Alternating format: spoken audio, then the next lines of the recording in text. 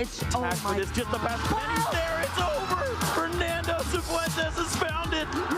You've been patient. You've been waiting all this time, but you ready. You've been putting in that grind, so let's go. Champions are hard to find, but you know the goal when you're ready to shine. Have they heard of you? Then they know. You got your sights set on that road. If it's time to battle them, then let's go. Cause you'll never stop. Show them what you got. Stays asleep. I'm not yet. Close combat onto a Mungus. Is that enough? She did. Chopper Cross gets the knockout. Defeats Bonchua. Show them what you got. Yeah, they already know. You got your sights set on victory road. Show them what you got. Yeah, they already know. You got your sights set on victory road. Gets the leg down. Can you look down the wish cash when he has a little bit of health left? Oh! What HP left. I know.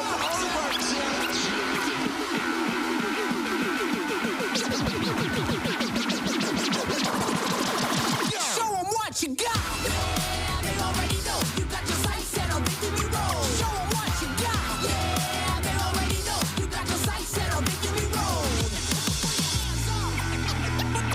Put your hands.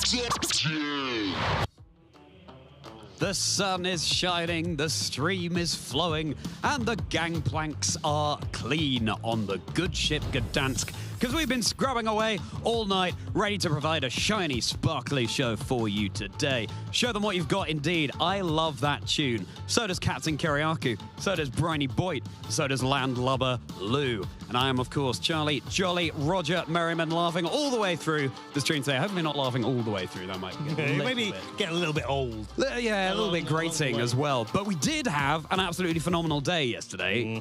Give us some highlights. Sorry, what was your highlight from yesterday? Again, if you missed it, then I don't know what you were doing. Go on. For me, it was definitely the two Charizards on stream. Yeah. They managed to connect every single heat wave and every single overheat, just proving good players don't miss. Yeah, a skill difference indeed, Jamie. Yeah, no, I just want to go on the back of the Charizard, because I think that's the thing that's impressed me the most. Just the amount of damage that can come out with the stacking of the solar power in the sun. That's boosting the fire moves with the choice specs as well. We were just seeing how much damage just regular heat waves can do, but even an overheat almost knocked out a Terra Water type, a very bulky Terra Water Annihilate. Brought it down to like in the red. It just shows how strong Charizard is and why it seemed to be a very good meta call going into this tournament. It's true, but I'm afraid Zoe already called out the Charizard there, Jamie, so I might have to ask you to provide another highlight at some point. We can get your cogs whirring. Ben, don't say Charizard, please. It was great, but don't say Okay, all right. So, for me, it was actually going right back to the start of the stream, round 2, where we had Matty Morgan versus Joan Garcia. Yeah. And first off, well, that could have been a finals right off the bat there, coming into the start of the stream. So, wow, for what we have as quality of players coming into Gdańsk, but also, and I'm sorry, everyone, but for me, I saw one Fisher the entirety of the day, and it connected. Yep. Dondozo fishing a Dondozo, and yeah, I'm not sure if I'm happier that the Fisher connected or that it connected onto a Dondozo. Right, yeah. But for me, yeah, that was a great moment. Taste of its own medicine, yeah. What about you, Charlie? Well, Charlie, I think my highlight of yesterday, actually, it's going to be something very, very small, and it's all about those tiny adaptations. Flame Body Magmar as opposed to Vital Spirit that we saw in one of the rounds yesterday.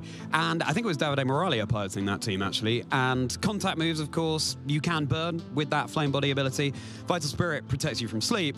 But, you know, if you get a well-timed Flame Body activation, and Davide certainly did yesterday on stream, our winner from the Dortmund Regional Championships about a month ago now, then it can really turn the match in your favor. And, you know, maybe a meta call given a Moongus is slightly dwindling. I don't know.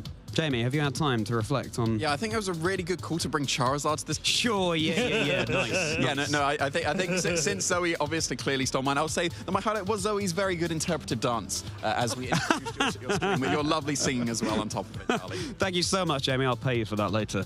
Yeah, Swiss round 8 yesterday, getting into a little bit of beyond the sea. Well, we're going far beyond the sea right now. We're seeing what's across all of the frontiers in our 2025 season calendar. There we are in Gdańsk. There is that statue of Neptune, a Roman god of the ocean, appropriately given the maritime history here. And Ben, lots of waterways, actually, in the places that we're featuring this season. It looks really great, doesn't it? And I talked yesterday on the couch about Sao Paulo, our first international championship in regulation set H. But let's look a little bit further down the line. We have Stuttgart in just a few weeks. And of course, we go into regulation set G in Birmingham for our EUIC in London, as well, of course, Stockholm.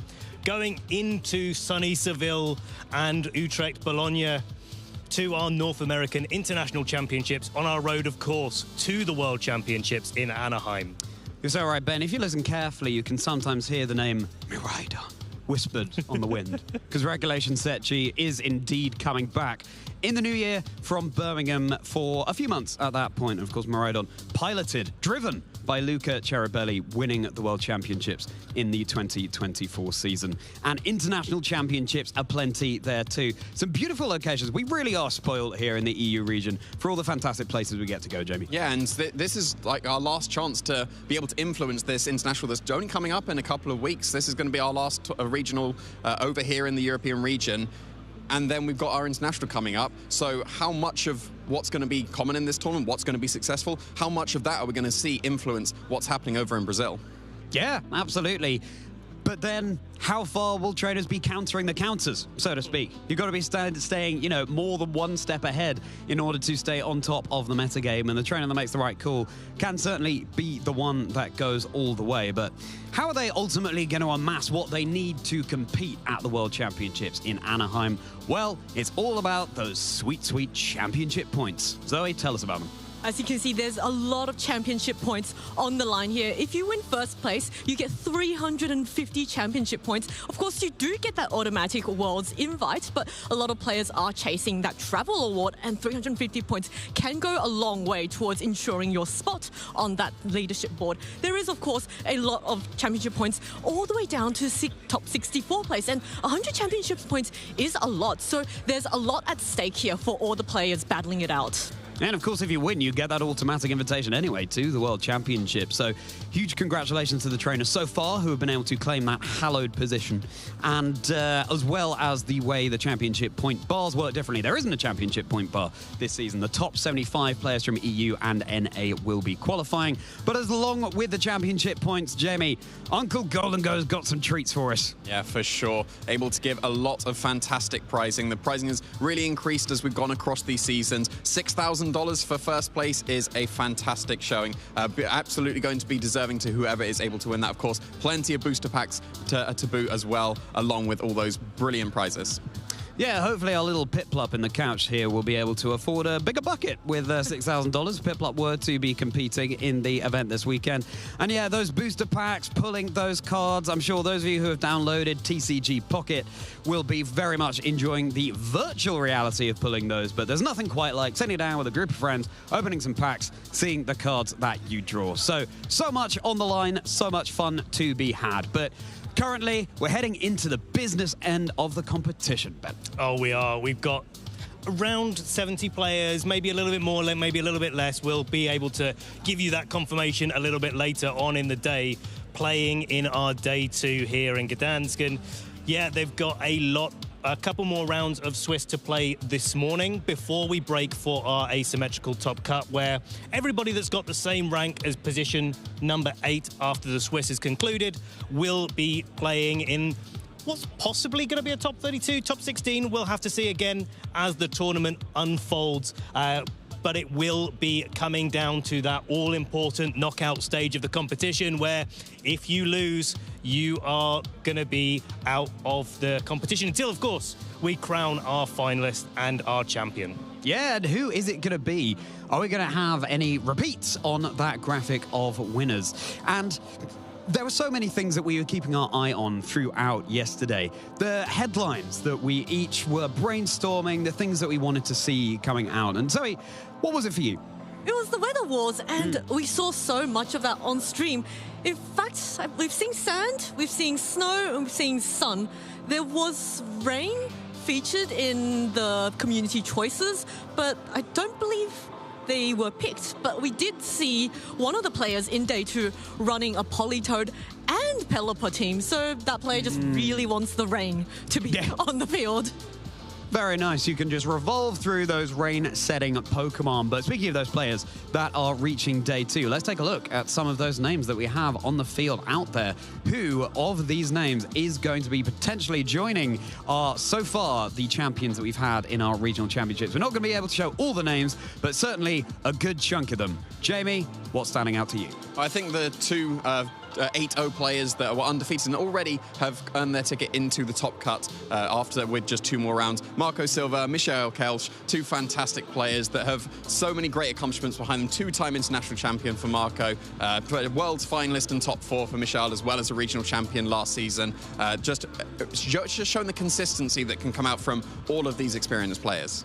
Yeah, and so much home turf representation as well. We were able to feature yesterday on stream a player who has just graduated to the Masters division, having done so well in the Seniors division as well. Very much enjoyed talking to them yesterday. Are we going to have a Polish player going all the way today? Yes, that's right. It was Michał there. Michał Kwiatowski. I mean, I asked him to rate my pronunciation of his name. I'm sure I absolutely butchered it, and I apologize if I did, Michał.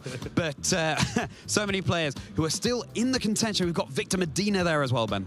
Yeah, and another player that was on that list before we moved over was Bartosz, a player that's been really representing the Polish region for a long, long time. He's made it into Top Cut, which I'm really pleased to see, as well as Andrea, who we saw on stream.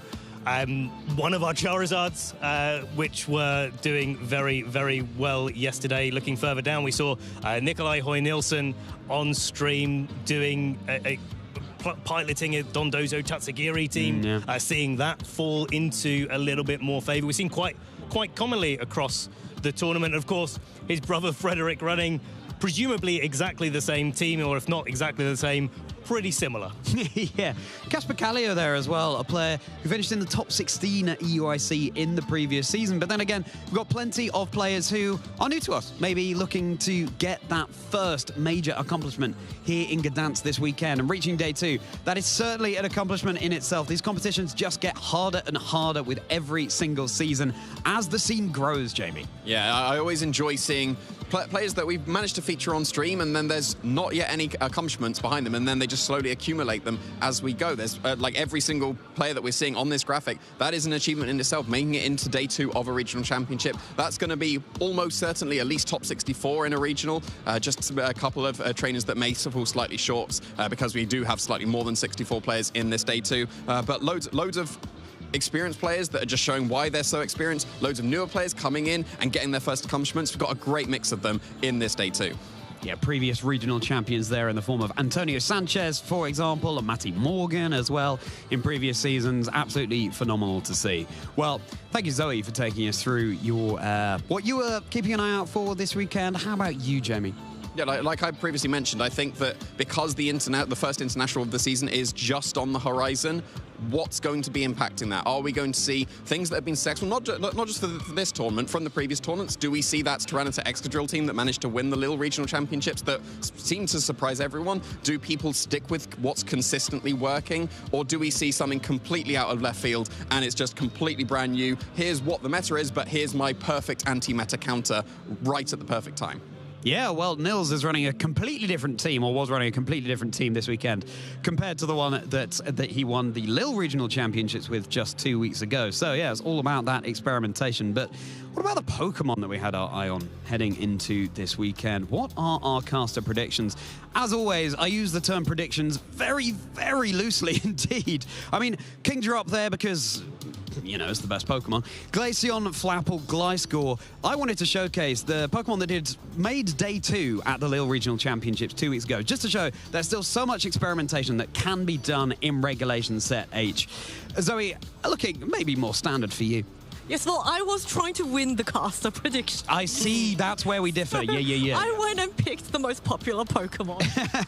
This is the only thing that matters this weekend, the caster predictions, obviously. Yes, winning. Winning is all that matters. It's not the players. It's the caster prediction. I'd argue it's the having fun with the caster predictions, as is evident. And Jamie, you've had a bit of fun with yours as well. Yeah, as you can see, I've lent heavily into the fire types, so the Volcarona, the Arcanine, the Chandelier, and clearly with Charizard at the top as well. That's the fake dragon that's the placeholder there. Although I do believe in Baxcalibur a lot, and it seems to be finding a lot of success. I thought that the Glaive Rush set was going to be the most successful, but I think the prevalence of Sneasler and the fact that a Loaded Ice Scale Shot or an Icicle Spear can just KO it through its Focus Sash is putting Baxcalibur in a fantastic place in the meta.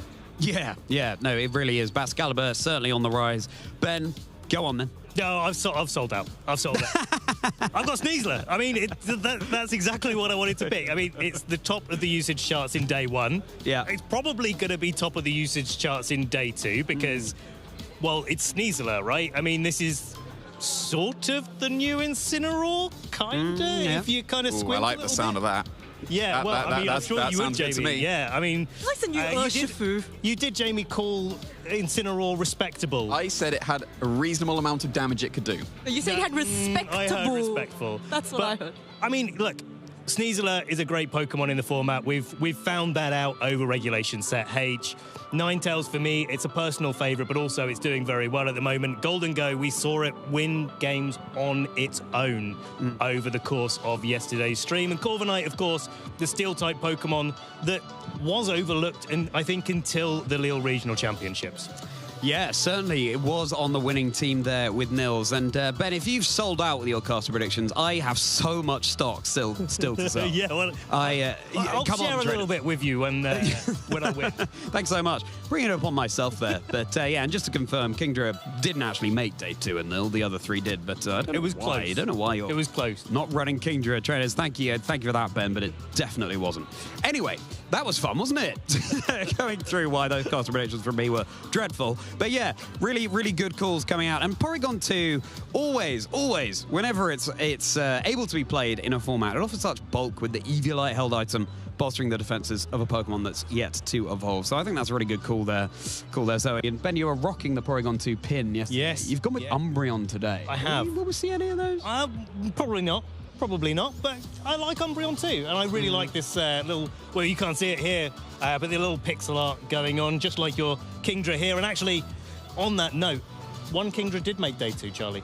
And it's the one that you're bringing today. You're so right. It wasn't in day 1 and yet it made day 2. How does that work Magic. out? Well, you're going to want to be following along with everything going on. Despite the lack of Kingdra, there'll be plenty of the other Pokemon you saw on that caster prediction screen.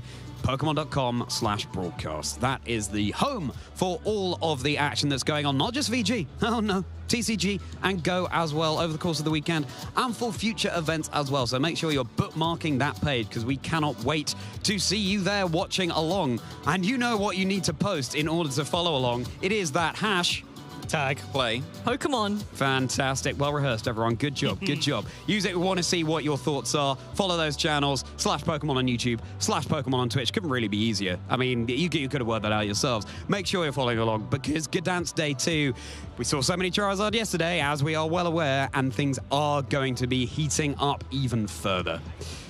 All right, then, all you landlubbers, it's time to get this show on the road. Jamie, Zoe, I think it's time for you guys to head over to the desk. Ben and I will continue scrubbing these decks. We need them to be as clean as they possibly can. All right, strap in, trainers. Day 2 for Gdańsk incoming.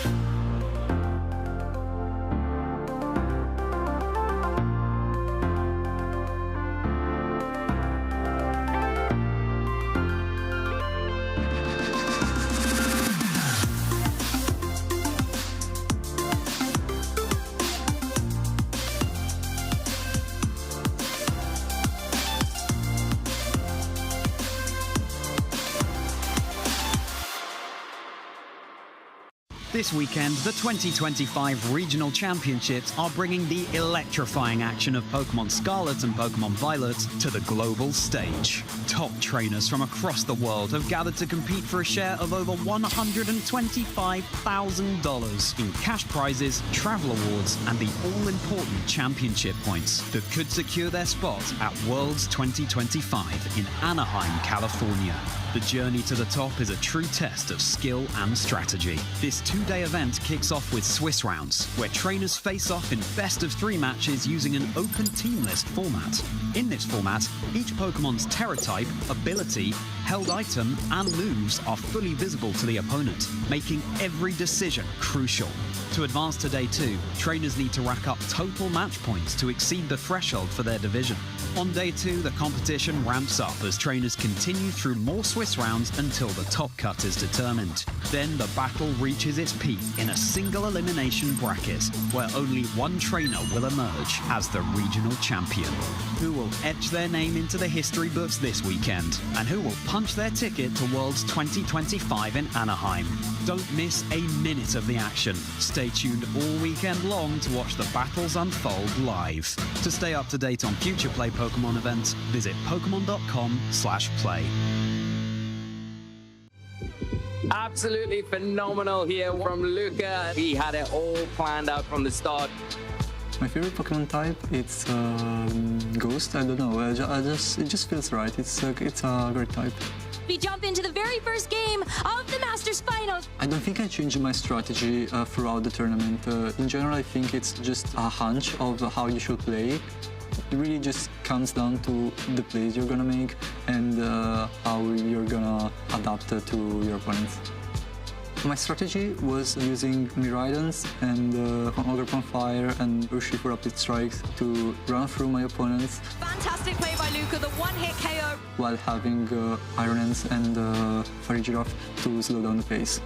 Miraidon has been the best Pokemon in the tournament. That is a massive turn here from Luca. All the players I faced at this tournament have been a challenge on their own. In general, I was worried about some supporter Pokemons, such as Landorus or Rock Ogerpon, when coupled together with other strong Pokemons like Calyrex Ice, Calyrex Shadow, or Terapagos were really difficult to deal with. I think my strategy to beat those Pokemon was pretty straightforward. I just hoped that I was able to hit them harder than they could withstand. And that is going to be Luca one step closer to becoming the world champion. This was my 5th World Championships. I've never gotten this far. I was happy enough with just making it to top cut, but I started to realize there was an opportunity to do something even bigger, something that I never even dreamed of. The moment I knew that I was going to win was when I was able to knock out the Calyrex Shadow with Farigiraf. And he's done it. This is his first major win, and what a one to have.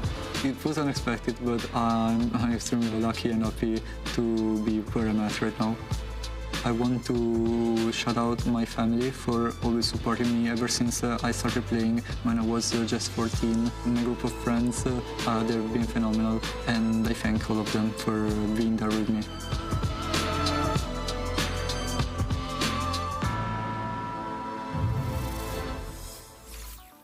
Hello, Pokemon trainers. Jamie and I have aqua-jetted our way behind the desk, and we are so excited to be bringing you the Swiss round 10 of the Gdańsk Regional Championships. And Jamie, what are your thoughts going ahead for the rest of today, and what are your expectations of all the matches we'll be seeing? Well, based on what we saw in the intro, apparently Charizard is now going to be my favorite Pokemon in this entire tournament, even though it seemed to be yours as well. So, yeah, I think that it's definitely the Pokemon that impressed me the most, because we saw it twice across the stream. It's not been the most common Pokemon. We know what it can do.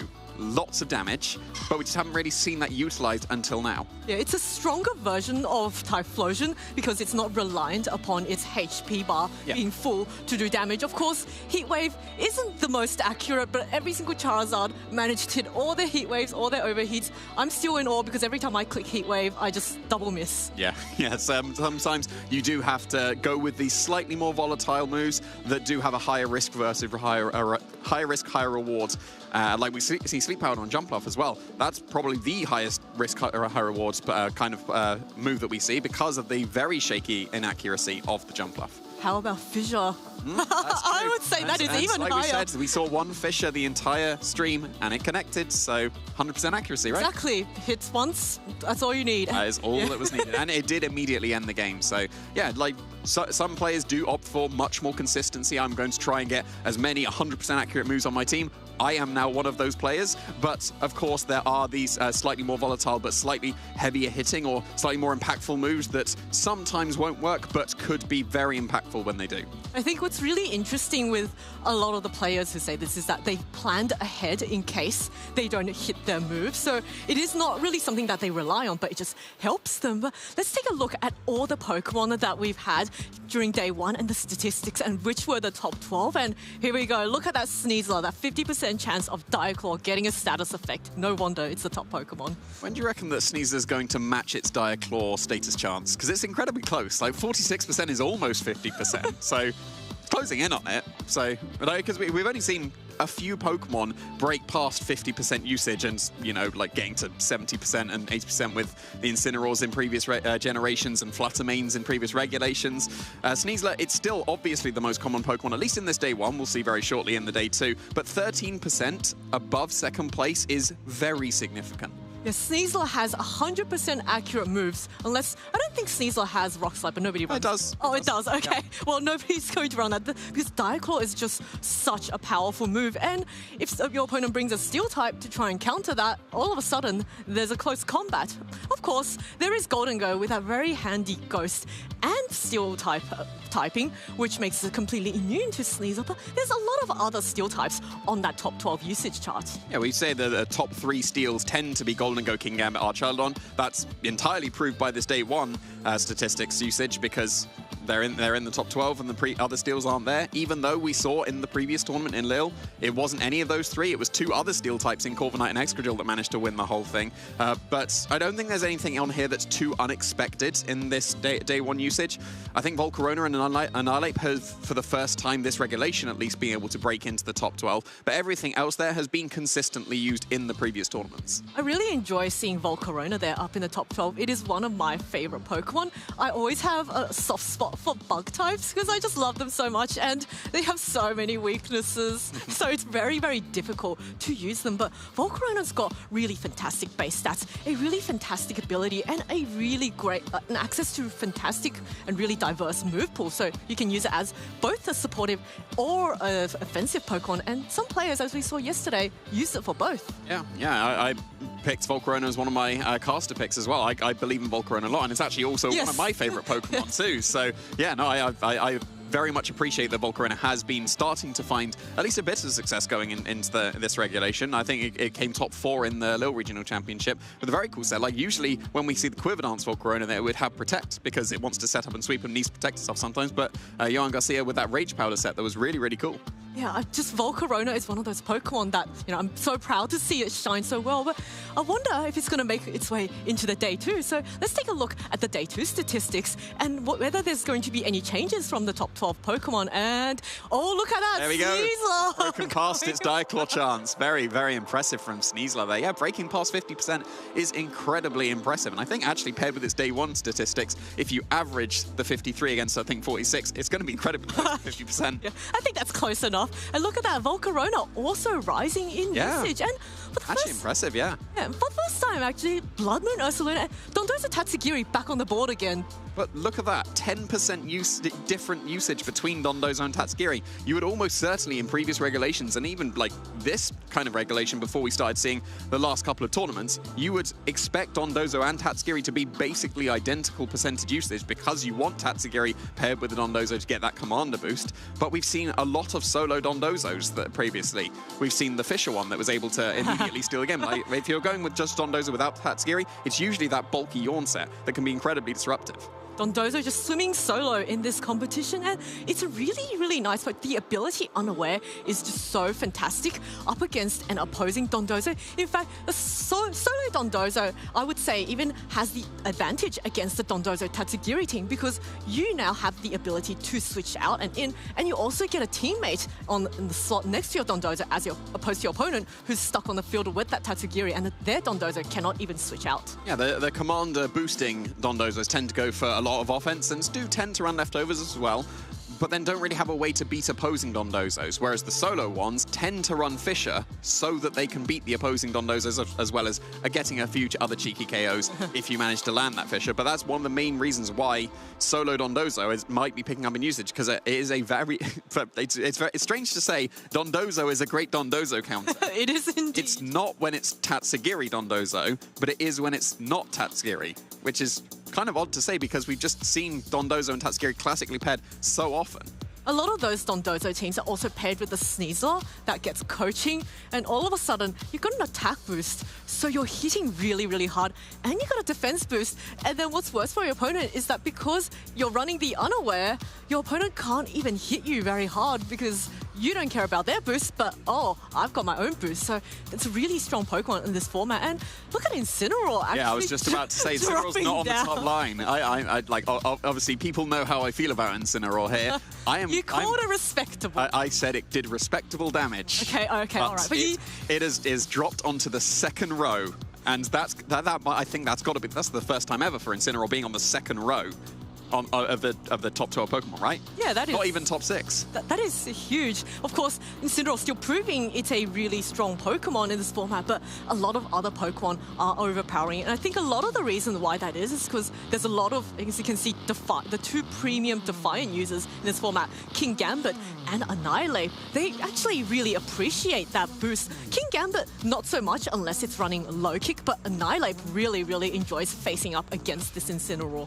Yeah, it absolutely does. And we saw some adaptations from the Annihilate as well. Like we saw Oliver Eskelin bring that really cool Annihilate set with no Drain Punch, no Bulk Up. It was close combat Rage Fist Final Gambit coaching.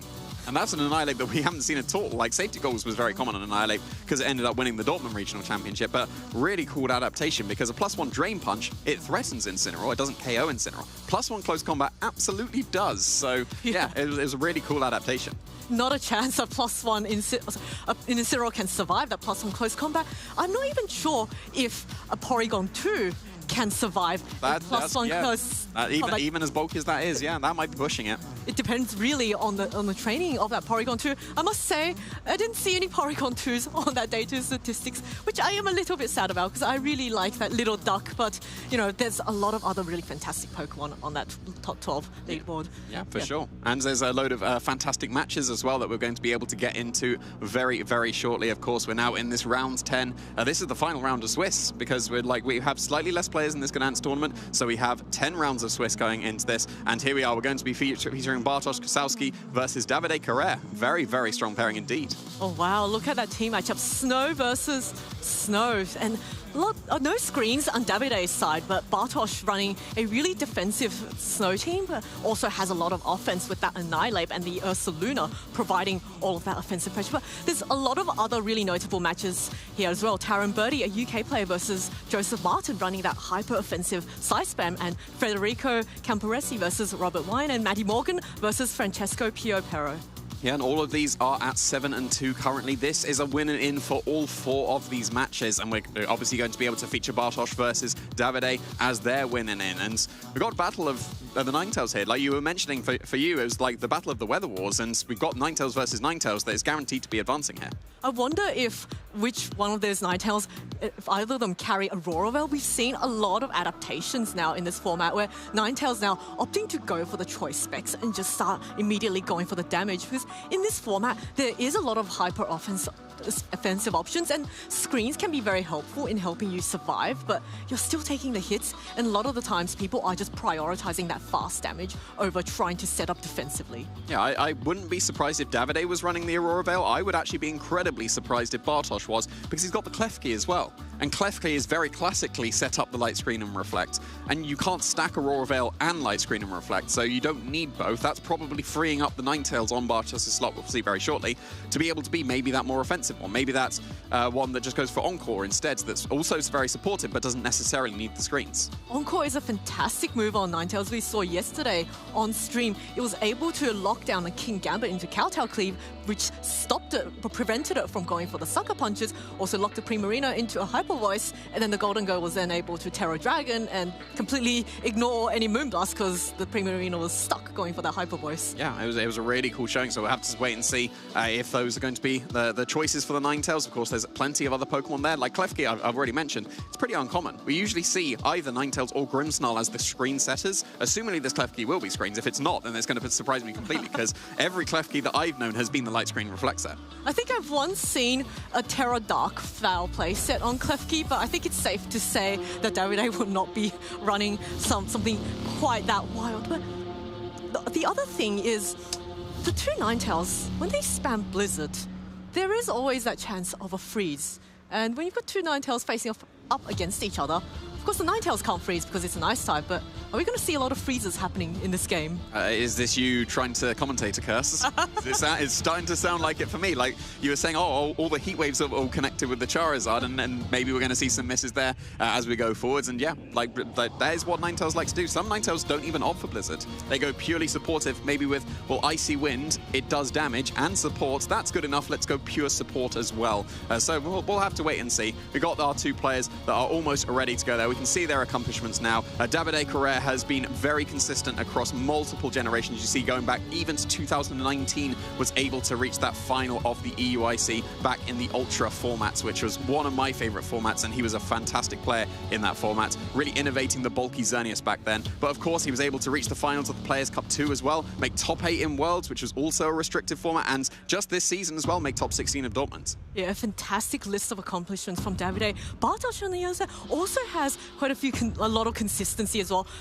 Bit more of a recent player. You can see Dortmund Regionals top 128, Gdańsk Regionals top 16 last year. So maybe Bartosz wanting to go the step beyond this year and just take the whole competition and win. And of course, this is the win and in for both players. So I'm sure they'll be trying their absolute hardest to get that cover to the win and advance on to the next stage. Yeah, and to be on stream as well for that win and in adds a little bit more pressure. But I know that Davide at least is very, very used to that pressure. He's been on stream multiple times. Bartosz, maybe not as much, but getting top 16 in the Gdańsk Regional last season, very, very impressive indeed, and is actually incredibly close to at least matching that and hopefully going further as well.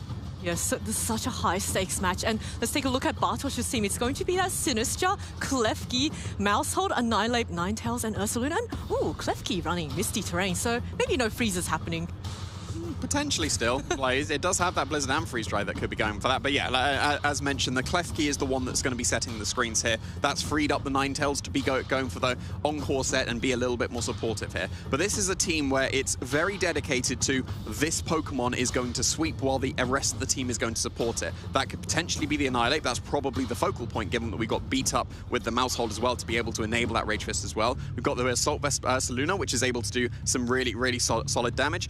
But then the Ninetales, it does okay damage with Blizzard. Sinistra, it does okay damage with Machigotcha. Klefki very much chips with Dazzling Gleam. So, yeah, this is the kind of team where it's like pure support. This Pokemon will win this match because these other three are going to make that happen. And now let's take a look at Davide's team. Davide is running something maybe a little bit more standard with the Golden Go, Magmar, Dragonite, Annihilate, Ninetales, and Ursaluna. So 2 Annihilates and 2 Ninetales, but the Annihilate on Davide's side does not have a Mousehold to boost up its Rage Fist with Beat Up. So this Annihilate may be wanting to set up a bit slower, won't be getting those Rage Fist boosts, but once it gets hit, it's also going to start becoming very, very threatening. Yeah, I think this is incredibly similar, if not identical, to the team that Davide Miraglia was using in the day one stream that we were able to see and pilot very well. Because we've got that Ninetales that looks to be exactly the same set. We've got the Light Clay to be able to extend that Aurora Veil. Of course, the Ninetales here is going to be setting the screens with that Aurora Veil for this team as well, while still having exactly the same kind of support that the Bartosz's Ninetales had. Of course, it's Icy Wind over Freeze Dry in this case. But then the other Pokemon around it, those are Pokemon that wouldn't be unexpected here. We've seen a lot of consistency coming out from all of those fastest Pokemon. I think the fact that they both got very similar Annihilate and Assault Vest Ursaluna, but then completely deviating. Whereas Bartosz is like, these are the Pokemon that are going to win, whereas Davide has multiple Pokemon that can be flexible, and these are going to be the Pokemon that's going to be able to do the damage, because there's a lot more damage potential coming from all 6 of Davide's team, where it's mainly focused on just a couple coming from Bartosz. Yes, Bartosz's team is very much support your sweepers, and then Davide's team is more, oh, this is a balance. I will pick which Pokemon will do the damage based on what my opponents will be, or what I'm going to be facing during team preview, and what I think my opponents are going to be bringing. And now our players are in their team selections, just taking the time to make their choices, make sure that they start off this round with a really strong start, and their leads, it's going to be really, really important. Yeah, absolutely will be. There's almost certainly going to be something like an Annihilate or an Ursaluna coming up from Bartosz. Otherwise, there's just going to be no damage on the field really at all, and it would just be pure support. So there's usually some kind of support thing with one of the heavy hitters. At least for Davide, it's going to be that Ursaluna and the Dragonite. And yep, here is a classic lead coming out with that Annihilate and the Mouse Hold, which can threaten that beat up into the Annihilate straight away and get the Rage Fist stacked. But then, of course, Ursaluna does not care about that at all. It's a normal type, so it can be hit super effectively from the Drain Punch, but Ursaluna is incredibly bulky. It's not going to care too much about Drain Punch, whereas the Dragonite, it's still going to have its multi-scale intact. So even if a beat up came out this turn from the Mouse Hold, assumedly it's the fastest Pokemon on the field, it is the naturally the most fastest Pokemon, should be able to get that beat up if the Annihilate wants, but it could also just go for that follow me, keep the Annihilate safe, allow it to get a bulk up, threaten a lot more damage into the Ursaluna with the Drain Punch, or be able to shrug off the attacks coming from the Dragonite a lot better. Yes, Mouse Hold is such a great supportive option here. Here it's just going to opt to go for the follow me, drawing away all attacks from its partner Annihilate. But now Annihilate going for the bulk up, just wanting to make itself even harder to take down. Up against this Dragonite, which is going to be really, really helpful. Not so much against the special Ursaluna, but Dragonite now going for that scale shot. Are we going to see all 5 hits? Of course, this Mouse Hold is very, very bulky. It will be surviving 5 hits if it goes for it. And it does look like the Dragonite is going to get 4 hits. It's now going to be the fastest thing on the field after this. Yeah, and we're going to follow up just with the Blood Moons. Could have been a Hyper Voice to do some chip damage to the Annihilate as well, but of course you don't want to start activating that Rage Fist. Might have been a bit overkill with that Blood Moon, and Earth Power would have done it, and you'd have had Blood Moon available to yourself next turn, but the Mouse Hold is taken care of here. There wasn't a beat up, then Rage Fist isn't going to be threatening too much. Yes, Drain Punch will into the Ursaluna, but that really doesn't threaten the Dragonite anymore. The Dragonite, I think, is in a really solid position now. It did drop its defense, so it's going to take a little bit more damage from this bulked up Annihilate, but it's not going to really care too much about the Ursaluna in terms of its defense dropping, because that's just joined the field and does the special damage instead. The multi-scale is also still intact from the Dragonite, so it's sitting pretty comfortably. It's now boosted its speed. Assumedly, it's now faster than the Annihilate. We saw Annihilate outspeed the Dragonite on the first turn, but with that speed boost, Dragonite is almost certainly moving first here. Yes, Dragonite now the fastest Pokemon on the field and can do a lot of damage with the Dragon Shot, but Ice Spin now coming off immediately onto Ursaluna. Such a bulky bear. It's not going to take too much, and the Drain Punch doing a lot of damage back onto the Ursaluna. The opposing Ursaluna is going to outspeed, is not enough to take out Bartosz's Ursaluna, but Blood Moon coming out enough to take the remaining amount of health away from this Assault Vest Ursaluna, and Davide is going to lose his first Pokemon in this game. Yeah, you saw the detriment there of going for Blood Moon instead of Earth Power on that first turn. Earth Power would have definitely got the Mouse Hold from the range it was at, and that would have allowed a Blood Moon on this turn, which should have been able to pick up that knockout on the Ursaluna based on the amount of damage that the Earth Power did. It would have been incredibly close, but it could have done it, and Davide's was moving first, so it's lost the Ursaluna when he could have been able to keep it if it would have been Earth Power then Blood Moon rather than Blood Moon then Earth Power. Of course, now that the Magmar's joined the field, the Dragonite's looking pretty comfortable. It can just go for another Ice Spinner incredibly safely into this Ursaluna. It's Assault Vest, it can't protect. So then you're going to be able to keep the Dragonite safe from any of the attacks that the Annihilate's going to go for, and then the Dragonite's going to be in a pretty comfortable position. Yeah, the question is, how is Davide going to deal with this Annihilate? The Magmar does not have Will-O-Wisp, so it can't actually burn the Annihilate, but Annihilate really nicely set up.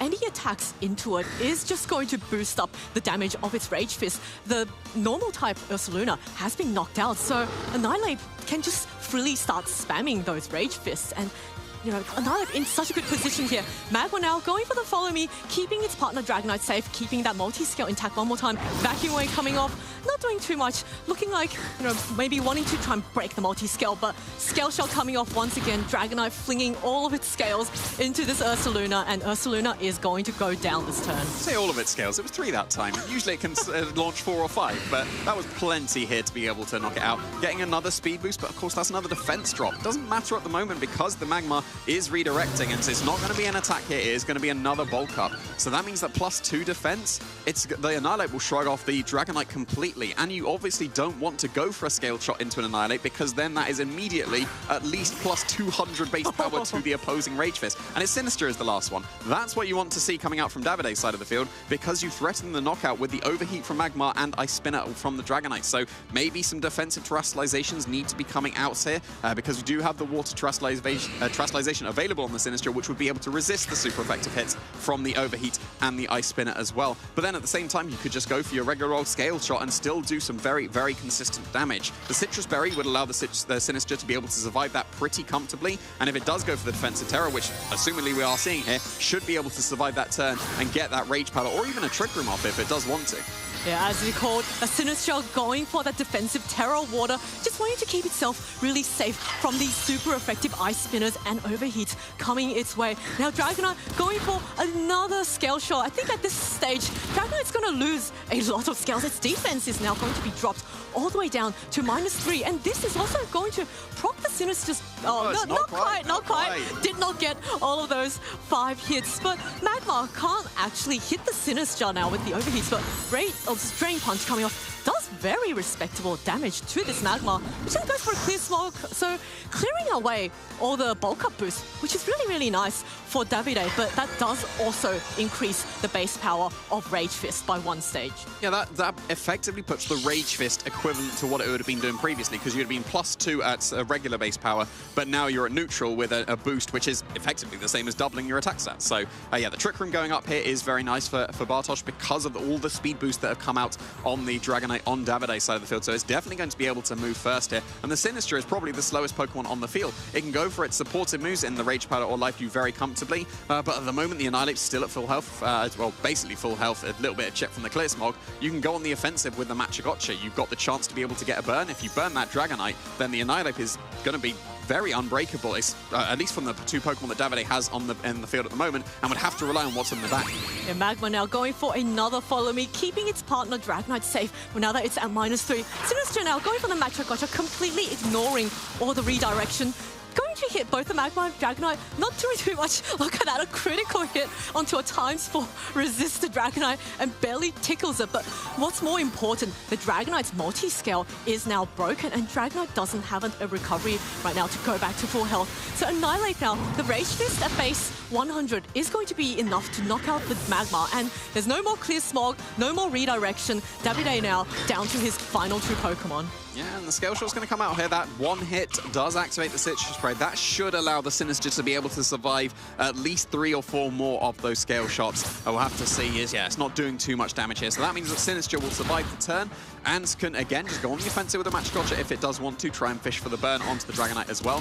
Or because it's taken very reasonable damage, especially because it was 5 hits down very low, you can just Life Dew that straight back up and maybe even be able to survive another Scale Shot afterwards. Yeah, this Dragonite now at what I believe is a -4 defense is really, really threatened by this Annihilate. And Golden Go is normally, depending on the training, it could be either faster or slower than the Annihilate, but their speed ranges are fairly similar. Golden Go, of course, might not want to go immediately for any sort of attack onto this Annihilate, which already has its Rage Fist boosted up, but Davide has not gone for his Terror option, so that is something that he could consider and use to prevent either his Golden Go or his Dragonite from taking really strong hits. But I think Dragonite at this stage probably is not going to want to go for the Terror.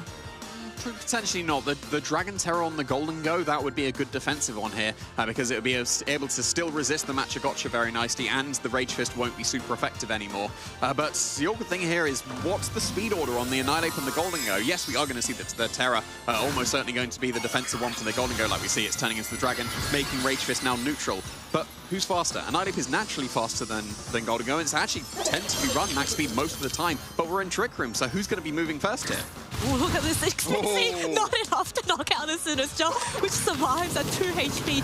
But the Golden Go is going to follow up with that Shadow Ball, just knocking out the Sinister before it has the chance to go for any more matchup gotchas and get a burn onto this Dragonite, or start going for Life Juice to start healing up itself and its partner. But it does allow the Annihilape to get a Rage Fist off onto this Dragonite at -4 defense. That is easily enough to knock out this dragon. But of course, there's another dragon left on the field, and it is that Golden Go. So it's now just a question of, how much can this Annihilape do? Annihilape now can go for Drain Punches onto this Dragon-type Golden Go. So this is a very, very close match. Yeah, we're still in Trick Room as well, and we saw that the Golden Go did underspeed the Annihilape. So this is a bit of an awkward one because the Golden Go with the leftovers isn't strong enough to KO an Annihilape in one shot with a Shadow Ball. That means you probably need to go for a Nasty Plot this turn, but then that stalls out one of the turns of Trick Room and you can just protect on the last one. So then maybe if you go for a Bulk Up or a Rage Fist this turn, that might be enough to be able to KO the Golden Go afterwards. It's going to be pretty close if just a Rage Fist at just one hit so far would be able to two-shot this Golden Go. Yeah, it has to Nasty Plot. You can't Shadow Ball this turn because it's not strong enough, and if you activate that Rage Fist one more time, Annihilape will definitely two-shot this Golden Go, but this is going to be incredibly close if this does. Oh, look at that Rage Fist. Yeah, no, not sorry, I take that back. That's not close. That's barely not close. doing enough. But there's one more turn of Trick Room left. So Golden Go, having undersped the Annihilape, as you mentioned earlier, it can go with the Nasty Plot up. It can actually one-shot the, I believe it can, with the Shadow Ball. So Annihilape has to be very, very careful. But here we go. The Shadow Ball coming off onto this Annihilape is easily enough to knock it out. And David with a critical hit. I don't think that critical hit mattered. It didn't. Don't worry. A +2 Shadow Ball, super effective. That definitely knocks out an Annihilape there. So actually a little bit of a detriment of going for that Trick Room there. It seemed like it was a smart move in the face of the now, what, +3 or 4 speed Dragonite that's definitely going to move last in Trick Room. But the fact that the Annihilape was outspeeding the Golden Go, that's not what you wanted in the Trick Room. If it would have been the other way around, then the Annihilape would have probably been able to win that game with going for a Bulk Up and then 2 Rage Fists to be able to KO. But yeah, the Golden Go underspeeding, very crucial there. I think it was also really important that Davide went for that Clear Smog onto the Annihilape. Even though that boosted up the Rage Fist, it also meant that lost all of its attack and defense boost, and then that allowed the Golden Go to later come in and be able to take that Rage Fist, which was barely enough to even get the 2-hit knockout. It would have been a 3-hit knockout, but with leftovers, maybe some protects, it could have been even turned into 4. So this is something that Bartosz might have to really consider, and he did lose his mouse hold quite early on. So what sort of adjustments would you like to see? Well, like I've mentioned, this is a team where it's like this Pokemon is going to win, and it seems like for Bartosz, the Annihilape is the focus. Annihilape is going to be able to sweep through the game, but it got its Bulk Ups off and lost them with the Clear Smog, and it didn't ever get its Rage Fist properly boosted. It just stayed at 1 hit the entire game. Well, at least after the Clear Smog, but then that was a detrimental Clear Smog. That's fine to be able to boost the Rage Fist. And then you saw it wasn't really doing the damage. Into that Golden Go, that did, what, 1/3 of its HP? Not enough. And obviously was able to KO the Dragonite at -4 defense. Obviously, that's going to KO. Something Davide could have considered. He could have Clear Smogged his own Dragonite as well. That would have been pretty cool to get rid of the defense boost, get rid of the speed boost as well, and put it actually slower in Trick Room. But obviously not necessary because the Golden Go was able to underspeed too. But yeah, Bartosz, it seems like the focus is on the Annihilape. Don't click Trick Room when there's going to be a Golden Go in the back is probably the best advice. Yeah, really interesting that the Mousehole, when it went for the Follow Me, the Scale Shot went into it. So indicating that he could have just gone for the beat up because the Mousehole is the fastest. Yeah, you're not going to Scale Shot on that. On the field, and then boost up the Rage Fist, and I can just go for the Bulk Up. So I can see a lot of adjustments coming from either player. But here we go, straight into Game 2, Dragonite and Ursaluna, the exact same leads from Davide. But Ninetales and Klefki, a completely different switch up, and Snow has now been set on the field. It is nice and cold up, and all the Pokemon are ready to fight in this battle. Now, this is a pretty reasonable adjustment from Bartosz because the Ninetales is threatening both the Ursaluna and the Dragonite pretty heavily with those Blizzards. Golden Go's not going to care. It's going to switch in for the Dragonite, a perfect switch into these Pokemon here. And no defensive Terror. That could have been a Terra Water from the Ursaluna, but no, just going on the offensive here. Yeah, Ursaluna with the Assault Vest is really, really bulky, but Blizz coming in, as you mentioned, Ursaluna tanks that really easily. No freezes happening this turn, so Blood Moon is going to come off successfully onto this Ninetales, which is so, with the help of the light screen, is going to take it really easily and survives comfortably. And now the Ursaluna cannot go for the Blood Moon next turn, of course, against the Klefki and Ninetales. That's probably not something you want to do. Yeah, not particularly. And wow, we saw a sneak peek in the back there. There's no Annihilate. So just really focusing on the Ursaluna Blood Moon to be the Pokemon to be able to sweep through this game with all the damage here. Because for Bartosz, the Klefki's done its job and set the light screen against these two special attackers. It's now switched into the Ursaluna Blood Moon, but Davide, the Ursaluna Blood Moon is going to be switching straight back out into the Magma as well. Yeah, Magma and Golden Ghost staring off against this Ursaluna. That's not much damage. Well, could be a freeze. Oh, the freeze! Like, Golden, did I curse? You called it even before the match, Zoe. This is entirely your fault. Well, Golden Go now going for that nasty block, getting some revenge on the freeze on its teammate. Of course, against this Ursaluna, like with the Assault Vest and with the Light Screen, it's probably not going to be enough to knock out the Ursaluna, and Golden Go heavily threatened by the Earth Power from this Ursaluna as well. Yeah, without that freeze, this is the easiest follow me, and the Golden Go is now going to sweep the game with Make It Rain.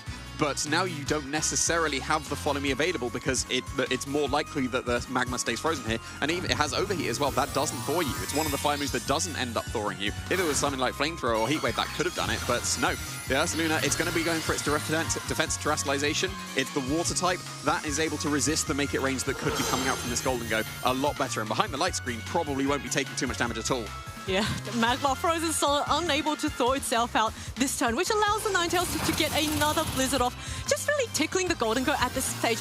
Golden Go now going for the Make It Rain, easily enough to take out the Ninetales. Damage. Look at that Ursaluna, just taking it so well. Golden Go now dropping down one stage of special attack. So its Make It Rains will be hitting less and less powerful. Earth Power coming off onto its Magma. Oh, hanging on with what looks like 1 HP. This Magma is very determined to stay on the field, even though it is frozen into a block of ice. Yeah, I reckon the block of ice just provided a little bit of extra protection there, just enough for the Magma to survive that Earth Power. In comes the Klefki once again. It's not going to be able to threaten too much, but that Dazzling Gleam doesn't matter into the Magma, even if it's resisted. That'll be enough to KO here. Yeah, Golden Go now going for the Protect, maybe trying to buy a turn for its Magma to thaw out, but Magma does not thaw out. It's going to stay frozen solid for yet another turn. Yeah, Klefki, let's get this KO. If it doesn't get the KO, I'll be very surprised. I think that's 1 HP, so Dazzling Gleam coming off, enough to knock out this frozen Magma and forcing Davide to bring out another Pokemon to replace that. Yeah, and the Earth Power, of course, going into that protecting Golden Go. It's now only at +1 increased stages of special attack, and that's not going to threaten the Ursaluna too much. You can now Shadow Ball it. It's no longer a normal type, so that would be a lot more effective than going for a Make It Rain. And if the Dragonite joins the field, that's not much damage into the Klefki either, so it does have to be this Ursaluna joining the field once again, because of course that's able to threaten the super effective damage with Earth Power. But with the Light Screen, that's probably not going to be enough. You might need to consider Make It Rain and Earth Power to be able to KO the Klefki. But at the same time, do you even need to? Dazzling Gleam's really not threatening too much damage here. You probably can just focus on this Ursaluna. Yeah, Golden Go now going for a Shadow Ball. Might get the special defense drop, but I don't think I've got it. No, I'm not cursing anymore. Okay, Dazzling Gleam coming off. Little bit of, nice chip damage, but Blood Moon coming up from the Ursaluna as well. The Assault Vest and the Light Screen just paying dividends, and it's going to not get the return KO onto this Golden Go. So now Davide forced down to his final 2 Pokemon, which we know is going to be that Dragonite in the back, which, now that the Ninetales has been knocked out, it does have quite an easy time on the field. Of course, the Dragonite has Scale Shot, which, as long as it hits, the Ursaluna will be going down. Yeah, and actually, the Dragonite can't really threaten this Klefki at all. So if the Ursaluna on Davide's side of the field is able to be taken care of with the Klefki still around, the Klefki should 1v1 this Dragonite, which is quite amusing to say, given how not damaging this Klefki will be, but it doesn't matter. It will eventually win. And we can see in the back the Sinister as well. That could recover up that Ursaluna with the Hospitality, and then maybe you're able to survive the Scale Shots from the Dragonite. It's definitely in range of Scale Shot. Even if Reflect is set from the Klefki, that's almost certainly still going to be in range of a Scale Shot. And we've seen that Davide's Ursaluna has consistently been moving first, so even if there was a Hospitality boost or a Reflect to try and save this Ursaluna, Scale Shot into Hyper Voice would still be able to pick up that KO. Ooh, Vacuum Wave coming off, getting that nice priority onto the opposing Ursaluna, but Scale Shot in return going to be enough to knock out this Ursaluna. Looks like it's going to be 3 hits. So leaving the Klefki alone on the field to go for that Dazzling Gleam.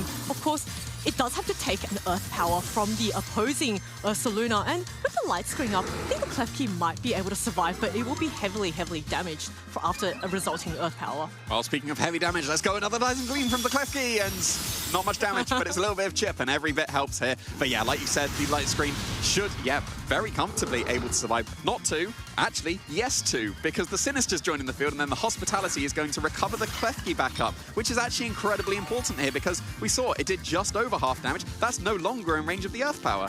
Yeah, and Sinister actually, with the matchup gotcha, which is a spread grass type move, at this stage, that Bartosz might actually be relying on that Sinister to this is looking good for Bartosz. and knock out this Ursaluna. So it's really close for both players, but I think Bartosz just has a slight advantage, despite the fact that he's got two very defensive Pokemon on the field. They can still do damage, and as you called earlier, Dragonite can't actually touch this Klefki. No, not at all, and I think it might come down to the speed training of the Ursaluna and the Sinister. Sinisters don't tend to invest anything into speed at all, but you need a reasonable amount to be able to outspeed with an Ursaluna. There's the Ice Spinner, which is super effective. Not quite the Citrus Berry as well, just under, and a little bit of extra chip from the Dazzling Gleam. Like I'm saying, chip, that's damaging the Dragonite now. But yeah, Sinister move first. No, that's okay. That's fine. It's important that it hit the Ursaluna there. That was the important one for Bartosz, because that is a KO onto the Ursaluna. And now, Klefki and Sinister are going to 1v2 this Dragonite. Shouldn't happen, but is going to. Who would have thought that two such defensive Pokemon? We saw how little the matchup gotcha did to that Dragonite. Looked to be, what, 3-4 HP. Ice Spinner coming off onto this Sinister. It's going to hang on, eat up its Citrus Berry. But this single target Dazzling Gleam now. It's a little bit stronger than before. This might even KO the Dragonite from where it's at. And that means Klefki's going to get 2 KOs, maybe? Let's go. Klefki going on the offense and taking us into this game 3. Klefki hurling all of its keys at this Dragonite, saying, you know what, you can throw your scales at my teammates, I will throw my keys right back at you. Yeah, like the Dragonite was doing a lot of damage in that game 1. It makes perfect sense for Ninetales and Klefki to be the adjustments, because with the set that Davide's running on the Dragonite, the Scale Shot, Ice Stream Speed, Ice Spinner, there's not much damage into either of those fairies. So I think that adaptation was actually very strong from Bartosz. We were saying Annihilate is the focus of this team, and it wasn't even brought into that game 2, which Bartosz was able to win. So it just shows that if you're just choosing the right Pokemon, even if it doesn't seem like the damage is there, if it doesn't matter if there's no damage coming back to you, eventually your chip damage will add up, and the Klefki was able to go for, what, 4, 5 Dazzling Gleams? I think it was about 4, and it was a super effective hit into the Dragonite as well. 3 Dazzling Gleams was able to KO it, but it was allowed to go for 3 Dazzling Gleams because it just wasn't threatened. It was also allowed to stay on the field for so long. Yeah. Davide did eventually go for that Earth Power, but because this was an Assault Vest Ursaluna, it lacked the damage output of the Life Orb variant, and Light Screen was also set up, so it needed the 3 hits, because the Sinister then came in with the very handy Matcha Gotcha, and also the ability to, heal up its teammates upon switch-in was really, really useful. So, who'd have thought Klefki clutching out that match? We do have to remember that the Magmar did get frozen because of you, and that could have been... It was because of the Ninetales. Of course. I just looked at it and said it might freeze. It might freeze and immediately did, so your fault. But yeah, that could have been an overheat into the Klefki. And based on Davide's reaction, the fact that he didn't end up thawing, probably was an overheat into that Klefki. That would have done loads of damage, probably not KO because of the light screen, but it would put it in range of the Earth Power in the future from the Ursaluna, and that would have probably been enough to be able to get the game for Davide, because then a Dragonite does 1v1 a Sinister, it doesn't 1v2 a Sinister with a Klefki. It also explains why then he tried to target down that Magmar with the Earth Power so early, just wanting to prevent it from thawing out and just getting rid of it as early as possible. And now we're now down to a game 3, so this game is going to be so important, and our players have chosen their leads. Once again, it's going to be the Dragonite and the Ursaluna for Davide, and Mausol Annihilate making a comeback in game 3. Yeah, we switched it back to what didn't work for Bartosz. So yeah, very interesting adaptation for this game 3. Of course, Davide sticking with what worked here. But what happened in that first game was went for Blood Moon and then couldn't KO the opposing Ursaluna because it was going for Earth Power instead. So if we see a repeat, it could be an Earth Power this turn, but it's definitely not going to be a repeat at least because the Mausol is going for Protect here. Yeah, Annihilate now, once again, going for that bulk up, just keeping itself, making itself nice and bulky against the opponent. Let's see which target Davide went for. Scale Shot onto the Mausol, a very, very nice Protect, and now it allows the Ursaluna to get an attack off. Is it going to be? Yes, it's the Blood Moon onto this Annihilate, which takes it so well with the Mousehold's Friend Garden. Annihilate also getting some recovery back from from the leftovers. Yeah, that was nicely done from both players there, because if that would have been, like I was mentioning, a scale shot and Earth Power to KO the Mouse and then be able to Blood Moon in the future, that would have gone terribly wrong for Davide and just given the Annihilate a free bulk up. But then you've got some very good damage into the Annihilate with your Blood Moon. Yes, you have given one boost to the Rage Fist with the Annihilate by going for that attack into it, but Ursaluna, again, doesn't really care about that. It only cares about the Drain Punch. It will do significant damage, but it won't care about the Rage Fist. So you still could go for a beat up this turn, but apparently not. Mousehold is going to be keeping itself safe there, keeping that Friend Guard available in the future, and with a Ninetales switching in, that would be a perfect switch into a Scale Shot. Ninetales is such a fantastic Pokemon here against Davide's ground type and the Dragon and Flying type. Just be able to hit both super effectively. Ursaluna is going to be hit really hard by that Drain Punch and allows the Annihilate to gain back a really significant amount of health. And now looks like Dragon going for a Scale Shot is going to be completely nullified onto the Ninetales. But Earth Power coming back does a decent amount of damage onto this Ninetales, but the Ursaluna, slowest thing on the field, will be knocked out by another hit from this Annihilate if it chooses to stay in as a normal type. Yeah, now this is an incredibly interesting turn because the Ursaluna, yes, it's in range of Drain Punch. There's almost certainly a Golden Go waiting in the back. Do you consider going for a Rage Fist into the Ursaluna to try and catch the Golden Go that could be switching in here? Or do you just play it safe, go for the Drain Punch, and if it's Golden Go switches in, fair enough. But it's going to be the switch of the Dragonite here instead. It's probably fearing the Blizzards, and there comes the Magma on that side of the field. We'll have to see if the Ursaluna is going to be switching here as well. Oh, yes, it is. Could have been a Rage Fist. Is it going to be a Rage Fist? It's going to be a double switch, and yes, as you called earlier, it is going to be that Golden Go switch in, a fantastic switch into the oncoming Blizzard. Now, Ninetales getting a little bit spooky there, turning into the Ghost type, maybe trying to dodge any Vacuum Wave priorities or extreme speeds from this Dragonite. Does that Dragonite actually have extreme speeds? Yes, it does. So, you know... Well, almost certainly to dodge that for sure. And now this Blizzard, that's not going to be too impactful. Any freezes happening? No freezes. No. But, it was the Rage Fist. But it was into the Magma slot. That could have been so much damage and probably a KO into the Golden Go. Good call of the Rage Fist, but imagine if that was into the other slot. That would have KO'd the Golden Go and really freed up loads of the Pokemon on Bartosz's team. But now that the Magma got in with the Golden Go, you can very easily just go for that Follow Me and a Nasty Plot this turn if you want to start boosting up. But then at the same time, you'd KO the Magmar, but then you still need to deal with the Annihilate in the future, which we've confirmed does outspeed this Golden Go.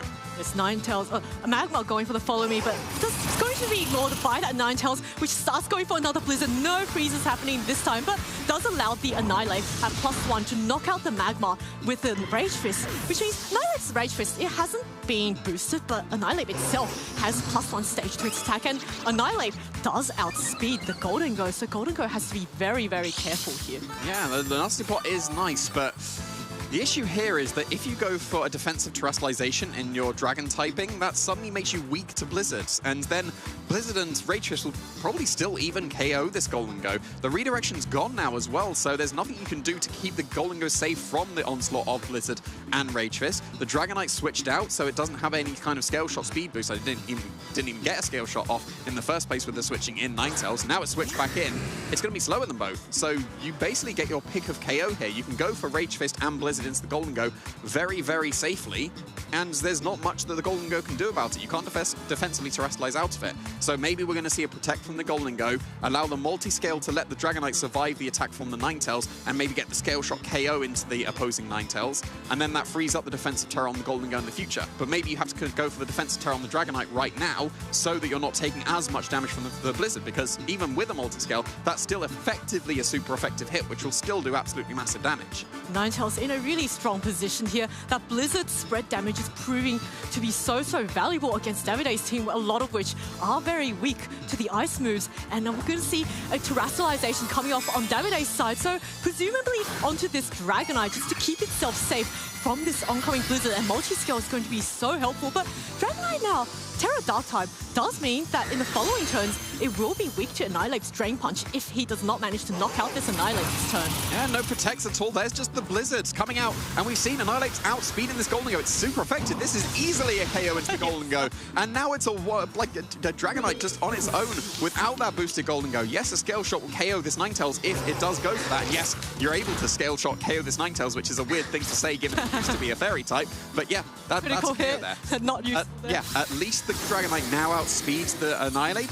that doesn't really matter because Mousehold was preserved. You can very easily just bring in Mousehold once again and go for the Follow Me and Drain Punch whichever Pokemon you want, because you've got the Ursaluna, that's in range of Drain Punch. You've got the Dragonite, that's now in range of Drain Punch because it's a Dark type and it's just lost one of its stages of defense. So here comes the Friend Guard with the Mousehold. Yes, there is the Ursaluna, but it's just Follow Me and Drain Punch twice to win the game for Bartosz and advance into the top cut. Yeah, Annihilate and Mousehold just in such a fantastic position here. Fantastic adjustment from Bartosz in this Game 3, recognizing that even though the lead did not work for him in Game 1, he was able to make adjustments. Yeah, and that's it. Davide, seeing the writing on the wall, is going to concede. Yeah, and Bartosz is going to be moving on into the top cuts. Congratulations to Bartosz for playing out so well, making those fantastic adjustments in that Game 3, recognizing that even though the lead didn't work well for him in Game 1, he knew exactly where he went wrong and was able to take those adjustments and take Game 3. Yeah, I didn't think that benching the Annihilate and going on the offense with the Clef Key was the play for Game 2, and it was. Like, the Clef Key picked up 2 KOs. That was the damage dealer in that Game 2. Absolutely fantastic. And then recognizing I don't need the Clef Key for the Game 3. I was able to figure out what to do, what went wrong in that Game 1. Very similar game plan. I think it was just the adjustment to bring the Ninetales into that Game 3, because then you get the immunities to the Scale Shot. The Dragonite was able to just Scale Shot, and now it's the fastest thing on the field, threatening loads of damage. Protecting the first turn, because obviously you're not Scale Shotting an Annihilate. You can't do that. You can't activate the Rage Fist for your opponent that much. So protect, switch to Ninetales, Dragonite's no longer a threat. Very smartly done from Bartosz. Yeah, and Ninetales from Bartosz just getting putting on so much offensive pressure here. You know, Magmar can redirect, but it's not going to matter against a Blizzard, and Davide's team has so many Ice-type weaknesses. The Golden Go on the field, if you Terastallize out of that Ghost-type weakness, then suddenly you're weak to the Blizzard, so you can see why Davide was really hesitant and then went for the Terra Dark. But then again, that made the Annihilate just have a much easier time with the Drain Punch, and also allows the Annihilate to regain health as well. Yeah, I think that not allowing any kind of setup, as it were, for Davide's side of the field. Yes, he was allowed to Nasty Plot, and there was immediately KO'd. That's not letting your opponent go for that Nasty Plot and get the setup. The fact that Golden Go was confirmed to be slower than the Annihilate in that first game, that's what won Davide the first game, because he was able to use the Trick Room of Bartosz against himself. But then Annihilate had the pin into the Golden Go because of that defensive terrestrialization of Dragon paired with the Ninetales. Blizzard and Rage Fist KOs a Dragon-type Golden Go. Blizzard and Rage Fist KOs a regular old Ghost and Steel-type Golden Go. So it was a perfect pin, and there was nothing that Davide could do about it.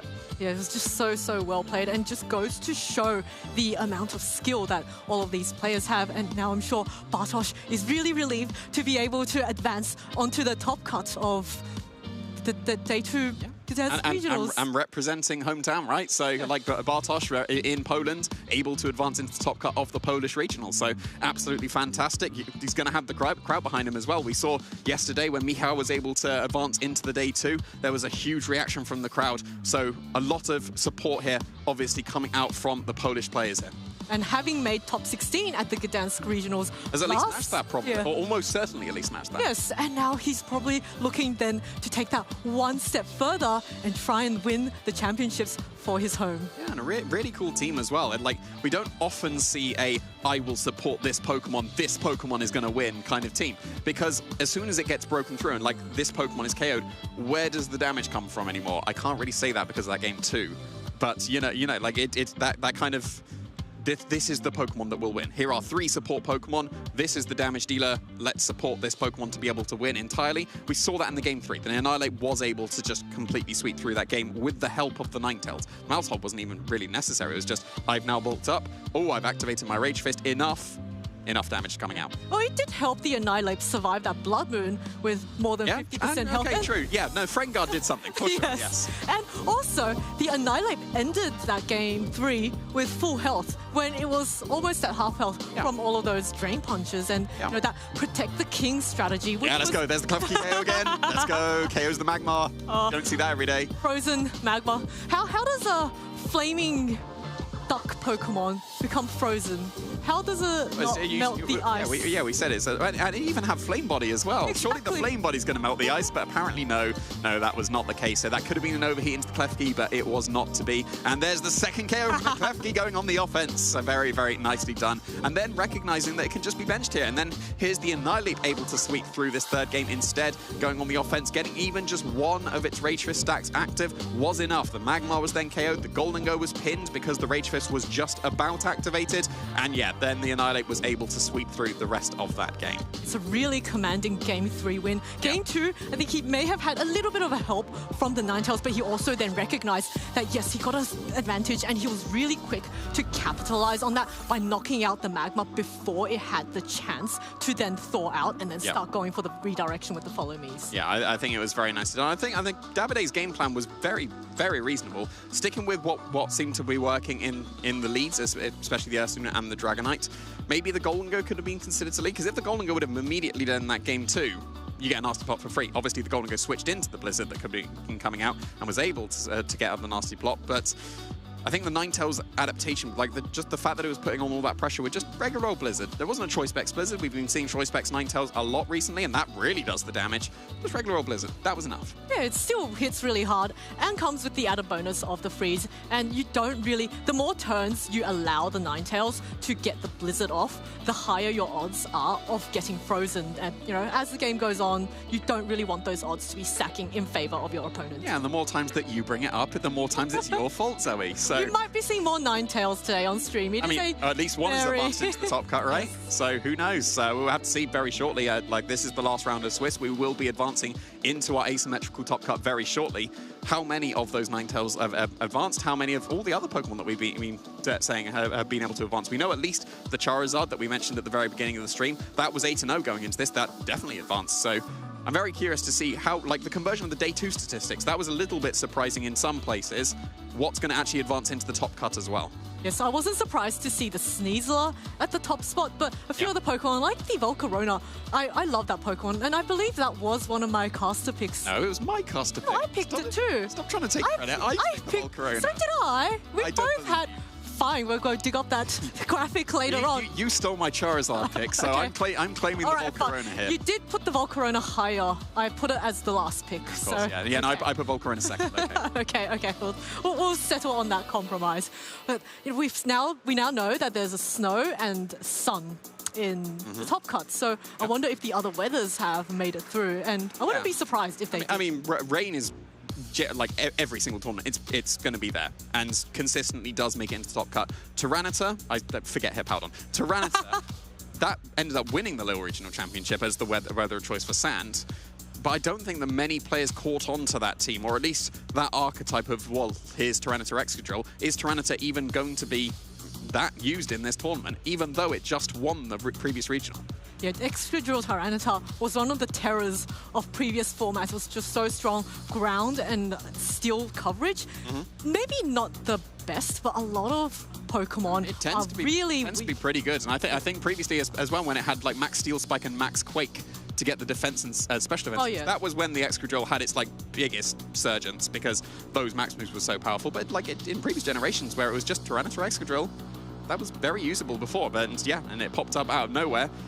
That maybe disappeared again.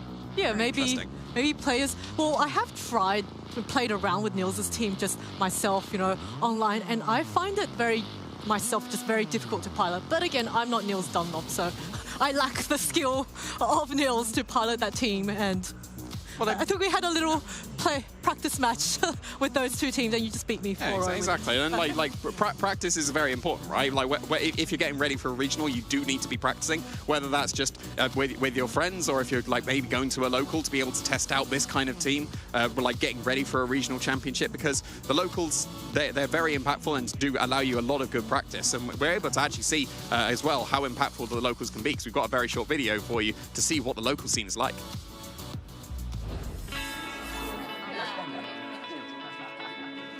Hey, do you want to play? Yeah.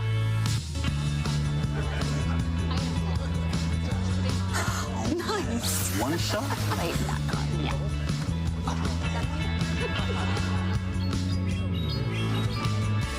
I'll use twin cannons. Great game, guys. Bye. See you next week. Come play at your local Pokémon League. Yes, locals are just so amazing for you to hone your skills, test out those teams that you might not want to bring to a large-scale tournament like a regional. But, you know, in a small-scale tournament, it's a perfectly fantastic place to just test the field. And if you want to find out where you can go to your nearest local, scan the QR code on the screen there and it will show you where all your nearest locals are. And at least in the UK, there's a lot happening, and almost, I would say, every weekend, if not at least every second weekend. Yeah, of course, we can speak for the UK. I'm sure like all the other countries as well have plenty of locals for you to be able to find. And if you are unsure, here is the perfect way for you to be able to find out. Scanning that QR code will take you where you need to go to find all of your local tournaments. And like we said, it's a very, very good base to be able to practice, to getting ready for all the regionals, getting ready to be able to maybe even make it into the top cut, which Bartosz has just been able to do, and we're going to be able to hear from him right now. Congratulations, Bartosz. Take it away. Thank you very much, Jamie and Zoe, of course, from the local scene to the regional scene here with the winner of round 10, of course, Bartosz here. You've just made it into our asymmetrical top cut. How are you feeling right now? Yeah, it's I can say it's amazing feeling. Yeah? Yeah, I was playing on the loser table since round 5, so I had I had to win every match, so like it's amazing. Great job making it all the way up. It's so hard to be able to play from those. And let's talk about a match, because you were playing up against Davide Carrera, who he's somewhat well known, an Italian player, very, very well respected in the community. And, well, Annihilate, one of the big things for your team, wasn't able to find success in game 1, but you managed to pull it back game 2 and 3. What were you thinking? Yeah, I tried. Rage Fist was my MVP for the whole tournament, so I always try to start with that. But like Ninetales, I think, was like obvious adaptation. Yes. For the slits, like both opponents are ice weak, and then like even if they switch, there is the freeze chance. So like. And you got it. Yeah, I got it, but I didn't make the best use of it. Yeah, if you spam this Blizzard, you get your luck, and AV Luna was a clutch also. And then I went back to Ape in round 3, expecting some change in strategy, but like I had Tails in the back in case of denied. Yeah, and that really came through for you. Yeah. I mean, okay, game 2. Let's talk a little bit about the Klefki coming out there, both in the game and on the team. How's it gone for you today? Yeah, Klefki was great. I was testing Grimsnell earlier, but it's weak to poison, so it was a no-go. And Klefki is really bulky. It's actually won me a match in both rounds today. It's Chaos Sizzler in game 1 on round 9, and it's clutched against D-Knight, who had no Stomping Tantrum, so no real way to hit it. Yeah, it's bulky enough to lift the Life Orb, Earth Power, so I felt safe against the AV Luna. Yeah, it was really, really cool to see, and that light screen really did pay off for you. I wasn't sure if the hospitality would be enough for Luna to survive, so I had to depend on the Klefki and the Snishcha, which usually are only for support. Yeah, I mean, well, let's zoom out a little bit. Last year, you made top 16 of Gdańsk. This year, you're in our asymmetrical top cut coming in. What does that mean to you to be representing Poland? Yeah, it's great. There's like 3 guys from Poland in top cuts. We all made top day 2, and we are all from Gdańsk. So like we have home advantage, I think. Definitely the home turf advantage. Congratulations and good luck, of course, for our top cut. Before we wrap things up, do you have any shout-outs for people that have helped you along? Yeah, of course. For sure to my family, especially to my wife. And for sure I have to shout out the Polish VGC community and the London Corvi Knights. Perfect. Thank you so much at home for everybody. And we're all going to wish Bartosz and everybody else that has made it into our asymmetrical top cut good luck for the knockout stages of this competition. We're going to be getting into that very soon, but for now, stay tuned. We'll be right back with our top 32 round.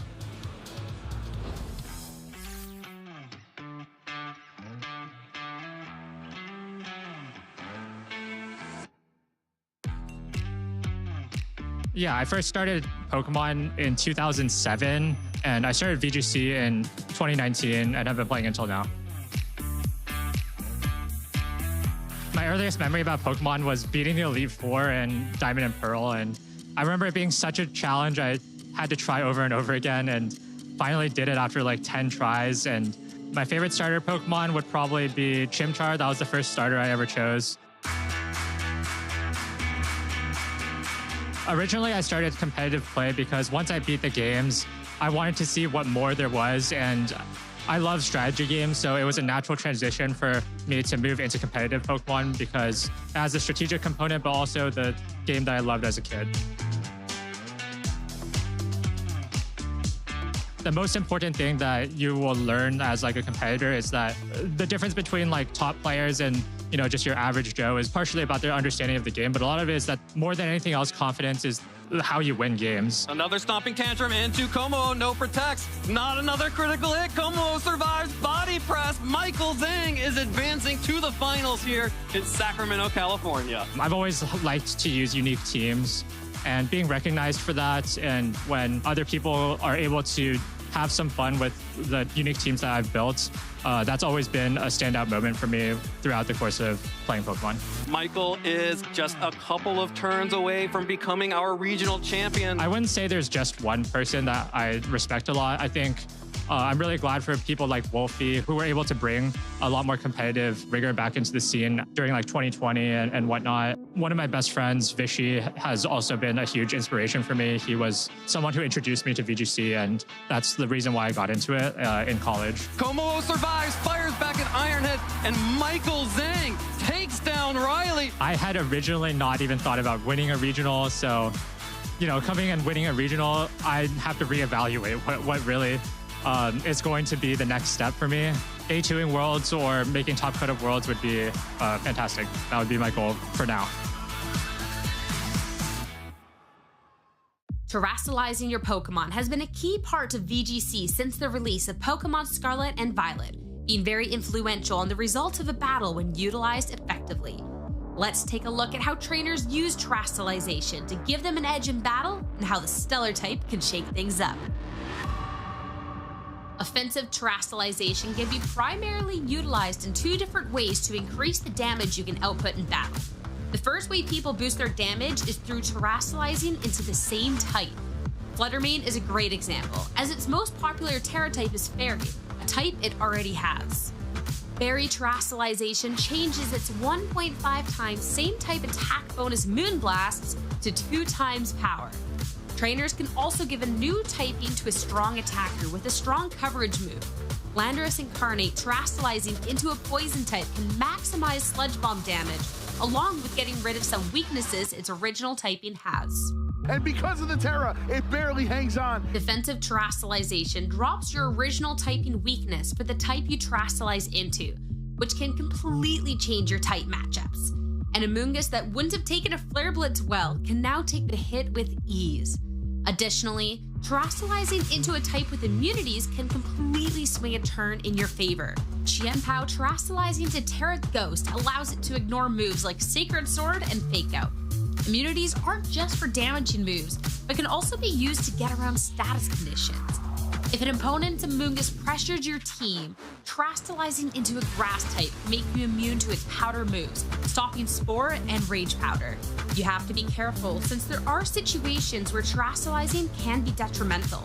A Terra Fairy Fluttermane will lose its normal type immunity, making it vulnerable to getting faked out. Fake out! The call to fake out into the Fluttermane! Oh yeah, this Fluttermane is about to enter a world of hurt. Fake out and the Moonblast is enough to drop it in turn number 1. If you Terastallize your Amoonguss into a water type to avoid taking too much damage, you could get punished by an opposing Amoonguss Spore.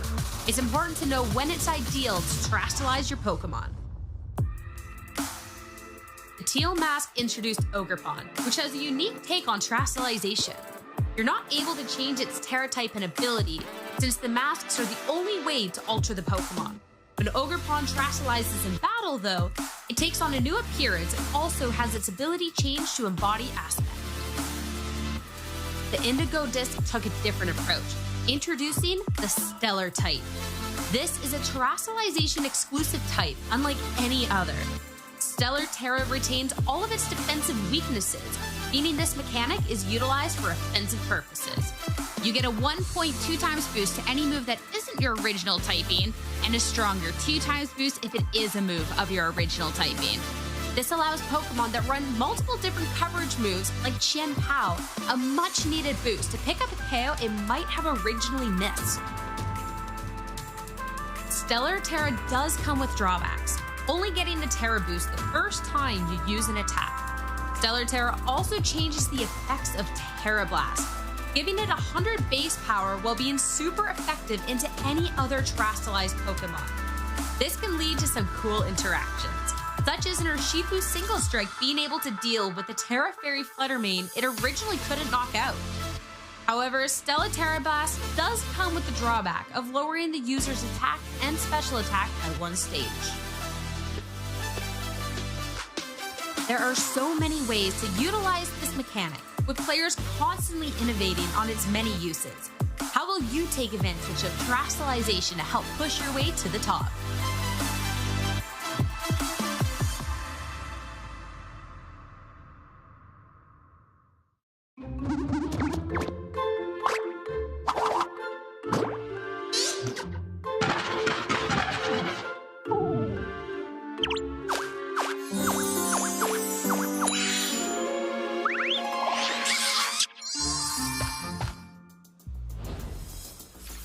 Why is Annihilate so angry? It keeps winning. Well, personally, I think that every tournament day it just gets out of bed on the wrong side. Right.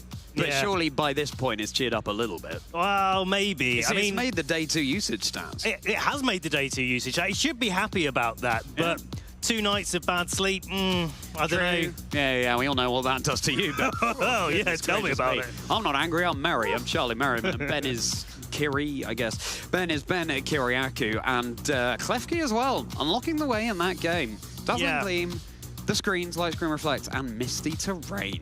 Yeah, it's one of those Pokemon that we don't see too often, but paired with Pokemon like Annihilate, it really is able to give it a little bit of support with those screens.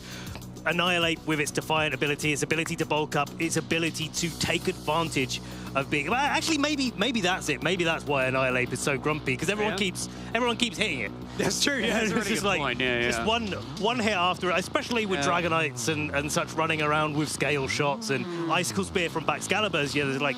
Well, it just keeps getting hit over and over again. And so like, Yeah, in order to get these results, it does have to be hit quite a lot. So yeah, no, it makes sense. It makes sense. Tell you what, you say Icicle Spear from Baxcalibur. I was out there talking to some players just now. Yep. Something that trainers are experimenting with at the moment. Alola Ninetales with Icicle Spear, because of course it's a special attacker. You don't need to invest in the physical attack. Icicle Spear, you're dealing minimal damage to your partner Annihilate, especially if the Annihilate goes for a Terra Water or a Terra Fire. And then, of course, you're boosting up the Rage Fist as well. And also nice to hit through Focus Sashes too. So, yeah, it's all about these little things that you can tweak on your Pokemon. Also, while I'm at it, Ben. Go on. While I'm at it, Go on. Let me tell you. Let me tell you, Ben. All right, tell me. Another thing that the trainers told me out there, right? Now, these Pokemon did not make Top Cut, but they certainly made Day 2. Gardevoir and Breloom. That's right. That's right. Keep experimenting, trainers. That's what I've got my eye on this weekend. All of the Pokemon that are still viable in Regulation Set H. I love it. I hope you're loving it too. Actually, I am loving it. And actually, you mentioned Gardevoir. I was speaking to one of my friends, Sam, that was playing in Day 1 yesterday. Yeah, the Gardevoir was the Pokemon that he mentioned to me specifically that he wasn't able to win against, because it was running a little bit more of an offensive team. It didn't have as much of a defensive backbone, and this Gardevoir that he ran into was carrying the Choice Scarf and was just able to, attack first. When you're running a little bit more of an offensive team, that can be a little bit difficult to be able to deal with. Yeah. I mean, the trainer, I suppose, was running Gardevoir with Expanding Force along with Indeedee Mail with Expanding Force. And, hey, Bob's your uncle. I don't know if Bob is your uncle, but he's certainly Gardevoir's. Today, you know, Bob's he's your uncle. Yeah, you know Gardevoir's Uncle Bob? Yeah, I do. Yeah. Good guy, Bob. Good guy. Love Bob. Again, I mean, Psychic Fairy type. We've got quite a few of those. Hatterene being another one. Yes. Of course. That is very, very threatening indeed. Very slow. A really nice Trick Room user, Hatterene, or a Pokemon that excels in Trick Room. But, of course, as you say, Choice Scarf, you can just step your foot on the gas, and we certainly see some Choice Scarf Charizards. But here in Gdansk, it's been the Choice Specs variety. And as Jamie Boyd said, you know, paired with the solar power on Charizard, you're getting massive boosts. And in the sun, you could run Terrafire, but probably a little bit all eggs in one basket. Maybe you want to go for a Terra Ghost instead. Contrary to popular belief, Choice Specs doesn't actually boost the accuracy of all of these Charizards that we've had. Yeah. They have been, the ones that we've seen have been incredibly accurate, making sure that they're hitting all of the heat wave, but it's not to do with those lovely spectacles. They're just boosting up the damage of Charizard's moves, and wow, I mean, it's just so powerful. But I mean, think about round 9 that we had. We didn't get to feature it on the broadcast, but our two undefeated players, Mikhail Kelsch as well as Marco Silva, they played against each other. And you would have thought that the Charizard would have had a little bit of a better matchup against the sort of more balanced team that Mikhail Kelsch has been running this weekend. He's been adapting it over the format, but he is our 10-0 player this weekend, more than guaranteeing his spot in the top cut there. And you can see his player profile on the screen there. Top 4 in Worlds in 2024, finalist in 2023. Of course, a regional champion in Stockholm and getting top 16 just a few weeks ago in the Dortmund Regional Championship. Our outside of the cuddly side of Michel Kelsch coming out in that picture. I imagine that opponents sitting opposite him from a table sees the exact opposite version of Michel Kelsch, or at least feels it in their soul. Oh my goodness, this is a trainer who reached top 4 of the World Championships last season and the top 2, the finalist position in the 2023 season as well. And as you said, balanced team, a team that Michel is really familiar with using, and I think it's really underrated in Pokemon VG. Comfort picks. Yes, you've got to be a good player, you've got to know your lines against opposing teams, but the best way to do that, use a team that you know the ins and outs of, like the back of your hand. I study the back of my hand every night, just so I know how it looks, and Michel is doing that with the back of his hand as well as this team. I mean, Rillaboom, Magmar, Primarina, Sneasler, Dragapult, Kingambit, Michel forming firmly on the side of Magmar when it comes to which Vital Spirit Eviolite user to use versus Electabuzz. And that is the real key there, knowing exactly what that Magmar is doing in the composition that you are favouring overall. Now, Magmar's an interesting one. We have had that discussion, as you mentioned, Charlie, about the Magmire or Electabuzz, but now we're having the conversation Vital Spirit or Flame Body on the Magmar, and of course the Vital Spirit being the one of choice. Let's hear a little bit more from Mikhail Kelsch. Yes, please. With Jamie out there in the crowd to see what his thoughts are going 10-0 here in Gdansk. Thank you very much, Ben and Charlie. Like you mentioned, I am here with someone who does not need introduction, but let's have one anyway. Michel Kelsch, congratulations on going undefeated once again, 10-0 in this tournament. How are you feeling after such a great Swiss run? Thank you so much. It feels still like I can't really believe it, because I just was playing round per round and it was just everything was coming my way. I was running into really good matchups over and over again, which is funny because I thought my team would be a little outdated nowadays, but it worked pretty well so far, and I hope it can work well furthermore. Yeah, you mentioned your team was outdated, and you even said yourself you had done a few tournaments with this team and said, well, here's my last ride just before this tournament. Let's use something else going into this tournament. But no, you've stuck with the same team, and clearly it is working. So what made you choose this team once again for this tournament? So I actually, with my friends together, I had a new team prepared, and it was feeling really good. But yesterday we were revising the team, and it was suddenly feeling very bad. And now it was like 4 p.m. on the Friday, and I didn't know what to use, and I just wanted to use something I feel comfortable with. And then I thought, okay, maybe I still have to go back to my old team. different Terra type on the Primarina, which has carried me all over the way. And it's always better if you don't feel well to just play something you feel comfortable with instead of forcing yourself to try something new, because sometimes you are stuck in this hole where you cannot find this new team with which you can have fun in the tournament, and that's the most important part. Yeah, I think consistency is just the key word there. Being able to get the practice with the same team over and over makes you more consistent. Even if it may not necessarily be the meta call as such, it is because you are so good with the team. Have there been any highlights of any of the matches that you played in the Swiss rounds? So it is actually a little surprising. I was going into the tournament to expect a lot of rain. That's why I also dropped the one team I was planning on using, because it didn't have a rain matchup, and you don't want to go into a tournament without a rain matchup. But I only faced rain once in 10 rounds, so that was really fine. And other than that, I was really happy making this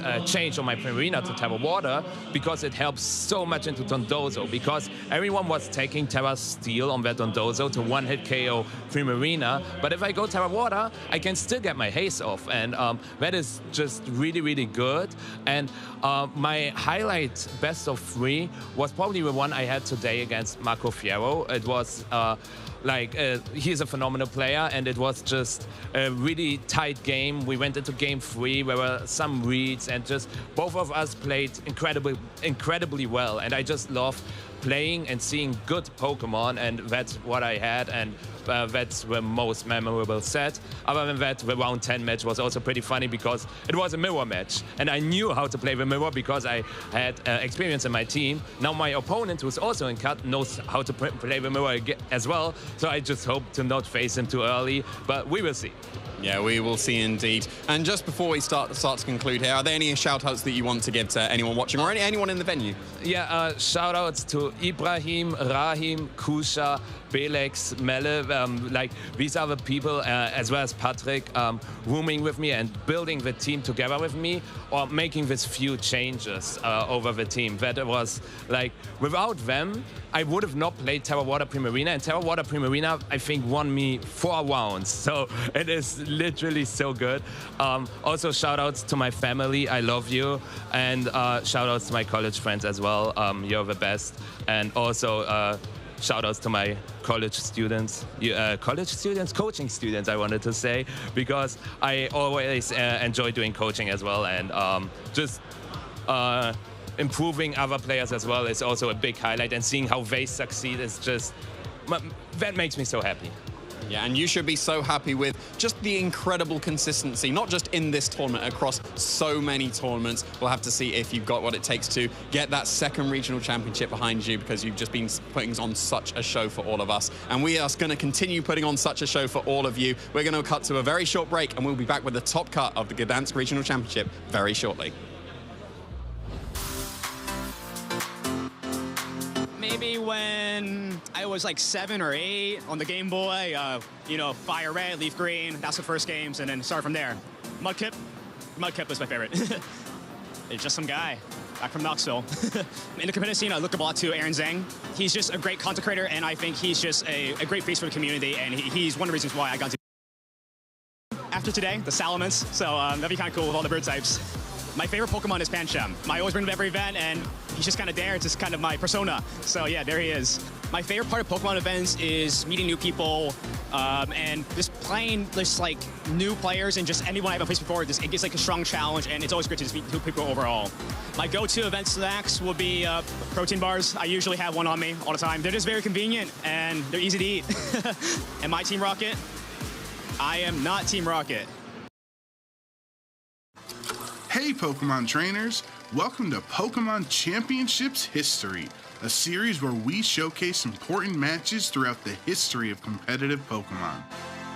This was the first World Championships held in the Alola region with Pokemon Sun and Moon. Our classic battle took place in the top 4 match between Tomoyuki Yoshimura and Ryota Atsubo. Japan was guaranteed to have a representative in the finals, but who would come out on top? Tomoyuki had experience playing in multiple World Championships, and this time around he made the right call on the metagame. With Ultra Beasts on his team like Nihilego to deal with the Tapu Pokemon running rampant in the format, and Buzzwole to handle Snorlax teams, Tomoyuki was in a prime spot to claim the championship title. But Ryota was not to be outdone. As the reigning Japanese national champion, Ryota wanted to solidify his claim to being the best player in the world. With a twist on the common double Tapu core, Ryota brought a team to support his choice specs Tapu Fini. But the real star of his team was Celesteela, the launch Pokemon. Many trainers feared Celesteela's ability to single-handedly bring back games from the depths of defeat, and Ryota would need a heroic effort out of Celesteela to win this set. In a game that lasted over 30 minutes, Celesteela showed just how unstoppable it can be thanks to Leech Seed recovery. If Tomoyuki wanted to keep his championship hopes alive, not only did he have to win Game 2, but he needed to do it fast. There wasn't enough time left in the round to play another slow game against Ryota, so Tomoyuki would need to be on the offensive. But sometimes the best offense is a good defense, and Assault Vest Salamence was just bulky enough to keep him in the game. That is a big boy Salamence, taking a Choice Specs boosted Moonblast from a Tapu Fini of all things. And I know it's not known for its really big special attack, but it's still one of these Tapu Pokemon. As the trainers actually round out the game, shaking the hands, Tomoyuki will be the victor. The clock was ticking, and 50 minutes wouldn't be enough time to finish this epic set. This meant our trainers would be concluding this match in the most dramatic way possible, plus 3 turns.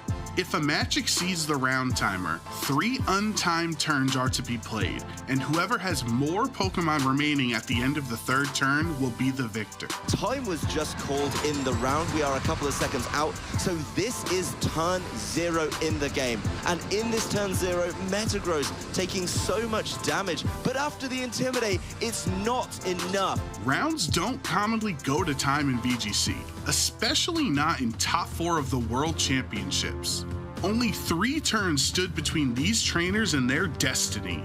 What would ensue could be considered the most intense plus 3 turns in VGC history. A climactic 50-minute set came down to these final turns, and only one of these worthy trainers would be victorious. Celesteela wasn't the only Ultra Beast to show up big in this match. While the Fighting-type Buzzwole faced off against a Fairy-type and a Flying-type, Tomoyuki made an incredible read with his Z-move to try to make Buzzwole the hero of this story. All out pummeling from your boy Buzzwole. It's not your boy Guzma like it is in the trading card game. In this case, it's a Buzzwole. It's going to be dealing some pretty sizable damage. It would like to get that on Celesteela, I think, a Pokemon that sometimes people try and bust through the defensive of with all of these fists. But instead, the Crocodile is going to get knocked out by this all-out pummeling, leaving Ryota down with just 2 Pokemon on his side of the field as we go into the final turn of this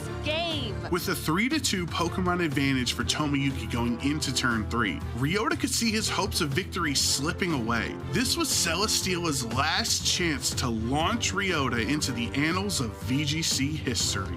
It's been so close coming down to the wire, but Buzzwole doing what it does best with the Z-move. No, it protects from Tomoyuki. Instead, Sludge Bomb into that Tapu Fini. Not going to knock it out. Instead, Moonblast into the Buzzwole for the knockout. Ryota's clawing his way back. He still has a chance. The Heavy Slam from the Celesteela into the Nihilego. Will it knock out without the Intimidate? A critical hit! Critical hit! It does it in the last second! Ryota gets into the finals thanks to a critical hit from his Celesteela in the final turn of this game. Tapu Fini hung on with 1 HP, and then crit from his trusty Celesteela, Ryota won an unbelievable set against Tomoyuki and would go on to leave Anaheim as the VGC 2017 Masters Division World Champion. Thank you for watching, and let us know some of your favorite moments in VGC history by using the hashtag #PlayPokemon.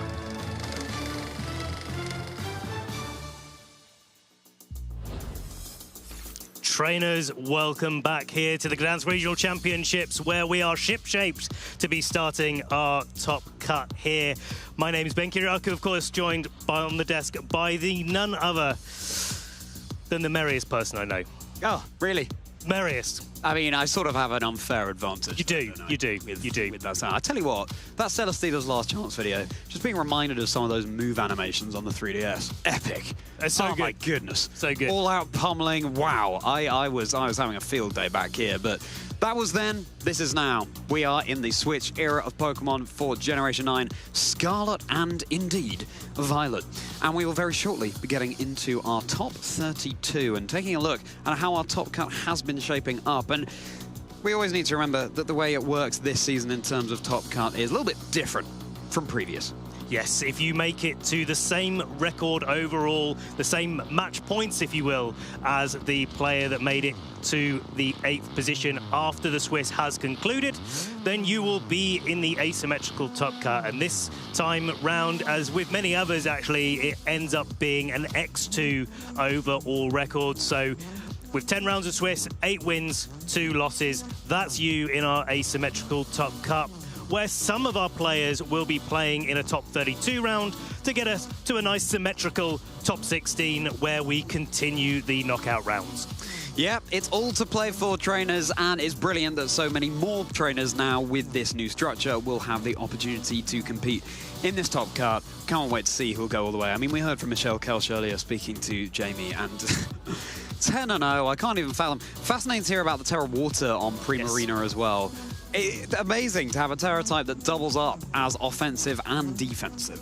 The other thing that really stood out to me was how modest Michelle was about the players that he played. I mean, obviously, he was talking about how great his game with Marco Silva was and going to 3 games. That's exactly what I would have expected from those sort of caliber of players. But I was just having a look at the standings and the pairings from the last round. And the mirror that he was talking about in that interview was against none other than Victor Medina. Right. So going 10-0, obviously going 8-0, but going undefeated in day 1, yeah, that one thing. But then going into day 2, and your 2 opponents that you have to play, Marco Silva, Victor Medina, and then coming out on top is incredible. Yeah, Michelle Kelch has always subscribed to the just win philosophy. Yes. And let's see which other trainers have just won and made it into our top cut. Here we go. So, Gdańsk Regional Championships, and there is Michelle Kelch there at 10-0. City Betty Ann, a trainer who we've seen having a phenomenal 2024 season there as well. Fantastic to see them at the 9-1 record, which in itself is absolutely incredible. I hope City's feeling very proud indeed of that. And yeah, it's interesting to see we've got some key pieces that we've seen in our day 2 usage statistics just being shuffled around a little bit. So Golden Go, Magmar, Dragonite, Annihilate, Ninetales, and Blood Moon Ursaluna. A composition that we've seen piloted by Davide Miraglia in day 1. They were able to win, of course, City doing exactly the same and showing why that sort of overall composition is so effective. And Davide was telling me that composition, it kind of looks quite different or a little bit different on the surface from what he won the Dortmund Regional Championships using, but actually underneath it you've still got a Redirector plus Golden Go and Annihilate, and you're still trying to do the same sort of things that he was trying to do in Dortmund. You're just doing it a little bit differently, those couple of little adaptations to keep the team fresh. Right, exactly, and I'll never forget Eric Rios telling us I think it was in the Yokohama World 2023, an interview, the teams that Eric likes to play, and of course a phenomenal player with global talent. The standard, very powerful Pokemon, but little tweaks to their held items, moves, to catch your opponent off guard. Victor Medina, the finalist from the Lille Regional Championships just 2 weeks ago. The first time Victor ever reached that position, so huge congratulations to them as well. And brilliant to see Victor come just 2 weeks later and reach another top cut. I mean, it's only a matter of time before Victor claims that title. Maybe only a matter of hours, potentially, before Victor is able to crown it. We shall have to see. There is plenty more Pokemon to play today, of course, before we crown our champion here in Gdańsk. But I mean, look at that composition there. Dragonite has been doing so much work this weekend. King Gambit has been doing a lot of work. Sneasler, Well, Sneasler. Sneasler is indeed Sneasler, you can't deny it. And clearly Victor subscribes to the Electabuzz school of philosophy. Which one of these Pokemon are you going to use as your Follow Me user? Oh, it could be Clefable, it could be Mousehold, it could be something entirely different. But certainly Electabuzz and Magmar, they have that comparison between them, being Generation 1 Pokemon that are yet to evolve, holding the Eviolite, learning Follow Me. Volcarona, love to see that there as well. I'll tell you what, Volcarona's on my caster predictions in Lille, and it's doing far better here than it did in Lille. So I'll tell you what, that means I'm just defining the metagame. I'm ahead of my time. Yeah, there we go. You just called it before it came to. Do you know what? I'm going to look at your caster predictions for Stuttgart. Oh, yeah, well, I mean, exactly. You're going to be seeing Kingdra all over the place. Glaceon, Flapple, and Why are you laughing? What's so funny? We're going to be seeing Kingdra all over the place. Yeah, there we go. Thank you very much, man. Thank you. You did it again. Anyway, Taron Birdie there as well, an 8-2 record. I mean, just to spell this out, trainers, that means 8 wins and 2 losses over the course of 1.5 at this point, long days of competition. And being able to keep that resilience, and we need to talk about how you have to keep yourself fed and watered in order to keep your head level, trying to keep everything going in your favor, and the mental aspect of the game cannot be understated. And a good night's sleep in between as well. That definitely can't be understated either.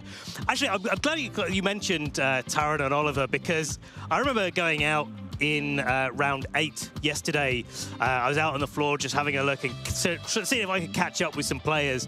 I walk over to the match tables. Things are starting to get kicked off. Nobody's started yet, but everyone's sort of finding their seats, finding their tables. I walk over to Taron and Oliver staring each other down at a match table. I walk over, asked them, do my eyes deceive me? And they did not. It was Taron that was actually able to be victorious in that battle between those 2 UK players, but both of them have managed to make it into our top cup. Yeah, so many more trainers though, as you saw there, and you know what?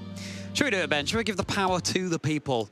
You get to decide who we will be featuring for our first top cut game here. That's right, time for community choice. What are the options? Well, you're going to be spoiled for them, and you know that already, because all of these are going to be absolutely incredible matches. Kevin Salvetto versus Federico Camporesi, an Italian trainer with such a fantastic name for themselves. Taron Birdie versus Alex Butters, Frederic Hodge-Nielsen versus Matty Morgan, or Simone Sanvito versus Max Waterman. Ben, the names on that roster. Fantastic. And if you're in the Twitch chat right now, do cast your votes as to what match you want to see, whether it be the player that you're supporting or the team that you want to see. I mean, I'm going to call out Taron straight away there. The Aqua Breed Taurus is a Pokemon that we really don't see too often, but it's been running Rain Team and trying to be a little bit more offensive. I know what this composition is. I've been doing a little bit of work with Taron previously. I won't spoil it before we get to see it. But looking down the list, of course, we saw Frederic. We saw Nikolai. We saw Nikolai on the team with a familiar team on Frederic's side. If you want to see that again, cast your votes. See if you want to see our previous finalist in Dortmund, Matty Morgan, play again and see if he can make it all of the way. Or do you want to see someone that hasn't been on stream quite as much in recent memory? Simone Sanvito making an absolute comeback this weekend. Yeah, what a fine selection, and how finely you took us through that, Ben, the head chef here of the community choice. Yeah, Simone Sanvito, our Lille champion from the previous season. And it's fantastic to see a few names that we're less familiar with here as well. Alex Butters, Max Waterman, and I hope they're feeling incredibly proud of themselves for reaching this stage. Well, you know what to do, trainers. Get on over to Twitch, cast your votes. I mean, all of these matches offer us something really, really fun. I mean, a few Archaladon there, and that's not a Pokemon we've seen so much on stream, actually, but we know there's been a lot out in the field. I mean, you're almost guaranteed to be having an Archaladon. Yeah, true. Only Frederic, Matty Morgan are going to be not opting to have an Archaladon, at least in the match whatsoever. We've got some Archaladon mirrors as well. Kevin Salvetto, Federico Camporesi. If you want to see 2 top players play in this sort of semi-mirror match and see exactly how they go against each other, I mean, I'm looking out for Kevin here with his triple dragon team. Yeah. And that's not something that you say every single day of the week. Yeah, it's often these powerhouse Pokemon, the Pokemon that appear later on in the Pokedex, 3-stage evolutions, very powerful, like Dratini, Dragonite. I was about to say Dragonair evolved into Garchomp there, but no, it's Gible and Gabite and Garchomp. But then Archaldon, not one of those powerhouse Pokemon, it's Duraludon that evolves into Archaldon, but it's a Pokemon with that Steel Dragon typing that is so fantastic in any format, really. I mean, Steel Dragon really covers a lot of bases there. You can hit the fairies for super effective that threaten you with now neutral damage because you're paired up with the Steel typing. You want to be leaning into your ground types and your fighting types, but of course they are often physical moves, and Archaldon loves to receive any kind of moves to boost up its physical defense, and then it can withstand those better. It's a Pokemon that, left to its own devices, can snowball incredibly quickly. Sometimes the grass is greener on the other side of the bridge. Yeah, exactly. Yeah, very nice, man. And sometimes Archaldon runs that Terra grass with the flowers on its head. So sometimes the grass is greener atop its crown. Yeah. But now it's time to see who you have crowned the winner of the community choice. Who are we going to be featuring for you? It's going to be Kevin Salvetto versus Federico Camporese. I'm really looking forward to this match. Triple Dragon against the sort of semi-mirror match here. We've got a little bit of rain on one side. We've got the Talonflame speed control on the other side. Basculegion, a Pokemon that I've been really enjoying seeing being used in quite a few different ways, with Swift Swim and Adaptability being two very viable options, and of course paying last respects to their opponents at the end of many games. Yeah, last respects, a move that increases in power the more Pokemon on your team that have been knocked out. So often we'll have Basculegion lurking underwater in the back, coming out when 2, maybe even 3 Pokemon have been knocked out. And then you've got a bit of a choice there, whether you run the Choice Scarf as well as Adaptability to boost up the power of its moves, or Choice Band and Swift Swim. Both kind of do the same thing, giving it a boost to its speed and its power output. But maybe Federico will run it a different way, but it's nice to have the option of the move Flip Turn now as well,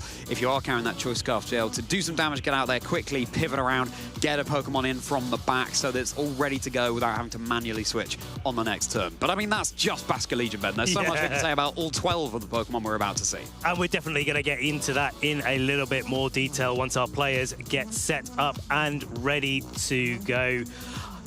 The one thing I'm looking at here in this matchup, you've got speed control on both sides. You've got a little bit of potential fake-out pressure from the Sneasler and the Rillaboom. You've got Pokemon that can boost themselves up. You've got Archaludons on both sides. You've got quite a similar way of both of these trainers trying to play the game. We'll have to see if that Dragonite is scale shot and it's boosting up its speed that we've been seeing find a lot of success here this weekend. And of course, just staple Pokemon that do their job and do their job well. Pokemon like Garchomp. Yeah, Garchomp. And there are a few ways you can run that, really. Sometimes it's going to be the Life Orb. That means you can protect it as well. You're probably going to see Earthquake. You're probably going to see Stomping Tantrum, which is a move that, you know, unlike Earthquake, doesn't have its power reduced by grassy terrain. And there's Rillaboom rampant in the format right now. Possibly Dragon Claw for your boost to your Dragon-type moves with Dragonite, with Garchomp being a Dragon-type Pokemon. And then, I mean, you could also run a Choice Scarf, ditch out a Rock Slide, maybe Fish Flinch. It's always fun, isn't it? But yeah, only time will tell which Garchomp set is being run here. Yeah, I like the advent of having Clear Amulet on the Garchomp. It's quite a nice little way to be able to use it. But we'll get into that. We'll see what sets are being run by both of our trainers. But let's have a little bit of a closer look at Kevin Salvetto here, our player that we're going to be featuring here. 2023 World's Top 8, Utrecht Special Event Top 16 in 23, sorry. Milan Special Event Top 16 in 2022, and way back in 2017, in the good old days, as I like to say, Liverpool Regional Top 8 too. Important to clarify, World's Top 128 rather than Top 8 for the 2023 season, but that's really an incredible achievement there. Of course, to qualify for the World Championships, you have to accrue championship points over the course of the entire season. So all of the world's very best, like no one ever was, will be competing in the World Championships. So to reach Top 128, phenomenal achievement there. Brilliant to see Kevin having such a fantastic run here in Gdansk. There's no champion title on that graphic as of yet. Is Gdansk going to be the tournament for Kevin? It certainly could be. I mean, they're having a great run so far. Of course, we have a little bit of community support here, being able to get them on the stream. We'll be able to see part of their journey up to be playing this weekend and seeing exactly how they've sort of managed to be able to play to make it all the way here. It's a great example to everybody at home as to, when you put the practice in and play your games and really get into things, what you can achieve at the regional level. But of course, there is also Federico Camparosi, Kevin's opponent in this round, also going to be vying for a finalist finish because, well, there isn't a final champion finish on his list of achievements either, but there are some finalist achievements, and he definitely will want to be getting that champion trophy. Two-time international finalist in the senior division is certainly not something to ignore there. That means one of our biggest championships of the season, like EUIC, LAIC, NAIC, reaching second there, absolutely incredible. Then world's top 4 in 2023. I mean, come on, that is unbelievable. And then NAIC top 32 with the more recent achievement in 2024 there as well. Huge congratulations to Federico. And as you say, just a player who's still holding out for that win, hoping that the King Gambit is going to be as dominant over the field as it looks in that graphic there. So superior. Definitely one of the players to watch out for in any event. I find Federico one of those players that is just so consistent overall, and especially just watching him, that, you know, when you're watching a player and you think, yeah, okay, I can understand why you're consistently making those sort of top finishes and being able to make it into the top cut fairly regularly. What happens in day 2? Of course, day 2 is a whole different ball game when you're only playing up against players that are also on form. They're also having a good day. They've also picked a good team composition for the state of the metagame at the point in time. But getting there consistently is the first step to getting that champion title. Yeah, absolutely. Consistency is key, and this is why we say also about Victor Medina, for example, is going to happen at some point. To a certain extent, you know, finalist position, top 4, top cut, you've still got to be playing at the same sort of level as if you were going to go all the way and win. And of course, in this game, there are some things that don't go away. There are some things that come down to luck. And so being able to show that you can be up there consistently, again, on any other day, for example, 2 weeks ago, maybe Victor could have won the little regional championships and it wouldn't have gone Nils' way. There are so many factors that go into it. And as we were saying before, the only thing you can really take care of is taking care of yourself, making sure you're well rested, well fed, well watered, as well as your own team. Yeah, that is it. It's all about the preparation coming into these events. Speaking about preparation, of course, we do have our first international championship coming up. So we've got a little video for you on the Latin America International Championships. Let's take a look.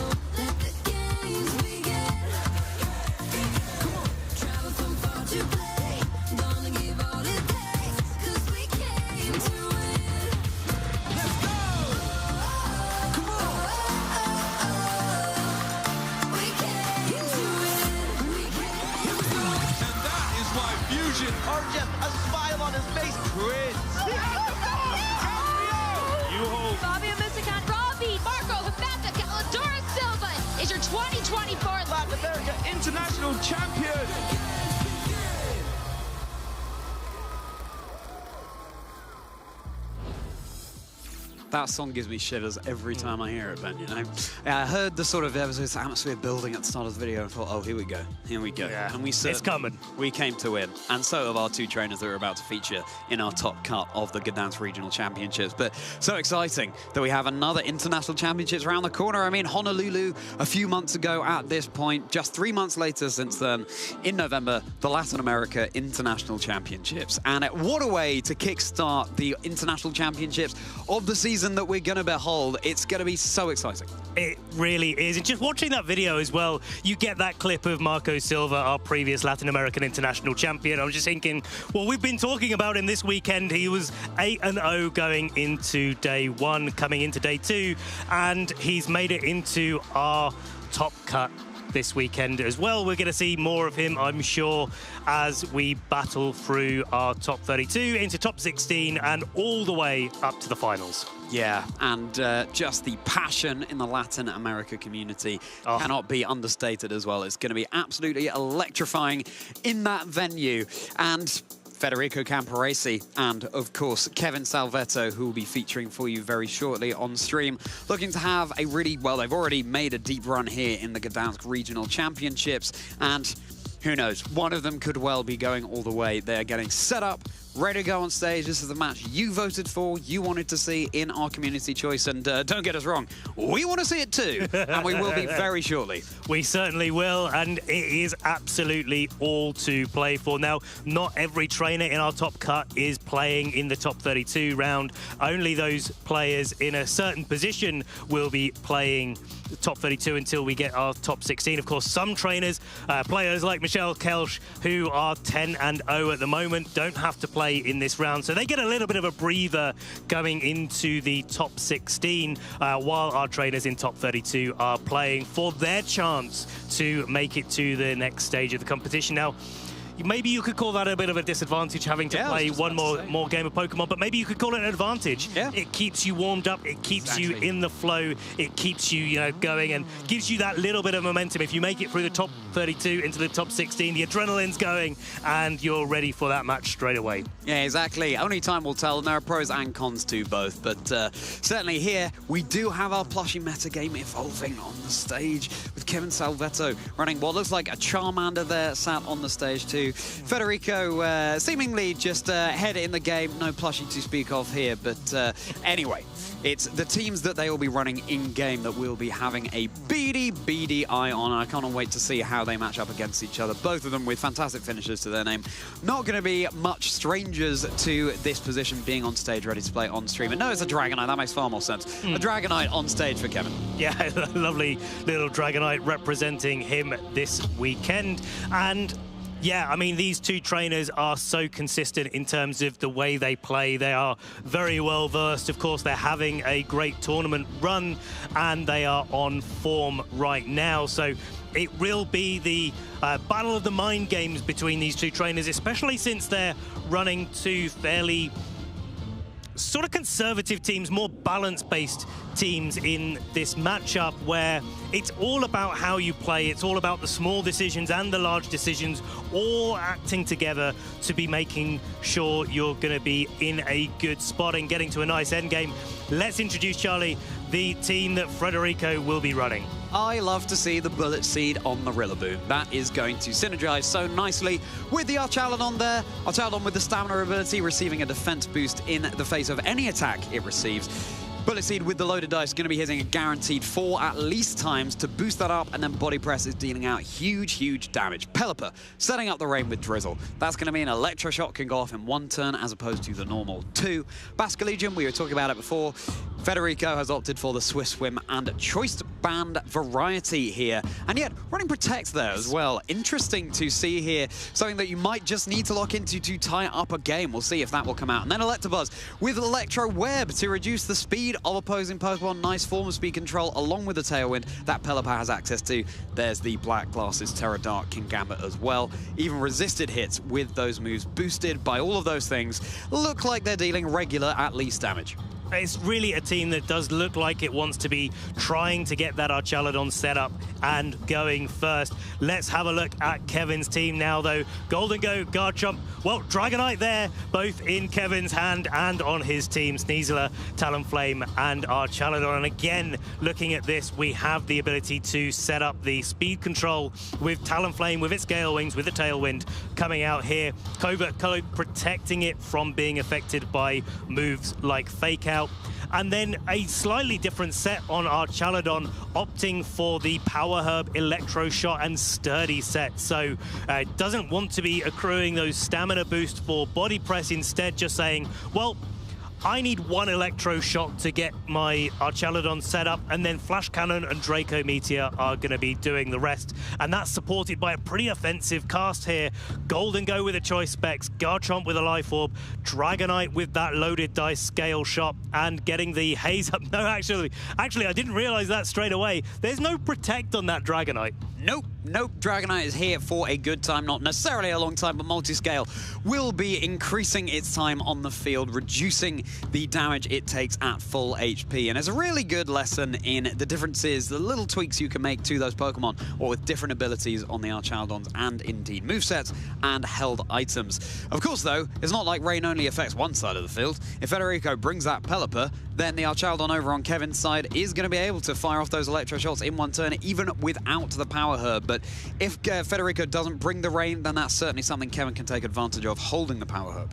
And it's definitely something about the training as well of these Archaludon with Sturdy, because it allows your Pokemon to take a full bar of hit points and effectively have a focus sash on your side of the board. You can play it a little bit more fast, a little bit more offensive. It's going to be coming out turn one here, Archaludon and Sneasler for Kevin. Yeah, and Pelipper and King Gambit coming out for Federico. So there is that Rain set up nicely for the Archaludon here. King Gambit there, ready potentially to provide a Swords Dance on the field, but the Sneasler is threatening it down seriously with fighting type super effective damage. A lot of King Gambit are opting for a Terra Ghost right now to be able to play into Sneasler a little bit more consistently, but this King Gambit is a Terra Dark, so even if it does Terra, it's still going to be susceptible to big close combats from the Sneasler. Of course, with the likely training of Archaludon on Kevin's side of the field, there is the option to just straight away target down the Pelipper with an Electro Shot and maybe a close combat or a Dire Claw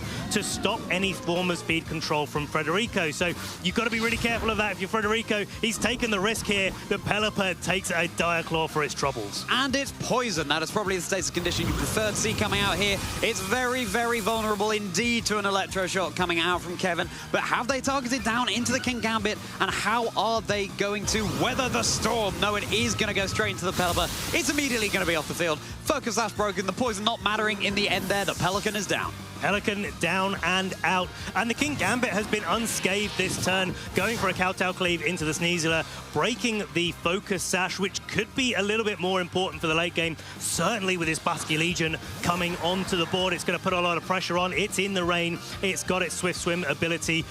Yeah, it can protect itself, but more likely it's going to be going on the offensive here.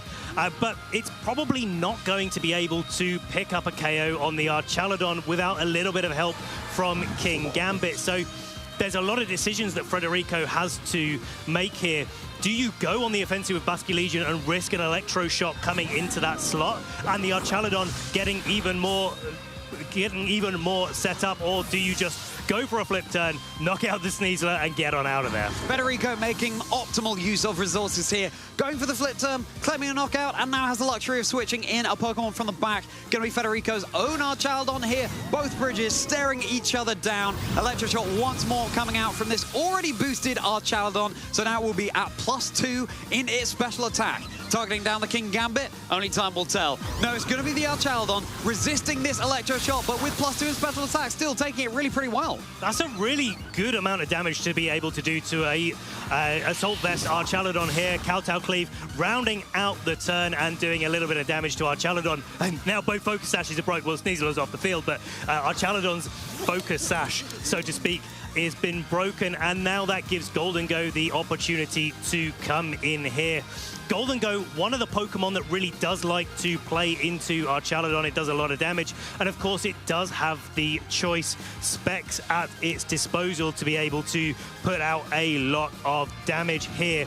Doesn't have any moves that really do like to target down the King Gambit, so I'm wondering what Kevin's game plan is here.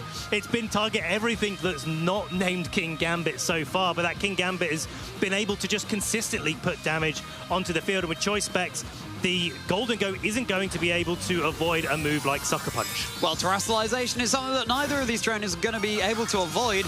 Golden Go will be changing up its typing to a pure Steel here, removing its weakness to the King Gambit, facing it down from the other side of the field. It's lost its Ghost typing. It's going all in on the Stone Cold Cash. Archaludon will be protecting for a turn. It's got some couple of boosts, and it likes it. King Gambit also going to be protecting, not chipping away any more into Kevin's team, as opposed to the previous turns. Make It Rain going to be resisted by the Archaludon on Federico's side of the field. It is boosted by the choice specs. It's boosted by the Terra Steel. How much damage? Bringing Archaludon down to about a quarter of its health. That's a lot of damage on that Archaludon. It's carrying the Assault Vest, so it's able to take it pretty well, but there is no recovery for that Archaludon. It's never going to have any more health than it has right now. Electro Shot, absorbing electricity in the rain, getting that special attack boost, and of course, charging up to land an attack into that choice specs Golden Go, not able to protect itself. The absolute correct target here. Yeah, Golden Go down to about a third of its HP now. Threatened.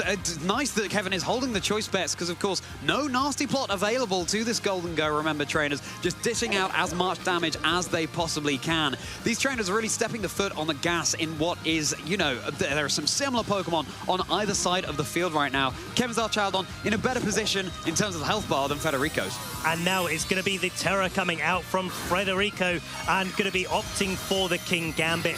Boost up the damage of their Sucker Punch. Now we saw the Kowtow Cleave do less than 50% to Archaludon. Now with that Terra Dark, maybe the Sucker Punch is enough to be able to knock out this Archaludon. This turn we'll have to see. Here we go. Yes, it is. It claims the knockout onto Kevin's Archaludon here, so just one bridge remains standing. Kevin down to the final two Pokemon. Archaludon going for a Draco Meteor, and it does connect into the Golden Go. Is it going to be enough? Yes, it is. Federico absolutely running rampant in this game here. King Gambit astride its Bridge Steed, and we have to reveal the final Pokemon for Kevin coming from the back in the face of all this offense. And with a Basculegion lurking in the back, make no mistake, trainers, this could well be an uphill battle. Double KO for Federico this turn and making absolute optimal use of the Archaludon and the King Gambit and making use of the Terra type as well. Not going for it in the previous turn, just allowing the Archaludon on Federico's side to do a little bit of damage to the Golden Go and maybe try to make it switch, but here we go. Scale Shot coming into the Archaludon. It already had two defense boosts from Stamina and it's getting a few more to its name. Yeah, these scales are going to do less and less damage with each that connect with the Archaludon. Boosting up the body press, not that it's something Federico might want to lean into here, given its resisted damage, but Draco Meteor, for example, that's not 100% accurate. Maybe it will end up being the most reliable move that the Archaludon can go for. We'll just have to see how many more turns it can stick around on the field. And the Draco Meteor from Federico's Archaludon is going to be dodged by this nimble Dragonite. Same cannot be said for the Kowtow Cleave coming out from King Gambit here. Breaking the multi-scale with a critical hit as well. The Dragonite down to just a sliver of HP. A sliver of HP, but it was always going to be an up-bridge battle here for this Dragonite to be able to make it all the way. And it is Kevin going to be forfeiting. It looked like Kevin was in a really good spot coming into the early couple of turns of the game, but Federico managing to turn things around. Huge congratulations to Federico here. Yeah, that was a really decisive, fast game. Faster than I was perhaps expecting there. And now Kevin has to decide how to adapt heading into the next game. Yeah, it's a tough one. I mean, looking at the speed orders that were going on there, Archaludon on Kevin's side was going first pretty regularly, but it did take too much damage from the first Kowtow Cleave to be able to survive the Terra Dark Sucker Punch in Game 1.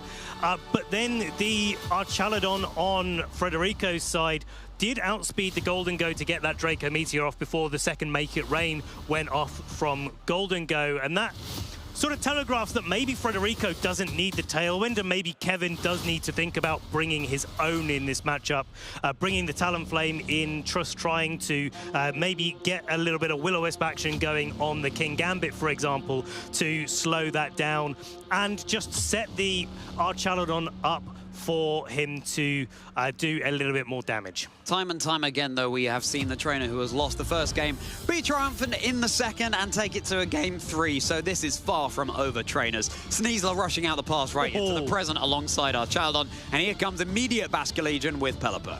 Turn 1 Basculegion is definitely putting a lot of threats on the board right early on, but it does give a little bit of an opportunity for Kevin to be able to target into that slot, because Basculegion can protect itself, but usually it's not optimal to do so with a choice item whatsoever, and it could give the space for Federico to get a tailwind. Oh my goodness gracious me, not very effective. What? With a choice band in the rain, that is huge damage from the Wave Crash onto the Archaludon. No status condition on the Pelipper there from Direclaw. Now, where is this Electroshock targeting down? Kevin's Archaludon already on such low health. Both Pokemon and Federico side of the field taking super effective. It will be into the Pelipper, so Focus Sash broken by the Sneasler. Kevin wanting that Pelipper out of there as quickly as possible. This is exactly what happened in Game 1 as well. Well, Wave Crash is the big difference here, where it's done so much damage to the Archaludon on Kevin's side of the field.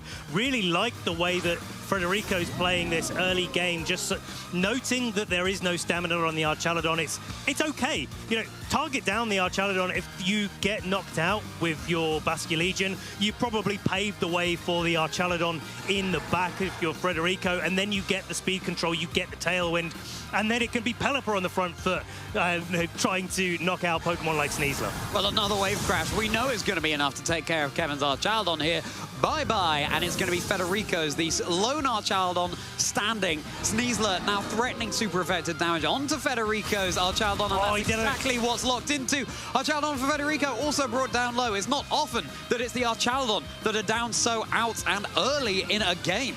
No need to go for your Terra Fairy if you know that you're likely to survive the close combat. Anyway, that is a very well-trained Archaludon there, going for the Electroshock, getting its special attack raised up. Of course, it's got its stamina boost that's going to stand it in a bit of a better stead for later in the game. And now Sneasler down to its Focus Sash from that Electroshock. And that Basculegion's doing so much work here.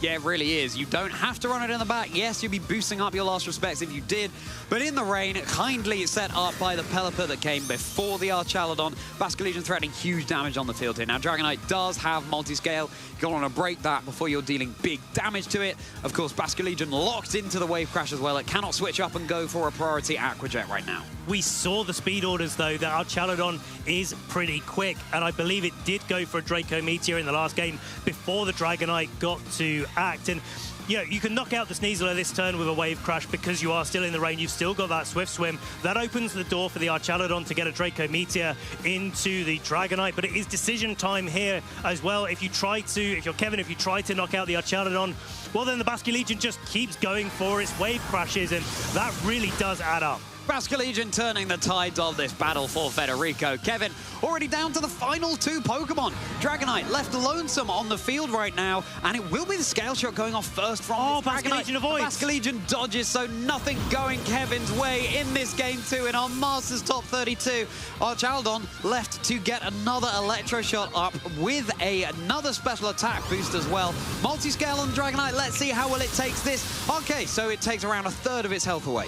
Okay, so I got the speed orders wrong from the last game, and Dragonite going there and not being able to connect the Scale Shot. Of course, a little bit of a detriment to Kevin. That Golden Go coming out in the back, it's looking like it's in a bit of a precarious situation. Kevin really needed that Basculegion gone to be able to have the Golden Go come in and just launch out, make it rains in the end game. He was playing to a Golden Go good time overall, but unfortunately, yeah, well, no change left in Golden Go's purse right now, because that Wave Crush is definitely going to be able to pick up a one-hit knockout, especially since the Golden Go is a Terra Steel. Yeah, I don't wonder how much longer it's going to be Golden Go, the chipper. While Dragonite going for its own Terra now, changing up its type matchups completely. It's now a Fairy Dragon on the field, staring down at Federico's Pokemon. And Wave Crash now targeting down right into this Golden Go. Massive damage. If there's ever been a better advert for Basculegion, I would love to see it, because this game right here shows you all you need to know about what this Pokemon can achieve. Scale Shot into the Archaldon. Going to be interesting to see if this is going to claim the knockout. Bit of it could, yeah, it will be, because the defense is being boosted with every single one that comes through. Of course, everyone has the chance to land a critical hit as well, though. But either way, we have an unrevealed Pokemon in the last one. Federico. Here we go. How much is it going to do? It's going to bring it down to 2 HP here. Okay, so that's hit number 4. This is going to be number 5 if it connects. No, it's just going to be the 4. So as a consolation prize, well, no, it's just to add insult to injury, I should say. Federico with the Archaldon. Now another Electro Shot coming off. Looks like Kevin knows the writing is on the wall here. Yet another boosted special attack. We were not expecting this Archaldon to stick around on the field to get 3 of these Electro Shots off. But this Dragonite, after what is truly an electrifying 2 games in our Masters Top 32, it's going to be Federico Camporesi.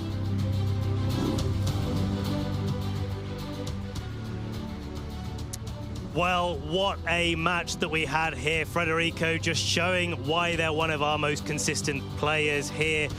And yeah, I mean, that game was so much of a showcase of how Basculegion can really just run through a team if you're not able, or if you're not prepared to be able to deal with it. There were some choices in that game, and I think looking at that game 2, turn 1, where Kevin was targeting the Electro Shot into the Pelipper, not wanting to allow speed control to go up, is a decision that you've got to be making.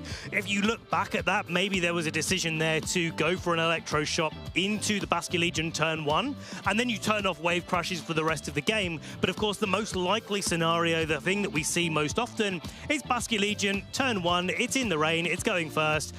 Flip turn on out of there. It's a ghost type. It doesn't get affected by fake out. You can do a little bit of chip. You can maybe break the Focus Sash and the Sneasler. You can maybe break the Sturdy on the Archaldon in this case. And then you can sort of bring it in the end game with its last respects. And that's not what Federico opted to do. It's those decisions that really make a top trainer. Federico was like, or I just knock things out. And that seems pretty good to me as well. And I was just looking at Kevin's team here and the things that can resist that. And, you know, we talk about super effective moves, we talk about not very effective moves, but at the end of the day, all of these multipliers add up, and whether it's not very effective or not, these Wave Crashes were dealing absolutely monumental damage. First of all, though, in this game 1, Basculegion took slightly more of a backseat, certainly compared to game 2. It was King Gambit that was really dominant on the field in that first game for Federico, and changing up the game plan. And it's always fascinating to see the trainers who have a second game plan ready to go, even if they've won in that previous one, having an idea how the opponent is going to adapt, and therefore how to adapt to that adaptation, and having 2 game modes ready to go is always a fantastic strategy coming out from the top trainers. This is one of the things that these sort of more balanced compositions are really good for, but the Basculegion in this game 2 was anything but balanced. It was definitely more of what you would call hyper offense, going for Wave Crash after Wave Crash after Wave Crash. With the Swift Swim, it was able to avoid the Dragonite Scale Shot, not a mechanic in the game whatsoever. We're just making a little bit of a play on the fact that Basculegion was going fast, but it was able to just hang on and keep going for damage. And yeah, that really does rack up. I mean, we saw in the last round, Klefki going for Dazzling Gleam over and over again, Ninetales going for Blizzard. Those are the sort of moves that you see sort of racking up turn after turn after turn, and maybe eventually it makes a difference. Wave Crash completely on the other end of the spectrum. Every single one is impactful, and of course it got, what, 4? Wave Crashes off in that game? Yeah, something like that. Yeah, I mean, at least 3. And I mean, on Kevin's side of the field, you have the Dragonite with the multi-scale and you have the Archaldon. Both of those resisted, but of course the Archaldon is not the bulkiest that we've seen. It's running the Power Herb item, and therefore the Wave Crash, again, even though it's not very effective damage, dealing some huge stuff out there onto Kevin's side of the field. And how do you deal with it? Well, you have the Electro Shot on the Archaldon, but again, if it's dealing as much damage as we saw it do in the first turn, or early turn of that game too anyway, then are you really going to be able to get that Basket Legion off the field before it can act? Certainly not before it can act, but it's going to be a tall order trying to deal with it. And of course, there's no Rillaboom to speak of, and that is a key counter to Basket Legion. It's one of those things when you see Basket Legion coming in Game 1, you've got to be thinking about bringing a Rillaboom in Game 2, but that's not always the right call to be taking to a match. I mean, you've got to be thinking about the rest of the Pokemon. Sometimes you can deal with a Basket Legion if you isolate it. Maybe you just catch it on the switch in. Because it was locked into a move with Choice Band, you can make those calls as to what Pokemon protects and what doesn't. And I think Kevin's game plan was centered maybe around using that Dragonite in the end game to be able to take an attack from Basket Legion with its Dragon typing, taking the Water type moves a little bit better, of course, and compounded with the multi-scale. You make sure that the Tailwind's gone. You make sure that the Rain's gone for later with the Pelipper getting knocked out turn 1 in both of the games that we saw there. And then the Dragonite kind of comes in at the end game when everything's a little bit softened up and scale shots once, and then the Rain's gone from the field after 5 turns. So you think, well, yeah, if I've scale shotted, then maybe I'm going to be faster than the Basket Legion. It doesn't matter what item it's got. I'm going to be able to target it down. Yeah, well, very well summarized there, Ben. And Federico takes a step closer to becoming our Gdańsk Regional Champion. Unfortunately for Kevin, that's it for their tournament, but I hope they're feeling very proud indeed of having reached the Masters Top 32. And again, with the talent that's out there in the field this weekend, it's a phenomenal achievement. Nearly 480 players were playing here this weekend. Not the biggest regional that we've had, but certainly the density of players that are very, very skilled coming out here this weekend to compete against, again, all of the trainers that we've had that are so talented. It is a crowning accomplishment to be able to make it to a top cut of any event this time. And let's hear from, of course, Federico Camperosi now about how his run has been and what he's looking forward to going into top 16 and beyond. Thank you very much, Charlie and Ben. I am here with Federico Camperosi, the winner of our last round, who will be advancing to top 16. How are you feeling after that? It's feeling very good. Thank you so much. So that's my first top cut since Worlds 2023. So I was feeling a bit bad about my recent performances. I got 5-3 into both Dortmund and Lille. So I came here just trying to have the most chill mindset I could have got and trying to relax and just playing the tournament to have fun. And at the moment, this paid off, so I'm really happy about that. I'm enjoying my moment. Yeah, it looks like it's really working out for you. You had such a commanding 2 games. You were in control the whole time. In the game 1, your King Gambit just took no damage and went rogue. And then game 2, you switched up. So what were your thoughts when you saw that team preview and how you approached it? So Kevin is a really close friend of mine. We wear the same shirts. We are of the same team. So basically, I already knew his team, and I knew it was not going to be a good matchup on paper for me because he plays Power Air Burst 30 Archadon, which is a very good counter to Rain. I think it's one of the single best mons you could use in a team to check the Rain matchup.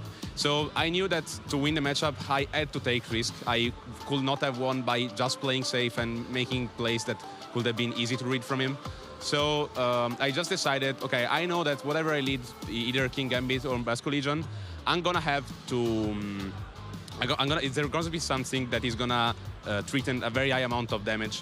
So it was like either Nizzler with close combat on King Gambit or Electroshot on Basket Legion. So I said, okay, I'm gonna take the risk of leading King Gambit, sacrificing Pelipper. So the point of leading Pelipper was he needs to double up it to prevent me from setting Tailwind. Yep. And it's kind of obvious that I'm going to protect King Gambit in front of close combat. So my approach was just like, if I get rid of the focus sessions, Nizzler attacking with King Gambit instead of protecting, and if I get the read right, then I get in a very good spot. I switched to Basket Legion for game 2 because I was not expecting him to repeat the same lead, but to go for something like more arc-checking King Gambit, like Talonflames, Nizzler, or something like that with Archadon in the back. So he didn't go for that. But then I thought I could have went for the same exact approach. So just like, in that case, I decided to break the sturdy of the Archadon and then just setting up Tailwind and either sacrifice 1 to get the damage or sacrifice the damage to set the Tailwind and have the damage performing well in the back. So I think my game plan was pretty solid. The game 1 was pretty fine. Game 2, the K shot miss could have helped, but then I remember that I had Archaudon that was faster than his Golden Go. So maybe the miss didn't matter because of that, but probably it just locked me the win, so I'm happy for that. Yeah, you had such a commanding control of both of those games. So you're running a very hyper-offensive rain team. What were your inspirations for building it? So these are the 6 months that have been used by Fabian Kuhl, who got top 8 at Lille. I changed some things. I saw the team and it was pretty cool. I also played Rain in Lille and it didn't go really well, but I played another version. So I came here in Gdańsk actually without knowing what I would use in a tournament. Okay. And then I just said, okay, I'm gonna pick something that I'm familiar with and I think it's good. So I just saw this team. I changed 2 things because the original team was running Leftovers, Archaudon and Assault Vest Rillaboom. I played a couple games and I saw that Archaudon without the Assault Vest was getting too much special damage. So I just said, okay, I'm gonna go Assault Vest with Body Press and then Ballet Seed Rillaboom to just trigger the stamina ability. And that has been really helpful to the tournament until now. So that was just the approach. So some days before the tournament, I said, okay, that's the team. I'm gonna change some things and I'm confident with it. Yeah, looks like it's a really powerful team. So lastly, do you have any shout-outs that you want to give to anyone watching at home? Yeah, absolutely. There is a lot of shout-outs I have to do. First shout-out to my friend Danetti for this one, my lucky charm for the stream match. Of course, the whole Il server group, my friends who always support me in every moment, the whole Italian community, all my family, every friend here in Gdańsk, and everyone who is letting me enjoy this moment. Thank you very much. Well, we're going to let you get ready for your top 16 matches, so best of luck. And don't go anywhere, trainers. We'll be back very shortly after the break. Hey Pokemon trainers, welcome to Pokemon Championships History, a series where we showcase important matches throughout the history of competitive Pokemon. It's time to flash back to the 2014 World Championships to relive arguably the most iconic moment in competitive Pokemon history, Sejun's Pachirisu.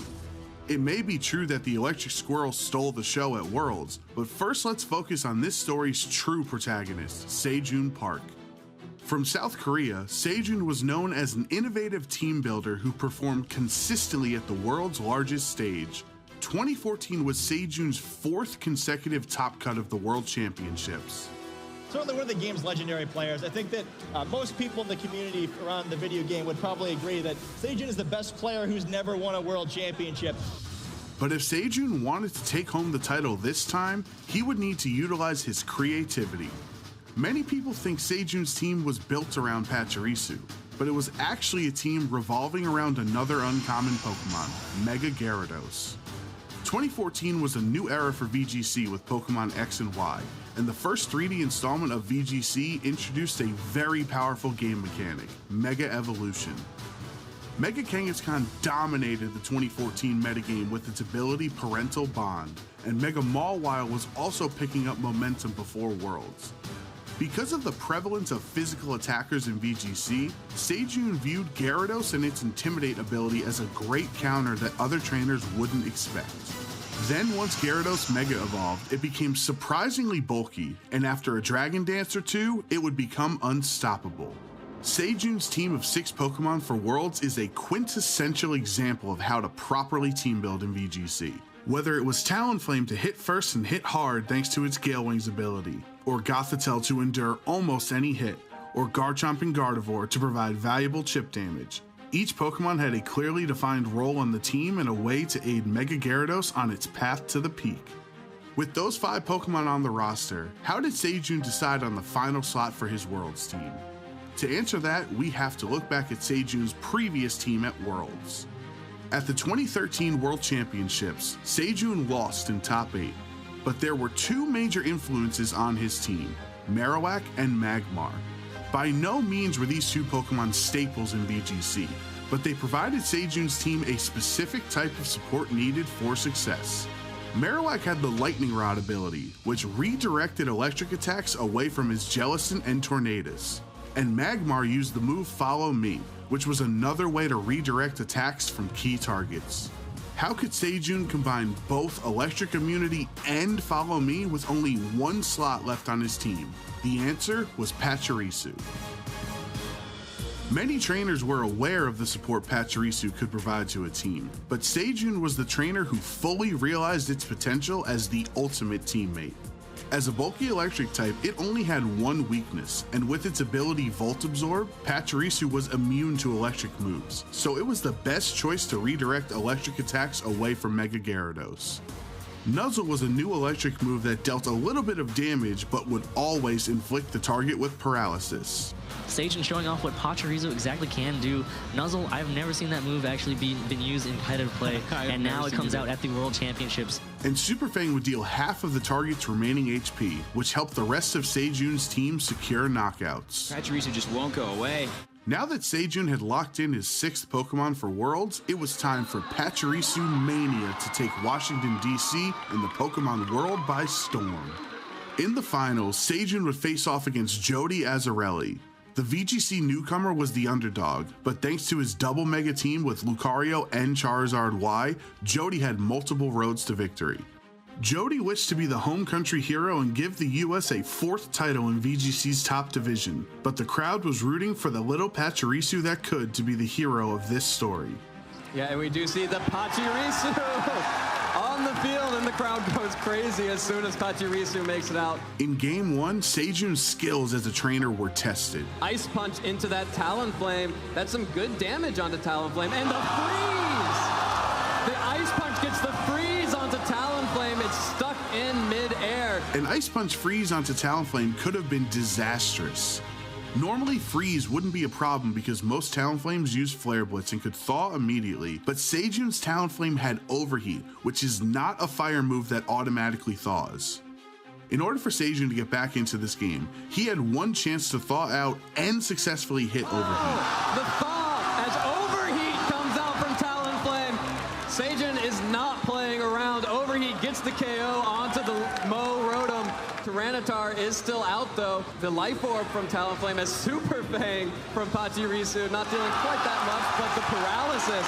Tyranitar fully paralyzed. With luck back on Sejun's side, once he was able to KO Jody's Mega Charizard, Garchomp and Talonflame had enough left to give Sejun the victory in Game 1. With that extra damage there, you're going to feel very safe that even intimidated, Talonflame can finish off this. But we see the forfeit. Yeah, Jody going ahead and forfeiting, and Sejun Park takes Game 1 of this best-of-3 set. Jody needed to change up his strategy in Game 2, and Mega Lucario packed quite the punch. This, however, was exactly the situation Sejun's Gardevoir was trained for.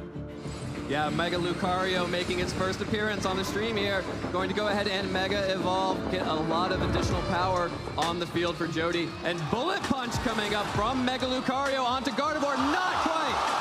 Not quite enough for the one-hit KO. Dazzling Gleam, the choice from Gardevoir. Super effective damage on Salamence, and the Earthquake. Is it going to be enough? Is Mega going down? The Mega goes down. Turn 1 for Jody. Once Gardevoir was knocked out, it was time for Pachirisu to show the world what it could do.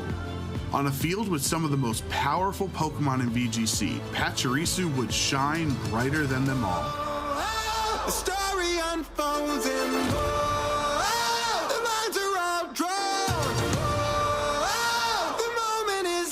to claim your glory. Salamence dropping a Draco and Pachirisu shrugging it off will go down as one of the most iconic moments in VGC history. With just one Pokemon remaining, it was time for the Prince of VGC to finally reign as king. Pachirisu is not going to do any of that. It's going right on the offensive. Super Fang going to take away half of Mo Rotom's health. Dragon Claw right back after the critical hit.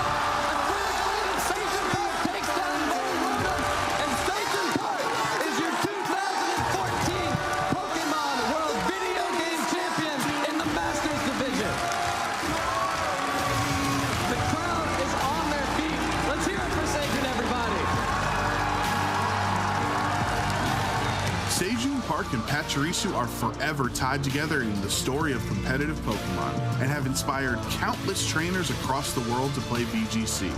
It takes a well-rounded team of 6 Pokemon to become world champion, and Sejun proved that success is a team effort. Seiju's lasting impact is not that Pachirisu was the greatest Pokemon ever, but instead it was a great Pokemon for the role he was looking to fill. Thank you for watching, and let us know some of your favorite moments in VGC history by using the hashtag #PlayPokemon.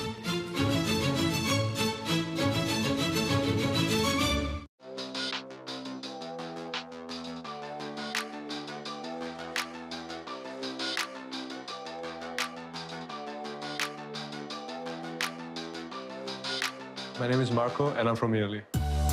Traveled to come to compete against the best, and he'll leave having etched his name amongst the greats as an international champion, not just the first, but the second time in his VGC journey. I watched the anime a lot when I was a kid, and then, when I had the opportunity, I started playing the video game as well.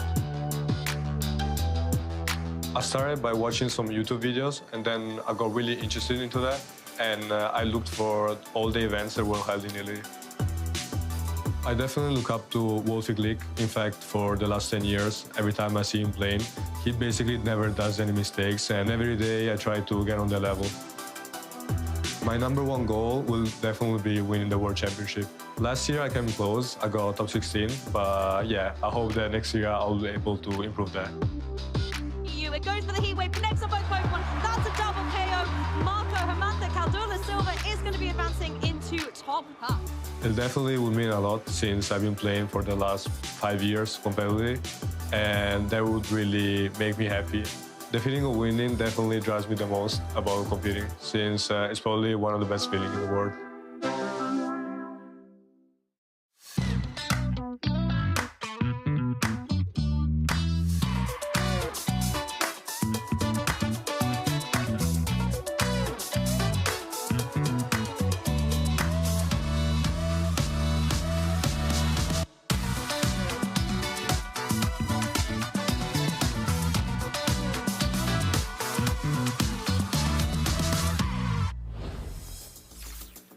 Welcome back, Pokemon trainers. This is going to be the top 16 of the Gdańsk Regional Championship 2025. My name is Jamie Boyd, once again joined by Zoe Liu behind the desk. What a great game we had to feature in that asymmetrical top cut, advancing into this top 16.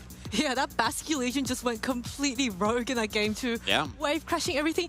And with that, we have officially seen all 4 weathers on stream this weekend. Yeah, we absolutely have, and that was one of your main predictions, that there's going to be a weather war going through this tournament. We saw it in Lille as well. There was every single weather, I believe, in that top 8 bracket as well. We'll have to see if that is going to be the case going forward in this Gdańsk Regional Championship. We are 1 round away from being able to find out who is going to be advancing into that top 8. Yeah, I'm really excited to see whether or not those very accurate Charizards from yesterday are going to be coming back and, dropping those really powerful overheats.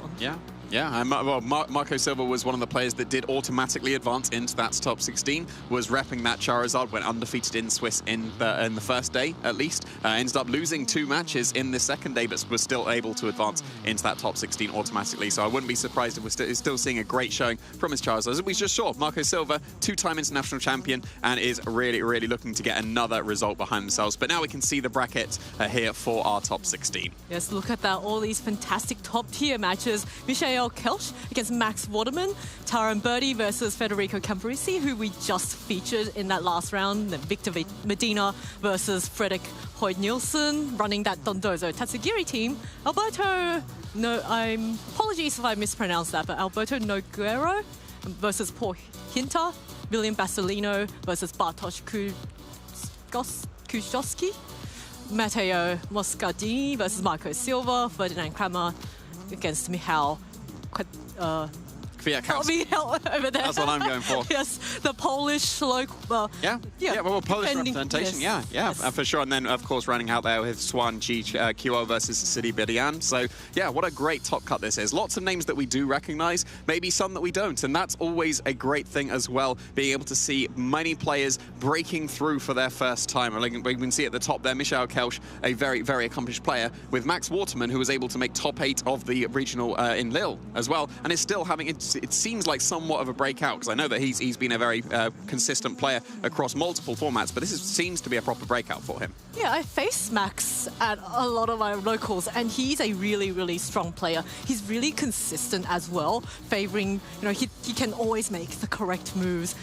A lot of his teams, they're quite offensive, but there's also, he has a capacity to be balanced. So that's going to be a really fantastic match. But of course, Mikhail is not going to make it easy for Max, because we all know that's top 4 at Worlds last year and then the Worlds finalist the year before. And undefeated in the Swiss rounds in this regional as well. Always going to be a fantastic showing from them.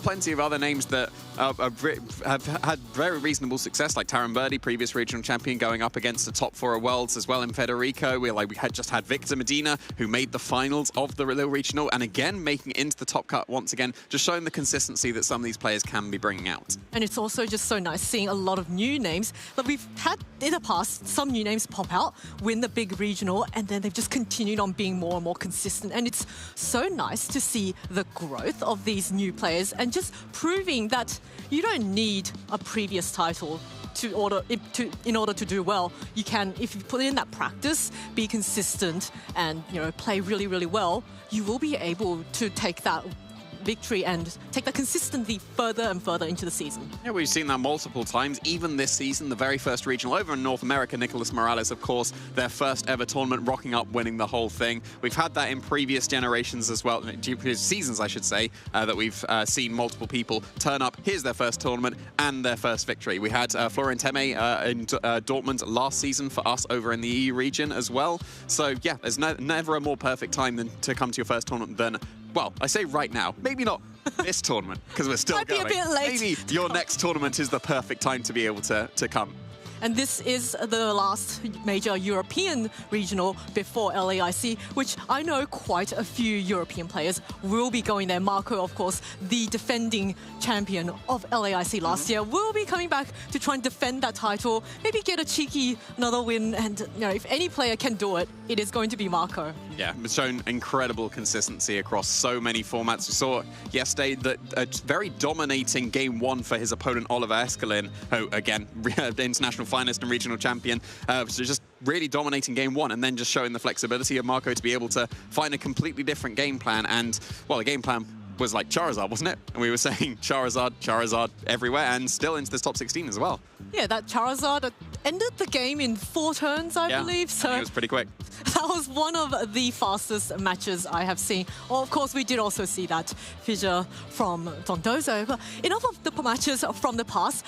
Our match is now going to be ready. So we will be featuring Michael Kelch versus Max Waterman for our top 16. Yeah, we can see the rest of the matches that are going to be going on there. Michael, of course, we mentioned that undefeated run. We'll see if that is going to continue here on stream. But yeah, Taran Birdie versus Federico, previous regional champion versus a top 4 Worlds competitor. A very, very solid performance there.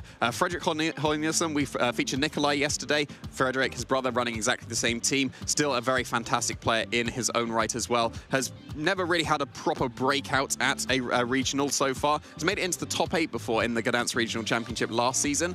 We'll see if he's going to be able to do that once again against a very solid player in Victor Medina, who was our most recent regional finalist. A lot of these players have shown that through consistency over time, if they put in that work, that effort, they will eventually get that regional championship title. And Victor Medina came very, very close at Lille 2 weekends ago, and I'm sure he will be chasing that win, just going that one step further, maybe getting another regional. But of course, all of these trainers will be trying to chase that regional title, that automatic invite to Worlds, if not just a lot of championship points on the line, and securing that spot for a travel award and onto that leaderboard. Yeah, this is a big bump in championship points going up into the top 8 compared to the top 16, so this is definitely a match you want to be winning. Of course, you want to be winning all of them after you manage to make it into that top 8. But yeah, this is a very significant round for sure. Of course, we're rounding off there with Marco Silva, who we've been mentioning previously, against Matteo Moscardini, who's running a team that was very consistently run at the very beginning of the format, and seemed like that combination of 6 started to drop off, but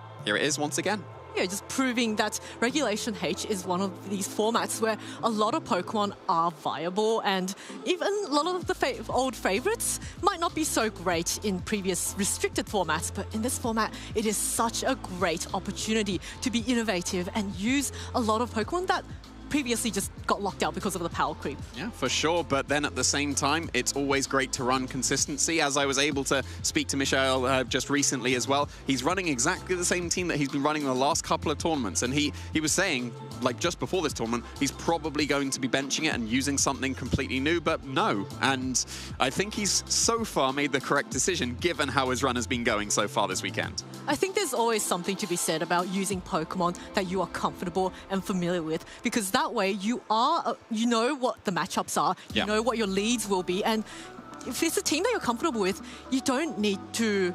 There's not as much thinking of figuring out immediately during the team preview, oh, what lead matchups work the best. And having that advantage can be really useful because you don't have to think quite as much and, you know, use that during the game as opposed to during the league matchup. Yeah, and I think we might be seeing that coming out from Max Waterman's side as well, as he is going to be running what some would consider a very standard rain team, but it's standard for a reason, right? We see these combination of Pokemon together because they are consistently doing well. It's coming out on Michelle's side as well, the same 6 Pokemon, still going to be able to get an undefeated run in Swiss, but on Max Waterman's side, it's just a pretty standard rain team, but that's going to be comfort for him because it's going to be something he's going to be able to practice with a lot. Both players will have surely faced the opposing team that they're about to face, and it's just probably going to come down to who's going to be more experienced on the day in that matchup. Yes, it looks like Max is also running a similar team to what he ran at Lille, if not the same. I believe it is the same 6, yes. So, yeah, it's just going to show that using what you're familiar with can often be the correct call, even though you may think that, you know, that the format's moved on a little bit. Let's take a look at our players' accomplishments. Both of these very seasoned players. Max Waterman on the left there, Lille Regionals top 8, World's top 64, Sheffield Regionals top 8, and Sutton Coldfield Regionals top 4, and Michael Kelsch with maybe the slightly more impressive achievements, World's top 4, World's finalist, Dortmund Regionals top 16, and also that Stockholm Regional champion. Yeah, we can say so much about Michelle, and we already have, and this is Max's, I believe, might even be first time on the stream, at least in recent memory, so I just want to focus on Max just a little bit more, because you can see going back to 2016, he's been playing for quite a while at this point, and he's one of, like, at least for us, he's one of our local players. Yes. Like, he comes to the local tournaments that we attend as well. We know that he's been incredibly consistent. Beats everyone there.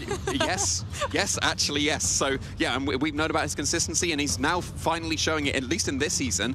He's managed to get top cuts in previous seasons, 2016, quite a while ago, top 4, very impressive. 2018, again, a top 8. But back-to-back, almost top 8s here for Max Waterman. Very, very impressive. This might actually be his proper breakout. Yeah, Max here running that standard rain team. Amoonguss, Incineroar, Basculin Legion, Golden Go, Pelipper, and Archaludon. Amoonguss and Incineroar dropping a little bit in usage in this format, but all of these Pokemon have been on the top 12. I think minus the Basculin Legion. That's the only one that wasn't on that top 12. Yeah, I think so. Yeah, and you can get away without a Basculin Legion on a rain team, but it is one of the most common partners for Pelipper outside of Archaludon because it's getting that Swiss one. We saw it in the previous round. There was just wave crash after wave crash from a choice band of Basculin Legion, and it did over 50% to an Archaludon. That's a resist. Basculin Legion can do absolutely massive damage. What a resist? There is no such thing as a resist when you're in the rain with a choice band using a really powerful wave crash. So Max has just a really hyper offensive rain team, and I'm sure having used it so much, he has a lot of experience using it. And Michelle's team is the fairly standard, you know, the team that he innovated, and a lot of European players have been kind of adapting it to their use. So Michelle, Rillaboom, Magmar, Primarina, Sneasler, Dragapult, and King Gambit. Yeah, we were saying this is a standard team of 6. It's because of Michelle yes. and, of course, his German partners that this is a standard team. He was the innovator of this with his partners in team building, and has just made slight adaptations every single time. Like, he was really hyping up the Terra Water on the Primarina. We've always been seeing some kind of defensive terrestrialization on the Primarina, most commonly poison at the moment because of Sneaser's prevalence. But he was saying, Terra Water, that's offensive, yes, because it can get the damage to the Hyper Voices, but also he was saying it's a defensive one because of adaptations that would counter a Primarina. The example he gave was a Heavy Slam from a +2 Dondozo would normally be able to knock out a Primarina if it Terra Steals, not if you go for Terra Water. So it's just slight adaptations across the formats that, because he's so comfortable with this team, but he's able to adapt it to the meta as it develops. Water type is a really good defensive option. We see a lot of Amunguses commonly carry that to remove that fire-type weakness. And Primarina, up against a rain team with that Terra Water, it might be a really, really fantastic offensive option because you now get the ×2 damage boost from that terrestrialization. So I can see Michael wanting to bring that Primarina into this matchup. Yeah, and definitely very viable here. He mentioned in his interview as well, he had only faced one rain team so far this tournament, and this is only going to be the second one. But this has got to be a matchup that he's experienced in, right? Because the team that Max is using, it's not an unexpected team of 6 to do, on a rain team. So there's going to be experience on both players' side. Again, because Michael innovated this team and made it so popular, Max will have definitely faced this as well. So there's going to be matchup experience on both sides. It's not like, well, here's a completely unexpected team. I have to make a game plan in 90 seconds. These players will know what's going to happen in this matchup, and it's just going to come down to who has prepared the best coming into this regional in terms of this matchup. Yeah, this is really close matchup. I know Michael did mention that he wasn't that comfortable with the rain matchup, but if anyone has the experience to take their team through this rain matchup, it is going to be Michael. And here we go, top 16, Sneasler and King Gambit versus Max's Pelipper and Basculegion. Immediate rain set up on the field. Yeah, these are very classic duos coming out for both of these trainers here. Of course, Pelipper getting that Swift Swim active on that Basculegion immediately, and the Sneasler paired with the King Gambit can go for those fake outs to get that Swords Dance available on the King Gambit. May not have time to do that though, because the Basculegion is threatening absolutely huge damage immediately because of that rain boosting up its wave crashes. So if it does choose to go on the offense here, that would be huge damage, but you do have to contend with the fact that there could be a Sucker Punch immediately into that Basculegion, which would immediately KO it. You can bypass that with either an Aqua Jet or going for your Terra. The Pelipper here is not going to be staying on the field. It's done its job. It's set the rain for that Basculegion.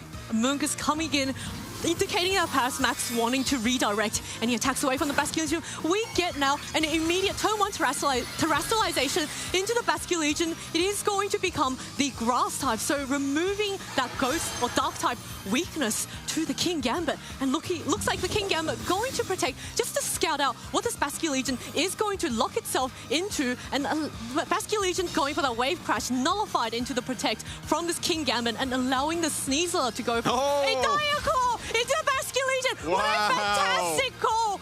Just proving Michael why he's one of the best players. Yeah, what a fantastic play that was. Catching that Basculegion, going for its defensive, in this case, terrestrialization, so that if a Sucker Punch came into that Basculegion, it would have been able to survive. But, of course, the downside is you become weak to that poison, and it's gone immediately. And that's the terrestrialization used as well. That's the main source of offense on Max's team coming off the field as well. Pelipper's just joined the field again. It was on the field and didn't do anything. Now it's back. So Pelipper is still going to be able to threaten the Sneasler with Hurricanes, and Amungus can threaten with the Spores. But, yeah, what a fantastic opening for Michael in this game. Yeah, Michael just proving that he's probably had a lot of experience with this matchup and taking advantage of the fact that the Basculegion was that Terra Grass. And now Amungus on the field can start spreading a lot of spores and putting the opponents to sleep. Michael may have his Rillaboom in the back to try and predict which spot gets spored. But Pelipper, also a really a nice offensive option in the rain, hitting with those really powerful weather balls. But Pelipper just going for the protect this turn, maybe trying to bait some attacks into it and buying the Amungus a turn to maybe put something to sleep. Yeah, it's definitely going to be able to put something to sleep this turn, because that was a Dire Claw into the protecting Pelipper, as well as a Kowtow Cleave. So a very good play in response from Max here, because that Amungus was not attacked at all. Here is a completely free Spore into that King Gambit. Yeah, I'm sure now that the King Gambit has been put to sleep, it will not have the opportunity to set up a Swords Dance just yet. It'll have to wait for it to wake up. But Sneasler is still on the field. It can start spreading Dire Claws, and if Michael is lucky, he might be able to get a status move from... Oh, you're trying again. You're trying to speak things into existence once again. 50% But I guess at this point, we know what Dire Claw can do. We've seen it multiple times across this stream. We're going to see it most likely go into this Amungus now that it's gone for the Rage Powder, and yep, that was the Dire Claw, but no status to speak of. Here's a responding Weather Ball from the Pelipper. Like you said, lots of damage done in the rain. That's over half damage to that King Gambit, as it does take its mandatory turn of sleep. Yeah, Pelipper, just a really strong offensive option. Max may have lost that Basculegion, but he's still got a Pelipper. Once it sets up the rain, it is really powerful in its own right. And Amungus, in a really nice spot here, just can constantly redirect away attacks. And Sneasler, if he chooses to attack and Max is careful, he might be able to land a spore onto that Sneasler. Yeah, it does seem like he has the opportunity to here. But if the Kingambit does stay asleep once again, then that would be an opportunity to go for that spore. It does stay asleep here, so going for some kind of priority move, whether that was a Protector or a Sucker Punch. But that is a Dire Claw into the Pelipper from the Sneasler, and again, no status. So that's a Weather Ball in response. That's enough to easily pick up the knockout on that opposing Kingambit. And yeah, like we mentioned, the Amoonguss did not go for a Rage Powder this turn. That Sneasler is almost certainly going to sleep here. Yeah, sleepy times for Sneasler here. He may have enjoyed spreading some sleep through Die Claws in some earlier matches, but this time it's the Amoonguss's turn to put that Sneasler to sleep. Yeah, and that means that no Dire Claw is going to be able to come out of this turn. There's the Rillaboom joining the field. So that's going to be able to at least bypass any Rage Powders that the Amoonguss would be able to go for. And thanks to that Dire Claw initially hitting that Pelipper, the Focus Sash is broken. So it will come down to the speed training of the Rillabooms here, because some Rillabooms just end up outspeeding a Modest Pelipper. But when you're Focus Sash on Pelipper, do you make the choice of Modest for more damage or Timid for more speed? And that becomes incredibly impactful depending on the training of an opposing Rillaboom. That's one of the biggest reasons why you might want a speed boosting nature on your Pelipper, because some Rillabooms just settle for the Modest Pelippers. So this turn could be pretty big, because that Grassy Glide that could come out from the Rillaboom would be incredibly close if it's enough to be able to KO a Pelipper. And if you're not confident in that means you need to go for the Woods Hammer, and that will come down to the speed training on the Rillaboom and the Pelipper.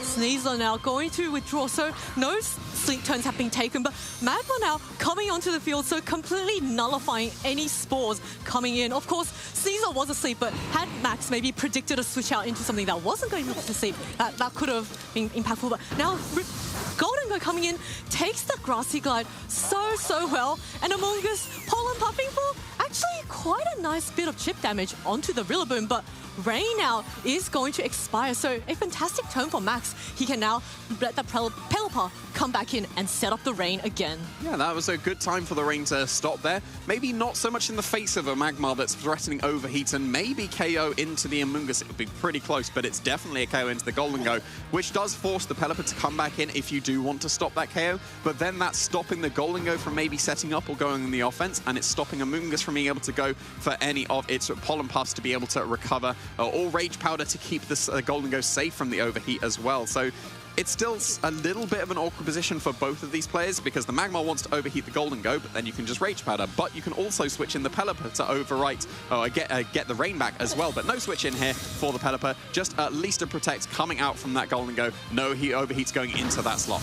A Grassy Glide onto this Amoonguss, times for resistance, not doing anything, but now we're going to Overheat is into the Gholdengo. So a very nice Protect from Gholdengo there, allowing the Amoonguss to get a Pollen Puff onto this Rillaboom, which is actually, the damage is really adding up, and 2 more Pollen Puffs might be able to do it, although with the grassy terrain recovery, looks like the Amoonguss might need 3 more Pollen Puffs. Yeah, but the Gholdengo can just turn on the offense whenever it wants as well. It's the Life Orb variant, so might be pretty close if a Make It Rain is enough to KO the opposing Rillaboom. And even if it's not, this is still a turn that you can go for a nasty plot, so you can just Rage Powder away the Overheat. Obviously, you can't Rage Powder away the Rillaboom, but that's not the one that's threatening the big damage into the Gholdengo compared to the Overheat that could be coming out from the Magmar. Could be a high horsepower into the Gholdengo. That would still do some very significant damage, and it would be pretty close if that's enough to KO. But no, it's just a Grassy Glide once again. Once again, chip damage onto this Amoonguss, allowing the Gholdengo to go for the nasty plot. So Gholdengo outspeeding the Magmar. Looks like the Magmar is going to go for the Overheat onto the Amoonguss, and that is going to be easily enough to knock out the Amoonguss. But now that allows Max to get that free switch back into his Pelipper and reset the Rain on the field. Yeah, and that means that the Overheat is really not going to do too much damage at all to this Gholdengo, because you've got that -2 special attack and also the Rain. It's not really threatened too much at the moment. The Rillaboom's the best source of offense into this Gholdengo, because of course the Sneasler waiting in the back, even if it were to wake up, can't hit the Gholdengo at all. So it might need to be completely down to this Rillaboom to be able to KO the Gholdengo, but it's taken a lot of chip damage. Like those 2 Pollen Puffs really, like you said, they added up a lot, and the Rillaboom's just above half HP. Might very, very close, be in range of a +2 Make It Rain because you've got the Life Orb boost available to the Golden Go as well. So yeah, this is going to be incredibly close in terms of how can you deal with this Golden Go now that the Magmar's not going to be doing too much damage with its overheats. A terrestrialization coming off from Mishael's side. Looks like it is going to be into that Rillaboom, going for that Terra Fire, so making itself resist any neutral Steel-type moves. But did Max predict that? And maybe did he go for the Shadow Ball? Because I think we saw a glimpse of that. But Magmar, firstly, just going for the Follow Me, keeping its partner safe from any single target moves. Grassy Glide coming off into the Pelipper, easily enough to knock it out with the boost from the Grassy Terrain. And Pelipper is down, Max is down to his final Pokemon, and that is the Golden Go. That Shadow Ball might not be enough to KO the Magmar. Comes Magmar's very close with that Life Orb damage. Yeah, very, very nicely done there. The Grassy Glide was enough to KO the Pelipper. That's pretty impactful because that put a stop to any of the Weather Balls that could have come out and picked up the KO on these now double Fire type on Mishael's side. But it's still incredibly awkward because you have to rely on the Rillaboom to be able to do the damage. The Sneasler can't do anything here at all. So is the high horsepower going to be enough in combination with maybe a Grassy Glide in the future to KO this Golden Go? Do you go for the Follow Me, expecting a Make It Rain, or do you go on the offense with the Overheat? If the Make It Rain comes out, Overheat's the correct play, and if Shadow Ball into the Rillaboom comes out, Follow Me is the correct play. So there's not really a safe path for either player here. You just have to predict, do you go for Make It Rain in the face of a Follow Me, or do you go for a Shadow Ball in the face of an Overheat? Or if any Pokemon can pull the win back, it is going to be Golden. Magmar now going for the Protect, keeping itself safe for one more turn, and it is Make It Rain into both the Magmar and the Rillaboom, which is going to take it very, very comfortably. Oh, not quite. It is both Pokemon out now. It took it. Not comfortably, but it took it, and that's the most important part. And it's just how much is this high horsepower going to do in response? And it's not quite enough. Close. But there's a little bit of Grassy Terrain recovery, and if you would just allow one more hit from the Golden Go, it's going to start KOing itself to its own Life Orb recoil, and that's kind of a perfect time for the terrain to disappear for the Rillaboom, because you can just switch it out, and then it has to, in order for the Rillaboom to come back on the field, Golden Go has to take another round of Life Orb damage, and that should put it into Grassy Glide range. So yeah, there goes the Rillaboom, and that should be enough now for Mishael. Incredibly close, but being able to time it so that the Grassy Terrain disappears is absolutely perfect here for Mishael. Oh, Magmar getting that double Protect, keeping itself safe for yet one more turn. So Make It Rain now coming onto the Sleeping Sneasler, and oh, that's a tongue twister. Yeah. And knocking it down to its Focus Sash. Sneasler has not taken any turns of sleep, so it will be falling asleep this turn. And we've seen the Golden Go outspeed the Magmar, but it has now been knocked down to neutral, and one more hit of Life Orb is going to knock out this Golden Go. Yeah, and now we're in a very weird endgame because the Magmar got the double Protect. Mishael should not attack here at all, and at the same time, Max should not attack. Like, Max needs to make it so that the Rillaboom comes back on the field, because otherwise the Life Orb would just KO itself in. And wow, Magmar was even able to take it, so doesn't particularly matter because of the Life Orb choice on the Golden Go here. It does so much damage, but this is one of the detriments. Life Orb just KO'd that Golden Go, and Mishael is able to take this first game.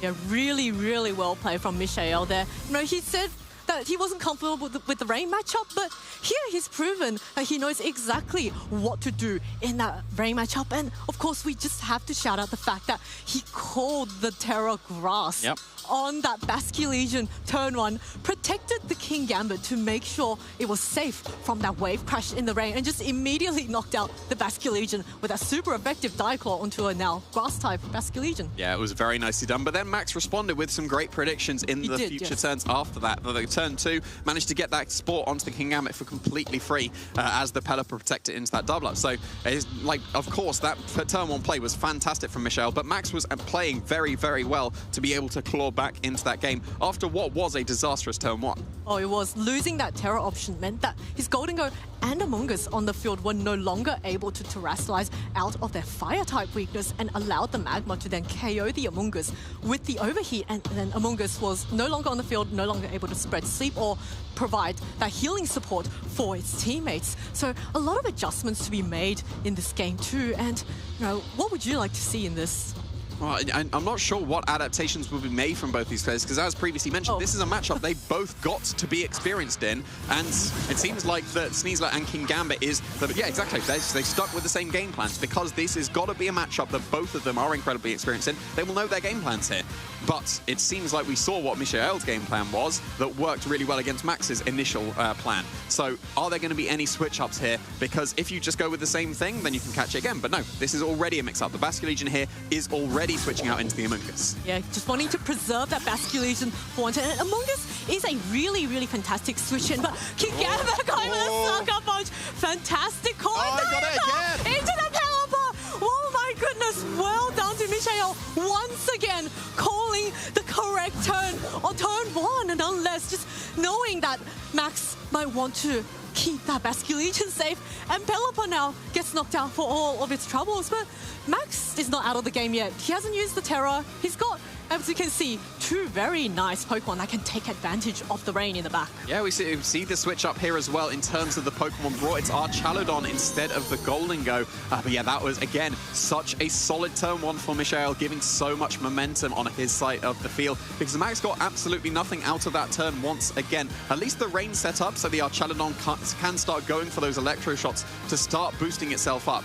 But yeah, Michael just showing once again the experience that he has already, why he has had so much success, just being able to call the turns absolutely perfectly. Does Max have what it takes to be able to respond? Because we saw that in the first game. He was able to get the predictions here, but no, there's no Rage Powder. That's massive damage with the close combat into that Archaludon. Yeah, even with that defense boost, that is not going to help the Archaludon survive any more hits in the future. And now Archaludon does go for the Electro Shot. With just that first hit, it does get that special attack boost. It's not going to be enough to knock out either the Sneasler or the King Gambit. Looks like the targeting has been into the King Gambit, so does quite a decent chunk into it, but answering response into Cowtail Cleave, and Archaludon is down. Yeah, Archaludon is gone. That's 2 Pokemon already KO'd on Max's side of the field. Yes, you do get to spore this Sneasler, and it is now guaranteed to sleep. But that's just such a solid opening for Michael in this second game. Yes, the Terra is still available on Max's side of the field. You can go for that Terra Grass to be able to definitely survive a Sucker Punch if you want to be able to spore as well. But it could just be a simple Rage Powder here. And one of the nice things about Basque Legion, it was KO'd immediately on that first turn. Usually when you lead it, you want to be going for your Water moves. When you've left it in the back, you lock into Last Respect instead. Last Respect becomes incredibly powerful if Basque Legion's teammates have started to be KO'd. It's now 150 base power because there's been 2 KOs, and that might even be strong enough to KO this still Dark-type King Gambit because of that initial damage from that Electro Shot.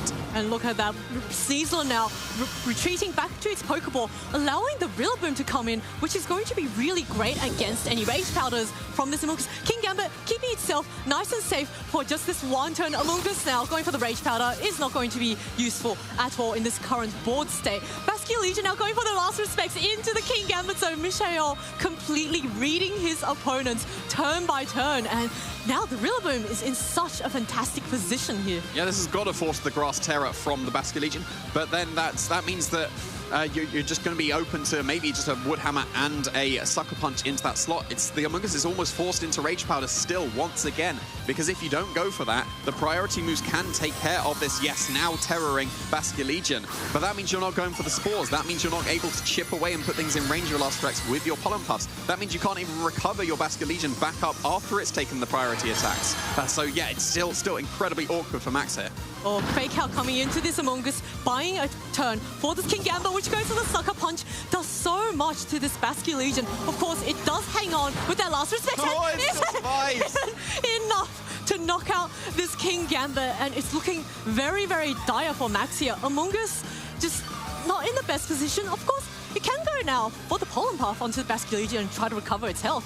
So that's got to be the way back into the game, right, for Max, because you're taking too much damage on the Basque Legion, but at the same time, if you go for Pollen Puff and then the King Gambit clicks Sucker Punch, we saw that's a 2-shot onto the Basque Legion. So you're almost forced into the Rage Powder, which means you can't get that recovery and you can't get the Spores and you can't get the Pollen Puff. So if you do go for that Pollen Puff, then it could just be over. It wasn't even Sucker Punch. Very, very good play And a KO into Rillaboom knockout. for Max. But if this is a Kowtow cleave into the Basculegion, that would still pick up the KO. And the Kowtow cleave does target the Basculegion. Pollen Puff can no longer target anything because there is nothing on Max's side of the field except that lone Amoonguss. I'm not sure it's going to be able to 1v3 here. No, this poor Amoonguss fails the Pollen Puff onto the now fainted Basculegion, and looking very, very dire for Amoonguss. Sneasel, of course, still asleep in the back, but at this stage, there is absolutely nothing this Amoonguss can really do. Can maybe try and get a critical hit on a King Gambit to knock it out, but Sneasel will wake up eventually. I don't even think the critical hit will knock it out. It would be able to KO the King Gambit for sure, but not the Sneasler, and almost certainly not the Pokemon in the back. And there is the forfeits that we have can see there. Mishael is advancing into the top 8. Congratulations, Mishael Kelch, for playing a fantastic game, completely reading his opponents, both turn ones, and it was such a momentum swing. Instantly, Max was down one Pokemon, and then Mishael was just able to capitalize on that advantage and slowly chip away at his opponent. Yeah, just getting that turn 1 correct is huge because it's a matchup that both players would know about, but it's not a stable one. Both of those leads, there's multiple different ways that it could go. We saw 2 different variations. Protects on the Wave Crash as Diaclaw KOs the Terra Grass now Basculegion. Fantastic play.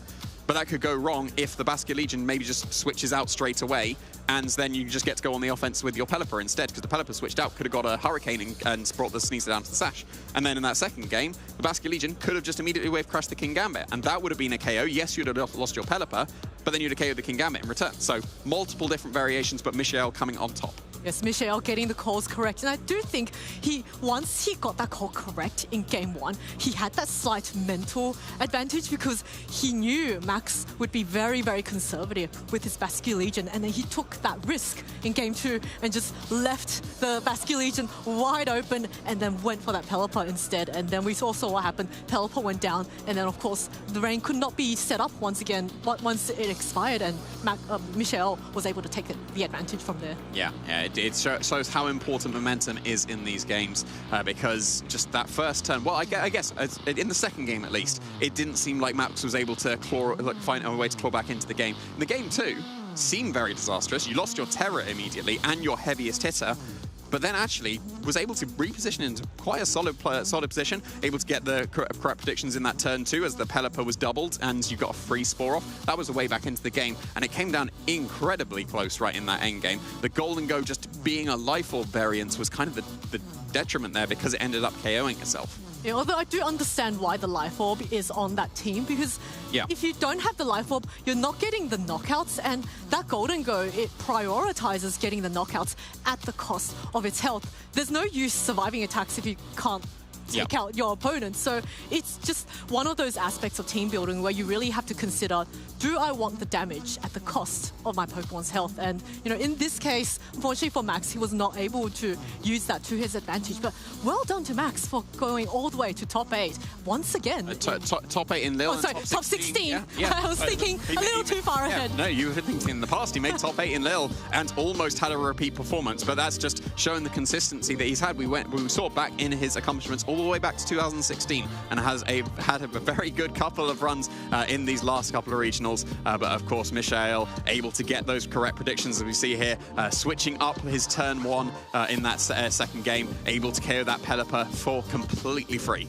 You know what, when Mishael said he was scared of rain, I don't believe him anymore. He's beaten both the rain teams that he has faced, and absolutely phenomenal 2-0. Like, a lot of the times when the player says they're not that confident in a match, you often see it go into game 3 because it's very balanced, both players trying to read each other. But Mishael just completely dominated, especially in those turn 1s, getting the calls correct, and just so impressive because especially in that game 1, Basculegion, if it stayed Ghost type, it would have resisted the Diaclaw. Yeah. And, maybe it would have been put to sleep, maybe it would have been paralyzed, but it would have resisted and not get knocked out in one hit without doing anything. Yeah, but you're incredibly brave if you just immediately attack with Wave Crash in the face of Sucker Punch King Gambit, right? It makes perfect sense to be able to go for that Terra Grass. The reasoning is because of that Sucker Punch, you will definitely survive, and you get to respond back with huge damage. Wave Crash would KO the King Gambit, Wave Crash would bring the Sneasler down to its Focus Sash, and even if you take the Sucker Punch as the Terra Grass, and then Diaclaw KOs it, at least you've got either a KO or a sash broken.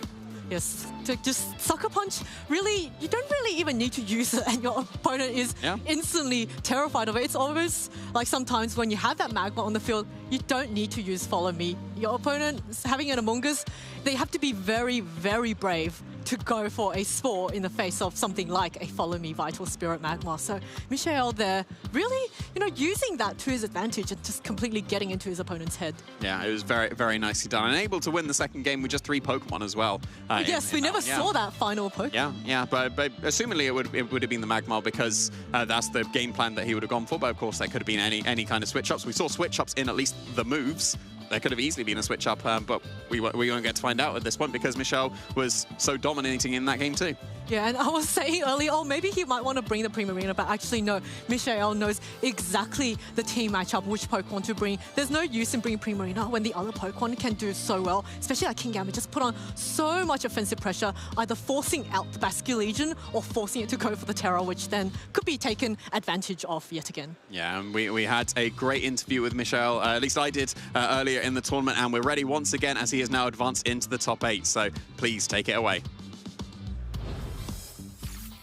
Anyone else feel like this is just Michelle Kelsch's show and we are living in it on stage? Congratulations, Michelle. You were saying just then, if you had the opportunity, you just lie down on that sofa. You must be exhausted, but how are you feeling otherwise?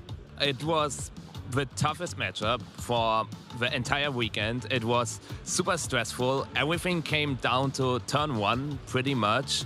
I know when people were talking about my team, they were always saying, this team is outdated, it cannot keep up anymore, it has a bad matchup in terrain. And I was like, yeah, you're not wrong, but you're also not necessarily right, because you have tools. We saw it. You have tools. It is tricky, but it's definitely one of the toughest matchups, and I'm just super glad that I won this exact matchup. I had a lot of practice going into this, so that also helped a lot, but it was still super tough.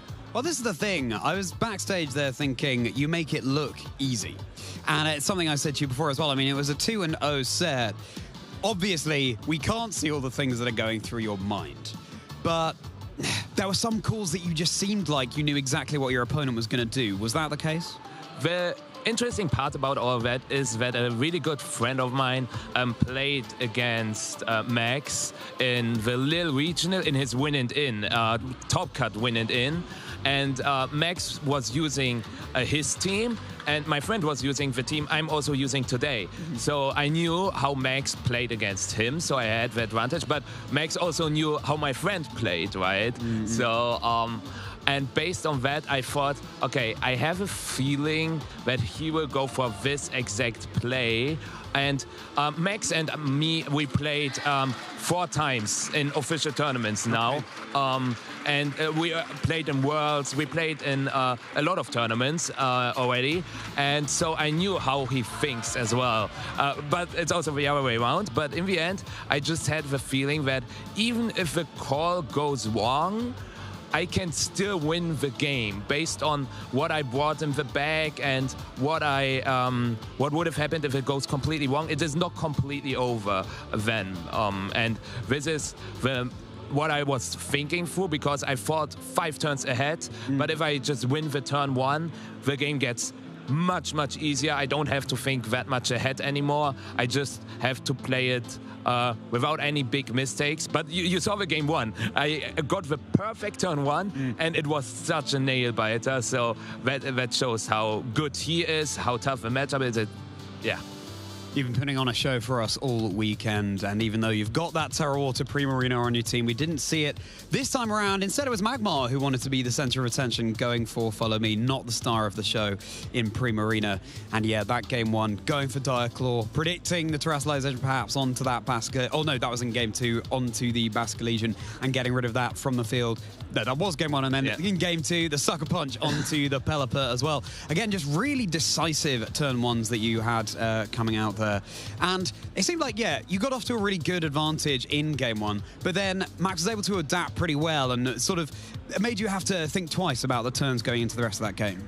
Yeah, I thought like he was in my head, because if I just go for the super safe play, I won't lose anything. I looked very bad when I just grassy glided twice into the Amoonguss, but I was predicting an Pelipper switch there, and I didn't want to Wood Hammer because I didn't want to take recoil damage, and I was so sure that he has to go Pelipper because he palm puffed my Rillaboom, but another fair play is just going for high horsepower into Goldango and follow me. That is the super safe play I was talking about, and I didn't decide to go for it because after that turn 1 I had this adrenaline. I was like, okay, I can read him, I know what he's doing. But then it was the other way around. He knew what I was doing, and suddenly I fell back. I get a double protect in the end, which only matters if he gets a double protect with his Goldango, because I will get a grassy glide into it with my Rillaboom. But because of that, he dies to a life orb recoil, and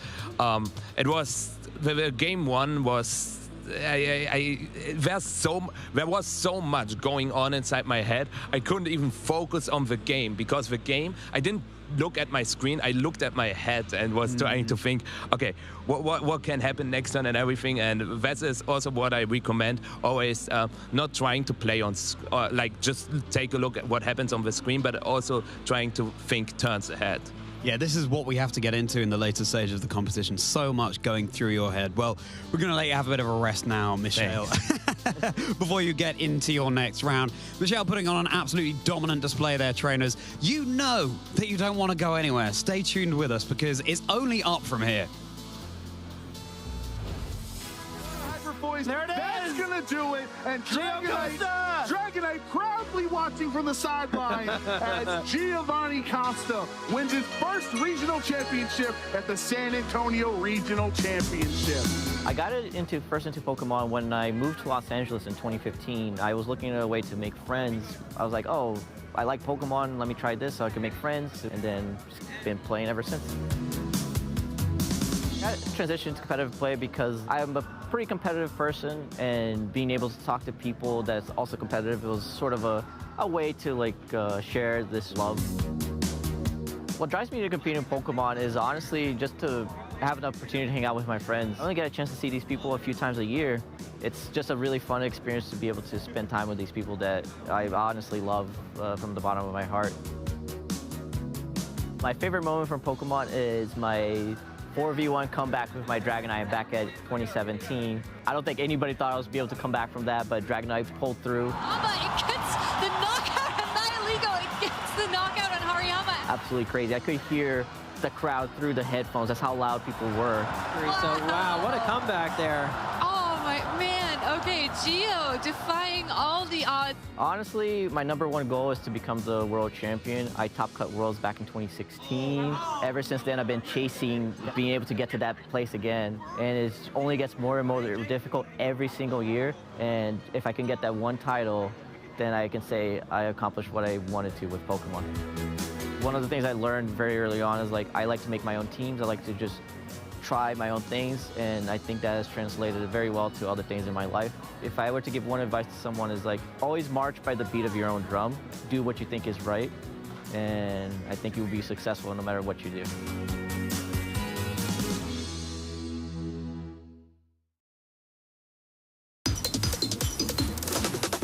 I started playing Pokemon with Red and Blue in 1999, I think. Started playing competitive Pokemon in 2010, and my first VGC event was in 2015. Probably go with Bulbasaur, I guess. Lots of players, but Amelia Forbes is the best player in the world. I'm here to have fun and just, enjoy the game. I think the game is beautiful, and building teams is great, and I'm just here for love of the game. My favorite event food is my cookies that I bring to every tournament. They're good, and I get a lot of compliments. My favorite city is probably Melbourne. Melbourne's always great. Every time in Melbourne, it was a blast. Of course not.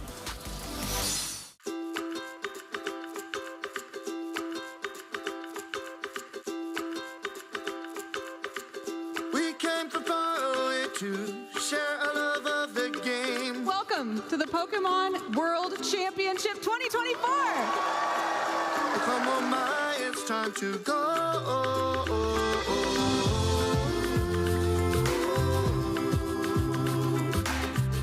Come on, my.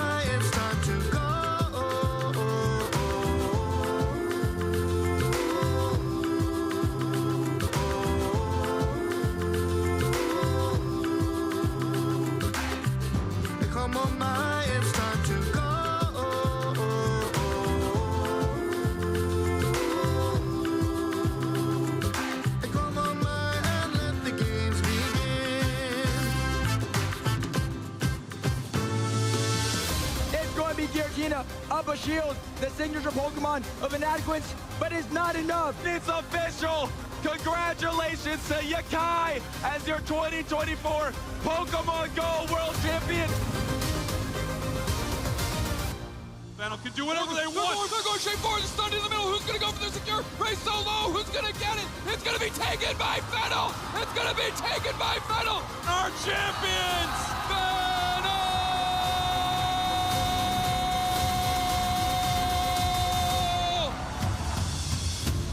One final count, as careful as possible in this highest of stakes moment.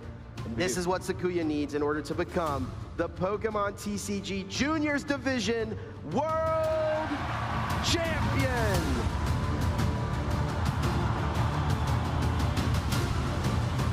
Giratina V-Star, a pivotal card here in the Red Deed Drago deck. Lost Impact, we're gonna see 2 energy go to the Lost Zone here, but that's gonna take the knockout on that Gardevoir EX here, and that's the game. Evan Pavelski is your senior champion here in 2024 at our World Championships. Is there anything in the deck that can get us? There's 1, maybe 2 energy. Is there an attacker? Is there a switch? We are thinking just going to conclude that Earthen Vessel. And there is the hand! Fernando Cifuentes is your 2024 Pokemon Trading Card Game World Champion.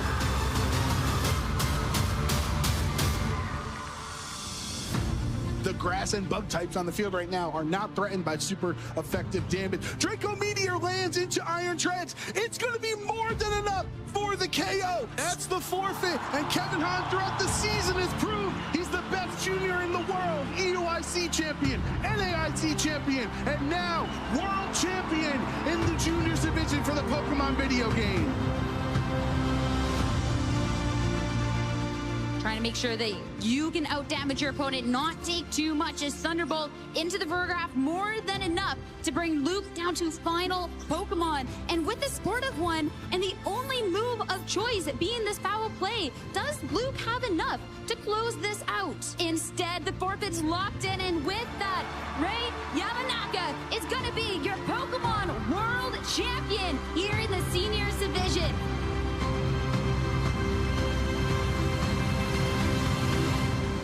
The Electro Drift into this Iron Valiant is going to be enough to secure the knockout here. You see the headset come off, and Yuta knows this might just be all she wrote. This Pelipper, the last bastion of hope here for Yuta to try to get through this game, but the rain has stopped. The protection is gone here for this Grass-type Pelipper. And as we see the forfeit locked in, we got to see Luca Cernavelli become your 2024 Pokemon World Champion.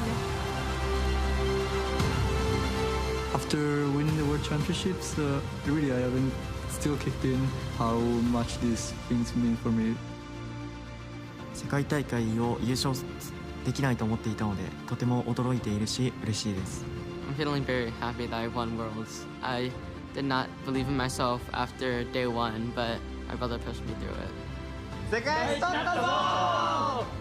最高です。優勝できたからです。我感觉非常的开心、兴奋以及自豪。下位チャンピオンになって、あまり実感はないんですが、すごいことをしたなっていう気持ちがあります。感謝したい人は、ここまで連れてきてくれた家族と練習を付き合ってくれた父です。Right now I'm feeling very good. After this, I'm going to show up to Worlds next year since I got my auto invite and see how that goes. Realmente bien, no sé cómo explicarlo, se siente increíble.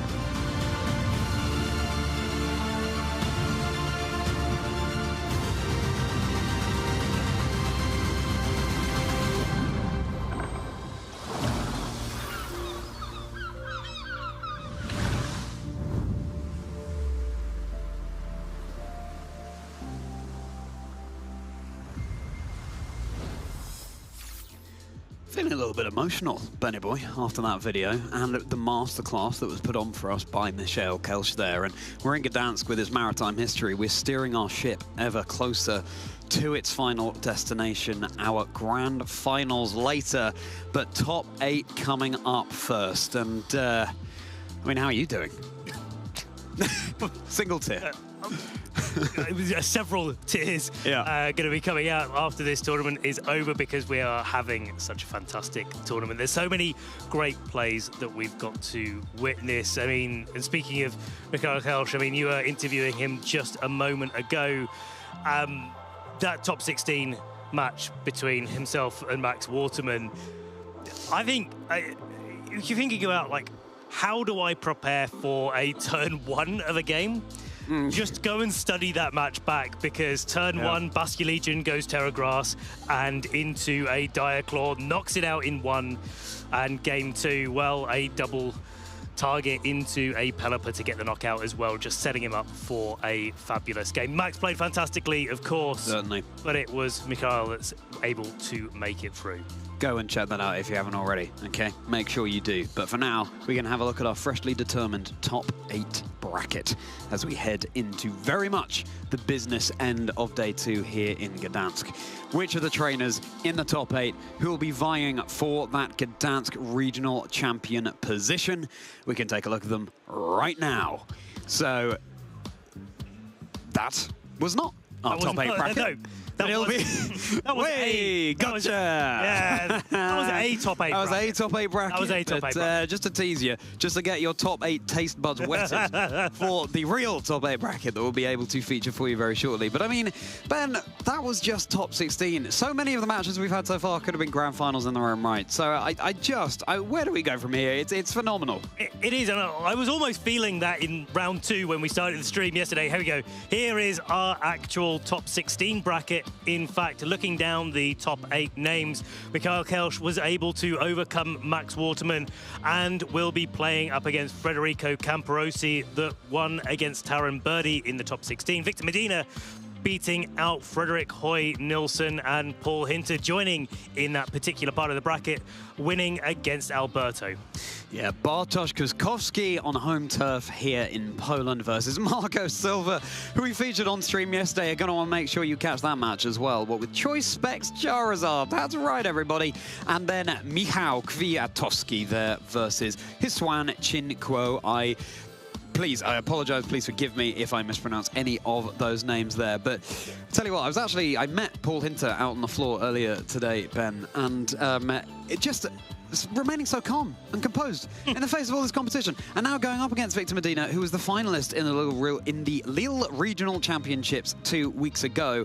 And this is the way these competitions work. You know, Michel, when I spoke to him just then, exhausted, but you've got to bring even more mental fortitude and focus as the day goes on. So we're really putting our trainers through their paces here, but I think the adrenaline is going to help them no end. It definitely is. Sometimes that's for a benefit, sometimes that can be a deficit. It all depends on each individual trainer and how they mentally prepare, mentally focus. Some trainers love to ride that momentum. They love the energy, they love the adrenaline that comes with it.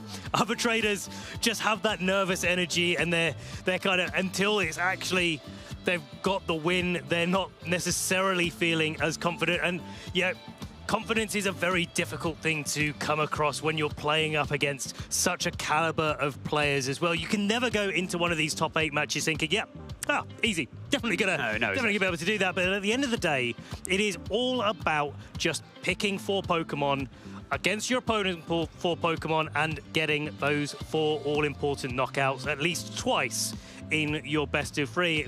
So simple when you say it like that. A little bit more difficult to execute, but that ultimately is what it's all about. Anybody can beat anybody in this game. And at the end of the day, if you're never in over your head, how do you know how tall you truly are? Sometimes you just got to go up against an opponent like that to raise your game. Thank you. Thank you very much indeed. That's a motto I hold dear to my heart. And now we can take a look at our community choice. That's right. It's time for you all to vote for which games we feature. Now, whoever wins here will be featuring that game, and also the game that finishes in 2nd position for you all. Able to feature 2 top 8 matches here in Gdansk. Very exciting indeed. Now, Michel Kelsch versus Federico Camporesi, we saw it in the bracket just then. Are you going to give Michelle a break, or are you going to get them on stream once more? And of course, Victor Medina, Paul Hinter, the match that we were just talking about there. Two Volcaronas staring each other down. Do you want to see how that goes down? Marco Silva versus Bartosz. We saw Marco play with that Charizard. Unfortunately, Jamie and Zoe, if that match does win, won't be able to see their favourite moment repeated again in day 2, but maybe a little bit later on, depending on how that match goes, because, of course, there is a little bit of a weather war going on there. Yeah, and Klefki, that is a Klefki, everybody. Enough said about that. Yeah, Michał Kwiatkowski versus Husuan Chikuo there as well in the bottom of the screen. Basque Legion, Volcarona, we got Ninetales, we got 2 Sneezers, of course we do. Of course we've got Sneezers, we've got 2 Rillabooms as well. It's going to be, yeah, well, good luck to you. But we will be featuring whichever wins the community choice and whichever comes second. So get on over to Twitch, cast your votes. We want to see what you want to see. And thinking about what we want to see, Charlie, what do you want to see here? What's your top pick of matches that that we have in front of us? I know they're all going to be great. Yeah, they are. Which one are you leaning towards? Okay, so what immediately grabs my attention has to be Bartosz versus Marco here. I want to see that Charizard on stream again. I want to see it dealing not very effective damage to whatever's on the other side of the field, which, of course, is still going to be monumental. In fact, there's nothing on Bartosz's team that resists fire-type moves. I also want to see Klefki getting up to its cheeky screen-setting Misty Terrain and, therefore, status-avoiding antics as well. But, you know, that's just from the perspective of the Pokemon. There are so many players we could feature. What about you, Ben? It's the Volcarona Showdown for me. Okay. It is the Volcarona Showdown. Volcarona is a Pokemon that, well, I'll say it since you're going to say it at some point anyway, I've been using for a very long time in the video game. It's something that's quite a special Pokemon to me, and I love seeing it being so prevalent in this format, getting its time in the sun once again. Actually, I was about to say, or maybe getting its time in the rain because there's a Basque Legion there, but that Basque Legion isn't combined with any Pelipper or Politoed. So, yeah, it's going to have its time to shine here. And, yeah, I haven't been able to see how Victor's been getting on as much this weekend as well. Of course, he's come off the back of being the Lille Regional Championship runner-up. And so, yeah, here we are. Top 8. Again, Victor on the list. I want to see how he's doing. Yeah, and shout-outs to the style points represented by Paul there with the family of 3 Mousehold. That is a much rarer find in the game once you evolve your Tandemaus into Mousehold. So then, it's up to you. Make sure you're on Twitch. Make sure you're casting your votes. They're all going to be incredible, so really you can't go too far wrong. But do you want to see the more veteran players? Do you want to see newer players? Do you want to see more wacky Pokemon? Do you want to see the more standard Pokemon? The power's in your hands, everybody, and we cannot wait to see what you have in store for us. I don't know about you, Ben, but the atmosphere in this regional, they're all electric, but this one, for some reason, is just ramping up and up and up. This one is the most hyped I've ever been, I think. And we've got Michelle Kelsch, Federico Camporesi, Victor Medina versus Paul. And the one we'll be featuring first will be Victor versus Paul. So your wish came true, Ben. It's going to be Volcarona versus Volcarona. Love that, to see that. And we're going to see how these 2 trainers are going to be playing up against each other. Paul Hinter, of course, another trainer that we haven't been able to feature as much as well. So there's a double prize here certainly for me. We get to see Victor Medina as we do in many other regional championships, but also we get to see a new player make their mark on stream, and we get to see Paul add another title to his list of accomplishments at the same time. Yeah.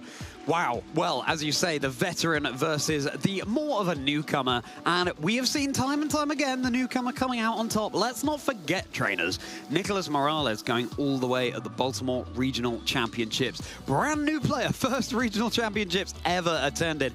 I believe Paul has slightly more experience under their belt than that. How are they going to match up into each other? Well, we shall have to see when we get that match underway. And, of course, coming second will be Michelle Kelsch versus Federico Camporesi there. Michelle using that tried and tested team that's been tweaked and fiddled with over the regulation set and just honed into the finely crafted team that it is this tournament now. Federico, of course, using something a little bit different and bringing rain as an archetype to this regional championships, where many other trainers have opted to steer away from that weather setter in Pelipper.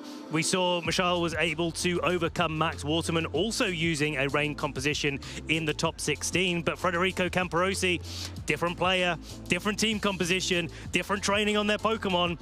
It doesn't mean that Federico is down and out. Michal, he's undefeated so far, but he is defeatable potentially for Federico, potentially for his next opponent. Who knows? Maybe he'll go all the way. Appropriate surname if you're running a rain team, Waterman there. Yes. So, congrats to you for that choice there, Max. Michelle was saying before how the Rain Basque Legion matchup is not his favorite, and he's going to have to go up against another one. You're going to see that on stream next game that we feature. But for now, yes, it will be Victor Medina versus Paul Hinter. Victor reaching the finals of a tournament for the very first time in Lille. Certainly wanting to go all the way, and just the consistency. You cannot understate that. Being able to get fantastic result after fantastic result, whether it's a win or not, you know, top cut, top 2, top 4, that is something that all trainers are striving for, and Victor's right there. It's only a matter of time. I mean, even just making day 2 consistently is something that's very difficult to do in really any tournament that you're playing in, whether it's the regional championships or even the international championships. You have to have such a long day of Pokemon, and it gets harder and harder as you go up the Swiss standings. You're playing players with the same record as you, and as you carry on winning, hopefully that you are, you're also playing up against players that are winning as well. So it's so difficult to consistently make it all the way there, especially with the skill that we have in the field. There is no easy games. No.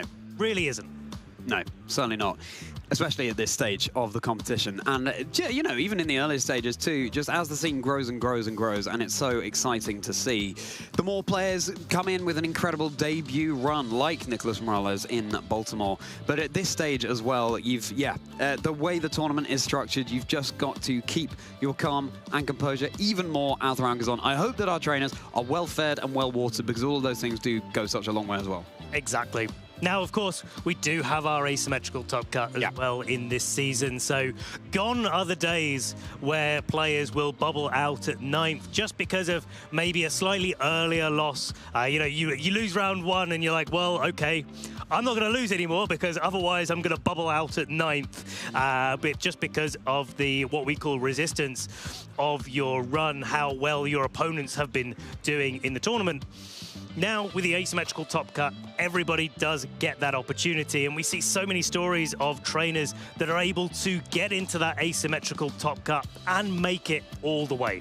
Yeah, and that's the thing. The trainers with the same number of match points as that 8th position were all able to compete in the asymmetrical top cut. It's now been defined as our top 8, and the mix of old and new names in there is incredibly exciting. And I hope it's inspiring all of you at home to get involved as well. Certainly in this business end of the competition, it might be looking a little bit scary. You might be there thinking, no thank you, and rather not go up against Victor Medina just yet. But at some point, it's going to have to happen. If you want to be the best, you've got to beat the best. Yeah, that is it. That is it. And, you know, this is the old adage of dress for the job that you want, not the job that you've got right now kind of thing. You know, you want to be playing up against the best. And even if you're doing that in a day 1 as well, that's always a really good opportunity to be able to test yourself against these veteran players.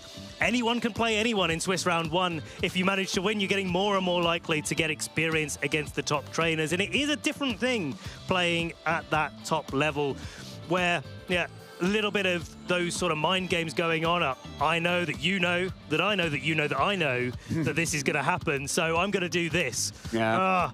But maybe they know I'm going to do this as well. So, it comes down to a combination of that and a combination of just finding those consistent end games. Like with the Life Orb recoil with Michel Kelsch versus Max Waterman, that high horsepower did just enough, and Michel knew that he could just switch out and let the Life Orb do the work. Yeah, when the Life Orb works against you, that is the drawback of using that item. You get a boost to your power, but you also have to take a little bit of your health in return for dealing that boosted damage output. here they are on stage. Victor Medina and Paul Hinter squaring off against each other. It's good to see them sharing a little bit of a chat and a smile there, because at the end of the day, it tends to be the trainers with that freer mental attitude coming into the later stages of the tournament that can have those fantastic results. Don't put on too much pressure.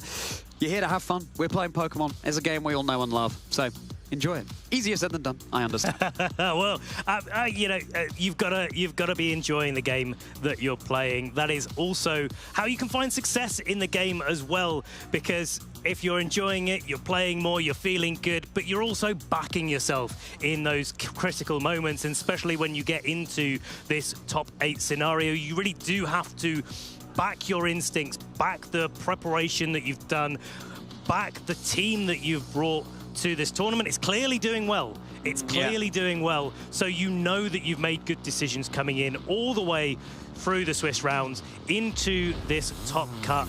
Now it's just about executing those game plans. Yeah, you make a really good point there, Ben. So much of this competitive Pokemon game we play is about accruing information as the tournament goes on, as the match goes on.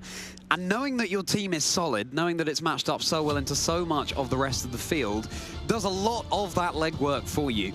Being able to trust it, and trust is such an important element as well, means that you can take that very solid foundation and soar. Let's hope that's what both these trainers can feel right now. Absolutely. Let's see how these trainers are faring up as they stare each other down with a smile on their face. Victor Medina on the left, with a few more accolades to his name so far. As we've talked about before, Lille regional finalist in this season, top 8 at the 2023 World Championships, top 4 at the North American International Championships, and top 4 at the European International Championships the year before. And clearly Gdansk is a region that serves Paul well, having finished in the top 32 in the last season at the very Gdansk regional we are here at today. Looking forward to seeing more accomplishments being added there to Paul's roster, and we are both sure that it's going to be only a matter of a very short amount of time before it is. Paul really making an impact, making waves here in the metagame, just like Basque Legion with its Wave Crushes. Worth noting as well that both of these trainers went 9-1 overall in the Swiss round, so they've only lost to one opponent, but beat all 9 of the other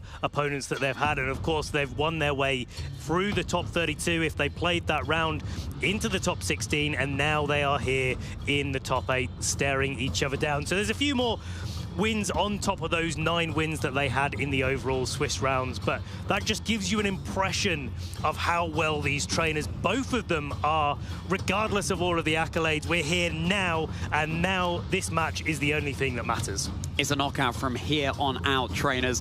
If they lose here, they are going home. They are out of the competition. Hello, Victor. We see you. We see your fantastic team. Rillaboom, Volcarona, King Gambit, Sneasler, Electabuzz, and Dragonite. Thunderbolt on the Electabuzz, not opting for any sort of speed control here. Maybe that will play an impact where these two Volcaronas are staring each other down, as will the Terra type on the Volcarona. Terra Fairy, a really nice defensive type, especially where Dragonite, like Victor is opting for here, are going for loaded dice scale shot to get those boosts out on the field. And of course, opting for Haze as well. Just that insurance policy against all of the Pokemon in the format that like to boost themselves up, like most of the other Pokemon on Victor's team. Yeah, and of course, Scale Shot reduces your defense, boosts your speed. You can also get rid of that defense drop and speed boost if that would serve you in the position you find it yourself in. Clearly, a tried and tested team here. It's brilliant to see these two trainers having such a fun time on the desk and just settling the nerves against each other.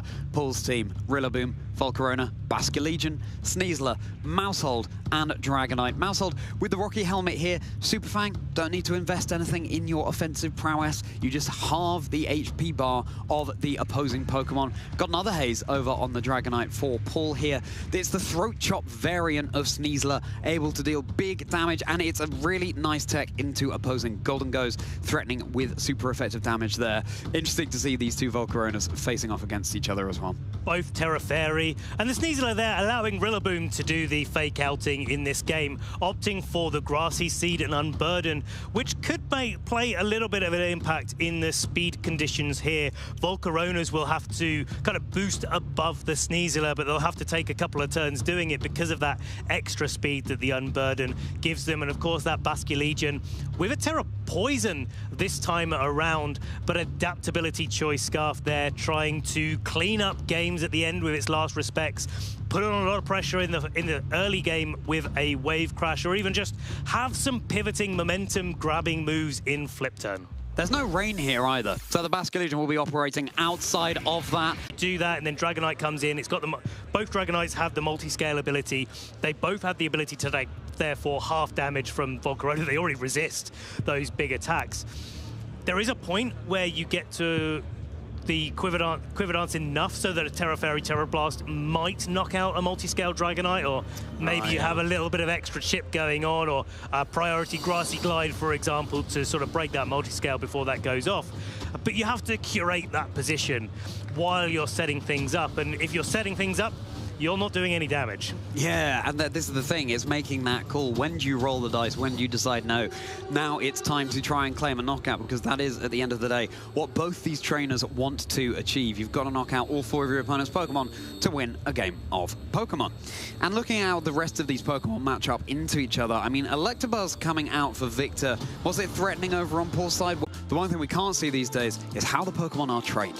So information like the Volcarona over on Paul's side of the field moving first against Victor's, that's the kind of thing that you're going to want to make a note of. Now, we don't have the confirmation yet as to whether that was, in fact, a speed tie. Yes. If those Volcarona had the same training in their speed, then it's a coin flip. One of them's going to move first on any given turn. The next turn, it could be different. But if you see 2 turns in a row that Paul's Volcarona is moving first, then the chances are, again, not confirmed, but the chances are that Paul's is the faster. Again, these are the things that you've got to feel out in the matches that you play. Maybe you've played before in the Swiss, and this is the second time that you're playing against someone, and you've kind of got that little bit of an idea. You know that you can play a particular way because of the speed orders of those Pokemon, but speed is one of those meticulous stats when you're playing and preparing for tournaments. We kind of all can work out the numbers that we need to hit. It's like, well, we know that this Pokemon can get this fast, we know that that Pokemon can get that fast. A lot of the time, especially with Volcarona that's going for boost, Dragonite that's going for boost, it's like, well, at one stage of increased speed, I can get to this kind of benchmark, so I need to be at least this fast to be able to outspeed these things. But everybody else is looking at the same numbers, and so you kind of get into this territory of, do I kind of creep a little bit? Do I go all the way? Do I just say, do you know what? It doesn't matter. I'm going to go max speed and give myself at least a 50% chance of being able to move first. Fantastic video that was played during the stream yesterday, trainers, that Gabby Snyder was talking us through in terms of how to train your Pokemon, the items that you'll need in-game. Make sure you go and check that out from yesterday's Day of Action if you haven't seen it already. Then, of course, Ben, when it comes to speed in particular, you've got to know how Tailwind will affect things, you've got to know how Choice Scarf will affect things. There are all sorts of, and also keeping track of any drops and boosts that your opponent has or has not got. As you go through the game, like the number of Trick Room turns remaining, fortunately we can now check in the match itself how many turns of Trick Room will be left, how many turns of Tailwind will be left. But what you see on screen is only the tip of the Avalugg.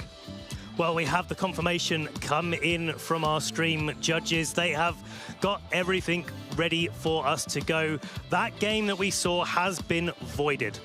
So we effectively haven't played any of the match yet. These two players are going to be able to go for effectively another game 1. They're going to be able to pick different Pokemon if they choose to, or the same Pokemon. They're going to be able to go for different moves on turn 1 as well. Again, if they want to. So yeah, it's all to play for. We're going into effectively another game. Certainly are. Victor and Paul facing off against each other once more. They're still calm and composed, and that's always wonderful to see.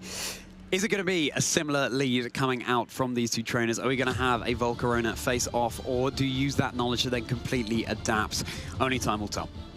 Some trainers do opt to go for exactly the same sort of thing in this situation where, you know, you've seen what your opponent has led. You've had a little hint at what they were thinking in turn 1. And sometimes it's best to act exactly the same way again. If you come out and you see these two Volcarona face each other down, you see the Sneasler and you see the Maushold next to each other, sometimes you can take advantage of that. Well, maybe the Maushold goes for a follow me. Maybe the Sneasler instead tries to go for a fake out into the Volcarona this time, for example. You never know exactly how they're going to come, but lots of Take it away, Charlie. Well, I would if I knew what you were going to be saying. You know what? But... I'm not sure I was sure what I was saying right there. Okay.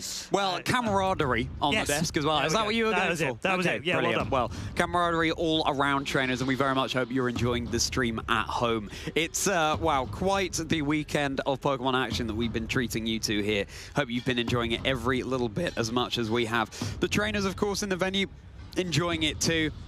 Although if you're Victor and Paul right now, you're maybe putting that on the back seat, trying to get your head in the game. But again, it's all about the fun that we're having playing this game, and that is going to pave the way for fantastic results. There is a little smile on Paul's face right now. Oh, certainly, yeah. I mean, just, you know, he's focusing, he's locking himself in for getting this game underway. But you can just see it. You can see that cheeky little smile. He knows that he's in top 8. He knows that he's got another achievement under his belt, and he should be very, very proud of what he's achieved so far, as, of course, should Victor Medina. Yeah. Taking a look once more, refresher at the Pokemon and the items. Rillaboom and Volcarona, they're matching each other in terms of these things. Sneasler, got a Focus Sash for Victor. Grassy Seed for Sneasler. That's going to give a boost to its defense on grassy terrain set up by the Rillaboom with its Grassy Surge ability. Dragonite, both with loaded dice. Then it's Electabuzz and Mousehold for the other difference there. Here we go, trainers. Let's do this. Top 8 here in Gdańsk. Volcarona, Mousehold, and Volcarona, Sneasler once more. It's the same leads coming out from both of these trainers. They know exactly what they want to do to approach this matchup. Whether or not the Pokemon in the back are the same or not, we won't know. All we know is that these are staring each other down. Now, we saw the hint that Paul's Volcarona was looking like it was the speedier of the two Volcarona on the field. We'll have to see if they both go for attacks this turn, or maybe they choose to play a little bit more defensively. But it's going to be Sneasler kicking off the turn, going into that Mousehold. Once more, but this time getting the Poison Touch activation on the Mousehold. The Mousehold now on a timer, and the Focus Sash broken once more for this Sneasler. Time for Volcarona to go for a little boogie. We'll see if Victor's is going to be matching that, getting into the dancing salsery spirit here. A boost to special attack, to special defense and speed. And yes, certainly is Victor's Volcarona getting boosted up too. Volcarona's both following suit here, both getting the boost. The Volcarona on Paul's side of the field now most notably will be faster than the Sneasler, and if it decides to dish out a Heat Wave, probably will be able to pick up the knockout onto Sneasler. Now it is a case of whether or not, as we were talking before, these Volcarona want to continue boosting up, or if they are happy to go on the offensive. I think Paul would be more likely to want to go on the offensive a little bit earlier because he seems to have the speed advantage here in Volcarona, but that gives Victor the opportunity to go for another Quiver Dance and try to get the speed orders more in his favor. It's going to be Terra Poison on the Mousehold rather than the Terra Ghost that we sometimes see. So redirecting with a Follow Me. At least if you do Terrasilize here, you'll be taking resisted damage from close combat coming out of Sneasler rather than no damage at all. And it will be exactly that. I've never seen such cute mice with such a threatening Terra Crown above their head. That Skull and Crossbones, Terra Poison threatening down the opposing Pokemon on the field. But instead, Paul, in fact, goes for another Quiver Dance here. So getting the Volcarona in the best possible position, or so he thinks, heading into the rest of this game. Is Victor's going to match it again? Quiver Dance coming out from Victor's Volcarona, and yes, they are matching it. They're happy to just carry on dancing on the field here, getting their special attack, special defense, and speed boost. As a Diaclaw, not into the Mousehold, going into Paul's Volcarona. Paralysis coming out from that Diaclaw, but a Flame Body activation coming out from the Sneasler. And thus the great circle of Pokemon continues here. Status conditions on either side of the field. Volcarona taunted now for Victor. No more Quiver Dances can come out of that slot. Taunt means that you can only use moves that deal damage. Is Paul's Volcarona going to be able to move on successive turns? Is Sneasler going to be able to deal the damage it wants to? Well, it looks like it is going to be able to, because a Heat Wave can come out from Volcarona on Victor's side. That's going to now be faster than Volcarona on Paul's side, and there is the opportunity for a Diaclaw. Now, Diaclaw, fortunately for Paul, is not going to be doing as much damage as it was before, but all of these little bits of damage will make a big impact, and of course, it's moving closer and closer for that Volcarona to be in something like an extreme speed range from a Dragonite that could be in the back. Yeah, every little bit of chip really does rack up here, trainers. Getting them in range of a move that could be coming out later in the game, absolutely crucial. Volcarona is able to get a little bit of passive recovery on both sides here, thanks to its leftovers item going for a protect. And time again, we've seen Pokemon brought down to low HP, recover back up to nearly full thanks to an item like that. My question is whether or not that early terrestrialization will be hurting Paul. Certainly will be hurting him is that fully paralysis from the Volcarona that turn. It is a heat wave coming out from Victor's side of the field. I'm sorry, Charlie. Mousehole's going down. Mousehole is going down, my favorite Generation 9 Pokemon. Well done, little buddies. But Volcarona on Paul's side of the field going to be dodging the heat wave here. Diaclaw, at least you know you're not going to get another status condition on top of the paralysis, but small solace perhaps for Paul as leftovers, able to bring it back up to about 50%. And now Paul has an opportunity to bring in one of his Pokemon from the back. If that is something like the Dragonite, now the speed orders are slightly reversed between Victor's Volcarona and Victor's Sneasler. Usually Volcarona would be able to go for a Terra Fairy, and Sneasler would be able to break a multi-scale before a Terra Fairy, Terra Blast comes out into that slot. But it's not going to be a Dragonite coming out for Paul, instead a Rillaboom. And this Grassy Surge is going to be stacking with the recovery the Volcarona get from their leftovers item.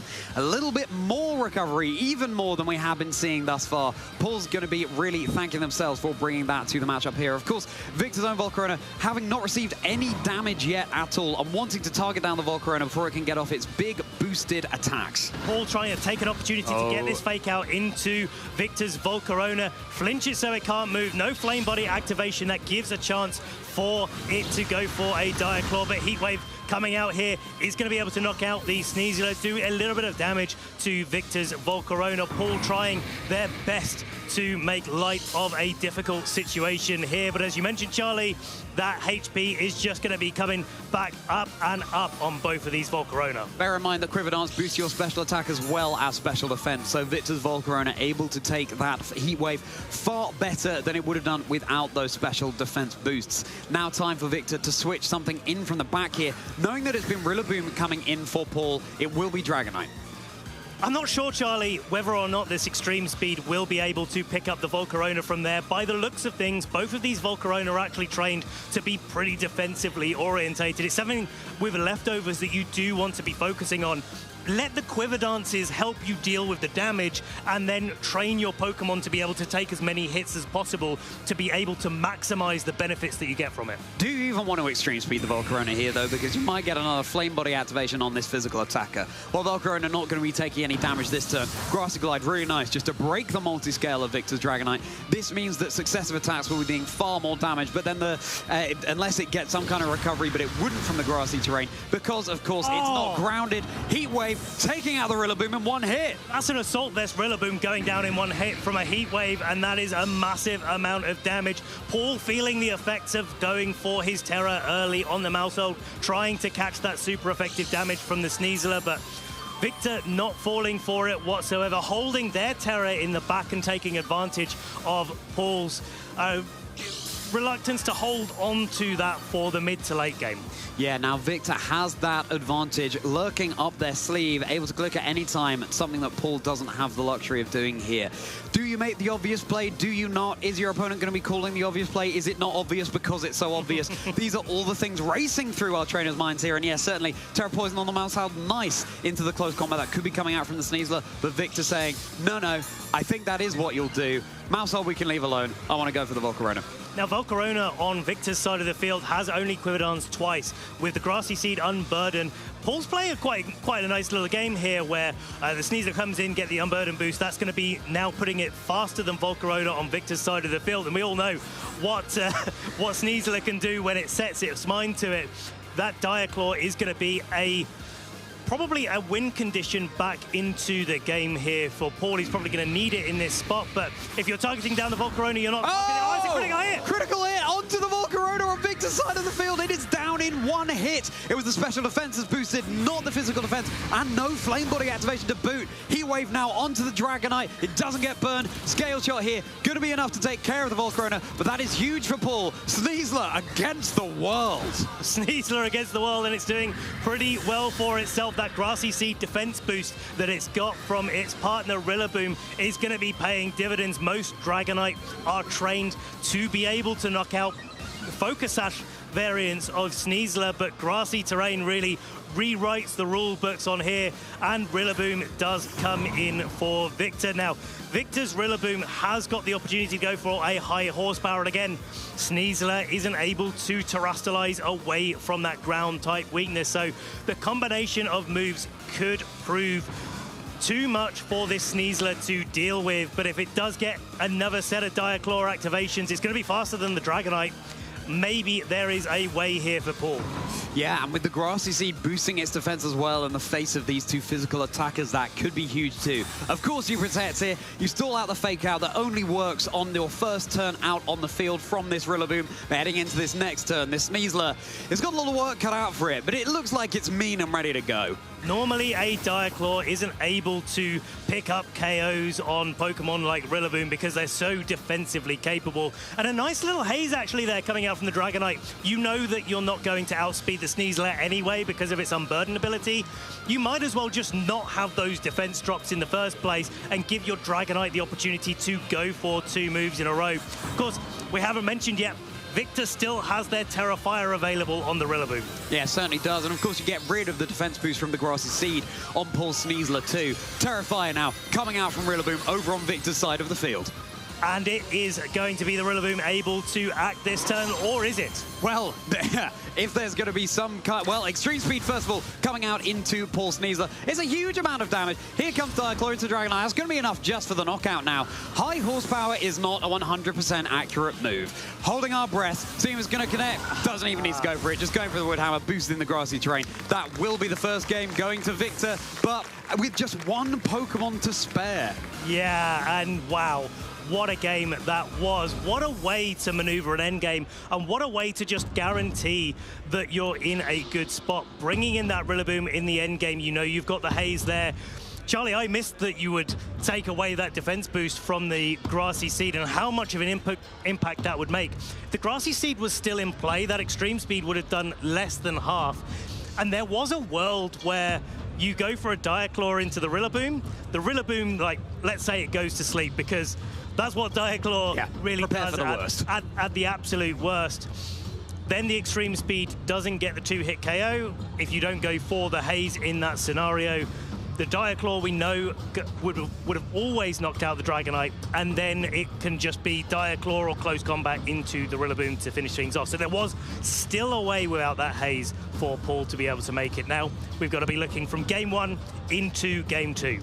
What you've certainly got to say for Paul is that they did not get enough out of their terrestrialization. The Maushold went for the Terra Poison. It didn't do it any favors in the end. Of course, we know that Paul wanted to get around a super effective close combat.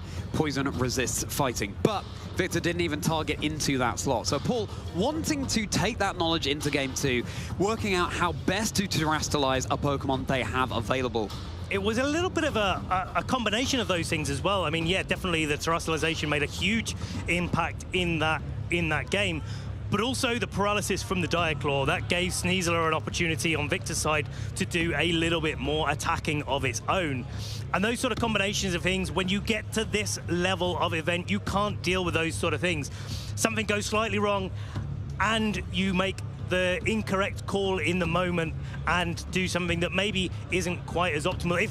If it was a Sneasler targeting into the Maushold, it would have been fantastic. If there was a Follow Me, it would have been fantastic. And those adjustments in play, I think, are what we're going to be seeing coming into Game 2, because these trainers seem to know exactly what game plan they want to play. We're ready to go. It's Game 2 in this fascinating top 8 matchup between Victor Medina and Paul Hinter, and it's time to get into it. A switch up from Paul, Dragonite and Maushold. Volcarona and Sneasler once more for Victor. And it's a really nice adaptation here with the Dragonite coming out. Dragonite scale shots, as we were saying before, are trained usually to be able to take a knockout onto Sneasler. You got the Mousehold making sure with its friend guard and the multi-scale on the Dragonite that it's not going to be taking too much damage for its troubles whatsoever.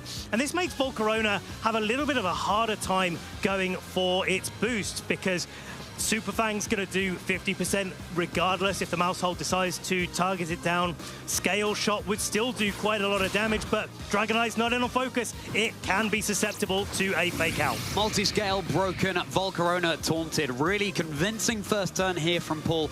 Cannot go for a Quiver Dance, but Victor calls that, knowing that Taunt could come out and Heat Wave connecting down into the Mousehold here instead. Dragonite would have resisted that damage. Could there have been a burn? Nope, that could have turned the tides. It certainly could have done, but in this situation, now that the Volcarona has been taunted, it cannot Quiver Dance, but it also cannot protect itself. And there's a call to be made here. The Volcarona is a Terra Fairy. You can Terra away from taking any damage from a Scale Shot and just continue to go for Heat Waves in this situation and try to just put some damage on the field, get yourself a little bit ahead.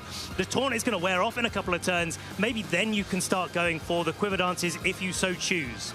Well, if he has the leeway to as well, Superfang could just halve that Volcarona's HP bar and target it down with the Dragonite as well. Of course, Mousehold threatened by the Sneasler. Paul having to decide once again whether to terrasalize that Mousehold or not. But as it is, Victor will be going for, Paul will be going for the terrasalization onto the Dragonite, becoming a Terra Steel type here. Now, this is really interesting because it's taking super effective damage from Heat Wave now. If Victor's locked into that, that could be crucial for Paul here. Mousehold going for the protect and making sure that it's not going to be knocked out this turn. Direclaw not affecting the Dragonite. There's the upside of going for a Terra Steel. Heat Wave hitting into the protect. And into the Dragonite, super effective damage. Not enough to claim the knockout here. No burn to speak of either. Scale Shot really nice into the Sneasler, breaking the Focus Sash. Guaranteed to hit 4 turns thanks to the loaded dice item. But is that going to be enough? Will it come down to a 5th? No, it won't. Sneasler will be going down here. It's a 1-hit, 4-hit knockout there for Dragonite. And the Sneasler is returning in 4. To its trainer in 4 hits, and Dragonite, of course, getting its speed boosted. But currently, that Dragonite is not putting on the offensive pressure that it really wants to be against the Volcarona. Volcaronas can be just happy to go for some Heat Waves, and I believe next turn is the taunt wearing off, and it hasn't yet taken any damage.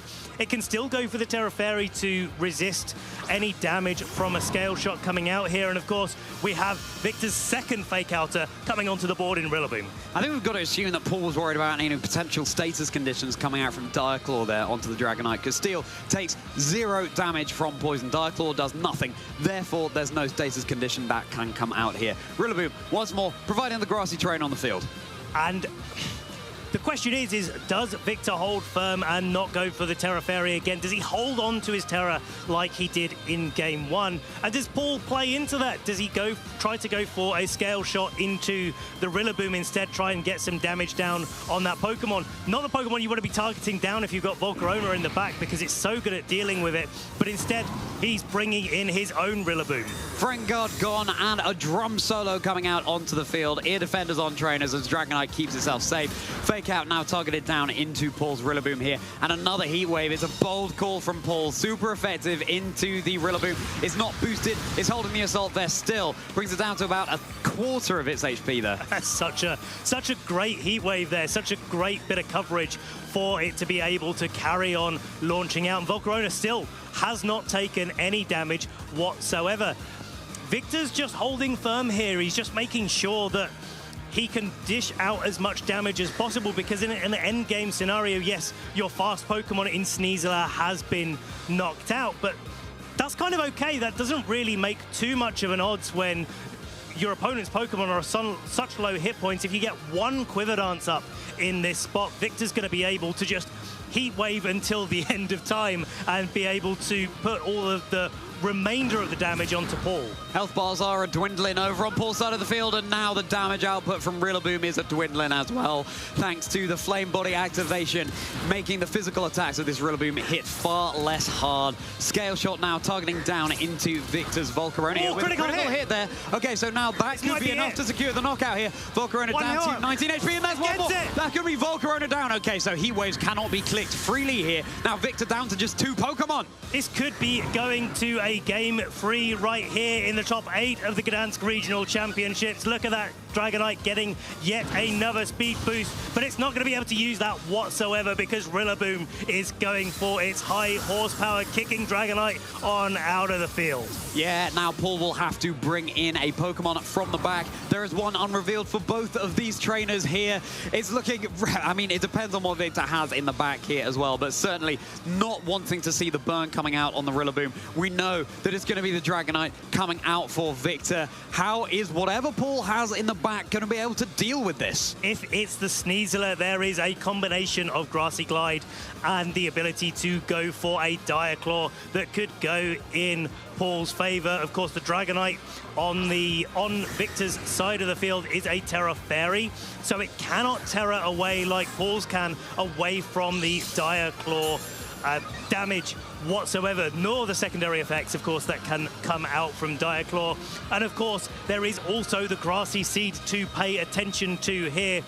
Rillaboom can Terra Fire away from, again, a Dire Claw resistance, but it does all come down to this Sneasler with Rillaboom burnt on the field that has to do all of the damage in this situation. Is it going to be coming back to bite Paul once more, having spent the Terrestrialization option so early on their Dragonite? Well, Haze can come out from the Dragonite, as we saw in that previous game, to get rid of the defense boost here. Victor still has that luxury of being able to click the Terrestrialization with just a mouse hold in the back, which seems to be coming in right now, in fact, to provide a Friend Guard as well as the Grassy Seed boost to the Sneasler. These are not calculations I'm familiar with, Ben.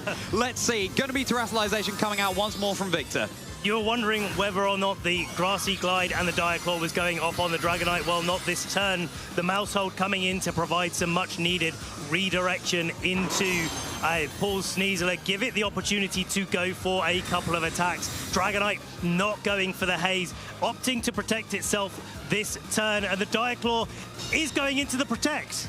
Dire Claw into the Protect. The Rillaboom is left free on the field right now, and high horsepower, super effective into Sneasler, even with the Grassy Seed boost to the defense and the Friend Guard. Sneasler brought down to about half HP, but it's brought back up into the green thanks to the recovery from the grassy terrain. Some Mousehold have the ability to go for a helping hand, but not this one. It's only able to redirect attacks away. Taunt might be quite a good move to be thinking about in this situation, taunting the Dragonite and stopping it from going for a Haze in this scenario. Or you could just say, hang on a second, I need a little bit of damage on that Dragonite, put it into Dire Claw range. Maybe I need to play defensively and protect my Sneasler, get a Super Fang onto Dragonite, let the grassy terrain heal me away from being in extreme speed range, and try to be able to knock it out in the next turn. Super Fang on Mousehold, such a good way to be able to get the very most out of that Pokemon. It's not just there for support, it's there for damage. Here comes Dragonite, having its HP bar halved. The multi-scale not mattering there. Now Scale Shot, 1, 2 into this Mousehold. Seems like 4 is indeed going to be enough to secure the knockout there. Rillaboom is lurking in the back. Let's not forget, trainers, Paul's Rillaboom is burned. It is, but it does have a little bit of extra damage. I think a little bit of extra damage, and of course the fake-out pressure that it's going to bring back onto the field could be really consequential here, especially since the Dragonite has now used Scale Shot and it's got a defense down with the Unburden and the Grassy Seed that the Sneasler has. This really does give the advantage to Paul in many ways, where you can just go for a Dire Claw. You know that it's going to be able to pick up the KO. The question is, will the Sneasler be able to hang on? Because that high horsepower that came out before was, the Sneasler was helped out by the Friend Guard. This time the high horsepower goes into it, it's not going to have that Friend Guard anymore and probably would be knocked out because of it. So a really difficult position for both of these trainers. Yeah, Fake Out really nice to have online in this position. Paul's Rillaboom is threatening super effective damage into Victor's since it's Terra Fire. Victor's own Rillaboom cannot threaten the same into Paul's since it remains a grass type, only access to grass and ground type moves. But then again, Paul's Rillaboom is burned. These calculations all over the place. We're getting into the crucial turns of this game here, trainers. Oh, a little bit of celebration here. Itself safe here. Fake Out targeting down into the Rillaboom over on Vic's side of the field. Critical hit Little bit of chip damage. Diaclaw. Do we get a status condition on the Rillaboom? No, but we do get the flinch, of course. Buys Paul a little bit of time here, a little bit of leeway heading into the next turn. This is massive. The Dragonite has just protected itself. That means it's unlikely to be able to protect itself yet again. The grass has disappeared from the battlefield, so there is no more priority from the Rillaboom, only extreme speed on the Dragonite. Now,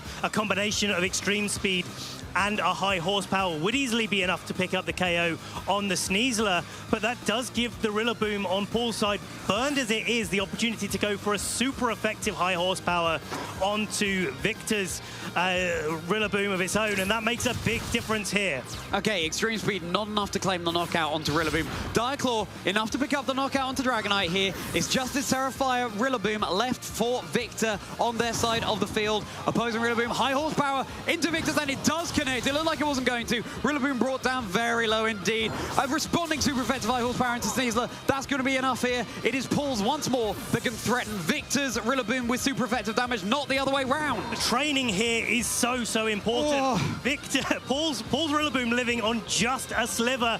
It looks to me like Victor's Rillaboom could hang on from another high horsepower. We'll have to see first if it connects, and then, of course, if it is enough to pick up the knockout. It connects. Is it going to do enough? Yes, it is. We're going to a Game 3, trainers. Paul playing that masterfully. Victor Medina versus Paul Hinter. We're only in top 8, don't forget. Wow, what an end game that these two trainers. It was down to that fake out doing a little bit more damage with a critical hit as well, putting Rillaboom on Victor's side of the field in range of that second high horsepower that didn't look like it was able to pick up the knockout there. Margins are so fine at this late stage of the event. It certainly is. Yeah, the critical hit fake out, at the time, it looked like, oh, okay, well, just a little bit of extra damage. But as you said, Ben, with the burn on the Rillaboom as well, every little bit of chip mattered. The high horsepower was enough. There was that point where we thought maybe that first high horsepower was not going to connect, but it did, very fortunately for Paul. 95% accurate, but that 5% can make all the difference sometimes. And sometimes holding your terror to the end, it looks like it's a good scenario. It looks like it's going to be able to win you the game, get you into those situations where you've got the right Pokemon that are the right type for you in an end game.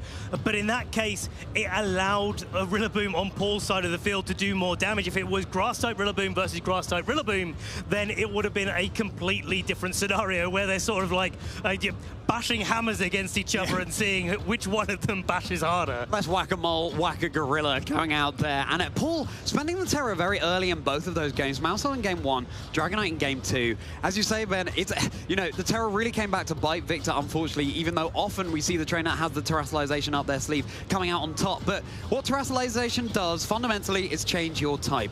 It's not like Dynamax, say, in the previous format where you just get a big boost to your power. Changing your type can be a negative thing as well. So heading into this game, I think it really will, in my eyes, come down to which trainer terrestrializes when. And whether or not both of these trainers opt for Volcarona or not. Yeah. Didn't see it coming out from Paul in the last game. He opted to use Dragonite and Rillaboom and Sneasler again in the end game like he did in game 1.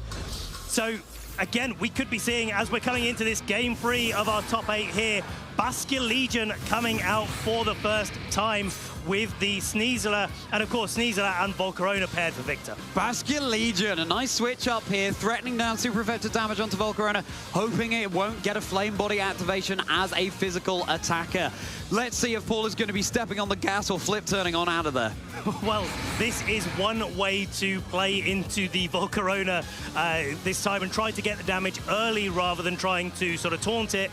Let it go for heat waves over and over again and sort of put yourself on the back foot. Paul saying, no, this is game 3. I'm going to go on the offensive. I'm going to try to carve myself out an advantage. Immediate terrestrialization for Victor here. That's the opposite of what we saw in the previous game with Rillaboom terrestrializing so late. Volcarona now a fairy type. Make no mistake, though it's no longer a fire type, it still has the flame body ability ready to go. Fake out, flinching Paul Sneasler here, and flip turn, connecting down into Victor's own Sneasler, breaking the focus sashes on either side. Now all eyes on this Terra Fairy Volcarona, able to get off after Paul switches something else in from the back, getting off a move. If it's a heat wave, it could be launching Sneasler back to its trainer. A lot of grassy seed variants of Sneasler tend to be trained a little bit bulkier. They've got a few more stats to work with, and it is the Rillaboom coming in, getting that grassy surge in play, activating the Unburden on the Sneasler. If this is a Quiver Dance coming out from Victor's Volcarona, Diaclaw is now going to be super effective. Yeah, but if it's a heat wave, then it's going to be massive damage onto the Rillaboom, but no, it is going to be the Quiver Dance. Quiver Dance coming out, boosting the speed, special attack, and special defense of that Volcarona, but Terra Fairy, that's definitely not what Victor wants to be seeing in front of a fake-out user like Rillaboom, and of course, the Sneasler with Unburden there.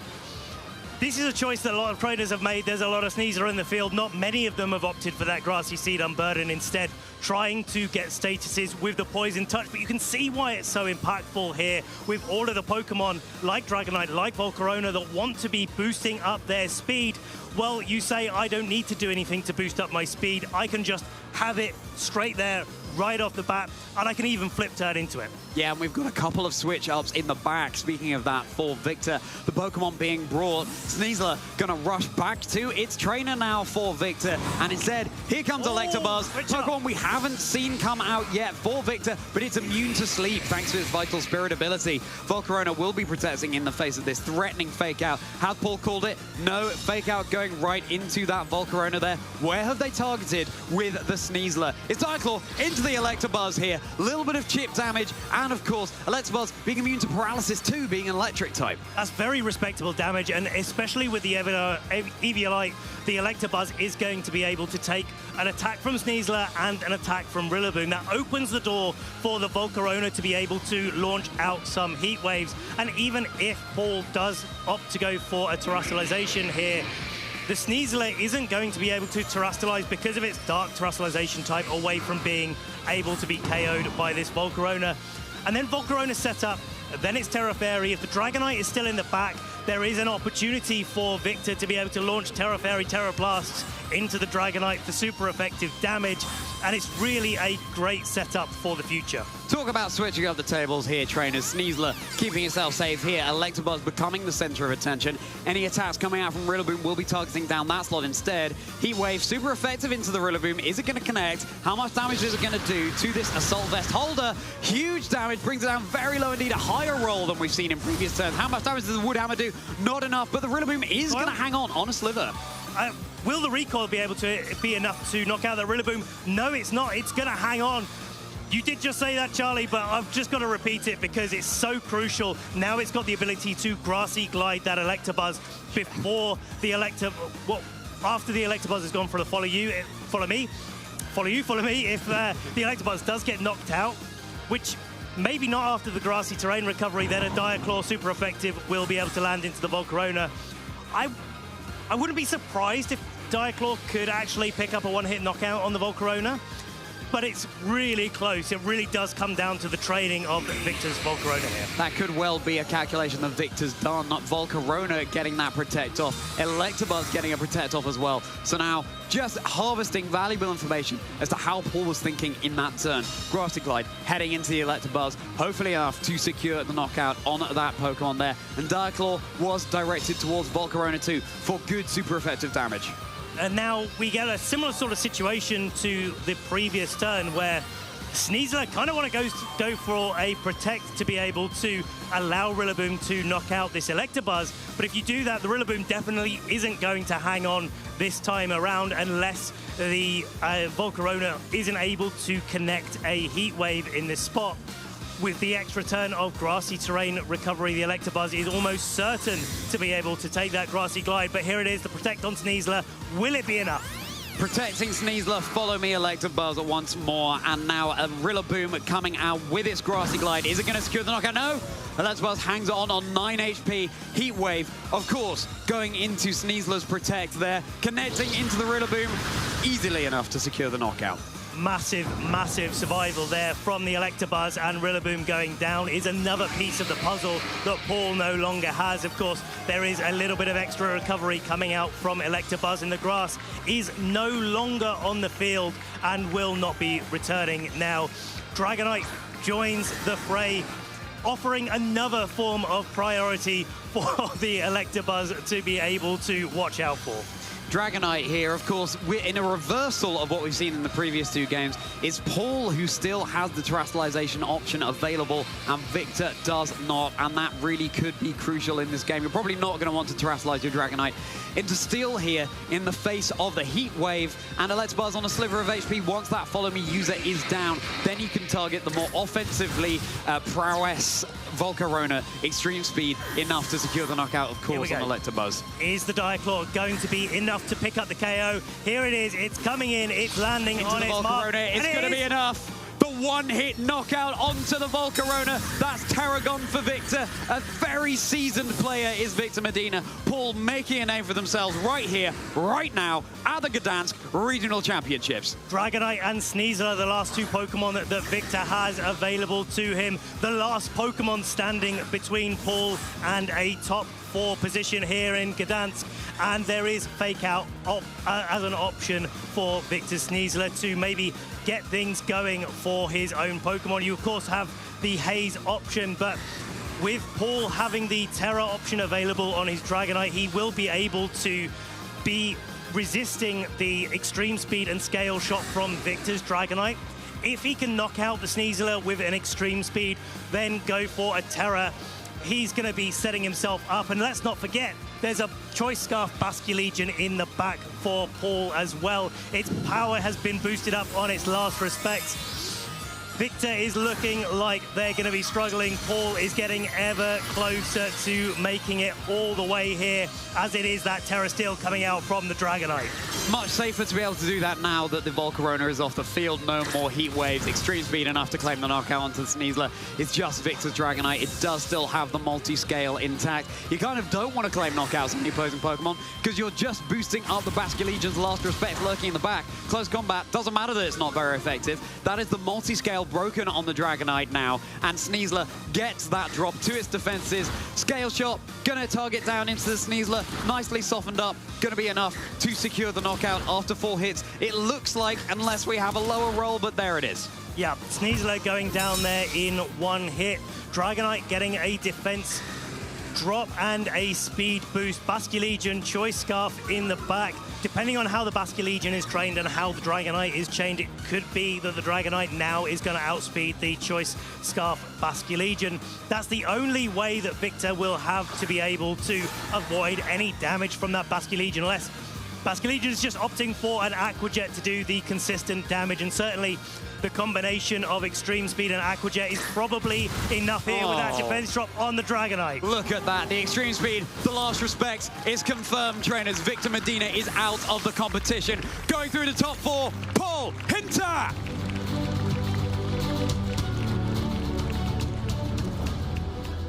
Massive congratulations there to Paul, making it into our top 4. If you were going in and looking at the statistics on paper, you'd think Victor Medina had the advantage in that match, but it just goes to show what you can achieve when you put your mind to it, when you play for all of your outs, when you just make all of those considerations of what you need to do, when you change things up for game 3, what it is that you can achieve here. Ben, Paul, you could see there, head in hands, could not believe what had just happened. And what I really want to highlight there is how magnanimous Victor looked in defeat. Hand on the shoulder saying, look, buddy, you played really, really well there. You deserve this. And this is something else that we were talking about. You know your team's good, as you were saying earlier, Ben, because you've reached this stage of the competition. And now you know that you're piloting it well, not just in terms of taking out Victor Medina, but all of the other trainers that Paul has gone up against so far in this competition. Ben, Gdańsk Regional Championships just got blown wide open. It was already so exciting, and now even more so. Yeah. Yeah, I mean, it is just everything to play for anyone. Anyone has the opportunity.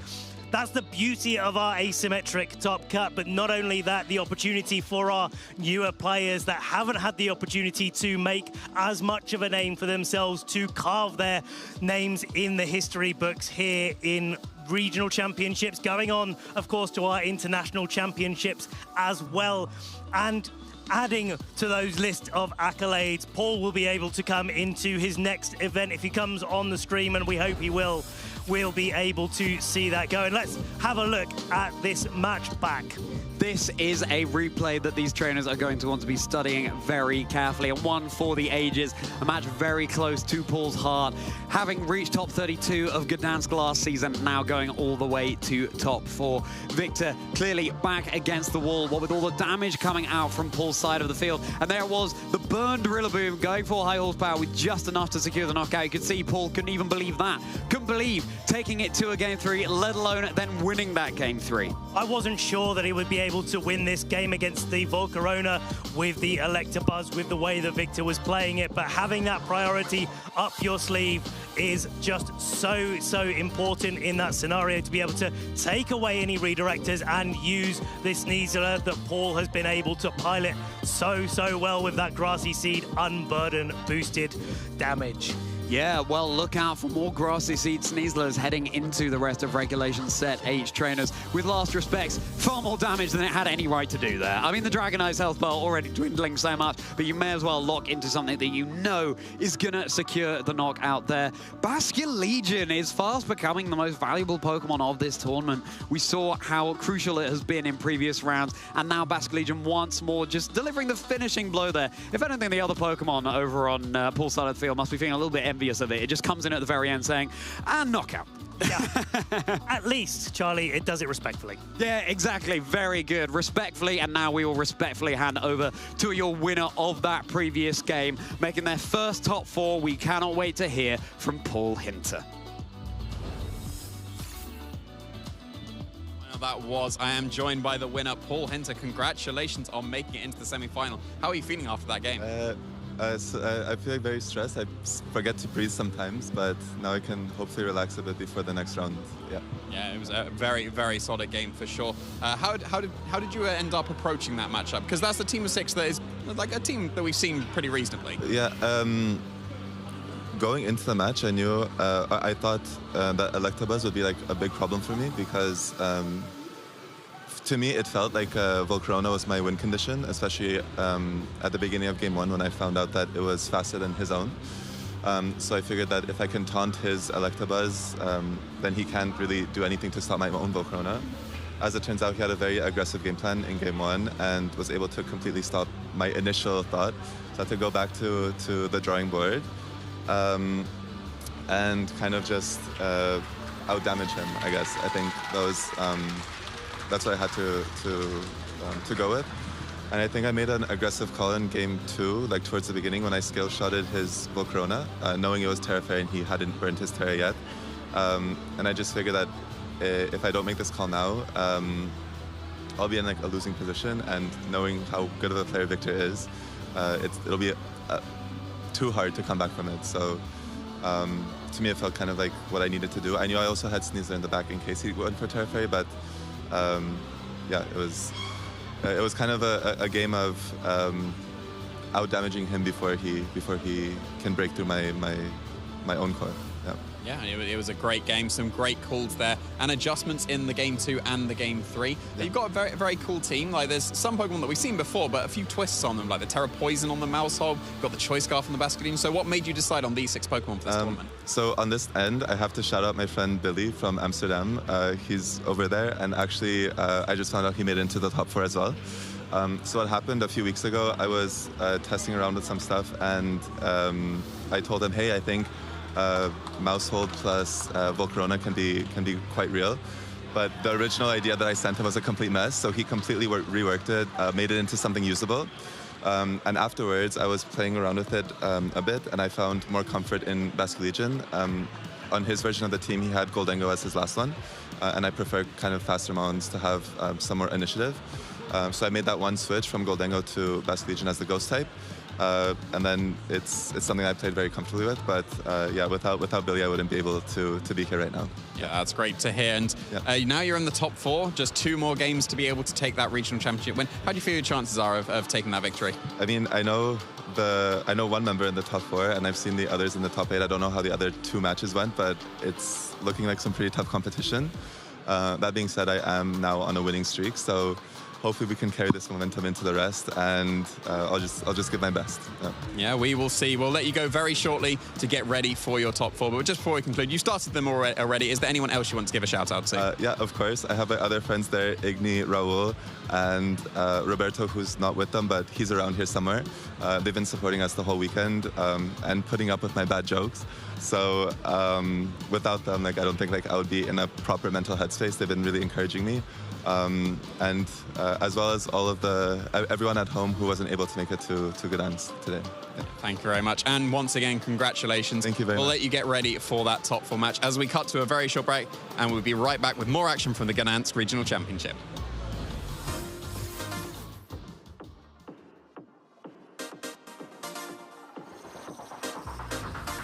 I have a lucky item. It's in my fanny pack. I keep it with me. It's a little incubator that has the Pokemon egg in it. It looks like the in-game incubator. And then my ritual for getting ready for these is I build a team and I take a step away. I'll take 6 hours, go hang out with friends, go get some dinner, and then I'll come back to it. And if it looks good to me, that's what I run. I do have a pre-tournament ritual. I grab all of my Mimikyu. I also have a bag and a poncho, which is not currently with me. But we all just psych out and we just get ready for the first game.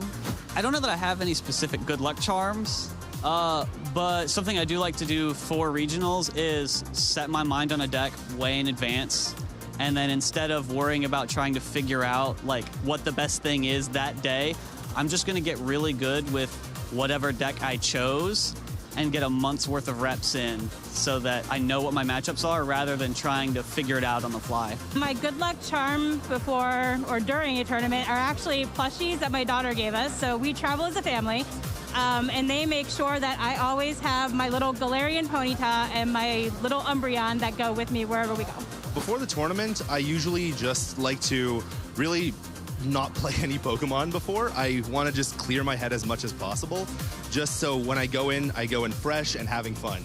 Burnout's the worst thing, and I like to just cleanse a little bit before. Plus, I have Tink as my good luck charm. I always ride with my friends here, so we always try to listen to the Beach Boys on the way here, and that's always really helped us. One of the first cups my friend won, we listened to the Beach Boys for probably 2 hours straight on the way there, so that really kind of has become the ritual now.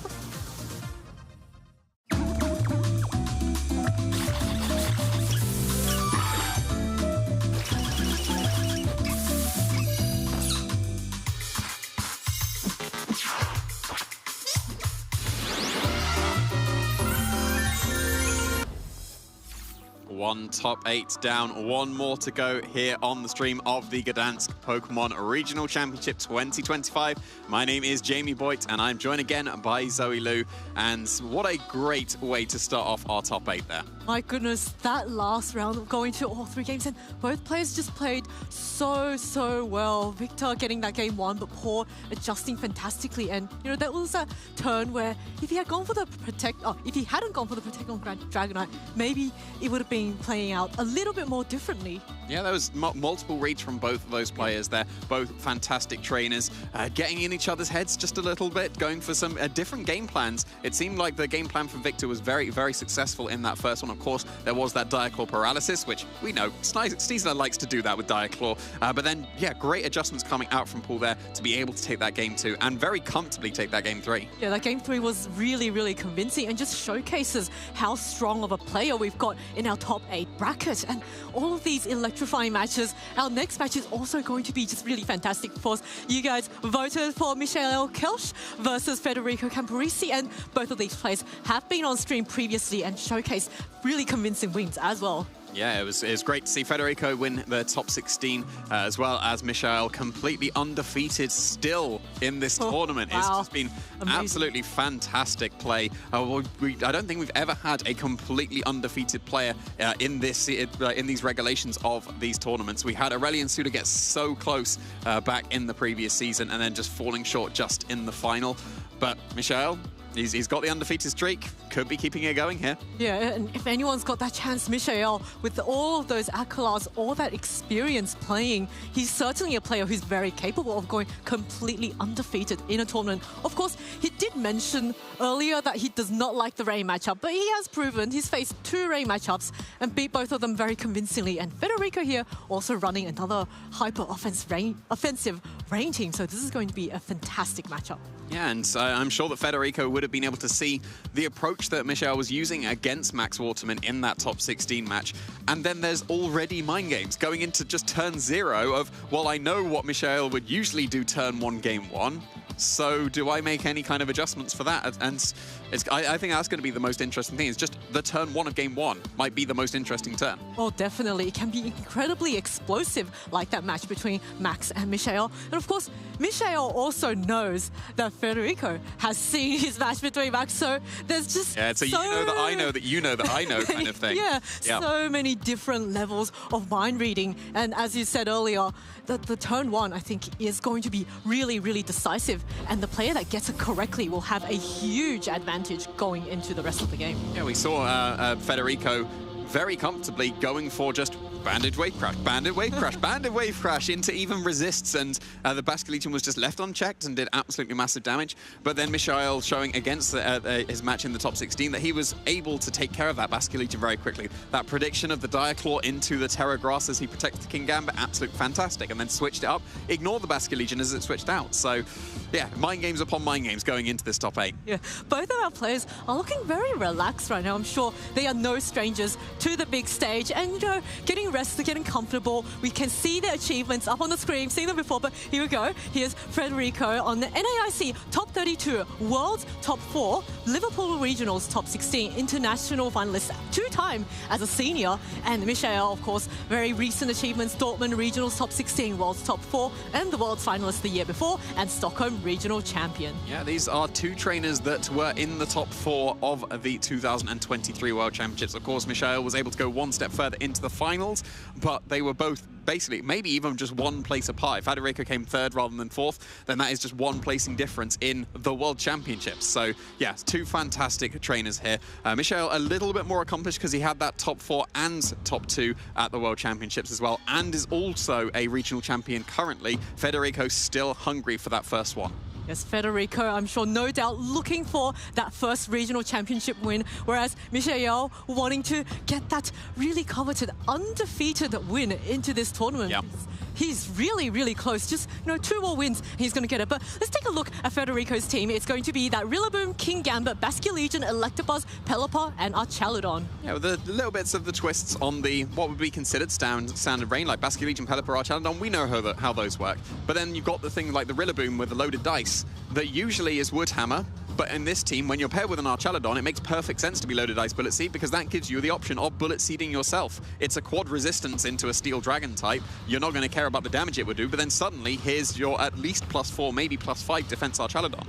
And the nice thing about Bullet Seed is that it doesn't take recoil compared to the Woodhammer, so you can repeatedly go and use it over and over again without fear of knocking yourself out. It can be slightly weaker than a Woodhammer if it only gets the 4 hits, but if it gets 5 hits, it's just as powerful as a Woodhammer. Actually, just very slightly stronger as well. Oh. So yeah, like the average damage that you'll do, Woodhammer would come out on top because between the 4 and the 5 hits that you can get, Woodhammer slightly stronger, more consistent in doing a little bit more damage, but you do, of course, have that recoil. And we're seeing the Rillaboom on Michael's team does opt for that Woodhammer. Just the standard set for it. Very, very comfortable with that. But like I say, the standard sets, this is a team that Michael has very much innovated and then has just made very slight tweaks as the meta progressed. It started off as a Terra Dragon Dragapult to go for massive Dragon Darts, and also some Outrages that can just pick up 1-hit KOs left, right, and center, and also the Terra Water on the Primarina. That's the main thing that Michael has been hyping up for this tournament specifically in terms of the adjustments that he's made to this team of 6,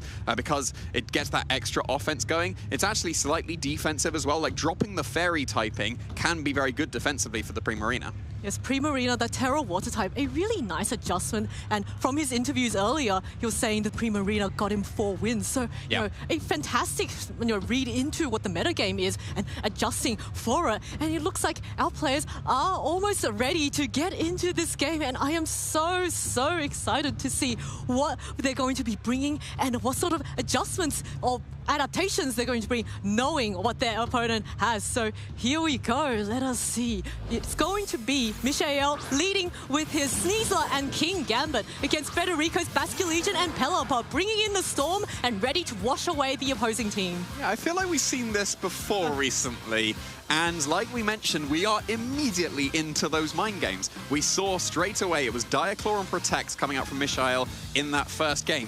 Federico would surely know that that was the play. And now there's all the mind games. Do you Terra as to avoid the Sucker Punch one-hit KO? No, you don't. Sucker Punch! There we go. Michael again, turn 1, getting the correct read. The Basculegion is 1-hit KO'd to that Sucker Punch. Here's the Diaclaw from the Sneasler as well, doing massive damage to the Pelipper, breaking the Focus Sash. Why not get the Poison to boot? Poison, you know, actually the best status move you want to get. Pelipper now getting the Tailwind off, so getting the speed advantage for his own side, but Federico has just lost one of the hardest hitters on his team. Yeah, Michael again getting the turn 1 perfectly. Absolutely fantastic play there, taking care of one of the biggest damage dealers that Federico does have available to him. He did get the Tailwind, so now the Archaludon should be able to outspeed both the Sneasler and the King Gambit here. You can very easily go for the double up into the Sneasler. Because you're faster with both Pokemon now in the Tailwind, that would be a KO. But then you delete the King Gambit completely free, maybe even to go for a Swords Dance so that it can get massive damage with Sucker Punch in the future.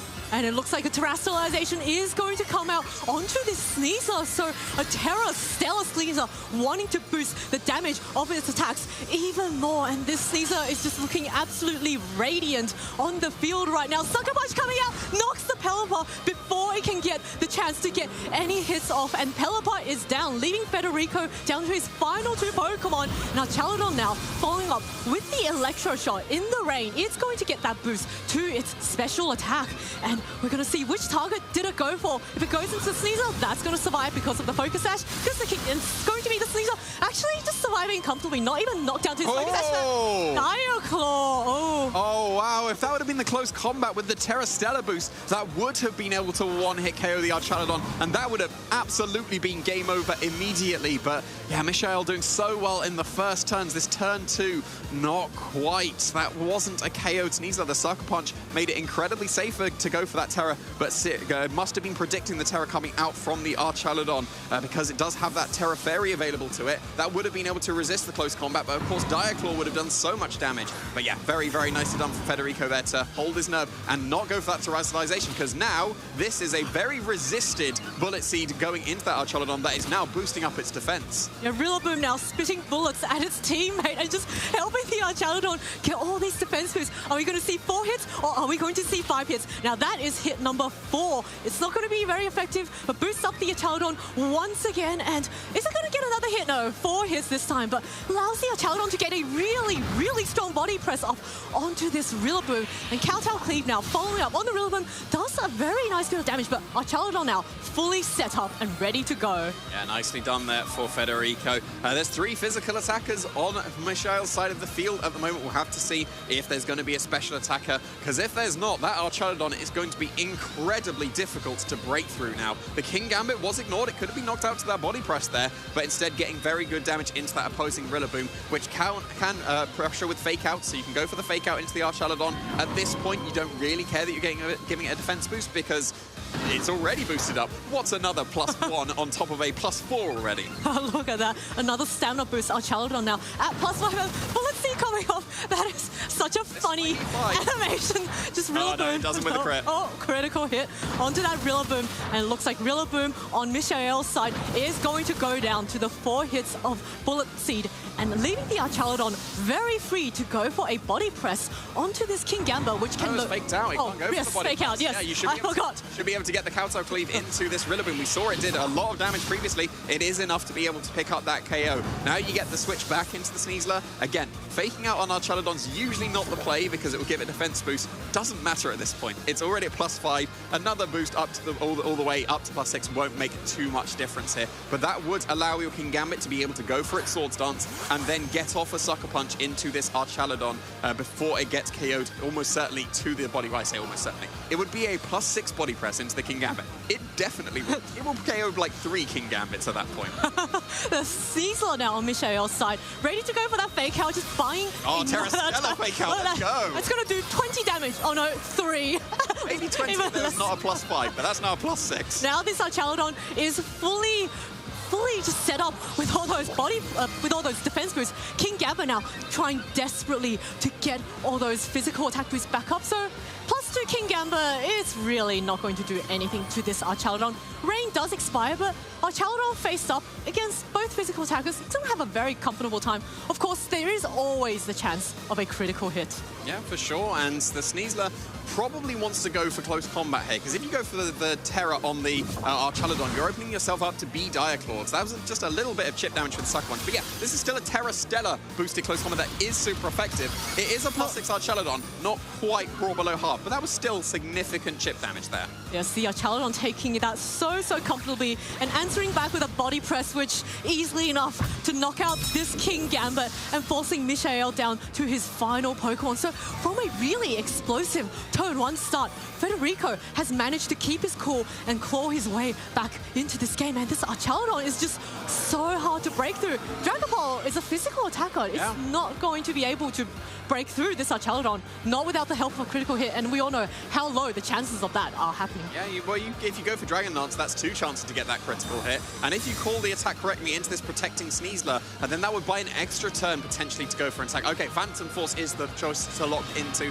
for this Dragapult. By going for the Protect, you definitely get the 2 attacks off this turn because there's no target for the Archaludon. If it attacked the Dragapult with its Dragon-type attacks, there's no target, it's Phantom Force. And attacking into protecting Sneasler, there's no chance of breaking through that. The grass is now gone as well, so this is the last amount of HP that this Archaludon has, but it's +6 defense. It should shrug off this Phantom Force very comfortably. Yeah, look at that. That was nothing. That was a tickle, and now the close combat is going to follow up into it, and no critical hits, not enough at all to knock out this Archaludon, and it's going to allow the Archaludon to answer back with a body press, knocking out this Sneasler. It's going to be the Archaludon now staring down a Choice Band Dragapult locked into Phantom Force, and the Dragapult, I just don't see it having enough gas in the tank to be able to knock out this Archaludon unless... Yeah, well, it's Draco Meteor is the dragon move of choice on Federico, because if it was Dragon Pulse, then this should be pretty much sealed up.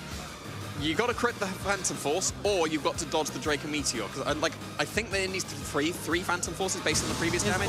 Yeah, it needs 3, so you need to dodge Draco Meteor twice here. Draco Meteor. Oh, he missed the first one. So that is a second chance to go for a critical hit and also dodge a second Draco Meteor. Of course, we have to wait through this first another round of Phantom Force, but we're going to find out very, very shortly. Is there a critical hit? Is there a Draco Meteor dodge? Because if there is a dodge, another Phantom Force would do it here. Yeah, Dragapult now emerging from the other dimension. Not enough. Is it going to hit the second Draco Meteor? It does, and the Dragapult is going to get knocked out by this Archaludon. A very, very close endgame. Had the Archaludon missed, it could have easily gone, the win could have gone to Michael. But Michael getting a turn 1 correct, didn't quite get the close combat read onto this Archaludon. Yeah, it was. Yeah, if it would have just been close combat on that turn 2, definitely over-predicting there. It made perfect sense to go for Dire Claw if you are fully expecting a Terra Fairy to come out from the Archaludon, because of course a Terra Stella Dire Claw with neutral defense onto the Archaludon, that probably knocks it out. But if there had been just any close combat, like even if it went for a Terra Fairy and then you close combated a Terra Fairy, that doesn't really matter, because then the Bullet Seed into your Cell Bullet Seed, that would have been neutral and actually done some noticeable chip damage. And because the Archaludon was left on 13 HP at the end, that you just needed any extra kind of chip into it. Yeah, it's just so well played by Federico. Losing that Basculegion turn 1, but keeping his cool, not using up the terrestrialization. that first turn, so keeping that option in the back and very bravely leaving the Archaludon on the field in the face of a Sneasler that could have gone for the Terra Stella close combat, and it didn't, and then allowing the Rillaboom to then bullet seed onto itself and get fully set up. Yeah, I think if also the Magmar was waiting in the back rather than the Dragon Pulse, that would have probably won the game for Michael, because you'd been able to follow me away the +6 body press against an EVO like Magmar that's not going to KO, and then that frees up 2 close combats from the Sneasler. We saw it was actually doing noticeable damage, even at +6 with the close combat. So just freeing up turns for the Sneasler, you'd probably been able to free up 3 close combats, because you'd have follow me, survive, follow me again, and then here's the 3rd close combat. So Magmar we saw at the end of the top 16. Maybe that Dragon Pulse was the adaptation against Max that we didn't end up seeing, but it came back to bite Michael in this endgame. Yeah, this could be a really interesting adaptation, and as you heard earlier, the Dragon Ball did a lot of damage, but we're going to go straight into our game 2. Sneasler and Kingambit, once again the same leads from Michael and Pelipper and Basque Legion once again. Yeah, I don't know what to say here, because there's so many mind games, and it's just so back and forth. Do you Sucker Punch? Do you Terra? Do you Switch? There's so much that can happen. Sucker Punch! Again! Just another Sucker Punch! And the Basque Legion is KO'd turn 1 once again. And the Sneasler is free to just go for, once again, a Diaclaw. And it likes to get its status positions. We'll see if it gets the poison again or something different. Oh, paralysis!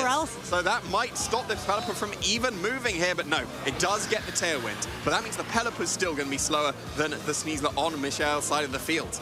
Oh, it looks like Federico has brought the same Pokemon from the previous game, and that Archaludon, once again on the field, it proved to be so difficult for Michael to take down in that previous game, and Michael will have to find a way to break through this Archaludon. Pelipper, paralyzed, not the most ideal, but at this stage, I would say it's set up the weather, it's done its job, set up the Tailwind, and now Archaludon in quite a nice position to start firing off the Electro Shots. So.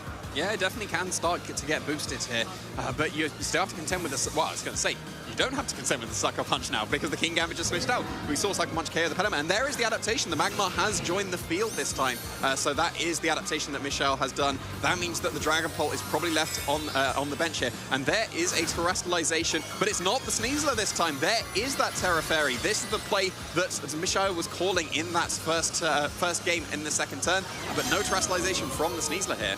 Well, let's see what the Sneasler end up going for. So Electro Shot is going to come off first from this Archaludon due to the Tailwind that got set up. Now, which target did this Archaludon go for? Did it go into the Kingambit? Did it go into the Sneasler? It goes into the Sneasler, so breaking its Focus Sash. I mean, more than break, it really busted through that Focus Sash. But Diaclaw coming back onto the Pelipper, knocking it out and leaving Federico once again down to his final 2 Pokemon. But now that we've got this this is a Magmar on Michel's side, have clear smog, so it can. Now that this Archaludon is no longer a Steel type, you can get rid of all of its defense boosts. I mean, it doesn't have any at the moment, and you can even just put a stop to that by just going for Follow Me as well. You can't Bullet Seeds yourself if the Follow Me redirection comes out. You do have to contend with the fact that there's Fake Out pressure on the field at the moment, but there's just the Protect coming out from the Sneasler going to keep itself safe here. Are we going to see a follow-up Protect from the Magmar? Yes, we are. So that is actually a free Bullet Seed into the opposing Archaludon. However, it's not going to resist, so this is actually going to do noticeable chip damage to itself. Yeah, Archaludon now taking 2nd hit. Are we going to see 4 hits, or are we going to see 5 hits? I think we might see 5 hits this time. We got 4 hits. Oh, yeah, there's a critical hit. Yep. That's not the most ideal, but once Archaludon gets set up, there's another turn of Tailwind left. So this isn't the worst situation, but no, 4 hits for the Archaludon, but does allow Archaludon to be fully set up and gains another special attack in the rain due to getting the Electro Shot off. Of course, it's not going to matter in the face of both Protects from Michael. Well, you're doing extra damage to the Magmar in the future turns now. A +2, is a Draco Meteor enough to be able to KO the Magmar? It would have to be Draco Meteor, but even, the boosted Body Press would do good damage. It won't KO the Magmar by any means, and because the Terrestrialization has been used, both Pokemon are weak to Diaclaw here, so you could very easily just go for Follow Me and Diaclaw quite comfortably, and if we're seeing the Terrestrialization come out, this might be a Terra Stella boosted Diaclaw as well. Oh, Terrastellar Sneasler is going to deal so much damage if he can manage to get an attack off. This is the final turn of Tailwind, so Sneasler will be going second after all this. Magma now going for the follow me, just keeping Sneasler safe from any attacks. And Grassy Glide coming off not very effective against the Magma, doing a nice bit of chip damage. But now we see the stronger hit, the Electro Shot coming off now from a +3. Archaludon going to be redirected into the Magma, which is bulky, but is it bulky enough to hang on onto this? And it is enough. Not enough. Hang on. Wow. It is enough to survive, I should say. Enough to survive, and now, not enough to KO. And Yes. Terrastellar boosted Diaclaw is definitely enough to be able to KO this Rillaboom.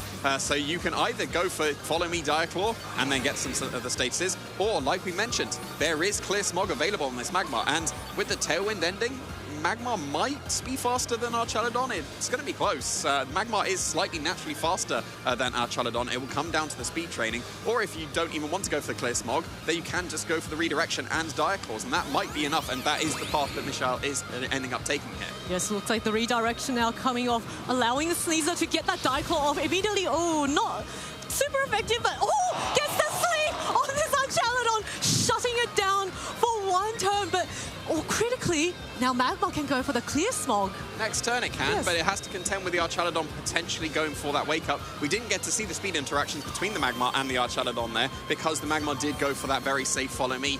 But now you can, for sure, just go for Diaclaw and Clear Smog. Make use of the potential sleeps that are coming out from the opposing Archaludon. Even if it does wake up and attacks the Sneasler, doesn't really matter, because then the Clear Smog would be able to put a stop to that, and that's the end of the game. The forfeit locked in Federico going into that game 3. Amazing. We actually got a glimpse in that last round. The Magma gained health before the Archaludon. Oh, good spot. So good spot. it could be an indication that the Magma is faster, and might be why Federico then forfeited, knowing that the Clear Smog was coming. All the Sneasler had to do was go for the Protect, allow the Magma, get that Clear Smog off, and then it'll just be at +1 because it would have been hit by the Clear Smog and Diaclaw, plus was the King Gambit in the back that he threw? Yes, the King then Gambit, would have been able to then Swords Dance back up and knock it out. So is it going to be a repeat of the leads? Because there's mind games. I think so. There's always mind games, and Michelle has got it right twice.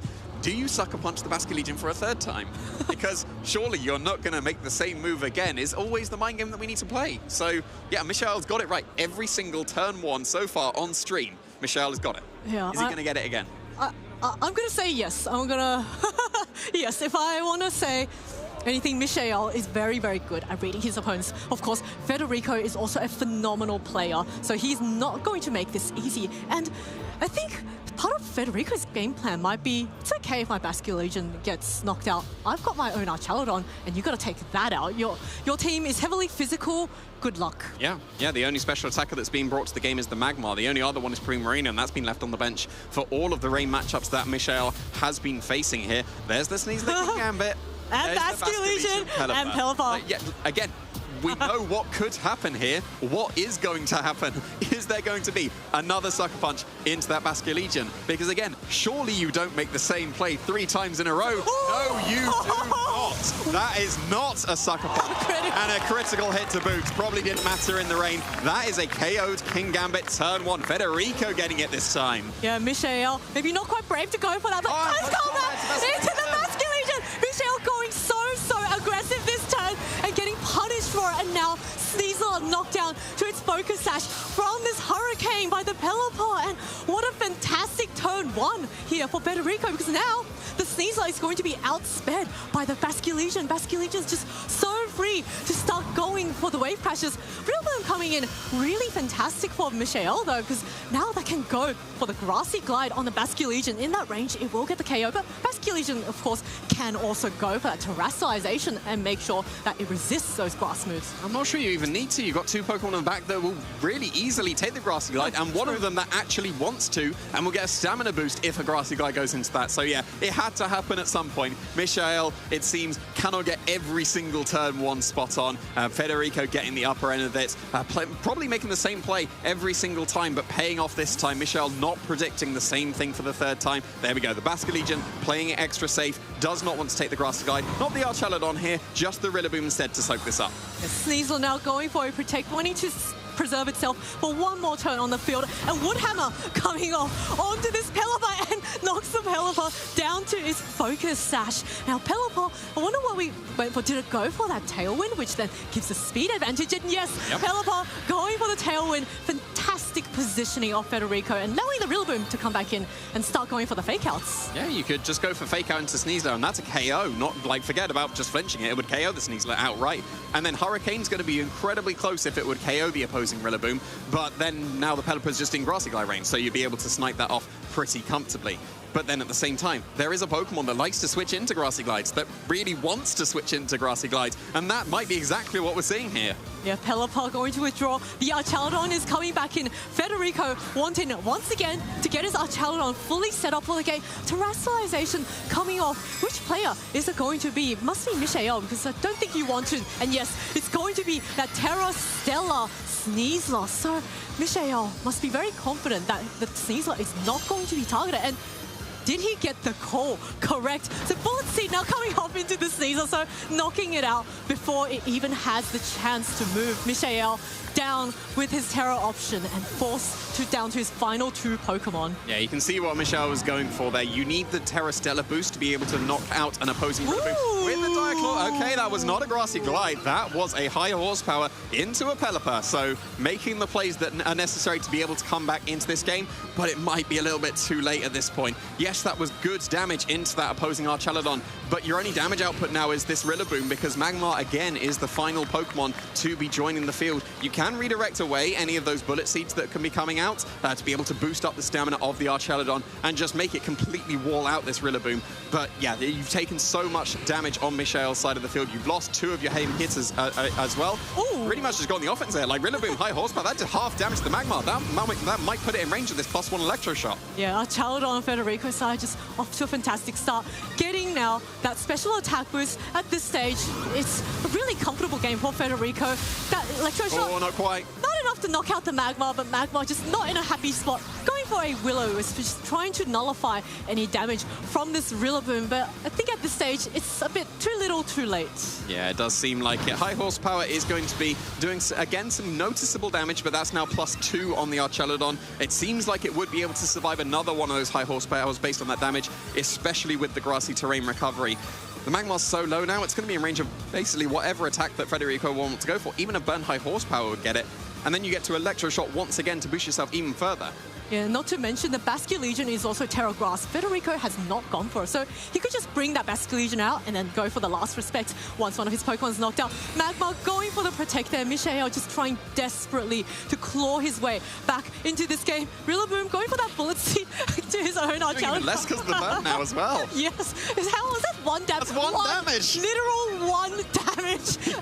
This Archaludon so comfortable in this position, just really free to start spamming body presses, electro shots. The rain is up. This is Federico's match today. Yeah, it absolutely is at this point, because it was already +2 on the Archaludon. Even though it hit 5 times, didn't matter. You're +6 on the Archaludon. It was body press into Rillaboom anyway. Oh, lives, but yeah. It did. It's KOing itself, though, unfortunately. Yes, that was a clutch survival, but no, Woodhammer, recoil. It could have been Bullet Seeds. Like, we're seeing Bullet Seed be able to advance into this top 4 here instead of the Woodhammer. That Magmar's not going to be able to do it. Even if it could break through this Rillaboom and the Archaludon, there's rain waiting in the back. So, yeah, I think we summed it up pretty well. The turn 1 would have been so decisive in every single one of these games. The Sucker Punch, catching the Basculegion twice, and then not catching it in this 3rd game. And that just gave way too much momentum to Federico here. Magmar's going to try its best. It's going to overheat. Oh, there we go. Okay, at least you KO the Archaludon, but Rillaboom should be able to wrap this up for Federico. Magmar doing a last hurrah. Well done to Federico. Getting that turn 1 conquer. High horsepower now, knocking it out. Then well done, Federico, for advancing to the top 4 of the Gdańsk Regional Championships. Ending up getting a turn 1 correct against Michael Kelch, who has been absolutely spot on in every single turn 1 that we've seen on stream with him so far, and ending the undefeated run. We will once again have to wait to see if we can ever get one of those perfect runs in one of these tournaments, but not today. Not today. I guess you can't get all the turn one calls correct, but Michael proving just how strong of an opponent he was. And I really enjoyed the fact that even though he had his back against the wall, he really fought to the very end. You know, if there was a slight chance that he could have taken it, there was always the chance of a critical hit onto the Sachaldon. And he did high horsepower that Pelipod, just predicting the Sachaldon coming in. So he was still, you know, fighting very, very hard. But in the end, Federico just managed to overwhelm his opponent and wash away the competition. Yeah, and I think this might feel extra good for Federico because it was actually Michael who knocked him out of the semi-final of the World Championship in 2023. So a little bit of revenge here for Federico,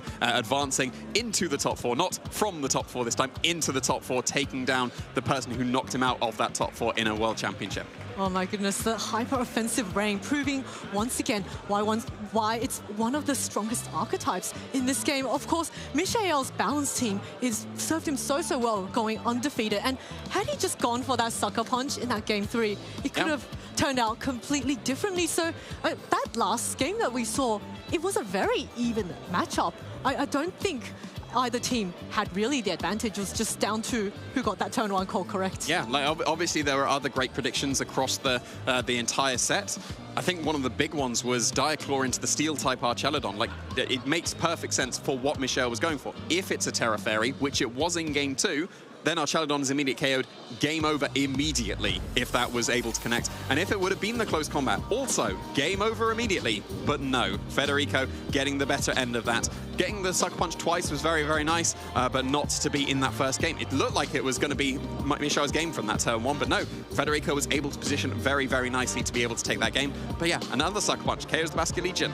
And then it was able to take the game for Michael, but not in the third game. Yeah, Basque Legion getting KO'd twice in consecutive games, but in that game 3, it finally managed to get that wave crash off. Of course, that was a critical hit, but it did not matter with the choice span, with the rain boost, with the same type attack bonus. Really, the King Gambit, it may be a very bulky Pokemon, but unless you resist a water type move, nothing's really going to be surviving an attack that strong. Yeah, for sure. It may seem odd to go for the close combat into the Basque Legion as well, but what Michael was surely predicting there was the Archelodon switch in, because if you sucker punch as Archelodon switches in, it gets in for free. If the same play happens in the turn 1, as it did in the game 1 and 2, in game 3, as Archelodon switches in, it gets in for free, completely for free. Yes, you'll be Diaclawed on the Pelipper, but now you've got your Archelodon in a great position, and you still have your Basque Legion. So, again, it looks strange to Diaclaw a Steel type. It looks strange to close combat a Ghost type, but Michael was going for reads there, ending up predicting something. It didn't end up happening, but if it did,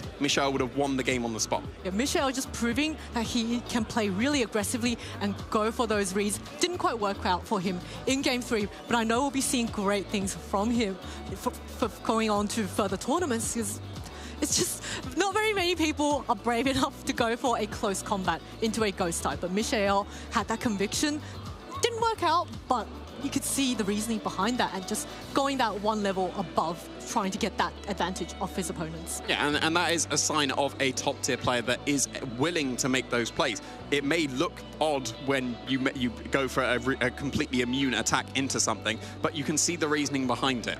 It just looks well, it looks odd when it doesn't work. It looks incredible when you pull it off. Like we saw, the Diaclaw into that Terra Grass Basque Legion in the top 16. That would have not done much damage. It's a Ghost type. Yes, it could have got status, but it looks amazing to just KO that Terra Grass Basque Legion in just one shot. Yes, and also the Rillaboom on Michael getting that Archelodon switch in with the high horsepower, because that would have been a very strange move. Yeah, high horsepower into it worked out. Type. Yeah, three different types that was into immunity. So yeah, fantastic. Yeah, really well. Just was such a thrilling game. You know, I always enjoy seeing game 3s, and it's just so nice to see all of that coming to fruition. And I'm sure Federico is feeling very, very proud of himself for advancing all the way to the semi-finals, and just two more wins. Yeah. And then he could become the regional champion. Well, in his interview in the top 32 bracket in the asymmetrical top cut, he was mentioning that this was his first top cut since the semi-final of the World Championships, and now here he is again in another semi-final. So it may have been a little bit of a break to be able to make that run again, but He's a very experienced player. It was only a matter of time before he made it back. Fantastic consistency, and Federico has had a lot of success in a lot of online grassroots tournaments, showing, I believe, at the start it was a Regulation A. He innovated this team. There was an online grassroots tournament, and that just ended up winning, and then a lot of people started using that team and adapting it to their own kind of play styles, and just showing that Federico is also a player like Michelle who can set the stage, who can be a trendsetter and come up with these incredible teams that then allow the rest of everyone, all the other players to see, oh, this is what works. Let me try play around with that and see what kind of adjustments I can make. Yeah, and like the team he's brought to this tournament, it's a rain team. We know how rain works, but there's just tiny twists. I think the most important one, at least coming into play in that game, was the loaded dice bullet seed on the Rillaboom. If you have Rillaboom on the team, like the classic Rillaboom set is Woodhammer over bullet seed, because you want the assault vest. That's a very good item. You make yourself even more bulky. Of course, if you have the loaded dice, you're less bulky. But the ability to just go for, doesn't matter about the Rillaboom's bulk, here's all the bulk on the Archelodon. Like we saw 1 damage. 1 damage. So funny. 1 damage. It's like, that's good. You want 1 damage into your own Pokemon when you attack it. Yeah, beautiful synergy on that rain team. And I must admit, I have never seen the bullet seed animation from a Rillaboom. It did look good. It was just, drumming away, and with each hit, a bullet would come, a bullet seed would come out of that drum, and it was just such a cool animation. And yeah, that 1 damage, I'm still getting chuckles from it. Yeah. Even if there would have been the follow me there, that would have KO'd the Magmar with the bullet seed, and then body press wouldn't have done that much, but you don't break through the Archelodon anyway. But yeah, that was like very interesting to see. Just that seemed to be like small techs on the Rain team, I think, is what has made them successful. We saw in the very first tournament when the Rain team won, it was the population bomb mouse holds where you would just attack yourself and get the immediate +6 defense on the Archelodon, and then suddenly you can't be broken.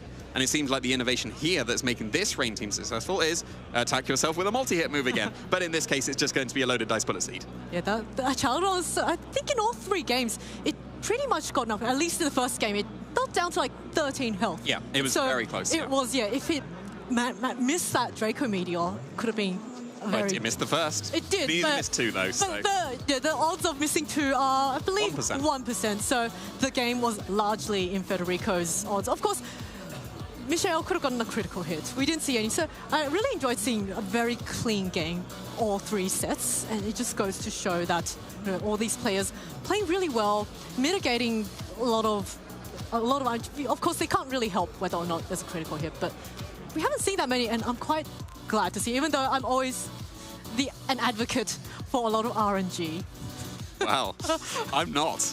I'm going to disagree with you on that one, I think, because, yeah, the RNG is definitely a part of the game, but it can swing things. We saw it, like the paralysis that has been coming into play for the, like we've seen Diaclaws do so many things across so many of the games. I think that's one of the big things at the moment is why Sneasler is right up there in usage. And if you want to find ways to try and beat Sneasler, some innovative ways, you can try doing so at locals. And, what kind of creative ways can you think of at locals? Well, Sneasler.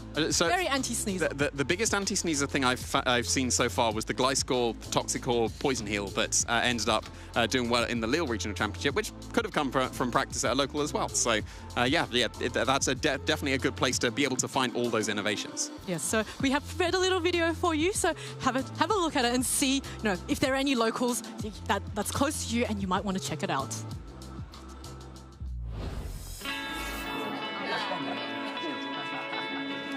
Hey, do you want to play? Yeah.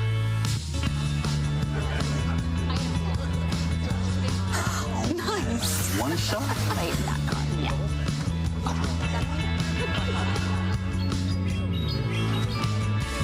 I'll use twin cannons.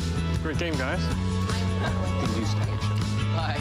See you next week. Come play at your local Pokemon League.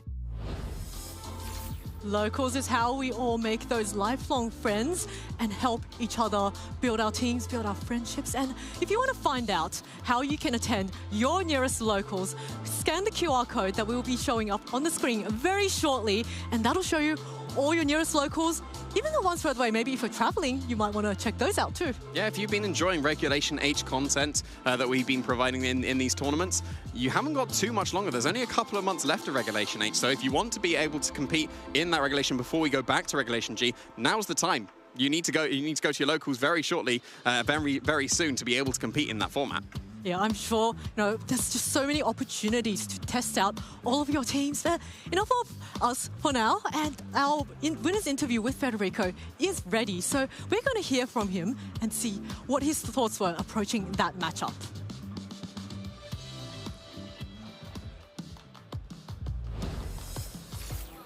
Mind games upon mind games upon mind games, trainers, but it was Federico Camporesi who was able to keep their head ready and in the game. Congratulations, Federico. How are you feeling? Thank you so much. Feeling very well. The match was a bit stressful to play. Michael was my strongest opponent. He's one of the best players in the world. My last top cut match before Gdańsk was World's Top 4 in 2023, and I lost to Michael. So it was like, I need to take a revenge. And luckily I managed to do it. So the matchup was on my side, to be honest, because if I get the Sucker Punch mind game right turn 1, I get in an extremely good position. So that's basically what Michael does. He's a very good player, so he knows his win cons. He has to force the mind games and try to put the matchup into 50-50s. So he was really good in that. He put a lot of pressure. I decided to approach the match like, okay, I'm gonna do that all the 3 games. Whatever happens, it's gonna be there. So I just clicked the buttons that I thought would have been my better options. And I just decided to not be afraid, because I was really happy of what I reached. And I would have had no regrets if I lost. So I said, okay, I'm just risking it. I need to take risk to win. If I take the risk right, I win immediately. In game 2, I had a bit of bad luck. The direct close leap didn't matter, to be honest. He had also the fake out then, another direct low, a lot of percents on his side, so I was losing it anyway.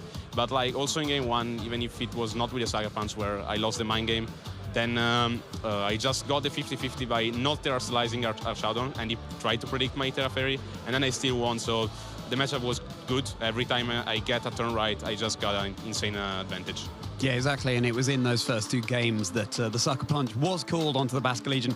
But in the third one, yeah, as you say, you just decided, no, I'm just going to wave Crash. Michael didn't go for the Sucker Punch in that game. And in game 1, the Archaladon, you're able to just get so boosted up, and even though you're off to a disadvantage, Archaladon turns the game around for you. Does that happen often?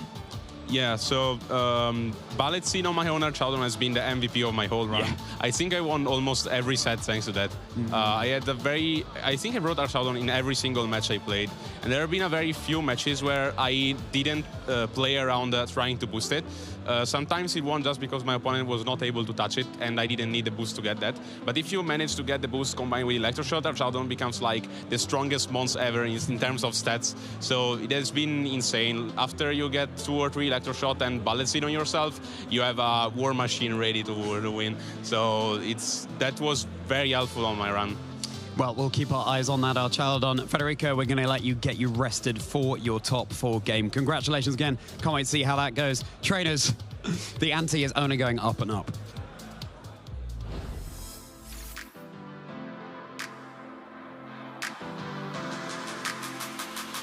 My name is Alex Underhill, and I'm from Seattle. My earliest memory would be playing with my friends. We competed to see who could get the most level 100 Pokemon. That was the coolest thing you could do. I started way back in 2014 when I went to Nationals. It was just kind of like a Pokemon convention I wanted to check out. And from there, I went to the following year, got top 8, and got hooked on competing. It's Alex Underhill. Second out of Day2 Swiss in this field. Definitely makes a name for me. It's been a long time. I guess, yeah, it's starting my 10-year anniversary. And I don't know. I think that there's so many different ways to play the game. And so winning with something new feels cool. Rehashing old ideas. Like there's so much to explore in the game every year. The game just has so much depth. It's so cool. I don't ever see myself stopping. Something that I've learned about myself while playing Pokemon for so long is that I like to play something that feels unique to me. I don't like to just steal what I've been seeing do well. I want to, make it my own, and I love personalizing my own team, I guess. Some of my favorite teams I got to run back in 2017 when I won my 2 regionals. Those teams were very unique to me, going about, either going all in on a move like Discharge or a hard Trick Room strategy. Those are some things that were setting me apart from the rest of the field. Favorite moment from competitive Pokemon history is probably just attending my first Worlds in 2016 in San Francisco. It was a big Worlds. There was a lot going on. It was like just flying across the country to play Pokemon. The event was run awesome. It was so cool. Going to Japan last year, also very cool. Getting to travel, I guess, is a big part of it. There's too many to name, honestly. There's so many people that inspire me. There's a lot of players right now that, you know, are still innovating and building cool teams. Alex Gomez, and there's like David Kutash, some of the European players. They do some really cool stuff. For this season, I just wanted to qualify for Worlds. It's a hard year. 500 CP is a lot to get to. And I also do think I play a lot of events for like the glory. It's fun to win, you know, like there's prize money, there's championship points, but mostly I just want people to recognize me as a strong player.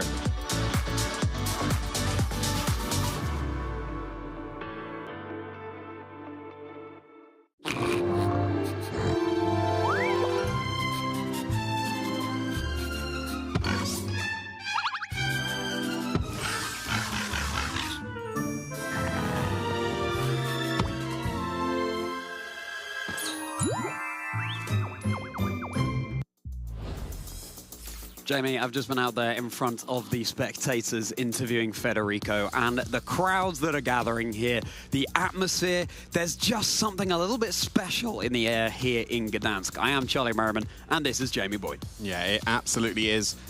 Incredible here in Gdańsk. We're into our top 4 already. We've had so many great games across the entire tournament, including the one just gone. Like against the 2 fantastic players. Federico getting revenge on Michael, who was able to knock him out of the semi-final of a World Championship, has now knocked Michael out to advance to a semi-final. Yeah, it's this is the thing. We've got the rivalries that abound in the Pokemon games, but it's rivals that inspire you to do your very best, like no one ever did. And that's certainly what Michael and Federico are inspiring each other to do here. But that's just one tale, because before that, we saw in the previous top 8 game that we featured, Paul Hinter beating Victor Medina to reach top 4 as well. Victor Medina, a trainer of such standing in the community, reaching their first ever finals of a major 2 weeks ago at the Lille Regional Championships. Still, this weekend is not the one for Victor, but we know that win is just around the corner. All bets are off. Yeah, it has just shown the consistency of him across all of these seasons that we've had. Being able to break through into the finals and then immediately be able to find himself back in the top 8 is no small feat. So a very, very well-accomplished player there, but not quite here for him once again. It's going to be Paul Hinter that we're going to be able to feature in our top 4 game instead. What was so brilliant to see about that, though, was that the way Victor Medina was just congratulating Paul afterwards, saying, listen, you're a fantastic trainer. You have what it takes to go as far as you possibly can, and the smiles on their faces. And let's take a look at our path now through to the finals. So Marco Silva, Husuan Chikuo on the other side of the brackets, and Federico Camporese now against Paul Hinter, who we were just talking about there. Yeah, so Marco Silva rocking that Charizard again. Yep. It's kind of a thing for us at the moment, seeing all that damage being able to come out. But Husuan Chi, we haven't been able to feature yet on this stream, so I'm going to be very curious to see what they're running. Yeah, absolutely. And the teams that have made it to this stage of the competition, this is a defining event heading into the Latin America International Championships in a couple of weeks' time. And there's going to be so much experimentation that happens between now and then as well. How a trainer is going to be countering what happens here in Gdańsk, how they're going to counter the counters that come out of countering Gdańsk. It's all left, right, and center, countering mind games aplenty. And we have our previous Latin American International Championship here in the top 4. Marco Silva was able to win that last season and is already again finding success so close to that repeat of the tournament. We'll have to see if, like, assumingly Marco will be going, he ends up going to most internationals, whether he's sticking with this team that is clearly working or whether he's going to switch something up for that international. What I really like about Marco's team is how he can just step on the gas if he wants to. As we were saying yesterday, Jamie, choice specs, solar power, in the sun, Charizard, that damage, even if it's resisted, is doing a huge amount. But then, of course, Marco, as such a well-seasoned player, has the option of taking things a little bit slower and pivoting around as well. And that's the mark of a really well-built team. Yeah, it does seem so. I think we've known about Charizard, just it can do nice things. We didn't realize it it had this much potential to make it into the semi-finals of a regional championship. Certainly not. And here we go. Our trainers are already on stage. We are not letting our own feet off the gas here in Gdańsk. Trainers Husuan Chi as well as Marco Silva on the stage, getting seated, ready to go. Love to see the plushie metagame being evolved once more with the Gothitelle being rocked for Husuan Chi there. Yeah, we'll have to see very shortly if that's going to be the Pokemon of choice for Husuan Chi. It's definitely a viable Pokemon that we just don't really see in this metagame at the moment, but definitely could be brought here into the semi-final. We'll have to wait and see. Marco Silva, really seasoned trainer. Husuan Chi, a more recent player in the scene. Having said that, you know, top 64 in the Utrecht special event in the last season, as well as top 32 in Liverpool last season too, having a fantastic breakout season there, and then Marco Silva's achievements stretched back all the way. Yeah, all the way. Two-time international champion. There's only a couple of trainers that have been able to achieve that. Of course, a previous regional champion as well, all the way back in 2019, just showing how consistent that Marco has been across all of these generations that he has been able to play in. Even recently, just getting that top 16 at the Little Regional Championships as well. Top 16, something that you cannot ignore there, which was claimed by Nils Dunlop just 2 weeks ago. Trainer who was competing here in Gdańsk, but has been knocked out of the competition. So then, what team do we have to feature here for you? Well, very similar to what Paul Hinter was running earlier on in the stream today. Rillaboom, Volcarona, Golden Go, Sneasler, Mousehold, and Dragonite. Golden Go, a little bit of a switch up here as opposed to the team that we saw earlier. Yeah, for sure. It was mentioned by Paul in the interview that it was originally Golden Go on his team and then ended up changing to the Basque Legion as the ghost type of choice. But Husuan Chi going to be relying on that Golden Go once again. But all the other Pokemon seem to be pretty familiar that we did feature in that top 8. Now also advancing in the top 4 on the other side of the bracket. The Mousehold providing the Frengard, the Dragonite going for Terra Steel instead of the more common Terra Fairy that we see on the scale shot sets. Just small adaptations that we've been seeing across this tournament so far. A Pokemon we expect, but then just have this slight twist that seems to be working out pretty well so far. Yeah, well, pretty well. Reaching the top 4, that is an absolutely phenomenal achievement. Now here we go, Marco Silva with this Choice Spec Solar Power Charizard. Incineroar, Jumpluff, Torkoal, Porygon 2, and Ursaluna as well. So you do have the slow mode being offered by the Trick Room that Porygon 2 can set up, reversing the speed order, making slower Pokemon move first. Torkoal, certainly one of those slower Pokemon. With the Eject Pack, it receives a drop to its stats. For example, after using Overheat, that recall to its special attack, it's going to switch on out of there. There's no attacking moves on this Jumpluff. Sleep Powder, Sunny Day, Tailwind, and Rage Powder. We saw all 4 of those moves being clicked in the game that we featured from Marco Silva yesterday, but if that Jumpluff were left alone on the field, it wouldn't be able to dish out any damage to Husuan Chi's team. Yeah, and that's sometimes a detriment, but a lot of support able to come out from that Jumpluff. Sometimes you just sacrifice it. There's a redirection Pokemon to be able to set up Trick Room for the Porygon 2. Sometimes you're able to just click Sunny Day and blast through with Charizard, which is a very viable strategy that we've seen so far across this tournament, not just from Marco. It was featured on another team as well that we were able to see on the stream, which is also a great strategy to be able to go for, especially with the Terra Ghost available on the Charizard. That is a nice adaptation, shifting away from the massive damage from Terra Fire. Instead, we're going to be seeing the Incineroar and the Porygon 2. That's quite a classic lead here, and a lead we haven't seen for quite a while. This goes back to like Regulation, maybe even A as well, with Mousehold and Golden Go. Yeah, certainly does. Mousehold there providing its Frengard on the field. Rocky Helmet, that will be dealing a little bit of chip damage to any Pokemon that makes contact with it. Porygon 2 and Incineroar here, a classic lead if you want to set up Trick Room, going for a Fake Out and a flinch, leaving Porygon 2 very bulky, especially with the EVLI item to set that up. Yeah, and now you have to contend with the Taunt coming out from the Mousehold into the Porygon 2. That would stop any of the Trick Rooms. But then if you go for the Taunt, then you're not going for Follow Me, and that allows the Incineroar to potentially get an attack into this Golden Go. Golden Go definitely wants to be setting up here. It's not going to be able to do the damage against this incredibly bulky Porygon 2 and this Incineroar that will resist both of its attacks. Of course, you can just go for your immediate Terastallization to get rid of your Ghost Steel typing into that Water typing. That's going to be able to take on the Incineroar a lot better. Terastallizing into the Water type. Golden Go embracing our maritime theme here in Gdańsk, keeping itself safer from the Fire type moves Incineroar can fire off. Taunt now into the Porygon 2, exactly as you said, Jamie. So no Trick Room cannot be coming. No Trick Room can be coming out from that Pokemon here. Nasty block. Golden Go nice and safe to be able to get set set up here, but knock off. Nice play from the Incineroar here. That means that Gholdengo won't be able to heal up with its Citrus Berry on a future turn. Yeah, and there's a Terra Blast coming out from Porygon 2. That's a lot of damage into that Pokemon. If that had been a Trick Room, that would have been a lot of lost damage from Marco onto Swan's Cheese side of the field. But yeah, Mousehold didn't take that comfortably at all. Yes, the Friend Guard was active, and the Gholdengo was able to throw off that knockoff quite comfortably. And now you do have a +2 Gholdengo available to you. But you're still not going to be able to do enough damage in the face of the Incineroar. You might need to consider going for a second Nasty Plot, or maybe if this Mousehold, assumedly is faster than the Gholdengo, maybe a Super Fang to half the HP of either Pokemon, but definitely the Porygon 2. If you Super Fang the Porygon 2 and make it rain, that's definitely a KO.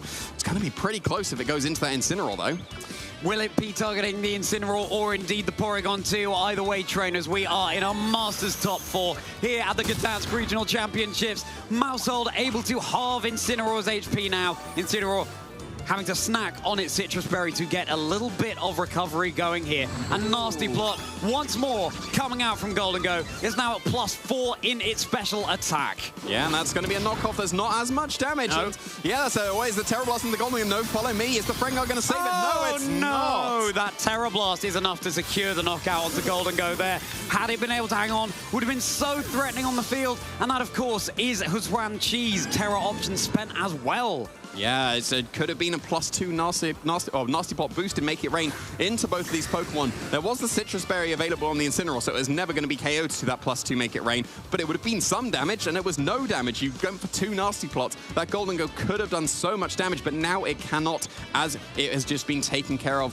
Very, very nicely done from Marco's side of the field. At least the Porygon 2 is still taunted for one more turn, so it can't go for the Trick Room, but it doesn't seem like Marco is prioritizing that in the slightest. Went for Terra Blast on turn 1 in the face of the taunt, and it did loads of damage to the Mousehold, was strong enough to KO the Gholdengo, even through its Friend Guard as well. Calling the taunt coming out from the Mousehold, and Porygon 2 just going on the offensive. Now it's Mousehold going on the offensive into the Porygon 2 with that dodge there. Parting Shot connecting into the Dragonite, which did go for the Protect, so Incineroar is locked on the field. Yeah, that's an unfortunate dodge there for Super Fang. That could have been half of Porygon 2's HP gone, but no, it's a full elf and able to take care of this Mousehold with another Terra Blast. So Swanchi already down to the last 2 Pokemon. It looks like it's the Rillaboom there, so that's not really what you want to see in the face of the Incineroar. Incineroar is almost certainly going to be parting shotting out here to get an Intimidate again in the future, because Swanchi's down to their final Pokemon. Then you'd just be intimidated and stuck at that match attack. Yeah, you'd have to switch out and back in to reset that, but of course the Swanchi doesn't have the luxury of switching out anymore, being down to the final 2 Pokemon. Got an active fake out as well for Rillaboom just joining the fray right now. Porygon 2 and 2 unrevealed Pokemon for Marco in the back. Could well be that Ursaluna if they're angling for the Trick Room mode. It's looking like there might not be enough gas in the tank for Swanchi right now. Yeah, potentially not. Going on the offense here with the Scale Shot. Scale Shot and a Woods Hammer probably still isn't enough to be able to KO the Porygon 2, as it is so bulky, especially because it was only 4 hits rather than 5 there. And of course, you're going to be dropping your defenses on the Dragonite, so the Incineroar, if it goes to the knockoff, will do a lot more damage. But Wood Hammer, is it enough in Porygon 2? Oh, it was! It is the Wood Hammer, boosted by the grassy terrain, does pick up the knockout onto the Porygon 2 there. I'm sure it's fine margins. So no Trick Room can go up for Marco here. At least they have the speed advantage. Dragonite with a non-resettable attack drop now. Yeah, and it's going to be intimidated as soon as Incineroar joins the field again. There's not much reason for it not to in the face of these 2 physical attackers. You get to Parting Shot out into whatever you want this turn, and because the Porygon 2 is KO'd, in comes the Incineroar almost certainly once again. Do you have that Sun Mode waiting in the back? Do you have the Jumpluff and Charizard to go fast, or did you have the Ursaluna and the Torkoal potentially because of the Porygon 2 being led? Ursaluna and Torkoal is surely what you want to be having in the Trick Room, so I wouldn't be surprised to see at least one of Torkoal or Ursaluna in the back, so that Trick Room could have been benefited from. Of course, that wasn't the strategy that Marco went for. It just went on the offensive instead.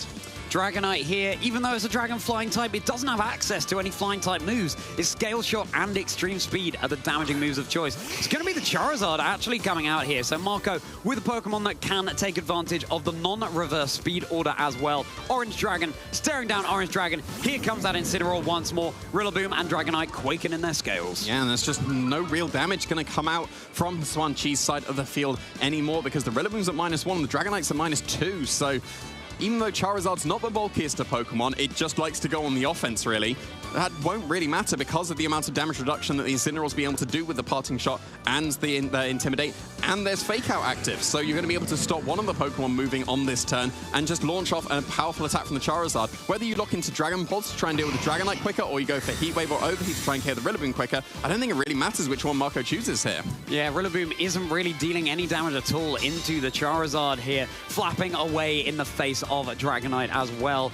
You'll be locked into the Overheat now on this Charizard. Massive damage into the Rillaboom. It's got an Assault Vest, but of course, that's going to be easily enough to secure the knockout here. Yeah, for sure. And now you can just switch the Charizard back out once again and lock into Dragon Pulse if you want to. Or you can just go on the offensive here, really. The Dragonite, it's at -2. You don't really need too much more damage reduction. And especially because the Scale Shot is reducing the defenses of the Dragonite, you can break the multi-scale with the Overheat. It won't do too much damage. It's weird to say with the Charizard when we've been hyping up its damage, but it's not in the sun, so it won't do much damage. But then Knockoff would do actually pretty significant damage with all of those defense drops. Scale Shot once more going to be lowering the defenses of this Dragonite, boosting up the speed as we've seen many, many times over the course of the tournament.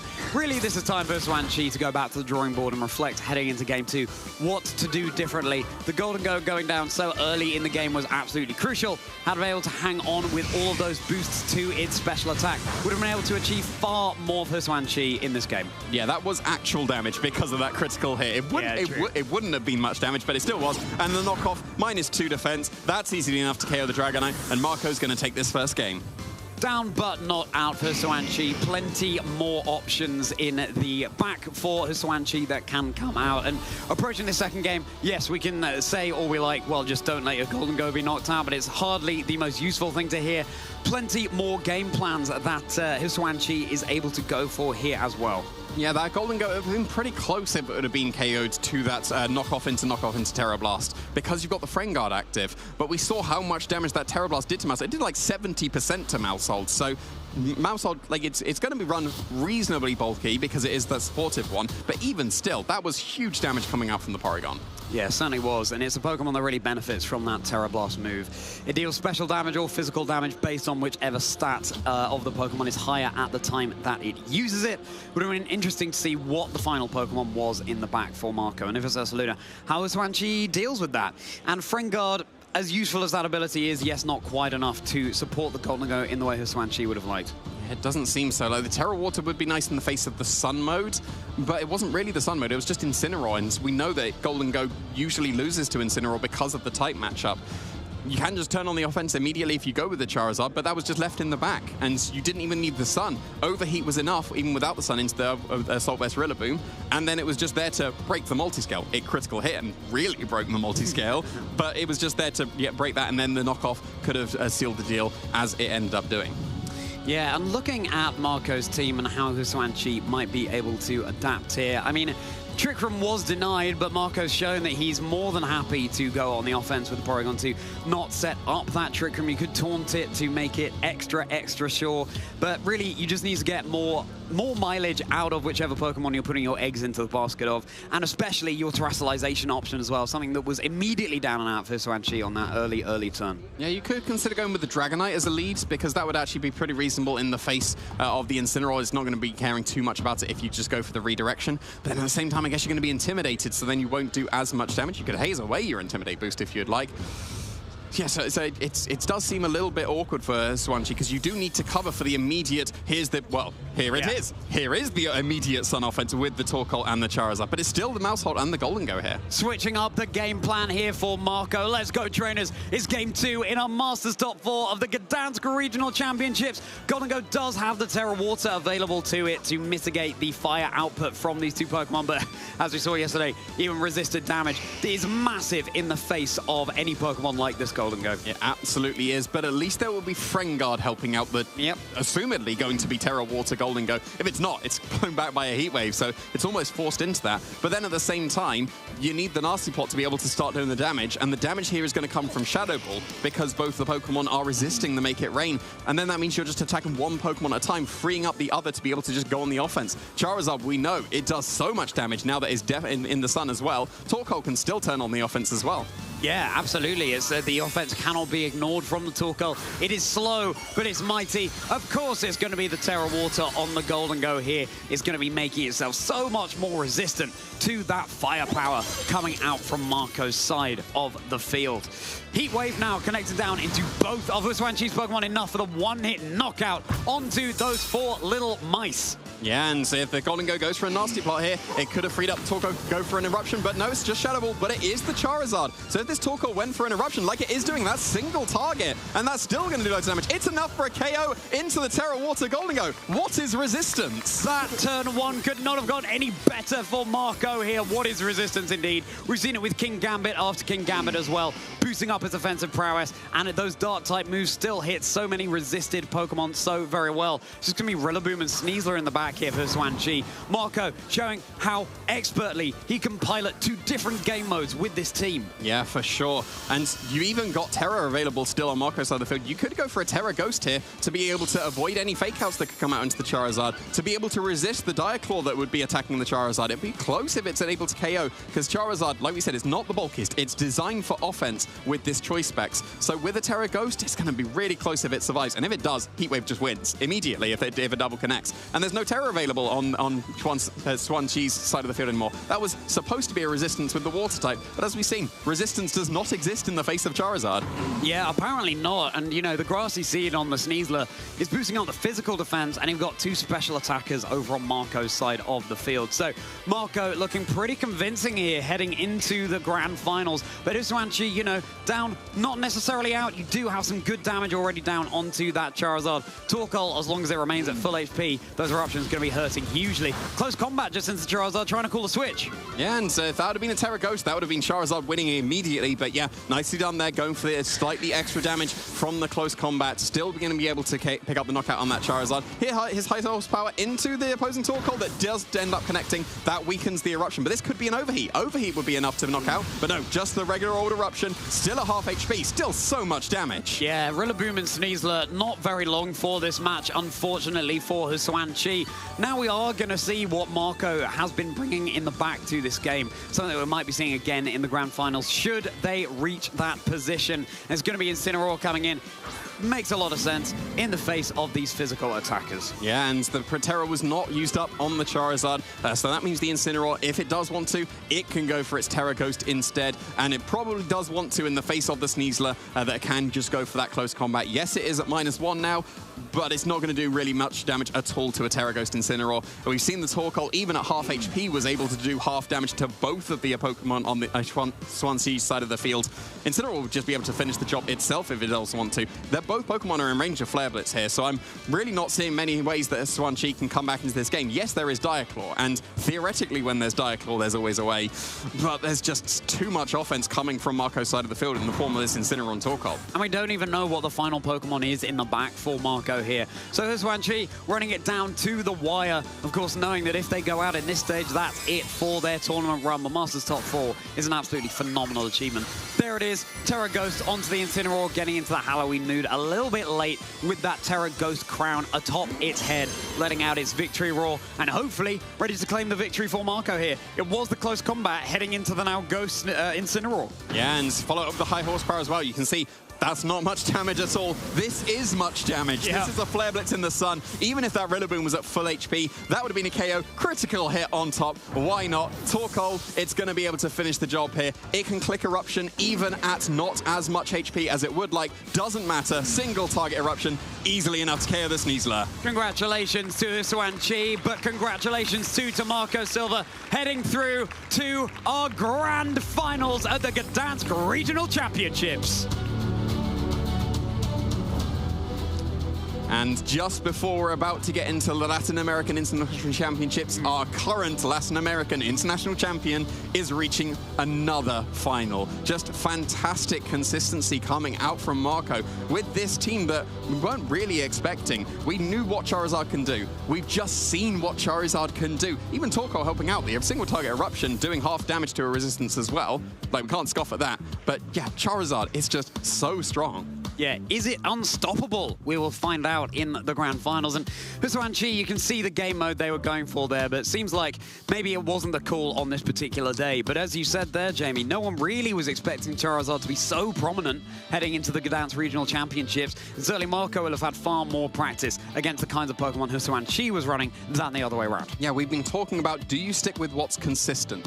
Are you going to just run the balance teams, what we call the balance teams, and the Pokemon that we know that work together, or are you going to go anti-meta? Because if you get the correct anti-meta team at the right time, at the right tournament, well, suddenly you're in the regional championship final.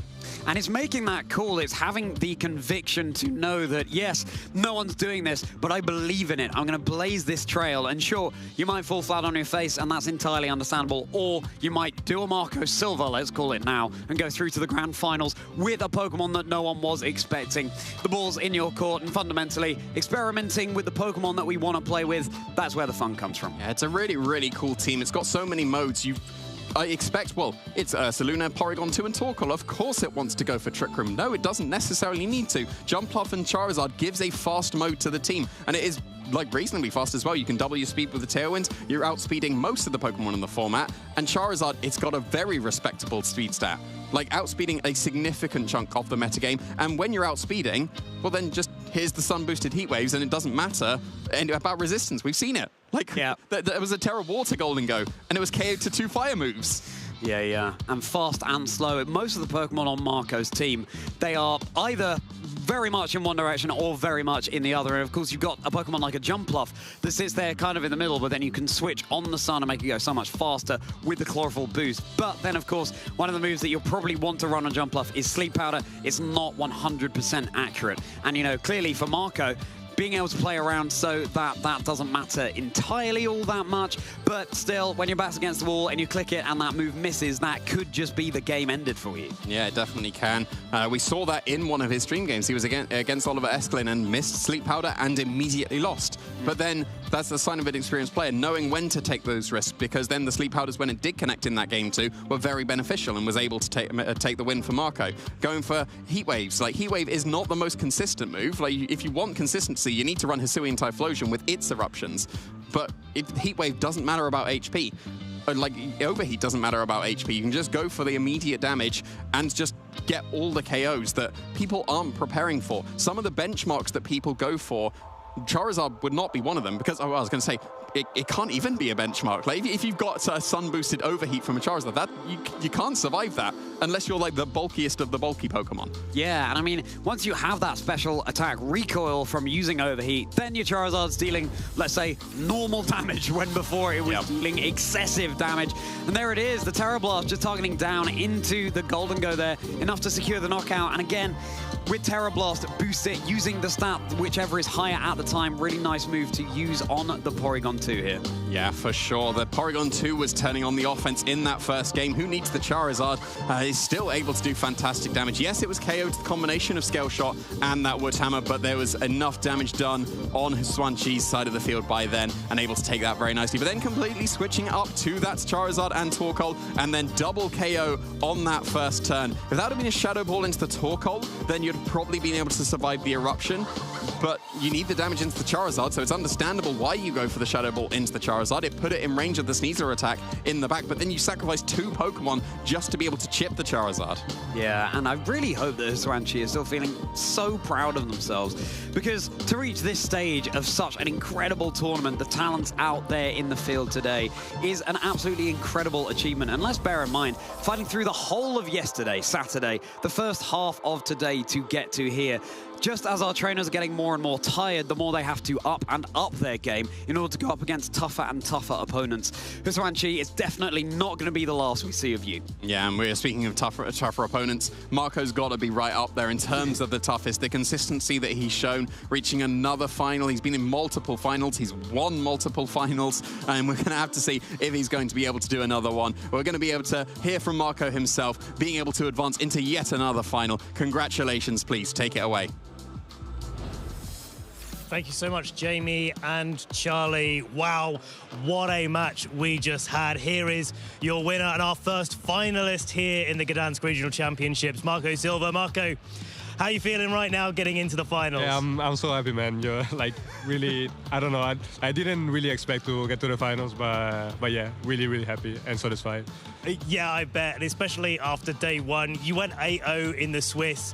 You had a couple of rounds of Swiss. You've come into this asymmetrical top cut. You're making it all of the way. And Swan was using a pretty consistent team. It's done so well this weekend, but you made that look like an absolute breeze.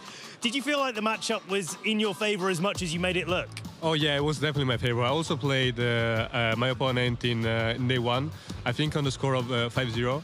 And yeah, like I kind of know how it was going. I just had to like play well with Charizard. And yeah, like game one, I think it wasn't a good idea to go for like Nasty Plot, but then yeah, if Goldenko drops, you're kind of screwed. But also, yeah, I kind of account for that. My plan was to, I was more expecting him to like lead with Dragonite because I think it's a really good answer to Charizard. So yeah, I went for like Incineroar, Porygon 2. Luckily, didn't have like Annihilate, this type of Pokemon. So I knew that was a good lead. And then like in the late game, I could have just got in with Charizard and just swept everything. Yeah, because I mean, it looked like in game one at the start, Porygon 2 was going to be the star of the show, but really, it's been Charizard all the way through that we've been talking about behind the desk. Tell us a little bit more about that pick and why you thought it was the call this weekend. So in general, I honestly didn't really think that was the call, but I really like the main thing that I liked about the team that I tried to like work on so much in the last week basically is the Incineroar Porygon 2 Saluna with the Tailwind core that has been really, really popular in Japan. There's been like some version of it even in in the US. Wolf has been playing Yamega with like Incineroar Porygon 2 and Saluna. I tried all these things, like all the different versions, but I feel like Jump Life is really, really good because it's like way bulkier compared to like the other Tailwind setters. And it does like really, really well in general into all the format. And then I was able to like fit in like the other type of core. The main team wasn't built by me; it was built by a Japanese player. But then after I played it in the global challenge, I was like, I tried to like put my things on it, like the spreads and stuff. And everything like seems to come together. I usually don't play like these type of teams. I play more like balanced type of teams. Yeah. So I wasn't completely sure about the team like before the tournament. In fact, I was like the day before the tournament, I was like, yeah, I'm probably gonna play like Rain again, which is really balanced or whatever. But I was like, I don't know. I played some matches. It wasn't really clicking. You've just gotta. Sometimes you've got to just opt to click some buttons. Yeah, exactly. It's like we've been talking about it all weekend. It's like, well, it's Charizard. There's nothing that resists it, right? Yeah. And the team puts out so much damage. And a player with your skills, you're a two-time international champion. Of course, you've had both the Jönköping Regional Championships. You got to the finals in Malmo previously, but it's been a couple of tournaments since you've made it into the finals again at the regional level. Tell us, how are you feeling for the finals? Are you feeling confident? Can you do it? Yeah, like I haven't analyzed my matches. Of course, I know what Fede is running since actually, like I think 2 days before the tournament, I was practicing with my Rain team, and I was like, I don't know, this team with like Arcaludon, Electabuzz, they did really well in Lille. Seems really hard. I lost to it in ladder, and I was like, Fede, I think you should try it. Like I will not try it because I don't like in Gambit. Yeah, I like in Gambit, but I was like, I think if you try, like it's gonna do really well. Then he put like the bullet seed on the Rillaboom and everything, and of course he's been playing like amazing. So he got to the top 4 and hopefully the final. Well, let's see. We're going to be getting into that match, trainers, very shortly. Don't go anywhere. Before we wrap things up, we get you rested and ready for the finals. Do you have any final shout-outs that you want to make? Yeah, I want to shout out again my friend Nico that was able to get me the team in-game the day before the tournament. I would have not been able to play it. So thanks, Nico. Thanks to El Server. Thanks to Momo Nation, all the guys that have been supporting me. And of course to all my fans from Italy and from all around the world. Brilliant. Thank you, Marco. Congratulations on making it all the way to the finals here in Gdańsk. We're going to be going to a quick break now, trainers, but don't go anywhere. We are going to be getting our next top 4 match underway, finding out who Marco will be playing in the finals very soon.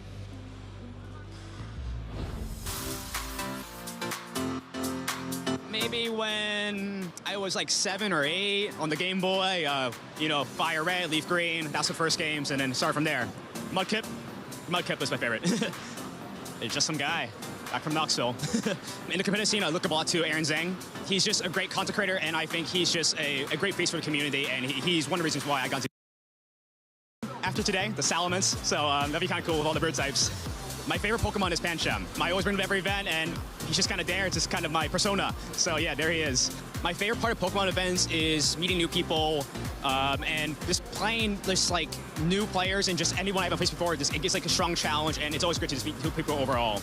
My go-to event snacks will be protein bars. I usually have one on me all the time. They're just very convenient and they're easy to eat. And my Team Rocket? I am not Team Rocket.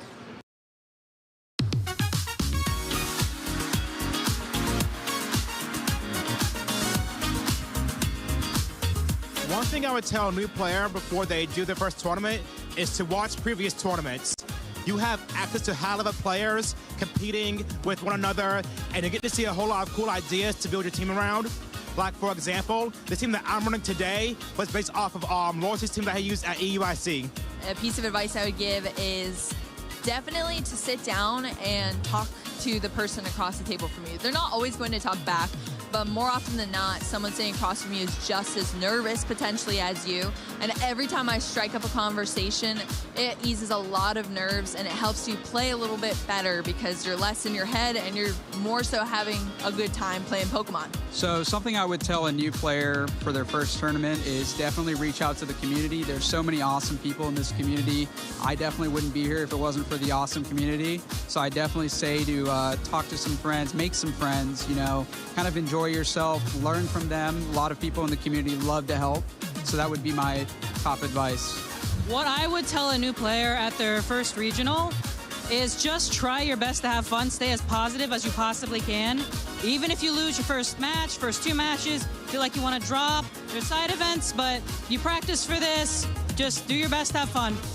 One thing I would tell a new player who's coming to their first tournament is to bring a team that they're comfortable with. Knowing your Pokemon, how all the matchups play out, goes a long way. The first thing I would tell someone who is, getting ready for their first tournament is to not be so nervous. I get it's a big event, you don't know how many people are going to be playing. You're going to meet new people, a million deck options out there, but just lock into whatever deck you're practicing with. Bring some extra sleeves in case you break a sleeve, whatnot, and maybe a water, some snacks. Other than that, just have some fun.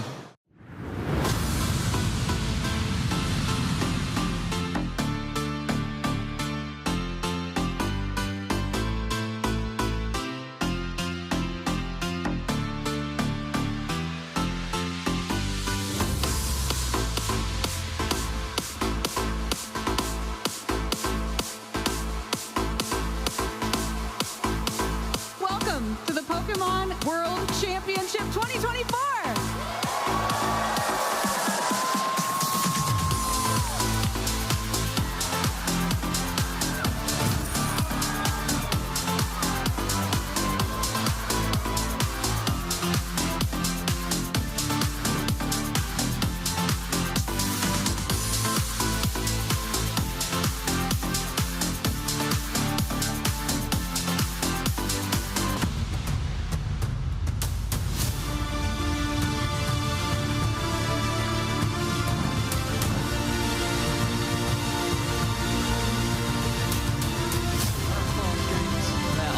Games.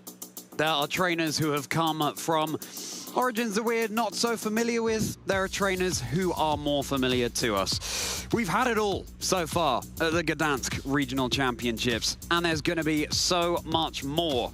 I'm Charlie Merriman. I'm merry. I'm buzzing. I'm in awe of all the trainers we have here in the venue in Gdańsk, and I'm joined by Ben Kiriakou. We have just found out who our first finalist is here in the Gdańsk Regional Championships. It's going to be Marco Silva as one of the trainers we're going to be featuring here this weekend as a potential for our Gdańsk Regional Champion, but we're not quite there yet, trainers. We are only in our second top 4. I just say only, that's quite far into the tournament, of course, but this is it where we decide who will be playing against it. Will it be Federico Camparosi?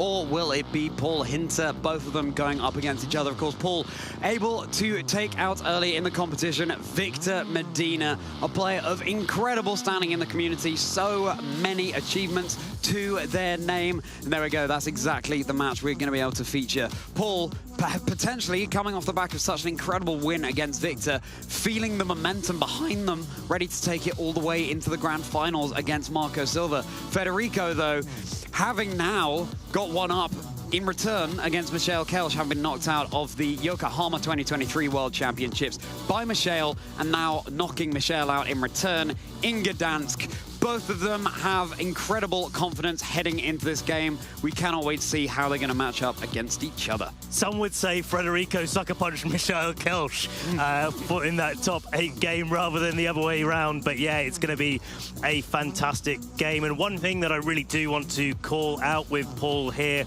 he's a little bit less known as a person that we see on the stream all the time here in the regional and international championships. But he managed to be able to hold his own, hold his nerve. Quite an equal matchup that he had against Victor Medina. And, you know, on paper, Victor would be the person that would be favorite in that position. But Paul was saying, hey, no, I'm going to change my game plan for game 3. Where it all counts, where it all matters, and having that ability to just hold firm and be able to find your win conditions is something that you've really got to be looking out for. Having shown that they can match each other toe-for-toe in game 1 and then the other person winning in game 2, then all comes down to essentially another best-of-1 in the deciding 3rd game. But of course, it's so much more than just a best-of-1. You have all of the information that you've gleaned from your opponent's playstyle, the Pokemon they have, the abilities, the way they're maneuvered around the field, and that is everything that can come down to determine that decisive game 3. It's not just about the Pokemon matchup, it is sometimes the player matchup as well that you have to take into consideration, and the pressure that all of these players are under at this late stage in the tournament. You've called it out already before today, Charlie, making sure that they're keeping themselves fed and watered and well rested as they can to keep that mental energy up, to be able to make the calls that they need to make and back themselves to make it when it really counts. Often in this position, Ben, we say, yeah, well, Paul isn't so familiar with being on stream, but he's just done it, and he just won on stream, so he's building up that experience literally game by game here, feeling that much more relaxed still, having beaten Victor Medina. Now, going up against Federico Camporesi, it's not really a consolation prize, is it? Congratulations, you beat Victor Medina. He's another incredible trainer for you to beat, but that's exactly what Paul has to keep his head in the game for. And if you're Federico, you're thinking, oh, okay, well, this is a trainer who clearly is not one I've heard of, but one that's really making a name for themselves here. This could be the future of Pokemon VG right here. I've got to have my wits about me. Of course, at this stage, people's names don't really matter anymore in that respect. I mean, as a trainer, you've really got to just cast all of that information out of your mind and concentrate on the Pokemon in front of you, what you're going to be doing, the matchup that you're going to be playing, the decisions that you're going to have to make. A lot of team building comes down to this, and I've said this before, it comes down to the like little bits of holes that you have in your team, deciding what things that you're strong against, but also deciding what things you're actually a little bit weaker against, and knowing how to be able to maneuver around those, knowing, like Michelle Kelsch was talking about, is like, hey, this matchup against Federico Camporesi is not particularly great for me, but I know exactly what my outs are. So, you know, it's just about knowing those things so that you can play around him. But there we go. Paul on screen there, having a little smile to himself. It's great to see him also having fun. Yeah, having the time of their life up there, I'm sure. Coming into this weekend, I wonder what the expectations were. But either way, feeling incredibly proud, I'm sure, of reaching the top 4 position. And it's the... it's not the usual plushie game that we have there on the desk for Federico Camporesi. I'm sure there's a story behind that little pig there, but let's have a little bit of a recap. Both of these players have been on stream, you've seen them before, but for those that are just joining us now, Federico Camporesi, 2024 NAIC Top 32, Top 4 in the World Championships 2023, Liverpool Regional Top 16, and a 2-time international finalist in the senior division. I mean, it says it all. Gdańsk Regional Top 32, so this very event last season for Paul, and going so much better. In fact, at this point, exactly 8 times better than that, reaching at the top 4 position right here. And, you know, just glistening on the stage with pride, I'm sure. And Federico, you know, has to get their head back in the game. Gdansk almost turning into home turf for Paul there, 2 years in a row, getting a great placing here and adding another accolade to their list. Of course, we've seen the EU regional calendar. We have lots of events left this season, of course, with the international championships as well. I'm sure we're going to be seeing Paul again at some of the rest of them where we'll add that accolade to the list. Rillaboom, King Gambit, Basque Legion, Electabuzz, Pelipper and Archaladon. But it's synergizing so nicely with Archaladon for Federico. You give Moswell boost to your stamina, and then Body Press, which deals damage based on defense rather than attack, is boosted all the more. And King Gambit, of course, doing what it does best. Terra Dark, Black Glasses, Kowtow Cleaves and Sucker Punches. It's so difficult to be able to take down. It gets sword stances up and it puts lots of pressure on. Of course, Pelipper providing that all-important speed control as well for all of the Pokemon on the team. But if you can't get the speed control going, Basque Legion with its Swift Swim is there to do it for you. An ability that boosts your speed whether the rain is up on the field. And if it's not there, then no, there will be no speed boost for that Basque Legion. And let's remind ourselves of Paul Hinter's team as well. Rillaboom, Volcarona, Basque Legion, Sneasler, Mousehold and Dragonite here. And the haze there coming out from Dragonite may be quite relevant in this particular matchup to stop Archaladon going a little bit nuts that we've seen before there, but opting for that multi-scale ability to stop a little bit of damage, getting that scale shot with the loaded dice, hitting 4 to 5 times. But the real key in a lot of the matches that we've seen Paul play is that Sneasler with that Grassy Seed Unburdened set. It's been doing so much work, not just being able to go first and get the Dire Claw, but that Grassy Seed defense boost. Paul has taken a lot of advantage of it, and just having that extra little bit of coverage option with the Throat Chop as well has been really, really nice for him. There's Archaladon going nuts, and there's Archaladon going seeds, I guess. Seeds and nuts with that seed there. Now it's fascinating to see a Choice Scarf Basque Legion facing off against a Choice Band one. There are a couple of ways to run that Pokemon, and this is going to be a real showcase of them. Let's see how they're going to match up into each other, trainers. Make some noise. It's time for our second top 4 of the Gdańsk Regional Championships. Paul Hinter versus Federico Camporesi. And it's Mousehold and that Volcarona leading out of the gates for Paul, and the classic lead of Pelipper and Basque Legion for Federico. Federico wanting to put a lot of pressure on the board right off the bat here.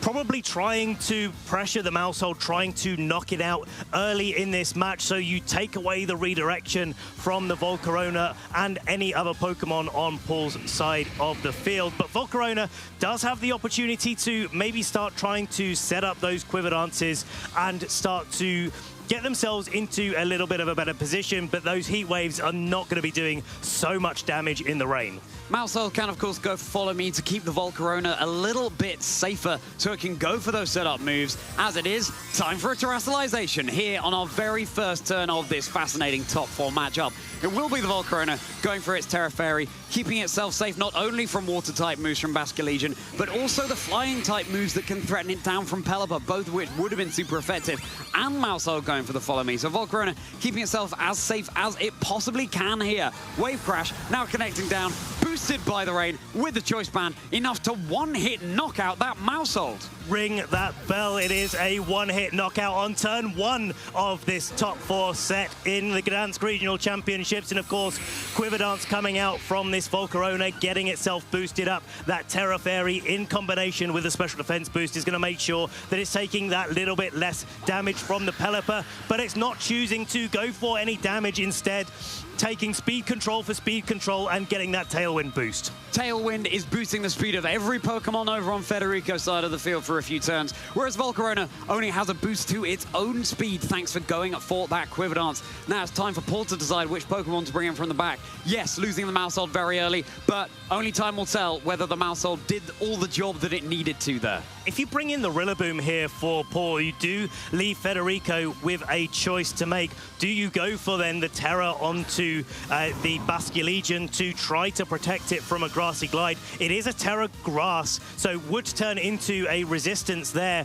and would outspeed the Volcarona as well. But if you do go for the Terra, then you open yourself up to a fake out, and these are the sort of little mind games.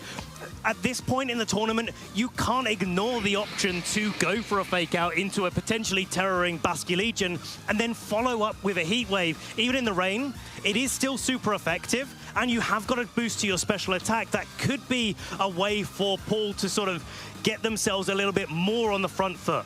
It's something we've seen many times in the past. Trainers making that massive call to fake out what is once a ghost type, but terrestrializing away from that. Here comes our Chaldon, though, coming in, potentially about to receive a free boost to its stamina, and it does, with the Rillaboom going for the fake out into that slot. So it's already going to be dealing out more damage with body press than it would have been able to otherwise. Hurricane, super effective into the Rillaboom with the Assault Vest, takes it more comfortably, and it gets the confusion. A cheeky little confusion there coming out from the Hurricane, but a Terra Blast is the follow-up. It's not a heat wave whatsoever. It goes into that. Our Chaladon's going to be doing neutral damage, and yeah, pretty respectable there. Not taken down damage at all from the rain, but our Chaladon with that Assault Vest hangs on like a champ. Absolutely does. It's the Assault Vest so nice for patching up our Chaldon's slightly weaker special defensive side, but it's still a lot of damage on Federico's Archaldon there. You wonder if it's the Rillaboom lurking in the back for Federico as well, able to get the stamina boosted up even further with Bullet Seed. I'm wondering whether or not the Basculegion in the back actually could cause Federico a little bit of a problem later down the line. If Pelipper gets taken down, well, it's not going to be this turn because of that confusion. Rillaboom hits itself, and Flash Cannon does launch its way into that Fairy-type Volcarona. But it takes it so well thanks to the boost to the special defense it received. But how about this Weather Ball? It's another special attack.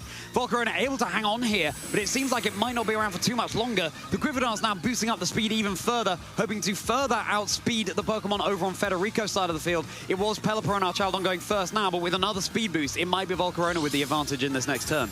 And Rillaboom does have a little bit of extra damage up its sleeve with a Grassy Glide, but I think the Volcarona has taken too much damage this turn for Paul to be able to deal with very effectively. It's probably, even after that extra special defense boost, not going to be able to take another Flash Cannon from our Chaladon, but Paul really does want, Federico really does want to be able to preserve this Pelipper for the late game. He's not going to do that this turn, though. Grassy Glide now heading right into the Pelipper. Now the Volcarona's fast enough to outspeed the Archaldon. Terra Fairy, Terra Blast, is it going to be enough to secure the knockout? No, it's not. Archaldon hangs on with 9 HP. And it's going to be able to reply with another Flash Cannon into that Volcarona. It is. It is the Volcarona down now, and along with it, Paul's terrestrialization option. And Rillaboom has acted this turn, so that is it for now. Well, no, Pelipper, it's still got a Hurricane going. It's going to be able to pick up the knockout here. Paul is down to his final Pokemon. Federico has all of their Pokemon left available to them. Our Chaladon just hanging on. Pelipper having a little bit of health left, but there are 2 Pokemon in the back.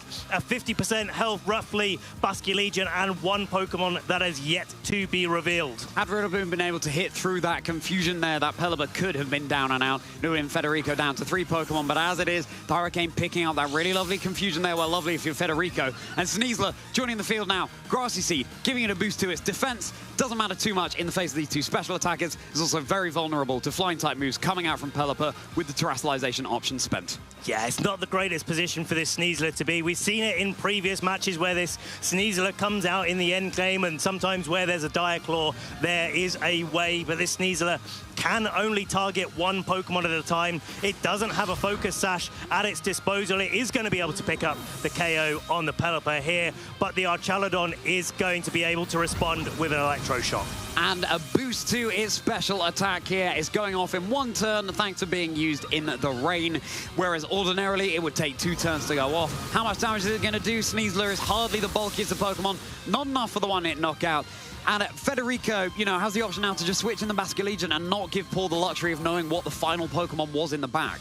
2 Pokemon left, 2 Pokemon that can target down this Sneasler and pick up the KO. Of course, Last Respects has got that much more powerful. These moves are guaranteed to be able to land their mark onto the Sneasler. So it is really down to these 2 trainers to start thinking about their adaptations going into Game 2. But it looks like Federico is 1 game closer to making our finals here in Gdansk. I love that you call out that it's both trainers that need to make their adaptations, because yes, Paul down 1 game so far, it looks like here. But how is Federico going to adapt, even though they won, thinking that Paul might adapt in response, given that they lost? All of these mind games going on. Sneasler down and out. Paul just taking a little bit of extra time there to be able to adjust the game plan heading into Game 2. And I think certainly if you're Paul, you want to be able to get more out of the Pokemon you're leaning into. And there it was Volcarona being set up with Quiver Dance. Yeah, so the Volcarona was in a bit of a precarious position right from the start. When Federico is leading his rain options, there's just so much damage there on the board. You can pretty freely with Basculegion target down into the Volcarona.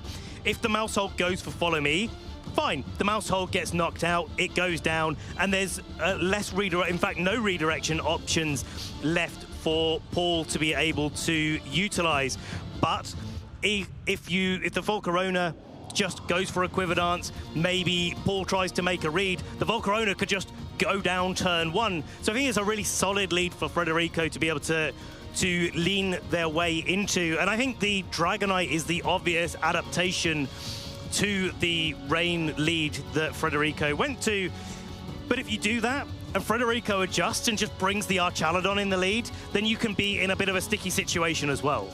I mean, the Rillaboom for Paul is at least threatening the Basculegion and the Pelipper immediately. It's also threatening high horsepower into the Archaludon, gives it a boost to its stamina, but at least it is super effective damage. It's physical attack as well, and Archaludon takes those much better than its special attacks. But with, yeah, Volcarona in the lead, it seemed like initially Paul was on the back foot, so we'll have to see. Yeah, I think you don't have the option either to go for something like King Gambit, like Michelle Kelch was trying to play against Federico Camporosi, to try to put pressure on that Basculegion. You could maybe opt to go for a Basculegion of your own. It's carrying the Choice Scarf. Last Respects, before any KOs are made, are pretty weak, so maybe there's a little bit of an option there. Could do, and it's already time now to get into our second game. It is going to be the Rillaboom coming out from Paul, as well as Sneasler and Basculegion and Pelipper once more for Federico. Diaclaw. That is the way that you can try to get through this lead combination. It's not the most consistent, and maybe not the game plan that Paul is really going for, but actually more of a pin in this situation. A Diaclaw from the Sneasler covers a Terra Grass, and the Grassy Glide covers not a Terra Grass. And of course, with the Unburden and the Grassy Seed, that pins the Basculegion slot. And so Federico has to decide whether or not Paul is going to read into that switch out from a Basculegion, knowing that those 2 attacks could come into it. It doesn't matter whether you Terra or not. Pelipper here is going to be threatening big damage onto the Rillaboom, but it was going to be the close combat onto the Basculegion there, predicting the terrestrialization, not able to get it off, and that's going to be the 1-hit knockout, responding Wave Crash into the Sneasler for Paul. Archaludon was the only Pokemon that could have switched in there consistently, and Paul had to make that call in the situation, but Federico knew that that call was coming and just went for the Wave Crash. You're 1 game up in this top 4. Hurricane, after the Wood Hammer, is going to be able to reply. 2 KOs from Federico Camporosi against Paul Hinter here. He is getting ever closer to punching his ticket to the finals. Federico is playing this so convincingly, just sealing the approval on this game. Now Paul has to bring in those final 2 Pokemon in the back. In the face of Basculegion and this Pelipper, it's going to be Mousehold, hardly the most offensive Pokemon here. Alongside Volcarona, the rain's already set up. At least there's no terrestrialization spent over on Paul's side. Paul had to make that call. They had to try to pin that Basculegion and then punish the switch from Federico, but just look at the effect of Federico standing firm in that position. Now you have a Mousehold that's definitely going to get 1-hit KO'd, as well as a Volcarona that's probably going to get one-hit KO'd. It can go for the Terra Fairy, but there is a full opportunity for the Pelipper to go for a Tailwind here. If you don't follow me away the attack from Basque Legion, Volcarona is probably going to go down. And yeah, okay, you can Super Fang into the Pelipper for the 1 HP damage, but it's not necessarily getting you anywhere. Wave Crash was targeting down into the Volcarona here. Paul just buying a little bit of time to reflect on how they could possibly be able to turn this around. At least Torn is able to connect down into the Pelipper now. So no Tailwinds able to come out of that Pokemon, and that is what was opted for by Federico. Maybe there's a game plan here with Paul trying to wait out the rain, try to get the sacrifice the Mousehold here, go for the Follow Me redirection, get a Quiver Dance up. But because Federico has all 4 Pokemon, it is a little bit of a difficult call to be making in this position. If you don't get the Quiver Dances going and you don't get maybe a double protect is what he probably need to be able to sort of work that game plan through. It is technically possible, but it's quite a bit of an ask, especially when that Pelipper just gets on out of there. When a Pokemon is able to set up and it's supported by a supportive Pokemon like Mousehold, there could be a way, but yeah, the advantage is squarely here for Federico right now. Would need multiple Quiver Dance on this Volcarona, and of course, will it have the gas in the tank to be able to withstand many attacks? At least Pelipper's not going to be acting this turn, what with our Chaldon hitting the field, is going for his Terra Fairy. Mousehold bravely going for his Follow Me in the face of this very threatening Basque Legion right now. Just a Wave Crash. We know from the first game is going to be enough in the rain with the Choice Band to deal the knockout. And that also removes the Friend Guard from the field as well, which was helping out that Volcarona. Of course, our Chaladon, we know, does have the ability to go for a Steel-type Flash Cannon into that now Fairy-type Volcarona. So nice offensive threat. At least the Basque Legion has been taken care of in this spot. That does open the door for Volcarona to try to go for a Quiver Dance and be able to outpace a little bit of the damage that this Archaladon can do. But this Electabuzz coming in, it's pretty fast. It's also got the ability to taunt. It does do, but the Volcarona is able to get off the Quiver Dance, at least one, before being taunted. So at least it gets a little bit of a boost to its stats here, and now it cannot go for any more. And the Volcarona is a sitting moth on the field right now for this Archer Chaladon to target into. Electroshock, really nice call to boost up your special attack here in the face of the Volcarona's boosted special defense. So now they match each other toe for toe. One boosted special attack for Archaladon, one boosted special defense for the Volcarona, just to make sure the Volcarona doesn't get carried away. And of course, the Volcarona cannot get carried away anymore because it now cannot go for any more Quiver Dances. It's going to be recovering some health with the grassy terrain and the leftovers, but it is going to struggle to keep up with that Archaladon if it carries on going for Electroshocks. And of course, with the Pelipper in the back, you can always just switch back into Pelipper to make sure that the rain is still on the board.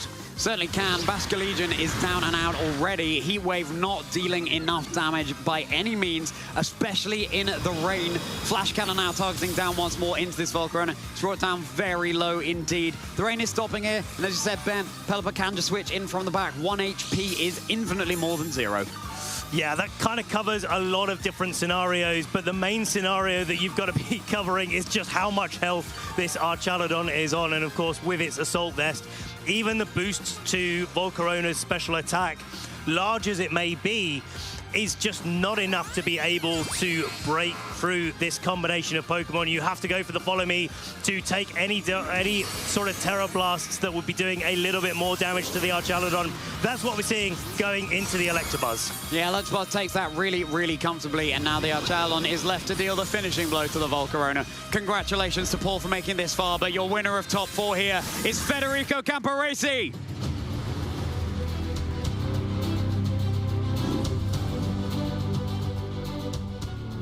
Congratulations, Federico, for making it into the finals here. and what a way to do it. He's been playing so well all tournament.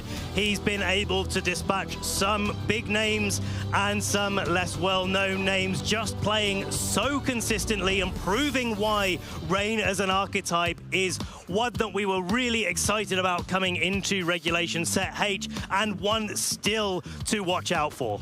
Yeah, and Paul and Hsuan Chi, who were able to feature in that previous top 4 match, they collaborated very closely on these teams. Just one Pokemon difference between them, with Golden Go of Hsuan Chi and the Bastion Legion for Paul.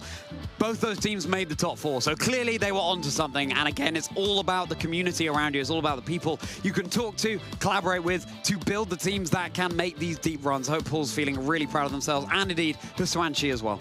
Well, speaking of collaboration, Marco Silva, our other finalist that Federico Camparosi will be playing up against in our finals here. We're talking about the teams that they were running this weekend, and it was, so Marco says, him that brought Federico onto this idea of this Rain Archaladon team in this particular form, and saying, hey, you know what, I think this is pretty good. Maybe you should give this a go. And now we'll be eating his words. Of course, we'll see how these two teams match up into each other, but it is going to be a classic pairing of Sun versus Rain heading into the finals. What with Torkoal over on Marco's side of the field and Pelipper coming out, Federico. It'll be really fascinating to see that Charizard is not going to be able to run away with things quite as much as Marco would have liked to have done based on previous games we've seen them play. And it is all down to the way that they lead, the way that they decide to switch in and when they switch in. It's all about those sort of speed priority brackets, but not in the way that we're used to seeing as to, you know, when a different Pokemon is going to switch in, that affects when an ability is going to activate. Does the Rain go up or does the Sun go up? And of course, in that situation, I mean, Marco's team has a couple of different modes. He can go for that Porygon 2 Incineroar, Ursaluna, Torkoal composition, very heavily reliant on going for Trick Room, but then he can also switch things up, as we've seen in previous Swiss rounds, going for the Porygon 2 mode and then going, no, Charizard. Yeah, yeah, exactly. It all just comes down to the decisions that these trainers are going to be making in the moment. Weather wars once more. It's a tale as old as time in VG, but there's only one weather that we had our eyes on in that previous top 4 game. It was, of course, the rain. Federico making it rain all over the field, despite the lack of Golden Go here. And the Volcarona really is what Paul was leaning into in both of the games, but just wasn't able to get it in the right position, unfortunately for them, as well as they tried. And a really nice switch up, bringing the Rillaboom in the lead in game 2, but still, unfortunately, not enough. Well, with the Bullet Seed on the Rillaboom, it's so hard to be able to try to play consistently into that Archaladon. And if you go for that Dragonite mode, which is better against the rain, Scale Shot activates stamina several times in a row. So definitely not something that you can rely on all the time. But look at all this damage that Federico has at their disposal, especially in that game 2 after the close combat was not effective at all into the Bastion Legion, and Federico was able to run away with the game.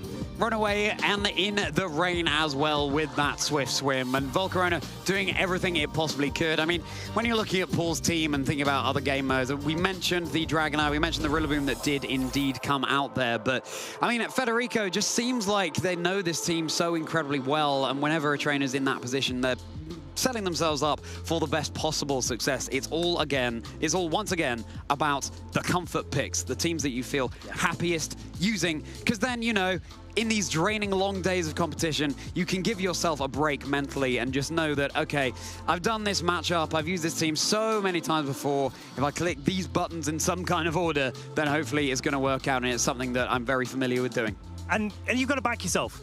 Yeah. You've got to back yourself, and that's what Federico has been doing all tournament long. We saw it in game 3 of his match versus Michel Kelch, where he was able to just go for the wave crash in game 3, in spite of Michel going for Sucker Punch twice. In fact, I spoke to Michel Kelch after that match until about 10 seconds before that turn. He actually had Sucker Punch and Protect locked in, which would have taken the game in a completely different direction. Yeah. But these are the calls that you have to make, and Federico has stood firm like he did in that game 2 against Paul. Yeah, I know I've got a pin on the Bastion Legion. Go for it. Well, How about we hear from both the grand finalists that will be here at the Gdańsk Regional Championships. They fought all the way through long days of competition. Cannot wait to get their perspective heading into these finals. We might be in Gdańsk, Poland, but in the finals, it's going to be all Italian. Hello, Pokemon trainers. I am here with Federico Camporesi and Marco Silva, our two finalists for the Gdańsk Regional Championships. And now I want to ask, Federico, how do you feel after that last round when the Vasky Legion stayed in and got all those KOs? It feels amazing. That's my first ever finals in the Master Division. So I'm very happy about that. I have been brave enough to risk my place with Vasky Legion in every round I played on stream. So I'm proud of that. And I'm feeling very good right now. That's amazing. And Marco, I wanted to ask, you two are on the same team. Have you played against each other in practice, or do you team build together? In this case, we haven't really, but simply because we haven't really tested a lot for this tournament. We just play like really a few games. But yeah, in general, like even for Worlds, we tested like each other's matchups against each other to kind of figure out what else we could have done. But yeah, in this case, no. Right. And Federico, do you feel that you have an idea of what your teammate might be playing or his play style? Yeah, I think so. We know each other since a lot of time. We played for the first time in a local event 7 years ago, and also in Worlds 2022. But yeah, it's been 2 years since our last official encounter. Oh, wow. And many times we've been thinking about potentially facing each other in a final, but it felt like it was not possible. But yeah, here we are. Yeah, and now you're running a rain team, and Marco, you're running a sun team. Marco, how do you feel about your odds of this matchup? I think there are probably rain teams that are worse for me compared to like what Feder's running. But yeah, since I haven't really been testing, I will just go with the flow and see. I'm not really sure exactly how it matches. Yes, and Federico, how do you feel about your odds up against the Sun team? I never played one actually, but I think it's fine. So it's just about who wins the weather war probably. I think the matchup is probably even maybe a bit on the side of rain. But yeah, I think it's going to be just on who plays better. I don't see a clear advantage of matchup. That's amazing. Now, lastly, Marco, do you have any shout-outs that you want to give to anyone watching? Oh, yeah. I want to shout out my mom and also all my Twitch supporters and especially Nico that built my team in-game the day before the tournament. And Federico, do you have any shout-outs? Yeah, same. My family, all my friends, my room partners here in Gdańsk who have been on vacation with me. Shairaba, who gave me the team in-game while I was already on my trip. And whoever is cheering for me and made this weekend special. That's amazing. Well, trainers, we're going to let our two finalists get ready for the finals of the Gdańsk Regionals. But don't go anywhere because we'll be back very shortly with the finals. Hello and welcome to the Pokemon Center pop-up here in Honolulu, Hawaii at Pokemon World 2024. We are here with some champions who are going to show us what it's like to shop with a pro. Right, Spragos? That's right. This is the best place to be here at the Pokemon World Championships. And who are you standing here with? And an international champion, Polaris. And I am here with international champion, Avery. And what is it like to compete in a Pokemon Championship? Well, kind of stressful. If you're doing a battle, that's determines if you win or not. How do you feel about competing this year? It's pretty fun. Are you going to win, do you think? I hope so. What are your favorite things to shop for? Plushies. I mostly like the big ones. How do you feel coming here to compete in Hawaii? A little nervous because I don't know what to play yet. I mean, you're a champion. You can make it happen. I love that I've gotten to meet you before, actually, at a Pokemon Center. I've met your family before. What's your favorite part about traveling to compete with all of these Pokemon events? It's really fun to play Pokemon. I love the game. And what's the best part about bringing your family to all this stuff? My dad, mom, and Cyrus, they just come and they watch. And they like cheer me, and it's really fun for them. Do you think Cyrus will one day be a champion like you? Probably. I really hope so. What's your favorite thing about coming to the Pokemon Center? Definitely big plushies. What's the #1 thing you're looking for in there? A big Slowpoke. A big Slowpoke. You heard it here first, folks. A big Slowpoke. You told me that you like to look at giant plushies, and I couldn't find a giant plushie, but I found something really big for you. Are you ready? This Pokemon can turn into any Pokemon. What do you think? Pretty cool. Right, there you go. That's for you. You said you wanted a big plushie. I found you something even bigger. Okay. Yeah, it's big, right? What do you think? I think it's amazing. All right, well, you're taking it home, buddy. All right, let's go. Here we go. Told you it was huge, right? Pretty big. Watch it 10. Watch it 10.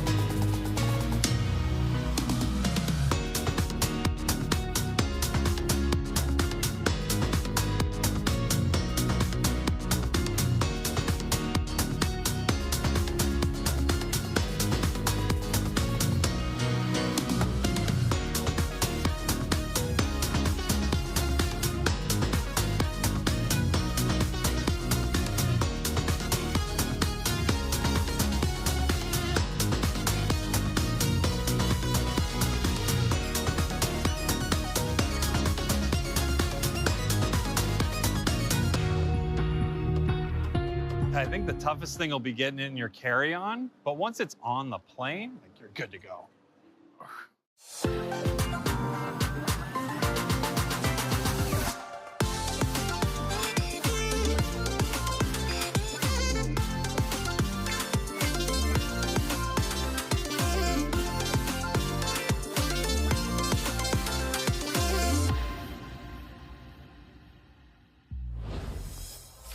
Trainers, I hope you are ready. I hope you've got snacks at the go, because we are here at the grand finals of the Gdańsk Regional Championships. My name is Ben Kiriakou, joined here on the desk at the end of this tournament by the wonderful Zoe Liu. Zoe, we've made it all the way. We've had fantastic matches all the way through. Tell us, how are you feeling right now? Oh my goodness, I cannot contain my excitement. Sun versus rain, one of the coolest matchups ever. There's just, in that last interview with both of our finalists, they mentioned both of them feel that it's a very, very even matchup. And this is going to be such a key, the weather war. Whoever wins the weather war is going to have a massive advantage over their opponents. And my goodness, I cannot wait. Yeah, I mean, it's going to be one of those things, isn't it? Because we've seen this Charizard go to town on so many teams throughout the competition, from Marco Silva, and he's been mostly uncontested in the matches that we've seen. I'm sure he's played some rain through the tournament as well, but he's been able to set up Charizard and really go for it. We've been talking about how there is no resistance to Charizard in the sun, but what about in the rain? In the rain, there are a lot of resistances. In fact, if you take a neutral hit from Charizard in the rain, it actually becomes a bit of a resistance. And also, rain completely turns off solar power. So all of a sudden, this Charizard is no longer as threatening. So that's something that Marco has to keep in mind. The Charizard isn't as free to start setting up, and it's just so close. It will be, and of course there is a lot of tools that Federico has at his disposal. Of course, one of the big ones that we've known right since the start of Regulation Set H that have been so prevalent is just our Charladon. I mean, sitting that in front of a Charizard and those sort of faster elements, the jump bluff as well of Marco's team, will be able to set Federico at a bit of an advantage. But of course, then there is that sort of thing where there's another mode to the team. You don't have to use weather if you don't want to.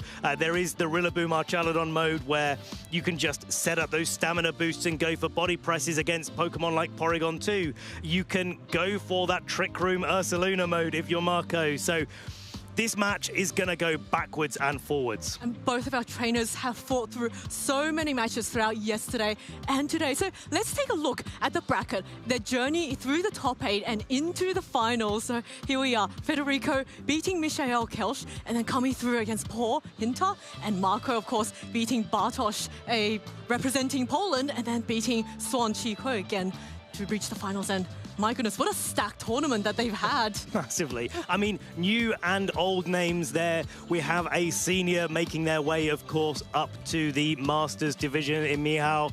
And if you look at both of our trainers in the finals and their journey through the top 8 bracket, you've got Marco 2-0 against Bartosz, 2-0 against Schwas.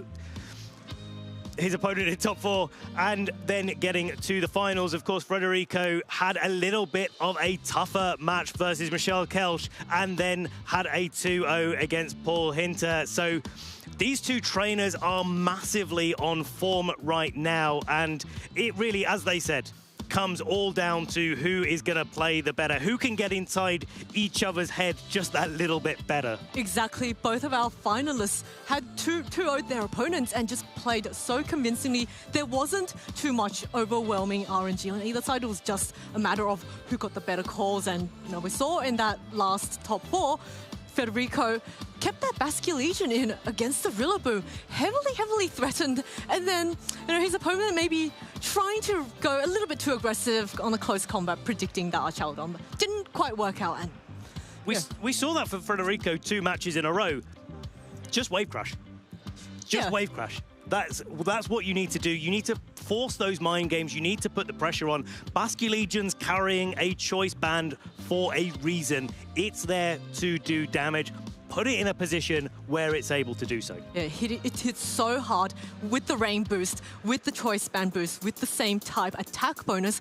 Of course, Marco is running the sun, which also does halve the damage of water type moves. So there's a lot of back and forth that can go on between these two players. And I think that's the interesting thing, isn't it? Because we've seen most of the tournament where this Basque Legion has been not free, not by any stretch of the imagination free, but favoured in the lead for Federico, and the Charizard has been a favoured mode of Marco in the games that we've seen him play. But they're now in a matchup where neither one is free to be able to play because of the way that Sun and Rain interact. It's not like we're playing Sun versus Sand, where the Sand would turn off the Sun, but hey, it at least doesn't provide a resistance to the Fire-type attacks.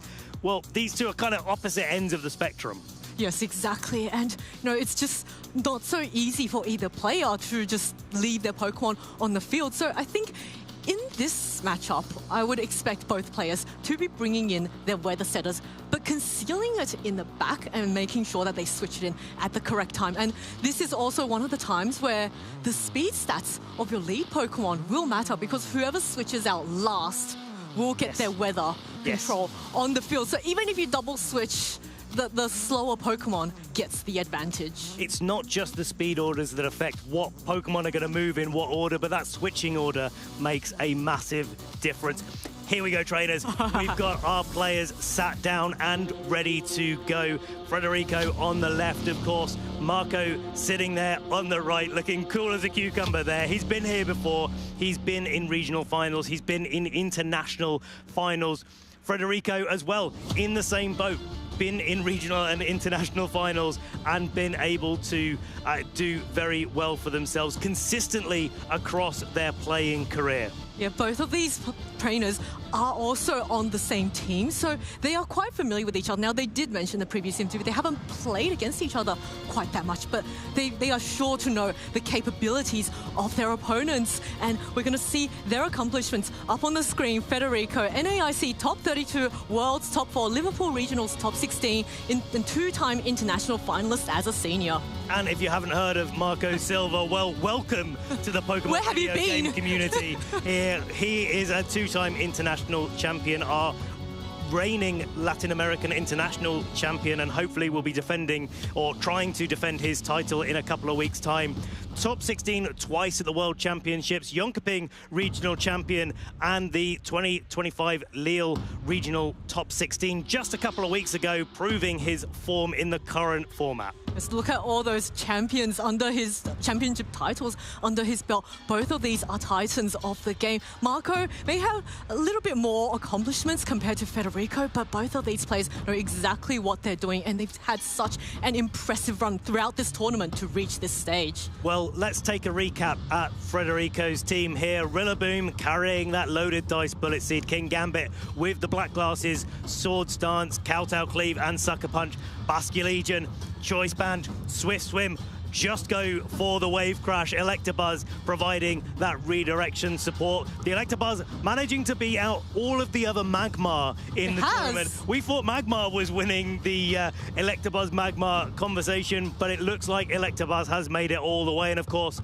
Pelipper and Archaludon, that classic combination. Yes, this Chaladon we saw earlier gets all those defense boosts from the bullet seed of this Rillaboom, and it just becomes so difficult to be knocked out from the physical side. And Marco, of course, does have his own Sun team, which has a lot of special attackers, so it's not really going to bother. Well, I say a lot. There's the Charizard's the main one, and also the Torkoal. And Porygon 2, if he gets that special attack boost, can also become a really powerful special threat. It definitely can. You can't let it just get the special attack boost and do what Marco did in a previous round and just click the Terra Blast button over and over again. Of course, if it gets the Trick Room set up, then Ursaluna is looking great with its Guts and Flame Orb activation. And if Torkoal's in the sun, well, Eruption. That sounds like a good plan. And as a backup, you've got Charizard there going a little bit faster, and the Jumpluff being able to offer a little bit of Sleep Powder support as well.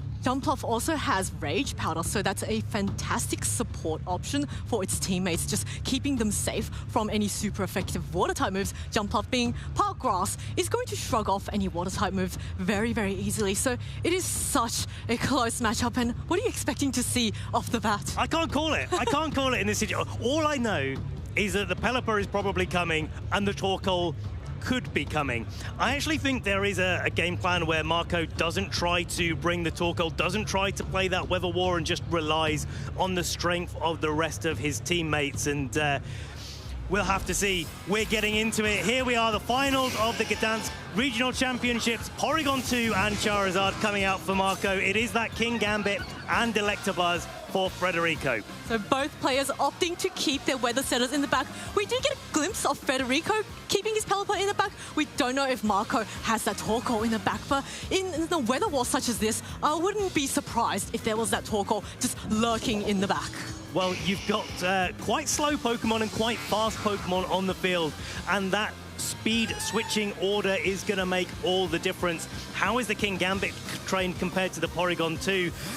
Not going to come into play this turn as the fastest Pokemon on the field. Charizard decides to switch out for Ursaluna. Try to get that Guts Flame Orb activation as maybe Porygon is opting for a Trick Room. Terrestrialization of immediately from Federico onto this King Gambit, perhaps wanting to avoid any super effective Fire-type moves now. King Gambit looking extremely wicked with that grin on its head, and Electabuzz going for the follow me, making sure that maybe no Terra Blast fighting comes its way, but that does leave the King Gambit going for a Sucker Punch into the Ursaluna slot, and the Porygon 2 now going for a Terra Blast onto this Electabuzz. Does quite reasonable damage onto it, but Ursaluna, of course, having switched in for free, has the Flame Orb, gets burned, and is ready to go. Both of these trainers not taking any risks whatsoever. The Electabuzz carrying the taunt could have shut down the Trick Room. We had the Sucker Punch on the King Gambit with the Black Glasses and the Terra Dark.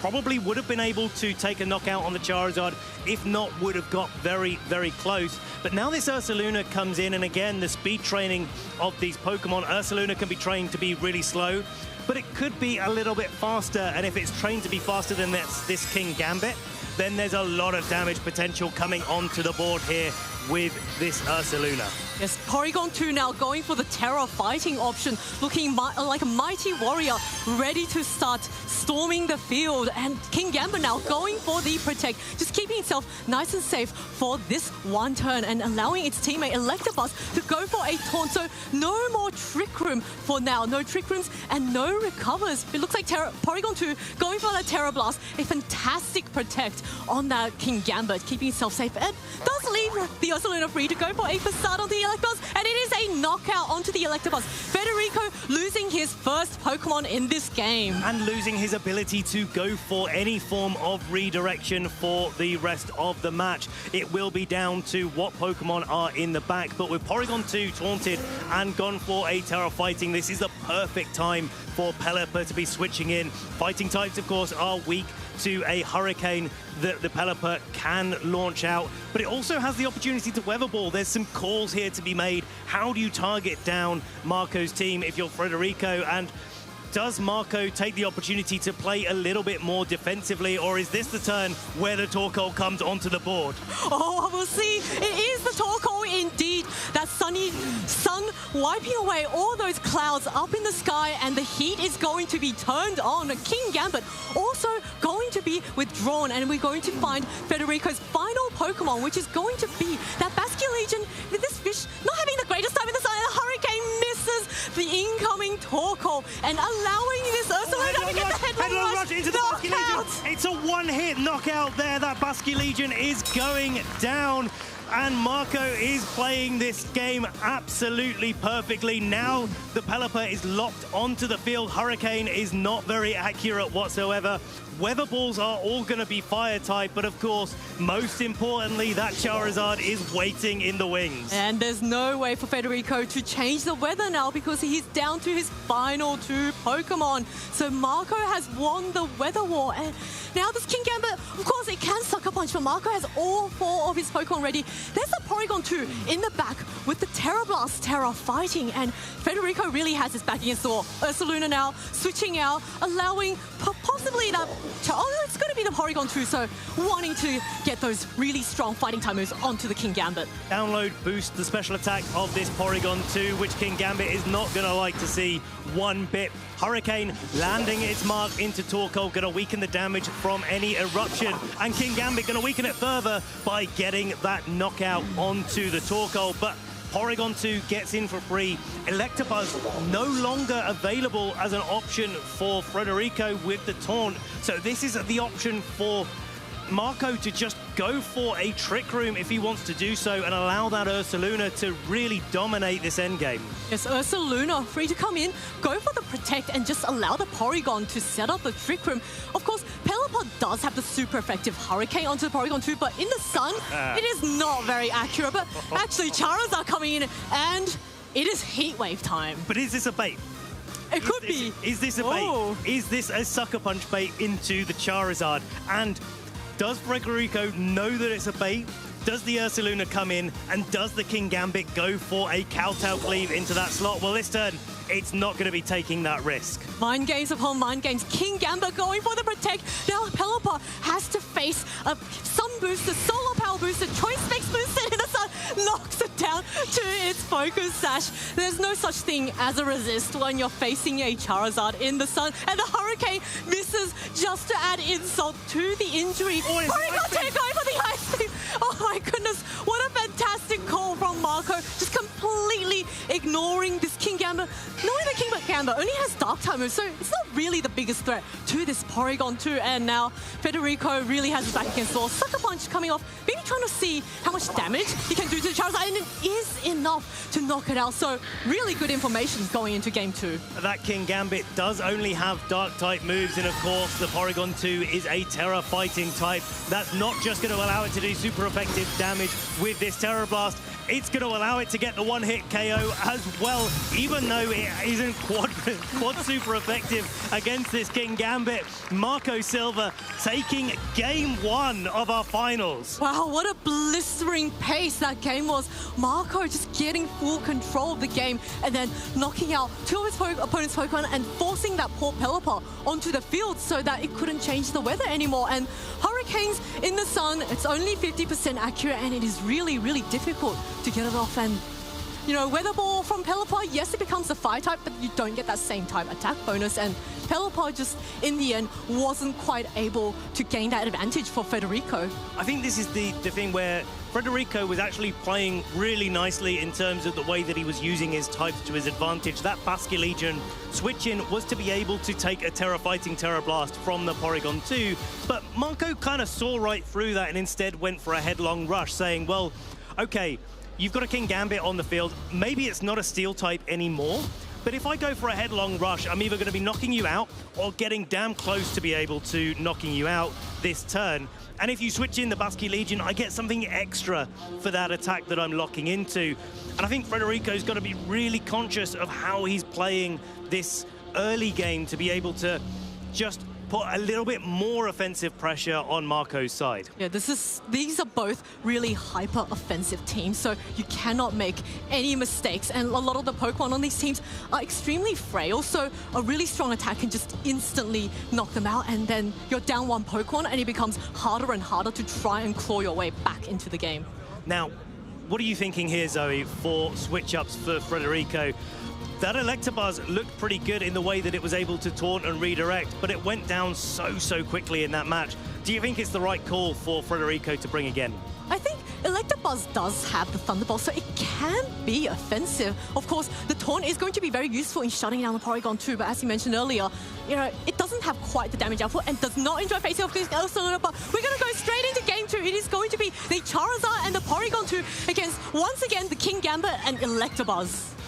And the question is, the mind games are, does this Charizard go straight on the offensive? Does the King Gambit just go for that Terra Dark Sucker Punch again? We know how much damage that does to the Charizard.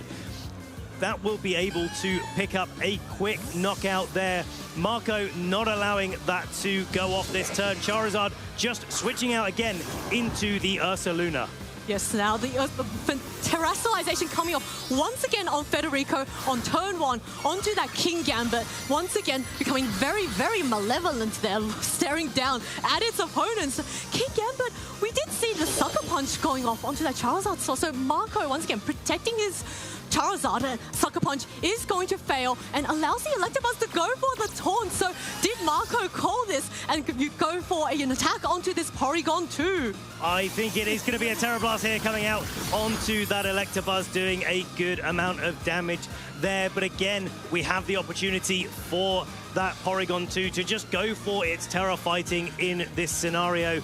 I believe it got a special attack boost from its download ability in turn 1 yet again, because King Gambit and Electabuzz tend to be trained a little bit more physically defensively.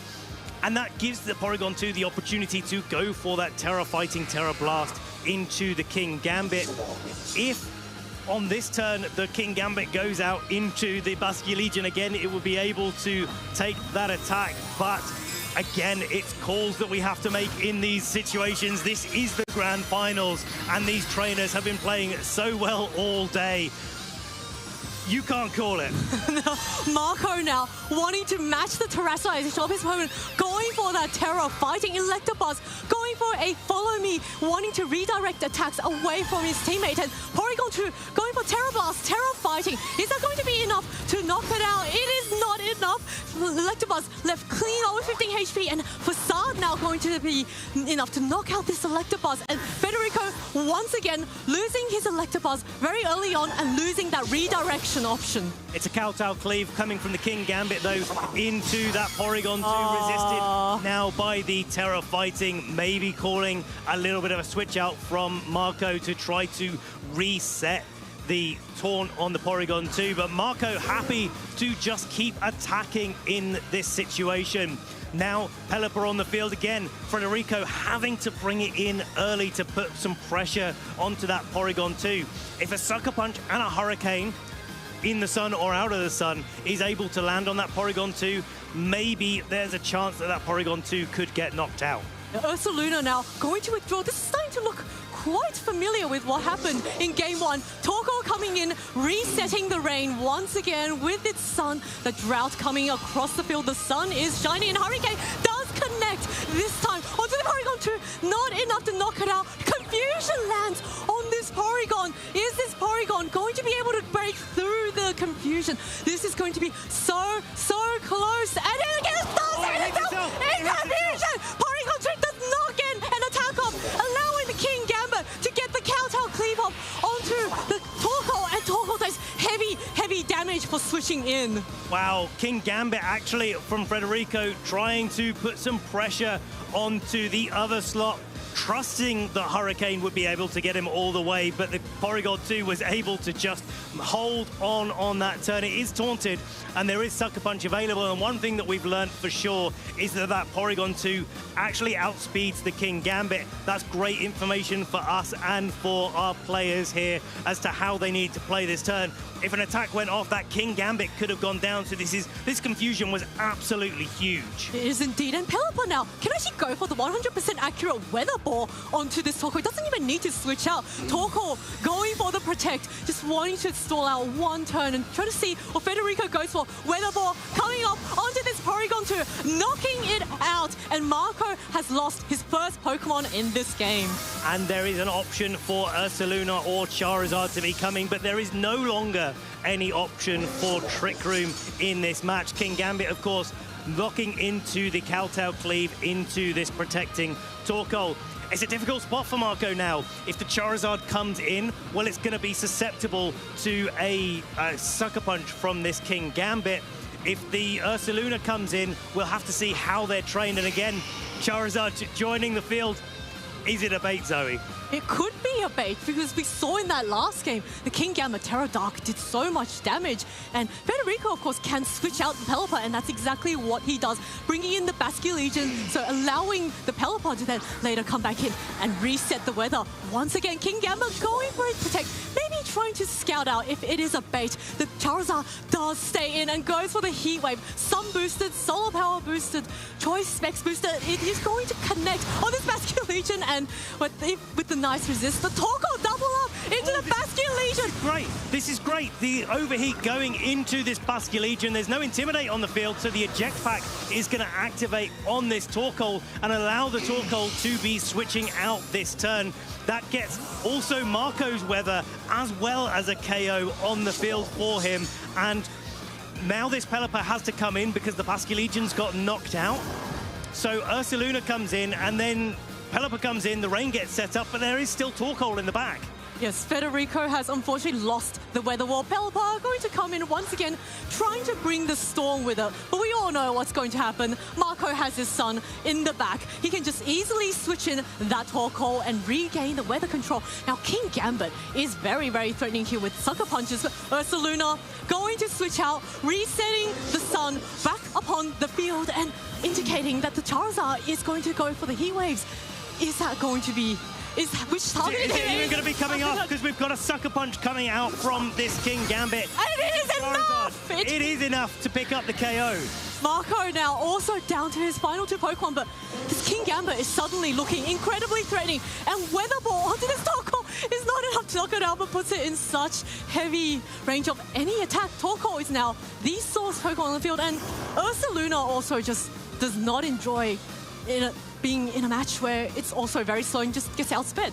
The question is does this Ursaluna outspeed the King Gambit? We're going to find out very soon as the Sucker Punch does land into the Ursaluna slot there, doing a big chunk of damage. The Weather Ball is the follow-up, but it's into the Torkoal slot.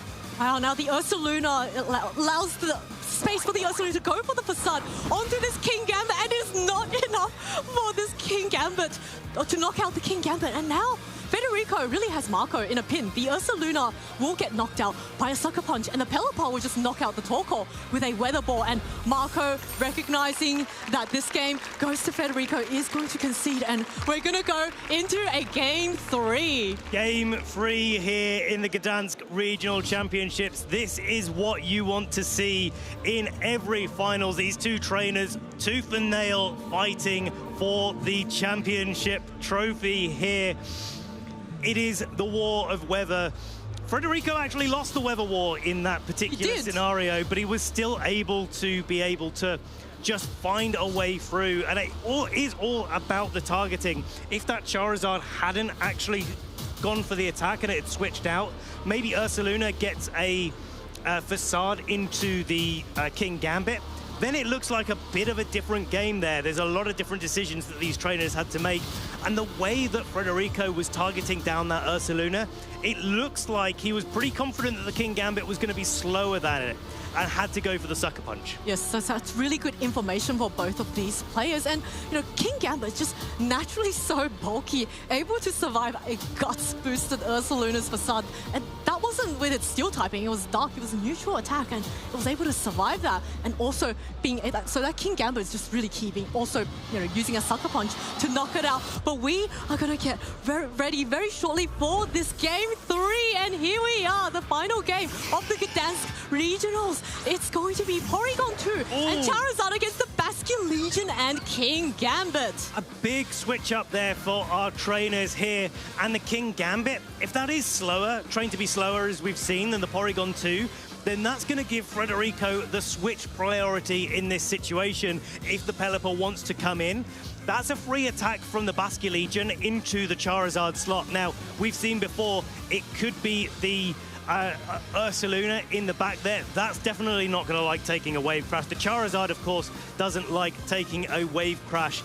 And yeah, it could be a really nice switch up here for Frederico. Yes, Frederico making some really nice adjustments here. Just maybe last game, but we're going to see a turn 1 terrestrialization once again, all 3 games. But it's going to be actually on Marco's side. So Porygon 2 going for the Terra Blast, Terra fighting. So indicating it might want to start going for the attack and just immediately knock out that King Gambit. But King Gambit very wisely going for a protect just to scout out what Marco is going to do and allowing the Dragon Pulse to come onto the Basque Legion. But it's not barely enough. That flip turn coming out, and it is going to be a one-hit knockout onto this Charizard. One-hit knockout with that flip turn. It's not even a powerful attack, but it's boosted by the same type attack bonus and that choice band that the Basque Legion is holding. That's a huge KO for Frederico, keeping that King Gambit safe, bringing in the Electabuzz to redirect any attacks away from that Porygon 2 as well. And of course, the Electabuzz is carrying the Terra Ghost as well. So now that Marco has committed to going for the terrestrialization on the Porygon 2, Frederico can react to that with their Electabuzz and try to maybe get a little bit more setup done with the King Gambit and allow his sucker punches to be doing even more damage. There's nothing scarier than staring down a +2 King Gambit. But the Electabuzz now going for a follow me, keeping its partner safe from any Terra Blast, Terra fighting, but Headlong Rush coming immediately off this Electabuzz. It's going to be a one-hit knockout! Oh my goodness, what a strong attack! Was that a crit? No, it wasn't a critical hit. There was no Terra going on there. My goodness. And the Porygon 2 is going to be able to attack next. King Gambit is going for its Sword Stance in this situation, getting itself boosted up.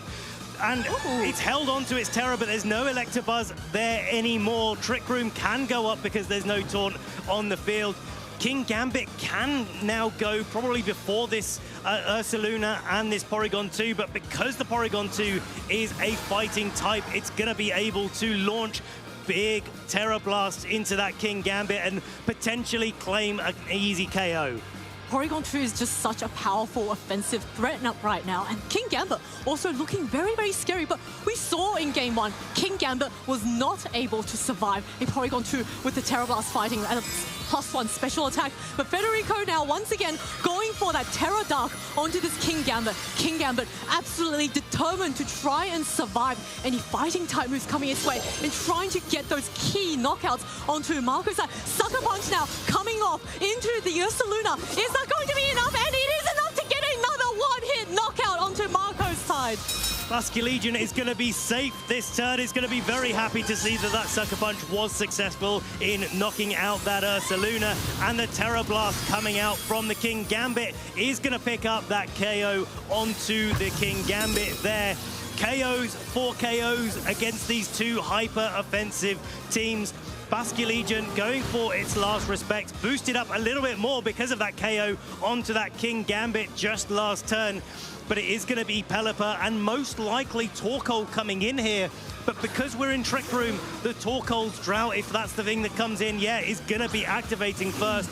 So it's Frederico in this game 3 that's going to be winning the weather war. Oh, wow, Marco. Situation looks very, very dire. That Porygon 2 no longer able to be immune to those last respects of this choice band. Basculegion and Torkoal does not enjoy firing off any fire-type moves in the rain. And Torkoal with that, not Torkoal, sorry, Pelipper with the Focus Sash can survive one attack. And Federico really has come to a position. Eruption now coming off the... Yeah, that's not the damage that you really want to be seeing, but there is a way, and that way for Marco is to get that recover onto Porygon 2 and try to allow it to survive these turns. Weather Ball landing into the Porygon 2. Last Respect is enough to pick up the KO. We have a Torkoal. It may be in Trick Room, but it is in the rain right now. The Eruption is doing very little damage. And of course, there is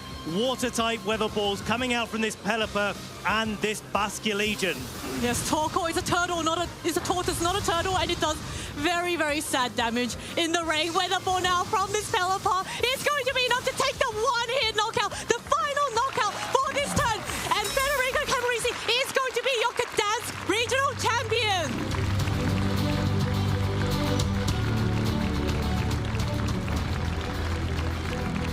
Congratulations to Federico. What a well-played 3 games. Just piloting this Rain team so well and switching in the Pelipper on the last turn. But because Trick Room was up, it suddenly got the speed advantage, or disadvantage, and got the weather advantage up. And listen, I mean, I could hear the crowd in the background in their support of Federico winning, of course, supporting Marco as well. These 2 trainers have been here before and they've got championships to their name, but it is Federico that will be our winner this weekend. Piloting rain, not sun, to be the dominant weather. And yeah, I mean, in this winter period, it seems quite fitting. It's also very fitting for the maritime theme here. We've got Gdańsk. Gdańsk has that strong, naval theme, and the rain just coming through, all the storm clouds blowing in, washing away all competition. A hurricane, perhaps, coming in to shore here in Gdańsk. Well, here we are, Federico Camparosi getting a regional title under his belt, and what a way to do it as well. Those weather wars that these 2 trainers were talking about. Federico, he was definitely saying in the interview beforehand that he thought it was fairly even, maybe a little bit of an advantage to the Rain team, and that's exactly why that game 3 showcases that so much, because when you do get the Rain up against the Sun team, all of that damage from the Torkoal really does struggle to do anything. You saw in that end game, even if it were in the Sun, it was full health. It was full health. I mean, even in the Sun, it was the last respects on the Basculegion and the Weather Ball, which would have been doing pretty good damage in the Sun anyway, just showing that those Rain components actually have the ability to function outside of the weather of choice. I think that game 3 was the most one-hit knockouts I have ever seen in any game. Well, we saw the Charizard, and then the Electabuzz, and then what was Saluna, and the King Gambit. So that was 4 one-hit knockouts, and of course the Torkoal at the end. But by that stage, we all knew what was going to happen. Yeah, I mean, it is that thing when you have these sort of more offensively driven teams, and there we see it, the flip turn, not the Wave Crash trainers, the flip turn going into the Charizard there. Headlong rush, of course, going into that Electabuzz. It could have gone for a Terra Ghost, but Federico holding firm, knowing that the Terra Dark was more important in the end game to make sure it was going to be able to pick up this Sucker Punch KO after a Swords Dance on the Ursaluna. Look at this KO after KO, and as you called earlier, that flip turn, Choice Band Basculegion strong, just knocking out the Charizard in one hit. Of course, Charizard isn't the bulkiest Pokemon, and had it been allowed to shine in the sun, it would have, of course, toasted all of its opponents, but the rain was here and Charizard unfortunately got washed away. And there was that turn a little bit earlier on in Game 3 where there was an opportunity for Porygon 2 to just go for the Terra Fighting Terra Blast into the King Gambit that we knew pick up the one-hit knockout, but instead Marco opting for the Trick Room in that scenario, thinking that that was his best option for victory because the Torkoal was in the back, because the Charizard had gone down. It's like, well, I've only got my slow Pokemon left.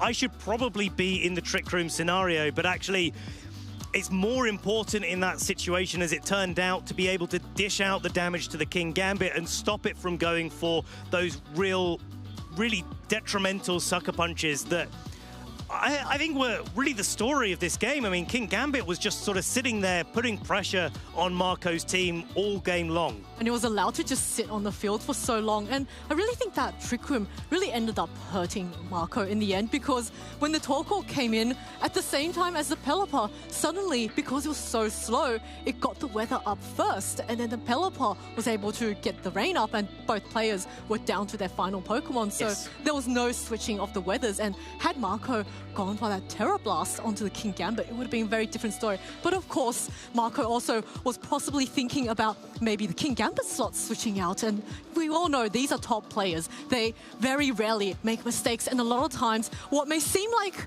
a play that might be a bit strange, it's because they're getting into their opponent's heads and thinking several turns ahead.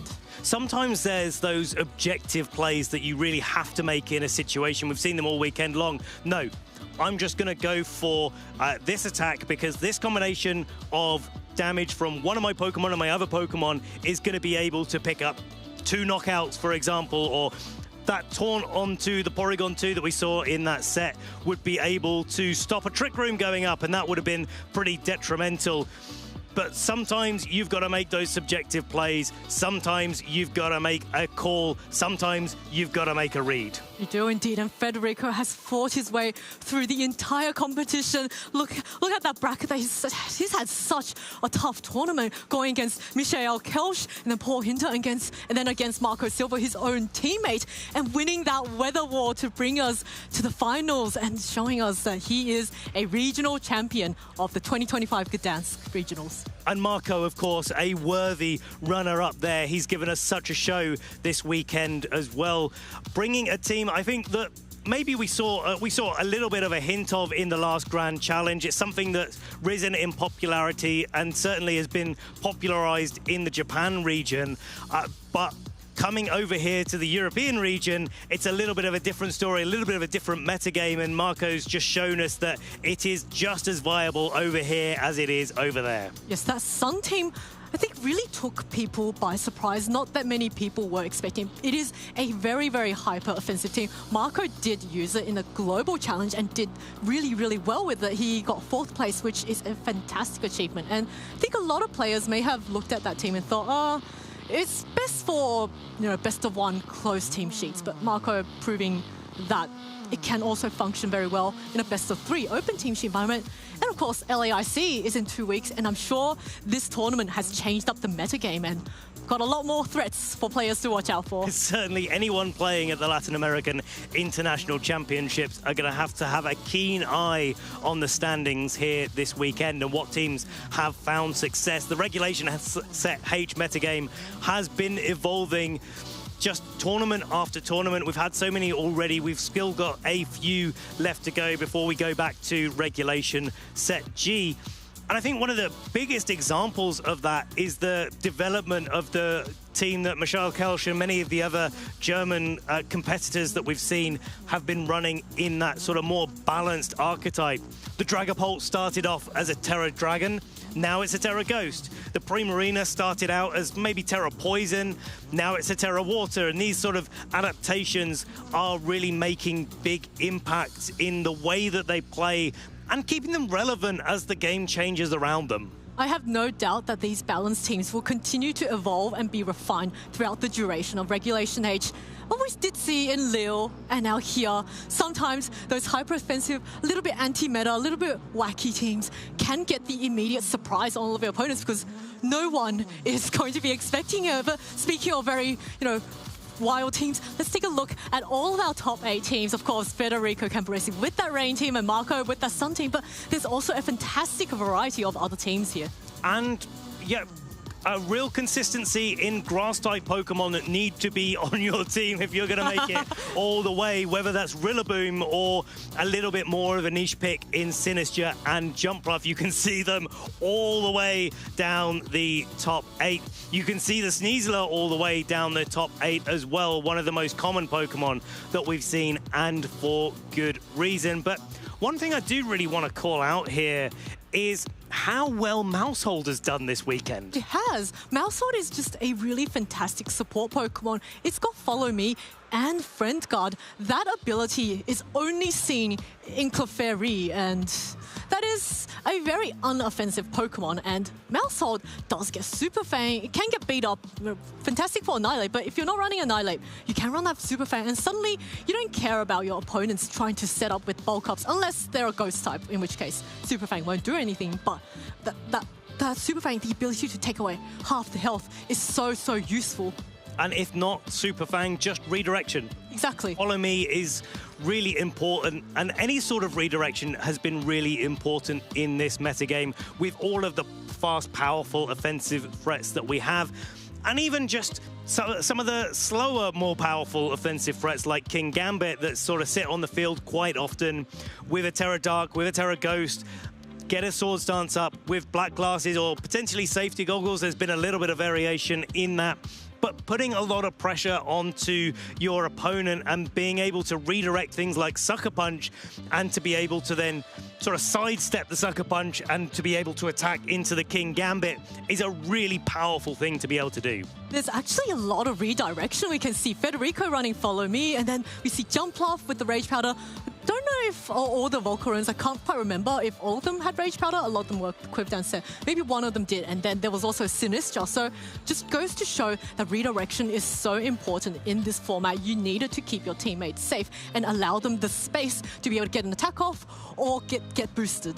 And let's have a little bit of a reminder, not just the top 8 teams, but all of our top competitors that made it into the Day 2 Swiss and into our top cut there, what they were running this weekend most commonly, because yeah, we've had I think really a resurgence of those fake out Pokemon, and this time it's in the Sneasler. Yes, interestingly, there was no Sneasler in the finals, but plenty of Sneasler in the top 8. But look at that, King Gambit, the winner of just Gdańsk, our most recent regionals, is up there. Also with that Chaludon and we had 3 Volcaronas in the top 8, so Volcarona just proving its value. That Flame Body, the redirection with the Rage Powders, the Quiver Dance setup, a really versatile Pokemon.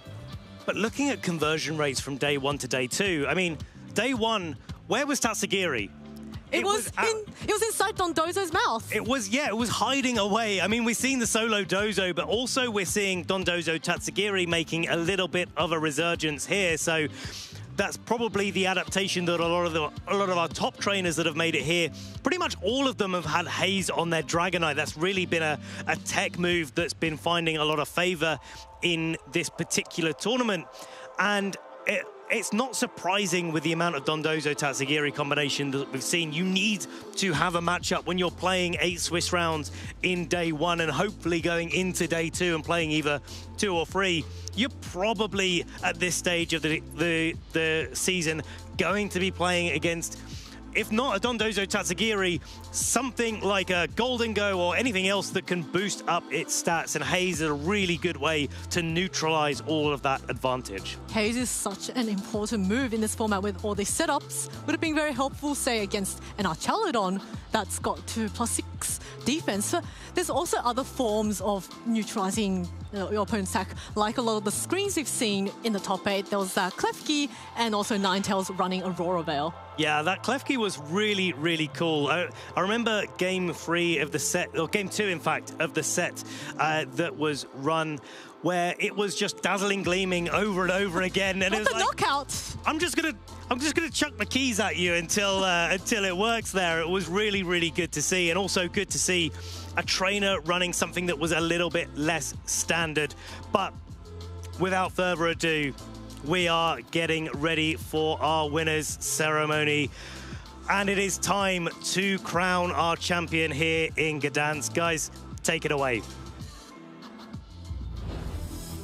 It was the Sands that was able to be triumphant in Lille just a couple of weeks ago, but it was rain versus sun here in the final. It was almost 500 players that were whittled down to an all-Italian showdown right here at the end. Representing the sun are Gdańsk regional finalist Marco Silva.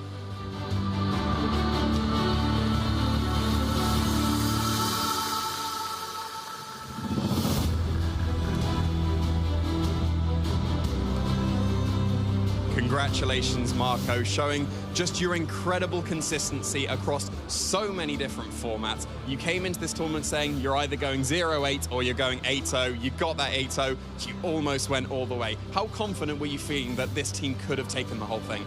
I was not confident at all, but yeah, like, the team was fun, and I guess I was able to play well. So at the end, I guess it wouldn't make sense that I got to the finals. Yeah, you had an absolutely fantastic run. Undefeated in Swiss is nothing to scoff at, and finalist as well to boot. You were almost a champion just before the Latin American internationals that you were able to win last season. Is that something that you're going to be able to attend, and can we see some great things from you from that? Yeah, I usually win like one big event every year, so I'm glad that I didn't like burn my win in Gdańsk Regional, and I hope to win LIC, of course. Yeah, I'm sure we'll see some great things from you. Congratulations once again for reaching the finals. Is there anyone that you want to give a final shout out to here? Oh yeah, of course, like shout out to the team, the server, shout out to Momo Nation, shout out to my mom and all my supporters, of course. Yeah, thank you very much, and congratulations. Your finalist here in Gdańsk, Marco Silva.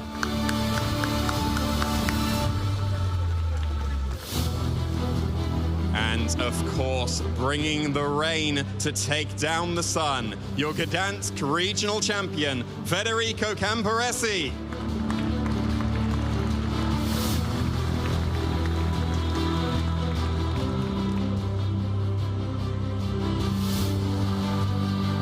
Congratulations, you've done it. You are a regional champion. How does it feel? It feels amazing.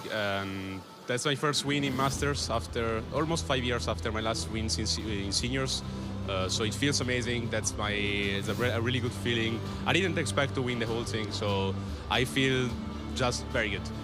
As you should. It's a fantastic performance. Congratulations. You brought a rain team. There was some Pokemon on there that's some reasonably expected sets, but you put some nice twists on it. You brought the King Gambit on the rain team. You got the loaded dice on the Rillaboom.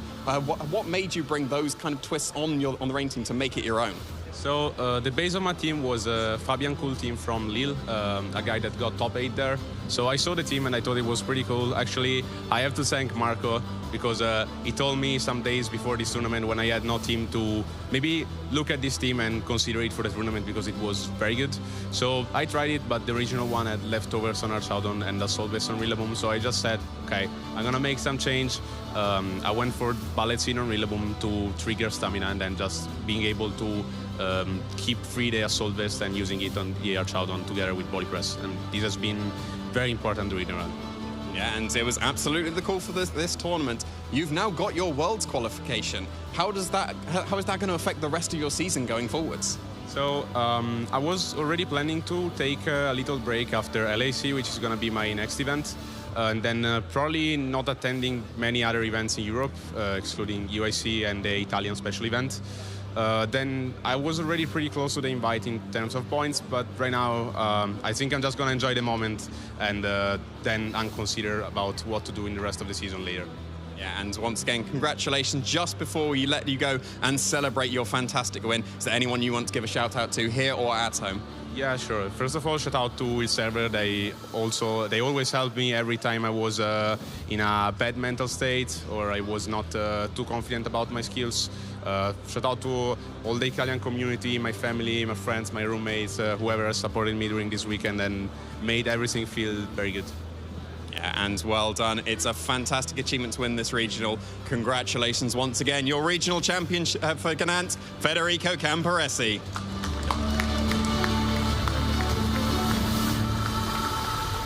And that's almost it for us here in Gdańsk. We've just got to sign it off after such a fantastic tournament. We're going to a very short break and we'll be right back to conclude this regional.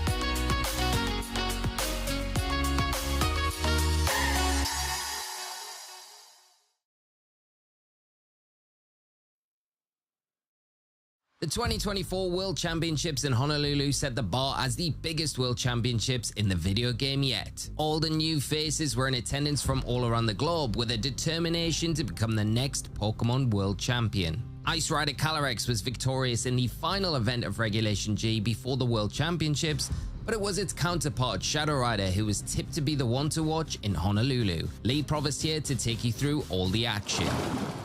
In the juniors division, Kevin Han faced Tatsuomi Shimanuki. After game 1, Kevin's confidence in Calyrex prevailed as Tatsuomi's Rillaboom went down to a well-timed Glacial Lance when Zamazenta chose not to wide guard.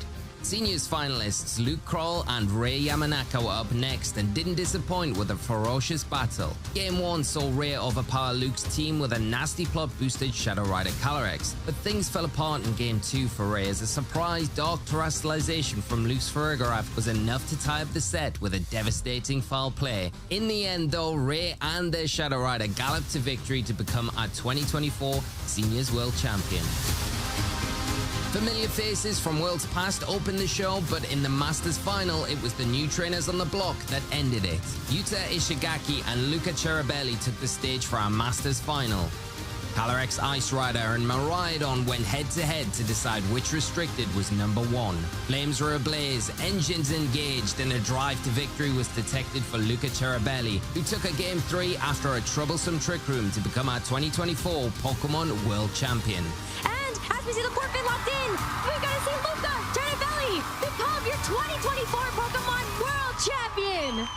These players have secured their place in Pokemon history, and now it's your turn. Be sure to check out Pokemon.com/compete and begin your journey today.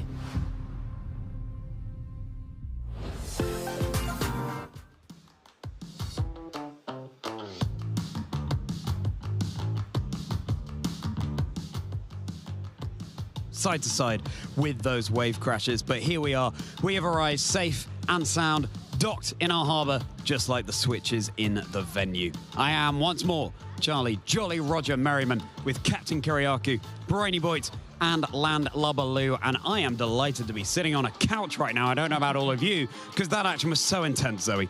It was indeed. My goodness, that final game, 5 one-hit knockouts. I can confidently say that was the most one-hit knockouts I have ever seen out of any match. Out of any match, full stop? Full stop, throughout my entire career of playing VGC. OCIC champion from previous years, Zoe Liu telling you right there, trainers. And Jamie, you were just able to speak to our champion and finalist just then. What are you taking away from that?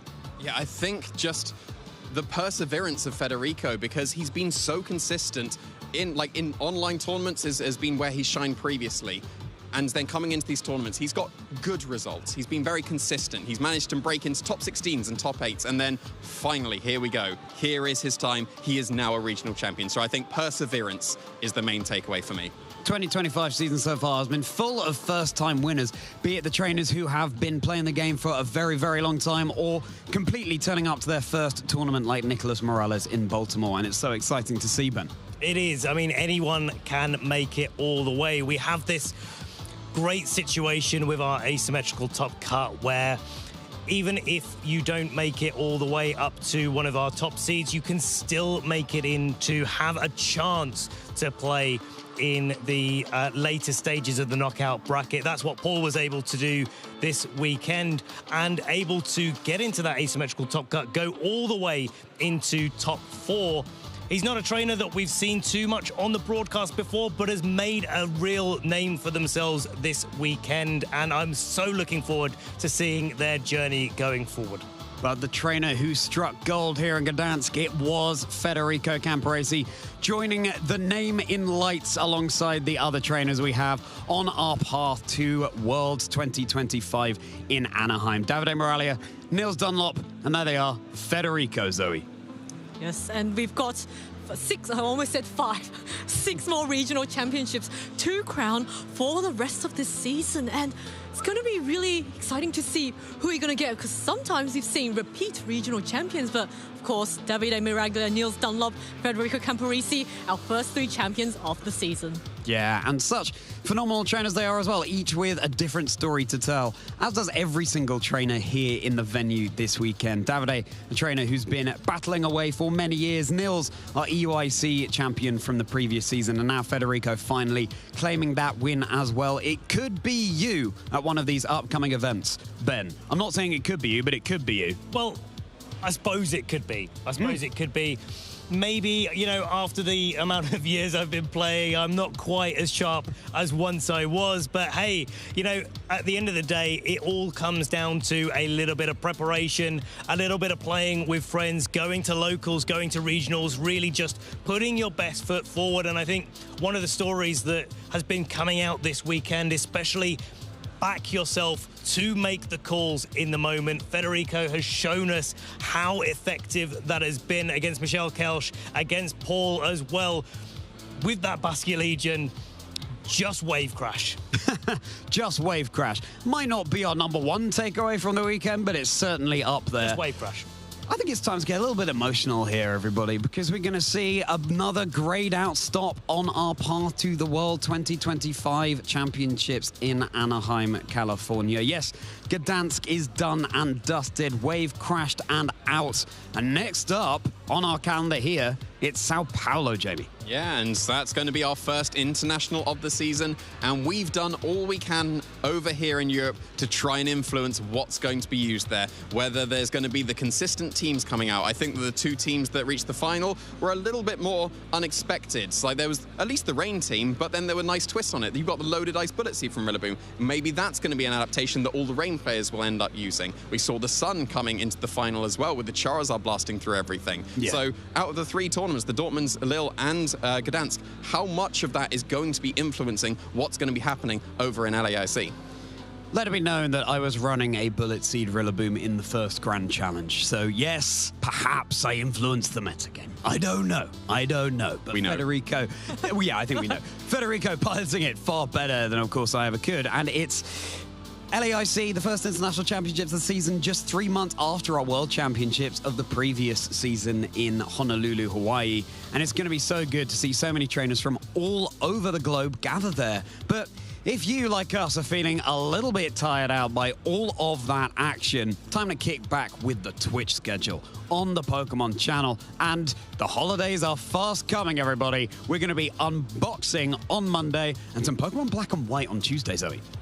Yeah, look at all those different programs you've got. There's Pokemon Center Holiday Unboxing on the Monday, and then Tuesday, Pokemon Black and White. Wednesday, International Championships, or Europe International Championships. So a bit of a rerun into, wait, no, that's, oh yes, 23. So my eyesight is failing me a little bit. Maybe maybe the rain has gotten into my glasses and I misread that 3 as a 5. And Thursday, we've got Feast of Pokemon, and on Friday, another live. It's going to be the Pokemon Latin America International Championships. Preview show, and I love the preview shows that we've been coming out for all of our international championships and worlds this past season. So exciting to get a snapshot of the metagame in Pokemon VG, Go, TCG, as well as Unite. Seeing what's going down there, seeing some fantastic hosts take us through all of the action, building up the excitement for Sao Paulo a week later than that. So all events there in Pacific Time. Trainers, mark your calendars. So much to get involved in, so many varied things as well. This is what the game offers us, just all kinds of ways to enjoy the franchise. There's so many things. Of course,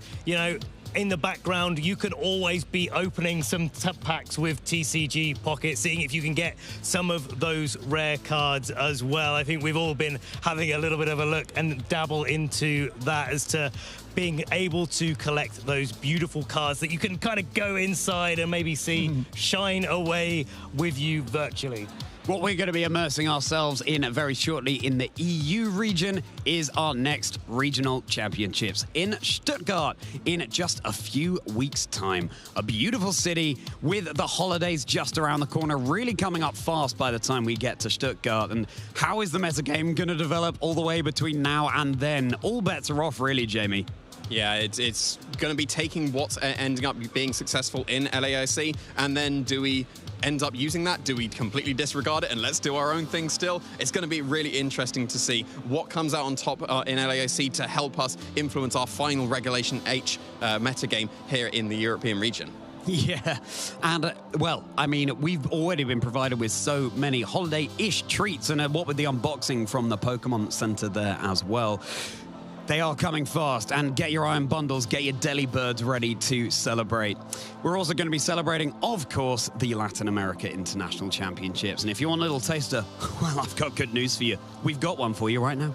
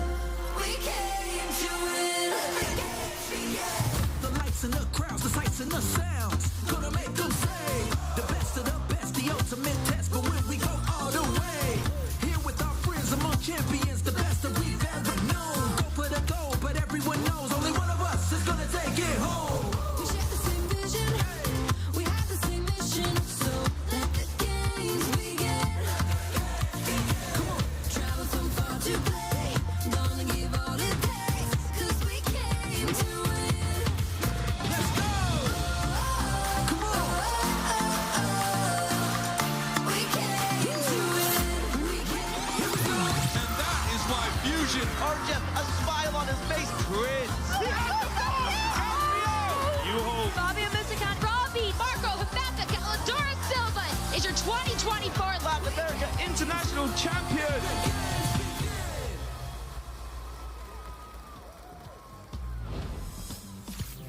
Our LAIC, 4 of the finest letters that we have access to. But moving on from the International Championships, the next regional level event that we will have over in the NA scene, of course, will then be Sacramento. And it'll be fascinating to see how the NA scene will be developing off the back of LAIC and, of course, off the back of everything that's been going on in EU, Zoe. Yes, so there's going to be Sacramento, which is going to be really critical in... Oh, actually, it's going to be the last regulation, I believe the last major tournament. Well, no, we have regulations at H. We then have Stuttgart, and then I think we have another... Oh, sorry, November. I am thinking ahead of holiday unboxing. I know, it's also exciting. It was December, and I thought, 22nd to the 24th of December. Yes, that's going to be fun, right? No, that Sacramento will be after LAIC, and that is going to, or what we see at LAIC is really going to influence the metagame going forwards. Yeah, exactly. Still so much action to get involved in the rest of the 2024 year. We've been talking about the 2025 season so much, my mind is already in 2025, but we are still at the tail end of 2024. Where can you be following along with all of these broadcasts? Well, we've got a very aptly named web address for you, pokemon.com/broadcasts. That's where you can watch along with, well, TCG as well as Go and all the games at the ICs, at the regional level events as well. Make sure you are checking it out, along with all our channels, /Pokemon on YouTube. Guess what, Ben? It's /Pokemon on Twitch as well. I could have never seen it coming, John. No, I know. Get into your heads, trainers. There's so much to get involved in. And follow along on all the socials as well. Get posting about everything you've seen in Gdańsk 2. And use that hashtag play Pokemon to get involved. Guys, we smashed that. Absolutely smashed that. Buzzing. Good job, everyone. Get involved over on X, on Facebook, on Instagram, as well as YouTube, of course, as well. Maritime history here in Gdańsk, and it is now time for this weary crew to head below deck and take a rest. Jamie, let's just have a final thought from you. Charizard. Almost Charizard. We saw so much damage coming out from like overheats and heat waves, but I guess the damage dealer was actually the Choice Banded Basculegion after all. Choice Man Basculegion, you cannot ignore that damage, especially in the rain. Well then, trainers, thank you so much for tuning in, and though he remained resolute and bold, Marco Silva did not get the gold. Going all the way at Gdańsk, it turned out to be first-time winner Federico Camporesi.